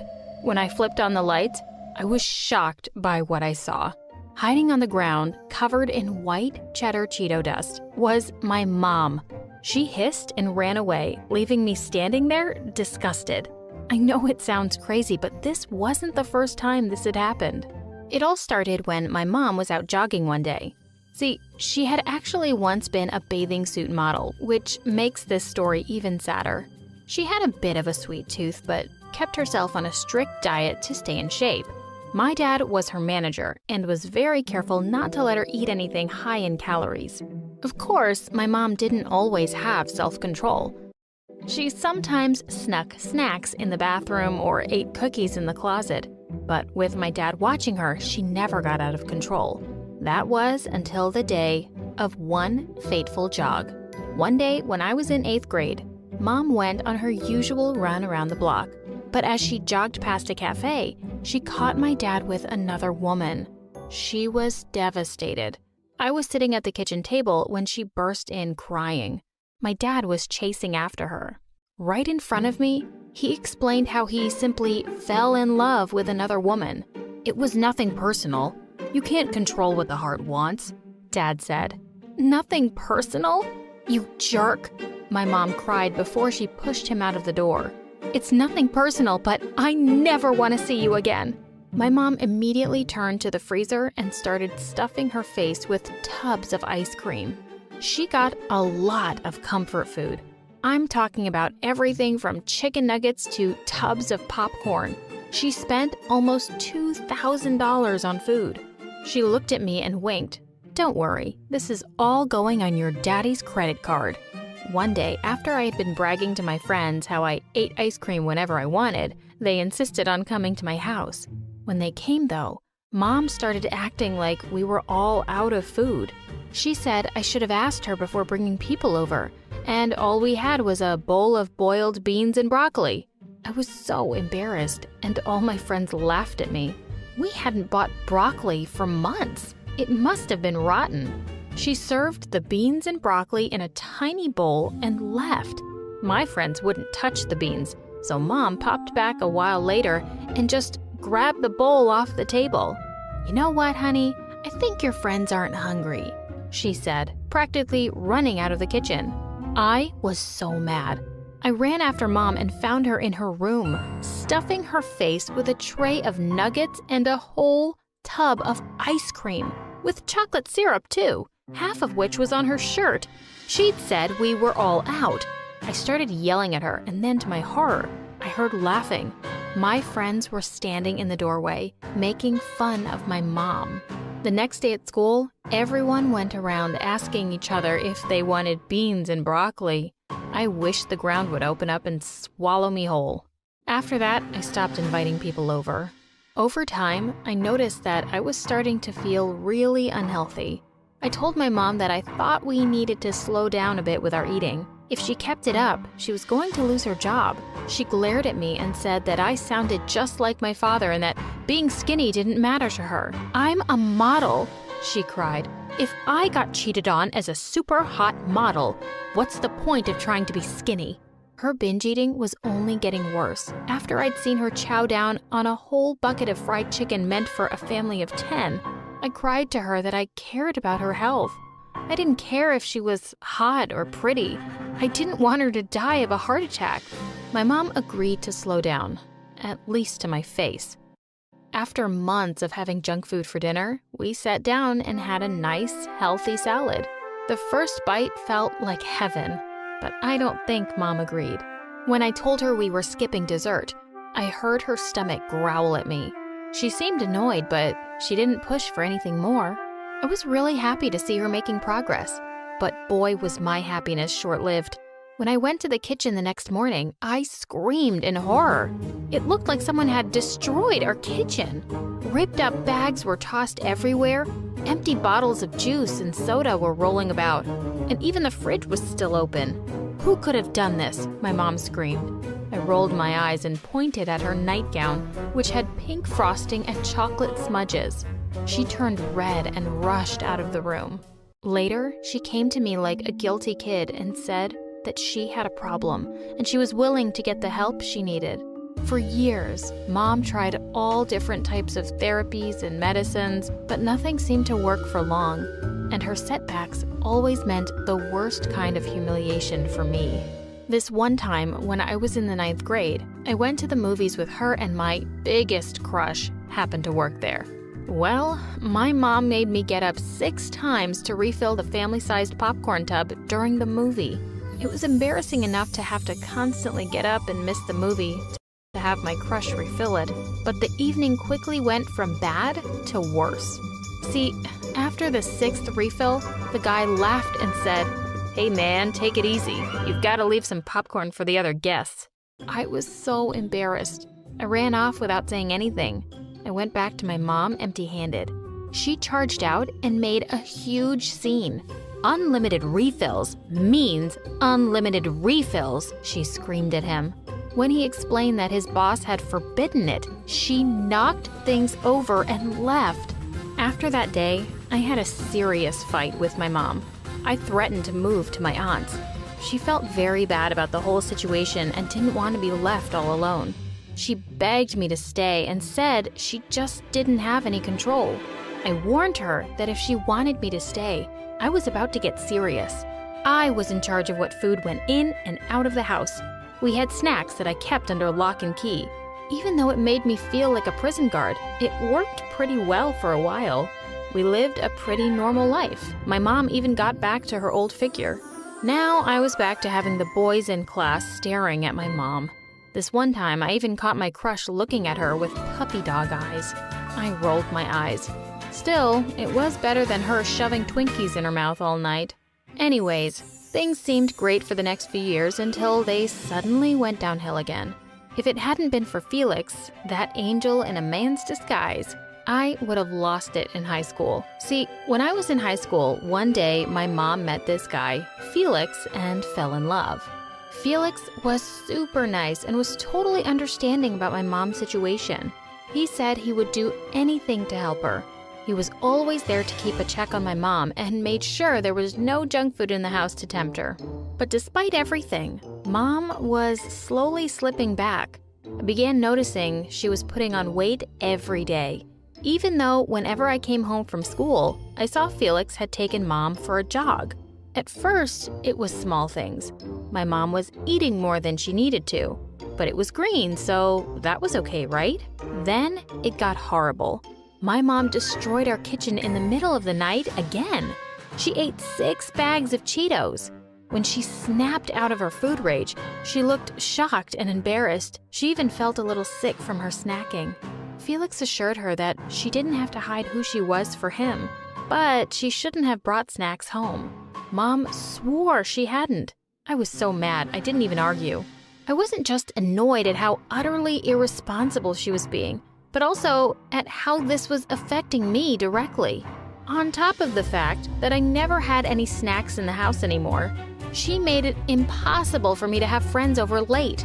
One time, I tried to throw a slumber party in my living room with the few friends that I had. In fact, I even managed to invite Maya, who was super popular. We had a great time and everything was good until I woke up around 4 a.m. to Maya's screams.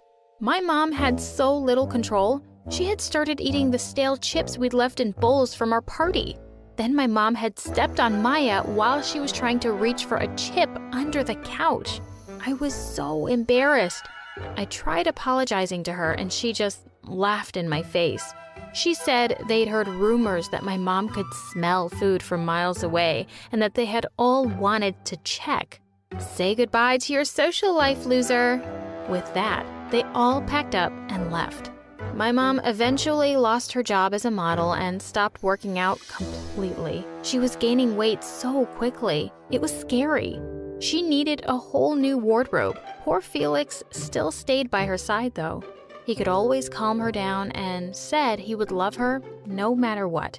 Then one day, something really terrible happened. It was so bad that I decided to move out. Even Felix said it was the best idea. I started to finally date a guy. His name was Josh. Well, on our anniversary, I decided to have him over for the best meal ever. I bought a whole bunch of expensive ingredients with my own money to make us a huge meal.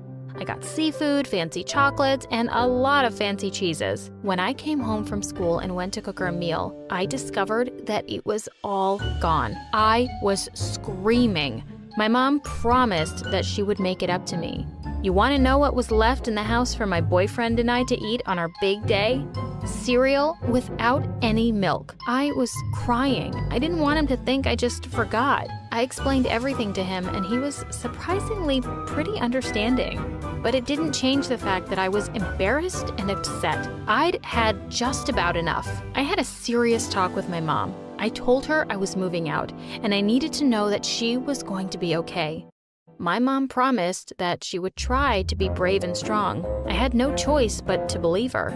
Maybe it was a bit selfish, but I needed a break from being the adult of the house. I moved in with Josh and started enjoying the normal life. I started to feel so much more confident and happy now that I no longer had a crazy mom to worry about all the time. Until one day when Josh called me in to check out a YouTube video. He looked super embarrassed and just pointed at the screen. There was a video called "The Fatso Eating the World."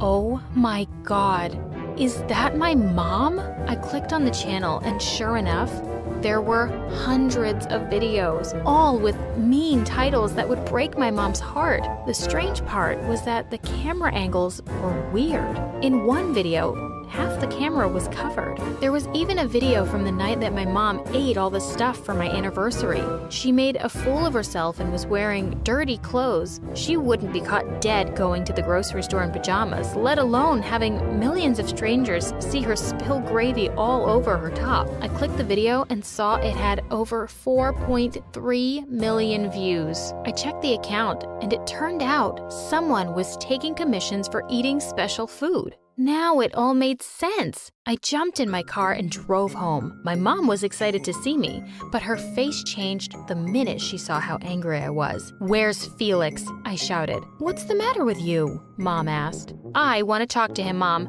"That monster is trying to ruin your life," I said. Mom was confused. "Mom, he secretly records you every time you eat and uploads it on a channel he's made. He's making money off of you," I said. She looked absolutely furious now. "You don't live here anymore, so you have no right to barge in and tell me how to live my life.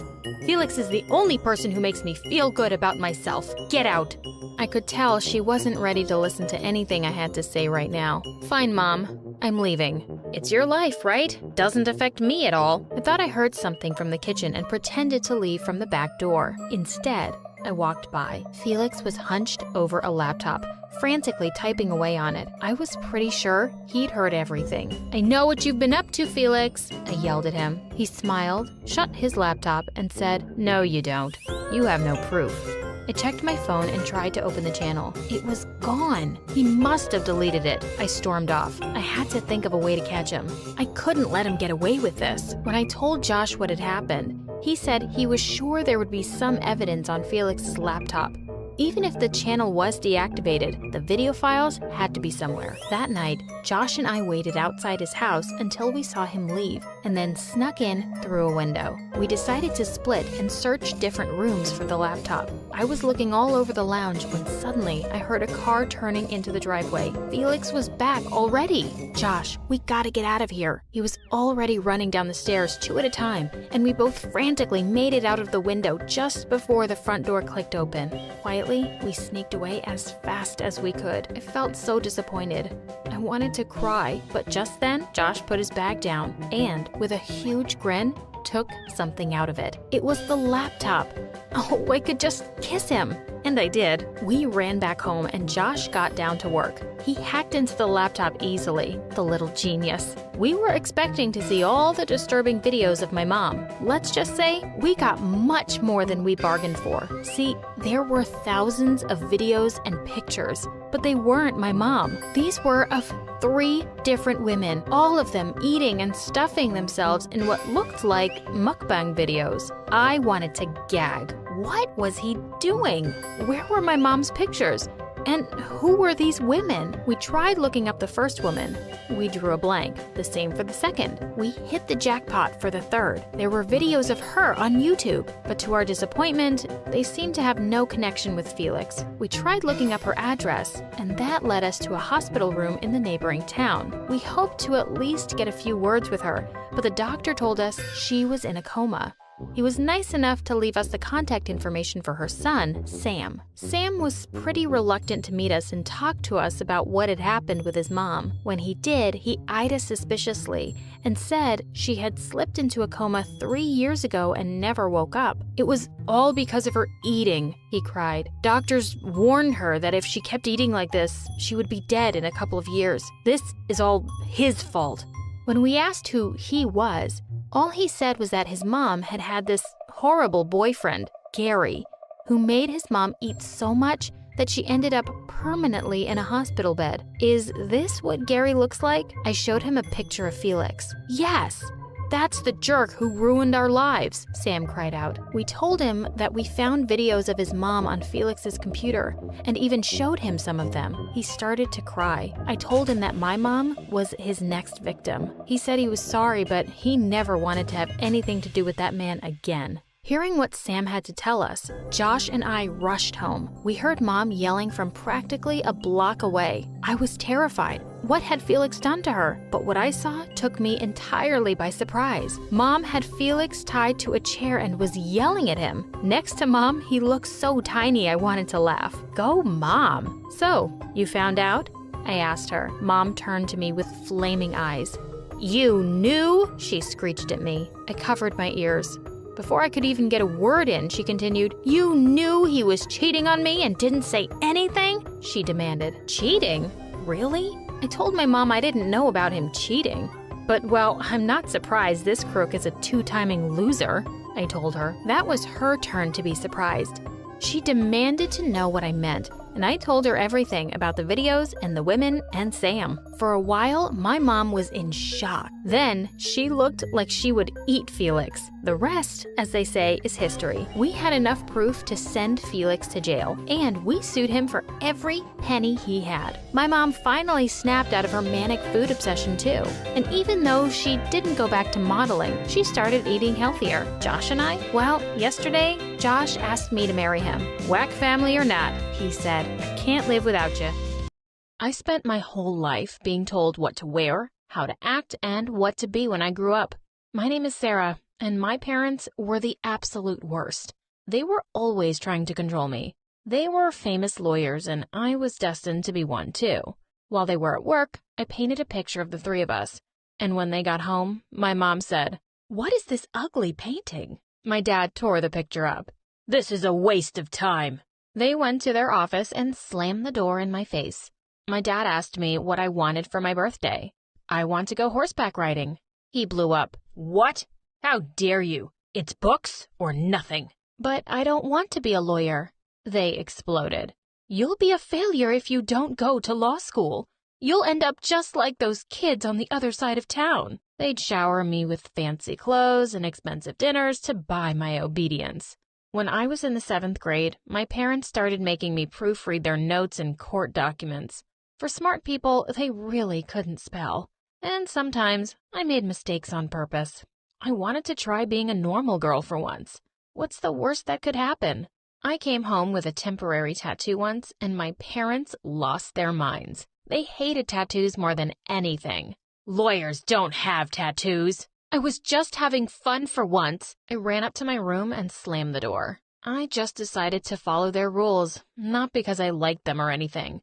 It's just because I want them to let me live in peace until I met a gorgeous boy. His name was Tyler. He played guitar and loved video games. Tyler was kind of a dork, but in a cute way. He even played in his own band. But our first meeting didn't go so well. He tried talking to me one day in between classes. Hey, Sarah, was all he said. I slapped him. Don't talk to me. I didn't mean it. I felt so bad because he wasn't popular like me and my friends. My parents would kill me if they found out about him. He never talked to me after that incident. I was sure he hated me. One day after school, Tyler was sitting up on the bleachers and practicing guitar. Whatever he was playing sounded beautiful. He caught me listening to him from behind the snack bar. He got nervous and stood to walk away. I yelled out, "Wait, don't stop. I swear I'm not gonna slap you this time." But he kept going. I tried to chase after him, but my high heels made it hard to run. I took them off and ran barefoot after Tyler. I could tell he was surprised once I caught up to him. Why are you talking to me? Is this some sort of prank? I thought I wasn't cool enough for you. I like your music, really. You're such a good guitar player, I answered, and I meant it. We stood in silence for a moment. We didn't know what to say to each other, so I blurted out, "Can you teach me?" He smirked. Your dad is gonna kill me, you know. Forget about him. He's stupid. Let's just go back to your place. Tyler agreed, and we met up every Tuesday and Thursday after school for secret guitar lessons on the bleachers. I knew my parents wouldn't approve. I told them I was working with my history teacher to learn about famous 19th century court cases. They were impressed and didn't question it. Tyler had an extra guitar he let me borrow for lessons, but I didn't dare bring it home. He even let me borrow a few CDs of his favorite bands to listen to for inspiration. My parents were not the musical type. When I would sing Happy Birthday, my mom would cover her ears. Oh, stop, you're giving me a headache. I wasn't bad at guitar. I wasn't good either. But it was never about being good or bad. It was about doing something that I wanted to do, something that made me happy for once.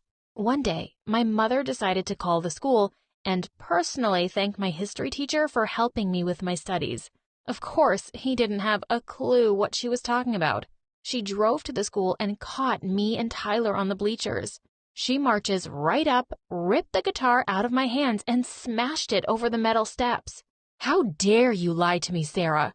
She turned her attention on Tyler. "Don't you dare come near my daughter again." I'd had enough. I wasn't about to let her treat Tyler the way she treated me. "Get away from him," I screamed and pushed her away. To my horror, she lost her balance and tumbled down the bleachers, landing on the dirt below. I felt terrible and ran down to her immediately, saying I was really sorry, but she just brushed me aside and yelled, "Have fun walking home." And with that, she stormed off. My life got worse after that.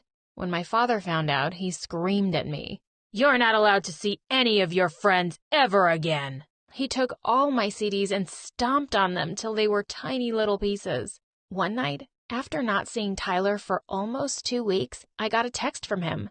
He asked if I wanted to come and see his band, the Cadets, play at a house party across town.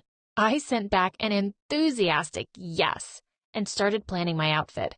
Later that evening, I pretended to go to bed early, but instead, I snuck out of my bedroom window, hopped onto my bicycle, and went off to the given address. I got to the party and stuck out like a sore thumb in my pink top. Everyone was wearing torn t-shirts and tight jeans. A rock band was playing loudly in the living room. I recognized a few kids from my high school, but none of them wanted to talk to me. It was pretty obvious I didn't fit in. "Hey, Sarah." Tyler ran over, tripped, and spilled his drink on my cute top. I was mortified, but Tyler laughed and grabbed my hand. "Follow me." He walked into the kitchen where it was a little less crowded. He reached into a box and shuffled around for a bit. Finally, he pulled out a t-shirt for me to change into. I stared down at my stained pink top. I grabbed a lighter off the table and set it on fire. "Burn, burn, burn!" I screamed. "Easy there. Give it to me." Tyler threw the shirt in the bin. Then he grabbed his guitar and hurried out of the kitchen. He got on stage in the living room with the rest of his band. Everyone was dancing and singing along. The Cadets were actually really good. They might actually make it big one day. It was the greatest night of my life. Tyler drove me home and kissed me goodnight. It was my first kiss, and it was amazing. I had the best night's sleep ever. But the next morning, I was rudely woken up by my mom's screams. "What's this?" She had found the Cadet's shirt in the laundry. "Where is the pink top I got you for your birthday?" I set it on fire. It was uncool, just like you. "Oh, yeah?" She took my cadet shirt downstairs and threw it in the oven. "Let's see how well this holds up at 400 degrees. I tried to open the oven door, but my mother held it shut. Please, please, Tyler gave that to me. I told you, I don't want you seeing that boy. Now go to your room and study. I can't wait to go to college. I can't wait to be away from you and this house. I stormed off and slammed my door. College was only a few weeks away. Even if it meant I wouldn't see Tyler again, at least I'd get away from my parents. But I could never really get away from them. I met all sorts of new people at college, but I only focused on my classes and didn't make any friends. I could always hear my father's voice in my head. How is making friends going to get you into the country's best law program? My parents told me I wasn't even allowed to get a job. They wanted nothing to distract me from my studies, so they gave me a credit card to take care of my expenses. The only thing I'd really started enjoying was studying at a quiet little cafe I'd discovered. But Dad even found a way to ruin that for me, sitting hundreds of miles away. I didn't give you a credit card to spend hundreds of dollars on coffee. Stay in your dorm to study. One morning, I noticed a help wanted sign on the front door of the cafe. I marched up to the counter and, instead of ordering my usual coffee, I asked for an application. The job was easy. It was fun even. Making my own money felt so good. And I also realized something. I didn't want to pour coffee for the rest of my life, but owning my own cafe sounded really cool. I went to pay my family a visit on the weekend, and for a change, I was actually looking forward to it. The minute we sat down for dinner at a fancy restaurant, the questions started pouring in. How's school? How are your grades? Even Grandma chimed in. Where are you going to get a job? As I cut up my steak, I casually replied, Oh, Grandma, I already have a job. At a coffee shop. They stared at me like I'd lost my mind.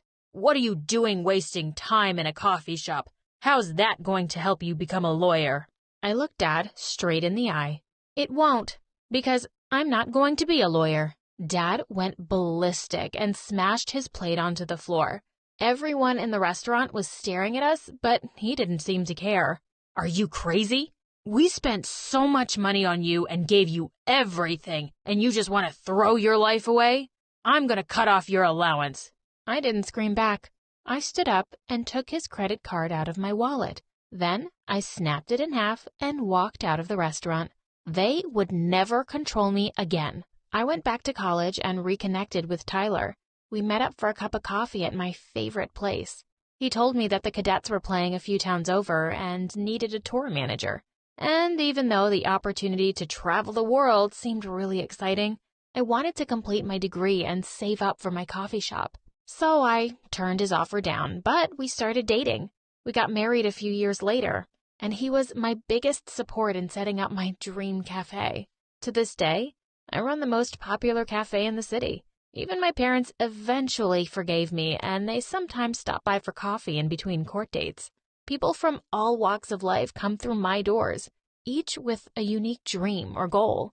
Here in my little coffee shop, I hope they make their dreams come true. Hi, I'm Latte from LA, and I'll be representing the struggles of every ignored middle child out there, only 1,000 times worse.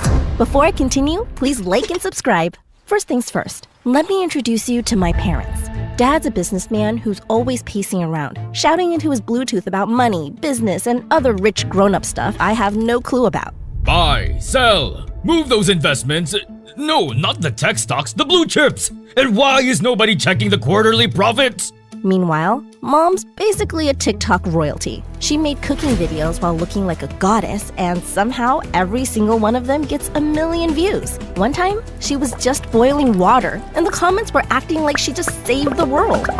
Now, let's talk about my sisters. So here's the thing. I was born right in the middle of triplets. According to Mom, order matters. So Marie was decided as the oldest because she burst out 1.2 seconds before me, and our youngest popped out last, blinking those iconic eyelashes and pouting those extra plump lips at everyone in the hospital room. Mom named her Princess because, honestly, she looked just like one. Even the doctor and nurses said so. They immediately put a tiny little tiara on her baby head as soon as she was born, and I swear she's never taken it off since. Meanwhile, Marie was a certified genius. When she was born, She didn't even cry. She spoke. And it wasn't just any word. It was the longest word ever. Extra supercalifragilisticexpialidocious. Everyone clapped, then fainted. And because of that, our parents named her after the legendary Marie Curie, the most iconic female genius in history. She could solve a Rubik's Cube with her eyes closed at 3 months old. Naturally, she just kept getting smarter as we grew up, and Dad was obsessed. He literally framed her report cards and all her other academic achievements and plastered them on our walls. Oh, my smart little cookie. One day, you're gonna be the CEO of my company, and you'd take over the world with that genius brain of yours. Meanwhile, when the nurse asked for my name, Mom just glanced around the room and spotted Dad's favorite coffee, latte. So they slapped the name on me right then and there, and it stuck. Even the bitterness. If Marie's the smart and serious one, Princess is the pretty and sweet one. Her face card never declined. Her lashes are so long you can mop the floors with them. All she has to do is blink and TikTok loses its mind. She literally went viral for just yawning once, and Mom was so proud. Look at those lips, those lashes, that perfect little nose. Of course, she got it from her mama, which is me. Oh, I think I'm gonna cry. They would do each other's makeup, go on shopping sprees, and film TikToks together. So basically, Dad was Team Marie, Mom was Team Princess, and I was on Team Wallpaper. Or maybe Team Houseplant, just quietly existing in the background, hoping someone remembers to water me. I was the normal triplet, so I was just there. There was nothing special about me. Maybe my name really did fit me after all. Most of the time, they just totally forgot I existed. Like that time when they literally left me at the park, packed up, loaded the car, and just drove away. There I was, vibing on the swing, trying not to panic, when a stranger found my emergency number taped to my unicorn toy and called my mom. Hi, ma'am. I think you left your child at the park. Oh, right. I thought we only had twins. Sorry about that. By the time they finally picked me up, I'd already befriended 3 squirrels, learned how to swing with one hand, and considered joining a new family. Even dinner was brutal. Marie had her steak cut into perfect cubes and served with organic pomegranate juice. Princess got her spaghetti swirled into a heart shape with glitter sprinkles. While me, a single, sad, boiled egg. Can someone pass the salt, please? I had to ask 6 times before anyone noticed. You have hands, sweetie. You can do it yourself. Then she literally walked around me to give napkins to Princess. Oh, thanks, Mom. You're literally the best. Mwah. Even our relatives and neighbors weren't different. You guys have such beautiful twins. Hey, Marie. Hi, Princess. And, the other one. Basically, I was the other one. And don't even get me started on birthdays. Every year, Marie and Princess got mountains of cake, giant crowns, and enough presents to fill a delivery truck, while I got a single cupcake with a bite already taken out of it, and a used birthday candle that barely stayed lit. For gifts, just whatever my sisters tossed aside. On our 11th birthday, I didn't even get anything. Literally, not a single gift. Not even a card. Oh, latte, sweetie. I'm so sorry. We totally forgot. Here's a tissue roll. Here's $5. Go wild at the dollar store, champ. Meanwhile, my sisters were basically swimming in glitter and unwrapping the entire toy store. The only one who ever paid me any attention at home was our dog, Mr. Wiggles. But unfortunately, his idea of love was licking my face right after cleaning his own post-poop butthole. Sometimes he'd even poop in my bed, and Mom would just wave it off. Oh, it's just poop, sweetie. No big deal. Just clean it up yourself. It won't hurt you. As for my sisters, they only talked to me when they needed me. Now that we were in middle school, nothing much has changed. Marie only remembered my existence if she needed help with her homework, the easy and boring parts, like coloring her science projects or organizing her notebooks. Meanwhile, Princess only noticed me if she needed a camera woman for her TikToks and live streams. Honestly, watching her film behind the scenes was a total cringe fest. I swear, she just made things up the entire time. What am I drinking? Oh, it's just a super healthy smoothie I made all by myself. It's totally organic, straight from trees and leaves and, nature and stuff. So healthy. Oh my gosh, a cute boy is waving at me across the street. He just mouthed that I'm the prettiest girl in the world. OMG, stop it. Go away. But you know what hurt me the most? Whenever I get sick. One time, I was legit burning up with fever and was having a hard time breathing. I went to my parents' room to tell them about it, but they just didn't care. Just go bathe in ice, sweetie. Thought it was something important. I had the most beautiful dream, and now it's ruined. But the second Princess coughed once across the room, Mom did a triple backflip off the couch. Is my precious pumpkin okay? Should I call the ambulance? Marie sneezed in her room, and Dad parachuted in with orange juice. We heard a noise, sweetheart. Are you okay? Need anything? I'm studying, Dad. Please leave. And close the window. Quietly. Sometimes I wondered, if I vanished into thin air, would anyone notice? The only time I ever felt truly seen was whenever my grandma visited. She'd sweep through the front door in her sparkly slippers, hug me like she was trying to squeeze the sadness out of me, and slip extra cookies into my backpack. She'd also sneak me new highlighters, draw silly smiley faces on my lunch bag, and tell me stories where I was the main character and not just triplet number 2. When everyone else was busy ignoring me, Grandma would teach me how to make fancy drinks, especially coffees. A good cup of coffee can turn a lonely day sweet. Maybe she doesn't want me feeling bad about my name forever, and it worked. I appreciated what latte means. Making drinks like this with Grandma is my most special thing in the world. One day, I made coffee for my family. It was a personal brew, and I was super confident in my work, but they just looked at the cups in disgust. Ugh, what is this? You want us to drink that? I made it myself. If you could just try. Just get me my usual from my favorite coffee shop. Okay, champ? I can't risk my taste buds on an unknown variable. Sorry. Princess pretended to take a sip and pulled a face for her live stream. Guys, I think I just tasted my villain origin story. I think I'm gonna die. Somebody send help. But if you thought home was rough, school was a whole new level of pain. At school, Marie was that girl. The class president, the straight-A superstar, the student teachers literally asked for help. She answered questions before they even finished asking. Everyone looked up to her like she was some kind of academic goddess.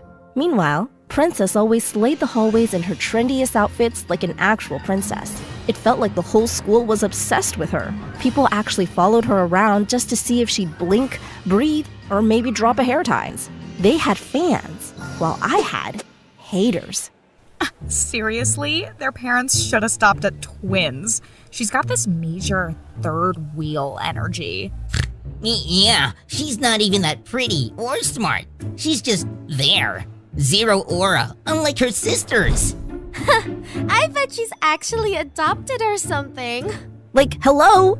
We literally have the same face. I wanted to hold up a mirror and scream, "Do you not see the copy-paste happening here?" I bet they still wouldn't see it, even if I tattooed triplet number 2 on my forehead. One day, I decided to try fitting in. First, I went full princess mode, curled my lashes, wore the brightest pink I could find, and even borrowed her lip gloss, which tasted like expired bubblegum. Imposter alert! Her lashes are like 0.24 millimeters shorter. Nice try, fake princess. Oh, bless your heart. But you'll never be princess. There's only room for one queen at this school. The following week, I tried acting like Marie. I slapped on some glasses, tied my hair into the tightest bun, and even solved a ridiculously difficult math problem on the board. For 2 glorious minutes, people actually looked at me. But then the real Marie walked in and everyone instantly forgot I existed again. Can you sit down now? The real genius is here.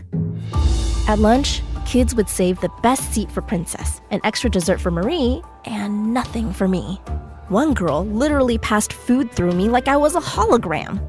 Every time the world felt too much, I'd sneak into the bathroom, call Grandma, and she'd talk to me until I could smile again. Oh, my little sweet latte. Just because they don't see you now doesn't mean you're not sparkling. Some treasures are hidden for a reason. Now hush, darling. You're my brightest star. She always knew exactly what to say, but one day, everything changed. We came home, and Mom was ugly crying for the first time. Grandma's gone, Latte. She had a heart attack. She didn't make it. My heart broke into a million pieces. I cried for days. I skipped dessert and stopped caring about school. Meanwhile, my sisters acted like nothing happened. I was sitting in the bathroom stall, hugging Grandma's old scarf, trying to remember how to breathe. That's when it really hit me. Being invisible hurts the most when the only person who actually sees you is gone. So there I was, sitting outside the school building, face buried in my knees, trying to disappear into the flower bed. Just then, I felt a gentle tap on my shoulder. Hey, are you okay? I froze. Someone actually asked if I was okay? Was this some kind of prank? For a split second, I thought it might be the school janitor ready to bust me for squishing the daisies again. But no. Standing in front of me was, I swear, the cutest boy I'd ever seen in real life. He looked like a Disney prince. He had curly chestnut hair, hazel eyes flecked with gold, and a smile so dazzling it could melt a diamond into a sparkling puddle. He handed me his handkerchief, which smelled like expensive cologne and cinnamon rolls. Thanks. I've never seen you before. Are you new here? Yeah, and I think I'm lost. This school is like a giant pizza. Too many slices. I laughed for the first time in weeks. I ended up showing him around, and to my surprise, he was in my class. His name was Bryce, a transfer student, and the moment he stepped into our classroom, you could literally hear every girl's jaw hit the floor, including my sister's. Since then, both of them were glued to him like flirty magnets to a fridge. So, Bryce, want to join the science club? I could help you with algebra or chemistry or, world domination. Hey, handsome. Want to act as my boyfriend for my next TikTok content? I have 35 million followers. We could go on a fake date and kiss under the stars? It was a competition every single day while I was stuck on the sidelines. He asked me to help with his math homework. Clearly, he's into me. Please, he liked and commented on all my TikTok videos, even my baby videos and the one where I had braces. He's so obsessed with me. Sorry to interrupt, but are you guys actually crushing on him or what? Nope. Future CEO rules. Studies first, boys later.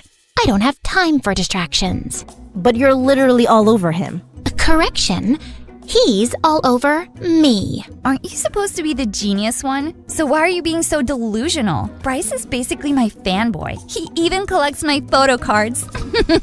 Sorry, sissy. Sorry to burst your stupid little bubble, but he asked me to be his private tutor 24/7. So clearly, he likes me more. I couldn't take it anymore, so I finally inserted myself into the conversation. He actually talked to me first. We literally walked in together on his first day, remember? He found me crying and gave me his handkerchief. It wasn't just some random thing. He noticed me first and made the first move. Both of them looked at me like I just said I was moving to Mars. Oh, please. He was just being polite. Don't get your hopes up, latte. Oh, our dear Latte. Bryce is just really kind to everyone. I'm sure he felt bad because you looked so sad. He's just got that big, soft heart. What a sweetheart. And that was it. They went right back to fighting over him while I just faded into the background again, hugging Bryce's handkerchief close to my chest. So the next day at school, I decided it was time to make a move on him. I needed him to remember me. Later that day, I spotted him at his locker, looking all mysterious and handsome with his hair perfectly messy like he just rolled out of an expensive magazine. I marched over, clutching my book so tight my fingers turned white. Hey Bryce, remember me? I helped you when you got lost on your first day, and you gave me your handkerchief? He glanced at me, blinked twice, and his face lit up with recognition. Oh, yeah, you're Latte, right? You were really helpful that day. Thanks again. I probably would have ended up in the janitor's closet without you. Oh, yeah. I mean, I get lost all the time too. Like last week, I walked into the boys' bathroom by accident. So, you're welcome. So, do you know if the cafeteria food ever gets less weird? Maybe on pizza day. But, most days, it's kind of a mystery. Like, sometimes I just bring emergency snacks, just in case. We talked for a few more seconds before the bell rang. Every time I saw him after that, he'd wave or flash a friendly smile. Of course, I still managed to embarrass myself at least once a day, waving at him in the cafeteria, standing near him in the hallway, accidentally dropping all my books right at his feet. But at least this time, he'd help pick them up and flash me his cute little smile, which always made my heart do 10 backflips. Maybe, just maybe, I wasn't that invisible after all. One night, I was looking for something to eat in the kitchen for my midnight snack when I noticed Mom's favorite golden spatula, the one she used in all her TikTok videos, was snapped in half. I was about to play detective when she walked in, took one look, and had a full-on meltdown. My precious spatula! Latte, what have you done? What? Mom, I swear, I didn't even touch it. It was already broken when I found it. Honestly, why can't you be more like your sisters? Sometimes I wish we just had twins. No need for a spare. Mom didn't stop crying over that spatula, like she lost a best friend. She even held a mini funeral for it the next day and kept talking about replacement kids and broken dreams with Dad. Their words felt like 1,000 tiny daggers in my chest. Later that day, I was sulking in the corner, hugging my knees when Princess tiptoed in. Hey, Latte? I was actually the one who broke Mom's spatula. I was filming a slow-mo pancake flip for TikTok, and it just snapped. But, if I told them, they'd never believe it. I'm their perfect princess. Sorry, sissy. So you just let them yell at me and insult me? If it wasn't you, they'd blame Marie. But she's the genius, so it would somehow be your fault anyway. That's just how it is in this house. She's right. Just move on. It's not a big deal. But to me, it was a big deal. That night, I cried myself to sleep, hugging Grandma's old scarf and staring at the moon outside my window. And that's when I decided I'd had enough. If nobody wanted me around, maybe I'd just disappear for real. But where do you run when you're not even sure anyone would notice you're gone? The next day at school, just as I was busy plotting my great escape, like mentally packing snacks, water, and at least 4 phone chargers, I spotted the cutest little hamster zipping across the hallway. At first I thought I was hallucinating, but nope, there he was, doing little parkour stunts like he owned the place. So naturally, I followed him. Through the gym, under the vending machine, and across the trash can where I accidentally stepped on a ketchup packet and basically ruined my socks forever. The little guy finally disappeared behind a bookshelf near the back of the school library, right by the toilet. Looking at the empty spot, I suddenly had the craziest idea ever. Live at school like a secret lair style. No parents, no sisters, no drama and unfair treatment. Just total peace and free Wi-Fi. That night, I packed up my stuff. Blanket burrito, folding mattress, emergency cookies, Grandma's old lamp for extra comfort, and of course, and my trusty mini coffee-making kit. I then strolled past my parents, dragging a huge suitcase behind me just to see their reactions. And guess what? Neither of them blinked. Hey guys, I'm running away from home. Gonna live in the wild, eat moss, maybe join a circus. If anything, Mom just told me not to slam the door. So off I went. I snuck into school under the cover of darkness, crawled through a window, and set up my new home behind the back library shelves.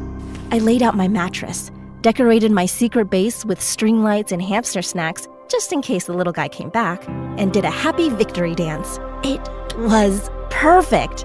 Now that I was basically a bored ghost living at school, I started mapping out every single inch of the place, where the cameras pointed, which teachers actually checked the bathrooms, which janitors cared if a random blanket fort popped up near the nonfiction section. At night, the school was creepy and weirdly exciting. I even found the secret security room where all the CCTV monitors were. I spent hours just watching, like my own private reality show, and I couldn't believe the stuff I found out, especially about my sisters. Oh, these footages are definitely going to come in handy very soon. I just realized that being invisible was kind of awesome, actually. But it also made me a little evil. That night, I snuck into the science lab and stole a whole bag of fake rubber snakes that looked super realistic and extra slithery. The next morning, I woke up early and planted my new friends under all the mean kids' chairs in our class. Each snake was taped to a nearly invisible string, all leading right to my desk. It was my masterpiece. Before class, I sat at my desk, looking totally innocent and waiting for the drama to drop. Did someone forget to take out the trash? Oh, wait, it's just Latte, the ugly triplet. Yeah, why are you even here? Nobody cares unless you're Marie or Princess. Careful, girls. Some people say the universe bites back, and it has fangs. And that's when I gave the string the tiniest little tug. Suddenly, the fake snakes slithered out from under their chairs, and a chorus of blood-curdling screams echoed through the classroom. Told you not to mess with me. Next time, it might be spiders or anacondas. For the first time in my life, everyone actually stared at me like I had superpowers. Some looked terrified, and others were impressed. Wait, can you actually summon snakes? Are you like half human, half snake? Oh, that's so cool! If you ever insult me again, the snakes will know. For once, I felt cool and powerful. That night, powered up by my brand new bad girl reputation, I plotted even more epic pranks and powers. I swapped out the teacher's chalk with color-changing markers, so every lesson turned into a rainbow rave. I glued googly eyes to every classroom door. Seriously, everywhere you looked, it felt like the whole school was staring you down. With every prank, my legend grew. People started whispering my name in the halls. I also started wearing smoky eyeliner, spiky bracelets, and a random leather jacket I found in Lost and Found. Suddenly, everyone thought I was cool. Even the lunch lady raised an eyebrow and gave me an extra meatball. But my sisters hated it. They cornered me at lunch. What is happening to you, Latte? You used to be normal. Now you're just embarrassing. So you're a bad girl now? Seriously, you look like a raccoon in that eyeliner. Sorry, I can't hear you over the sound of everyone actually paying attention to me for once. Jealous much? Jealous of what? Getting attention for causing trouble? Whatever helps you sleep at night, I guess. You wish you could go viral for something other than being a disaster. Even your pranks are cringe, sissy.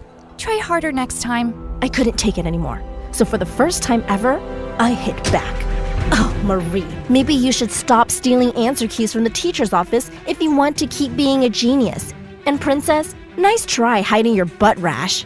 Right then and there, I posted Marie's secret footage and Princess's embarrassing clip for everyone to see. And the look on their faces was priceless.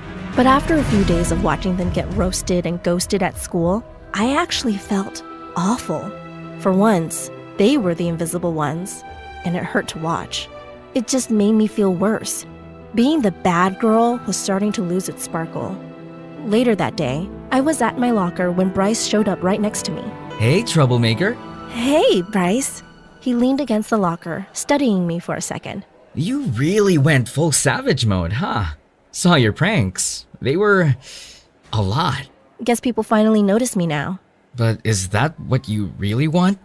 I kinda like the old you. The one who helped lost kids like me. That hit me hard. Suddenly, all the hurt and loneliness spilled out. You don't get it. All my life I've been invisible. Nobody ever picks me. I'm just the extra triplet, the backup plan. It sucks, Bryce. I just wanted to matter, even if it meant being a little evil. He looked at me like he really saw me. Not as a joke, not as an extra. Well, I notice you. You're kind of impossible to ignore, you know? My cheeks went red. I tried to act chill, but I felt like melting right there. Hey, want to see something cool? I grabbed his hand and dragged him through the hallway until we ducked into the back of the library. Welcome to my secret lair. No parents, no sisters, no drama. Just books, coffee, and fairy lights. I don't think you're allowed to live here. But not gonna lie, this is pretty cool. I know, right? Here, sit. I made him a cup and handed it over. My hands were shaking a little. He took a sip and his eyes went wide. Hold up. Did you put magic in this? This coffee literally slaps. It tastes so good. It was the first time my coffee got validated, and I felt like bouncing across the clouds in happiness. It's my thing. Started making drinks with my grandma when I was little. It always made me feel less invisible. Well, here's to you. You're not invisible to me. We sat together, just sipping coffee in the soft fairy light. For the first time, I felt seen, and maybe even special.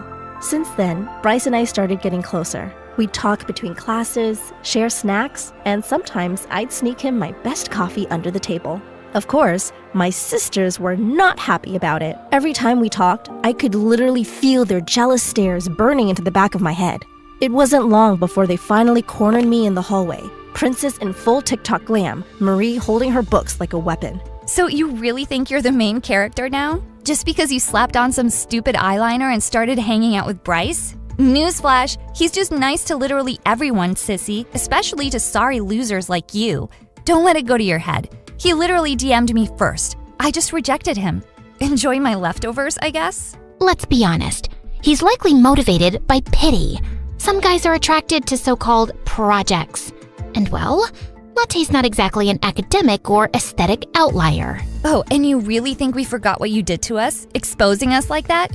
Don't worry, sissy. Revenge is coming. And trust me, it's gonna be iconic. I couldn't take it anymore, so I finally snapped. You two are just pressed because someone finally noticed me instead of you. And worse, he's your crush. Sorry, princess, but not every boy wants to be your TikTok prop.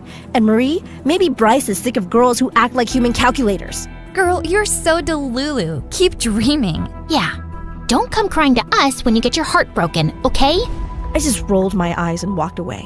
But inside, I felt like I finally won something. For once, I had the upper hand. One night, I was sneaking past the admin office when I heard someone talking on the phone inside. I took a peek and realized that it was the principal, and she sounded super sketchy. Ugh, I need that designer bag, but the donation funds aren't enough yet.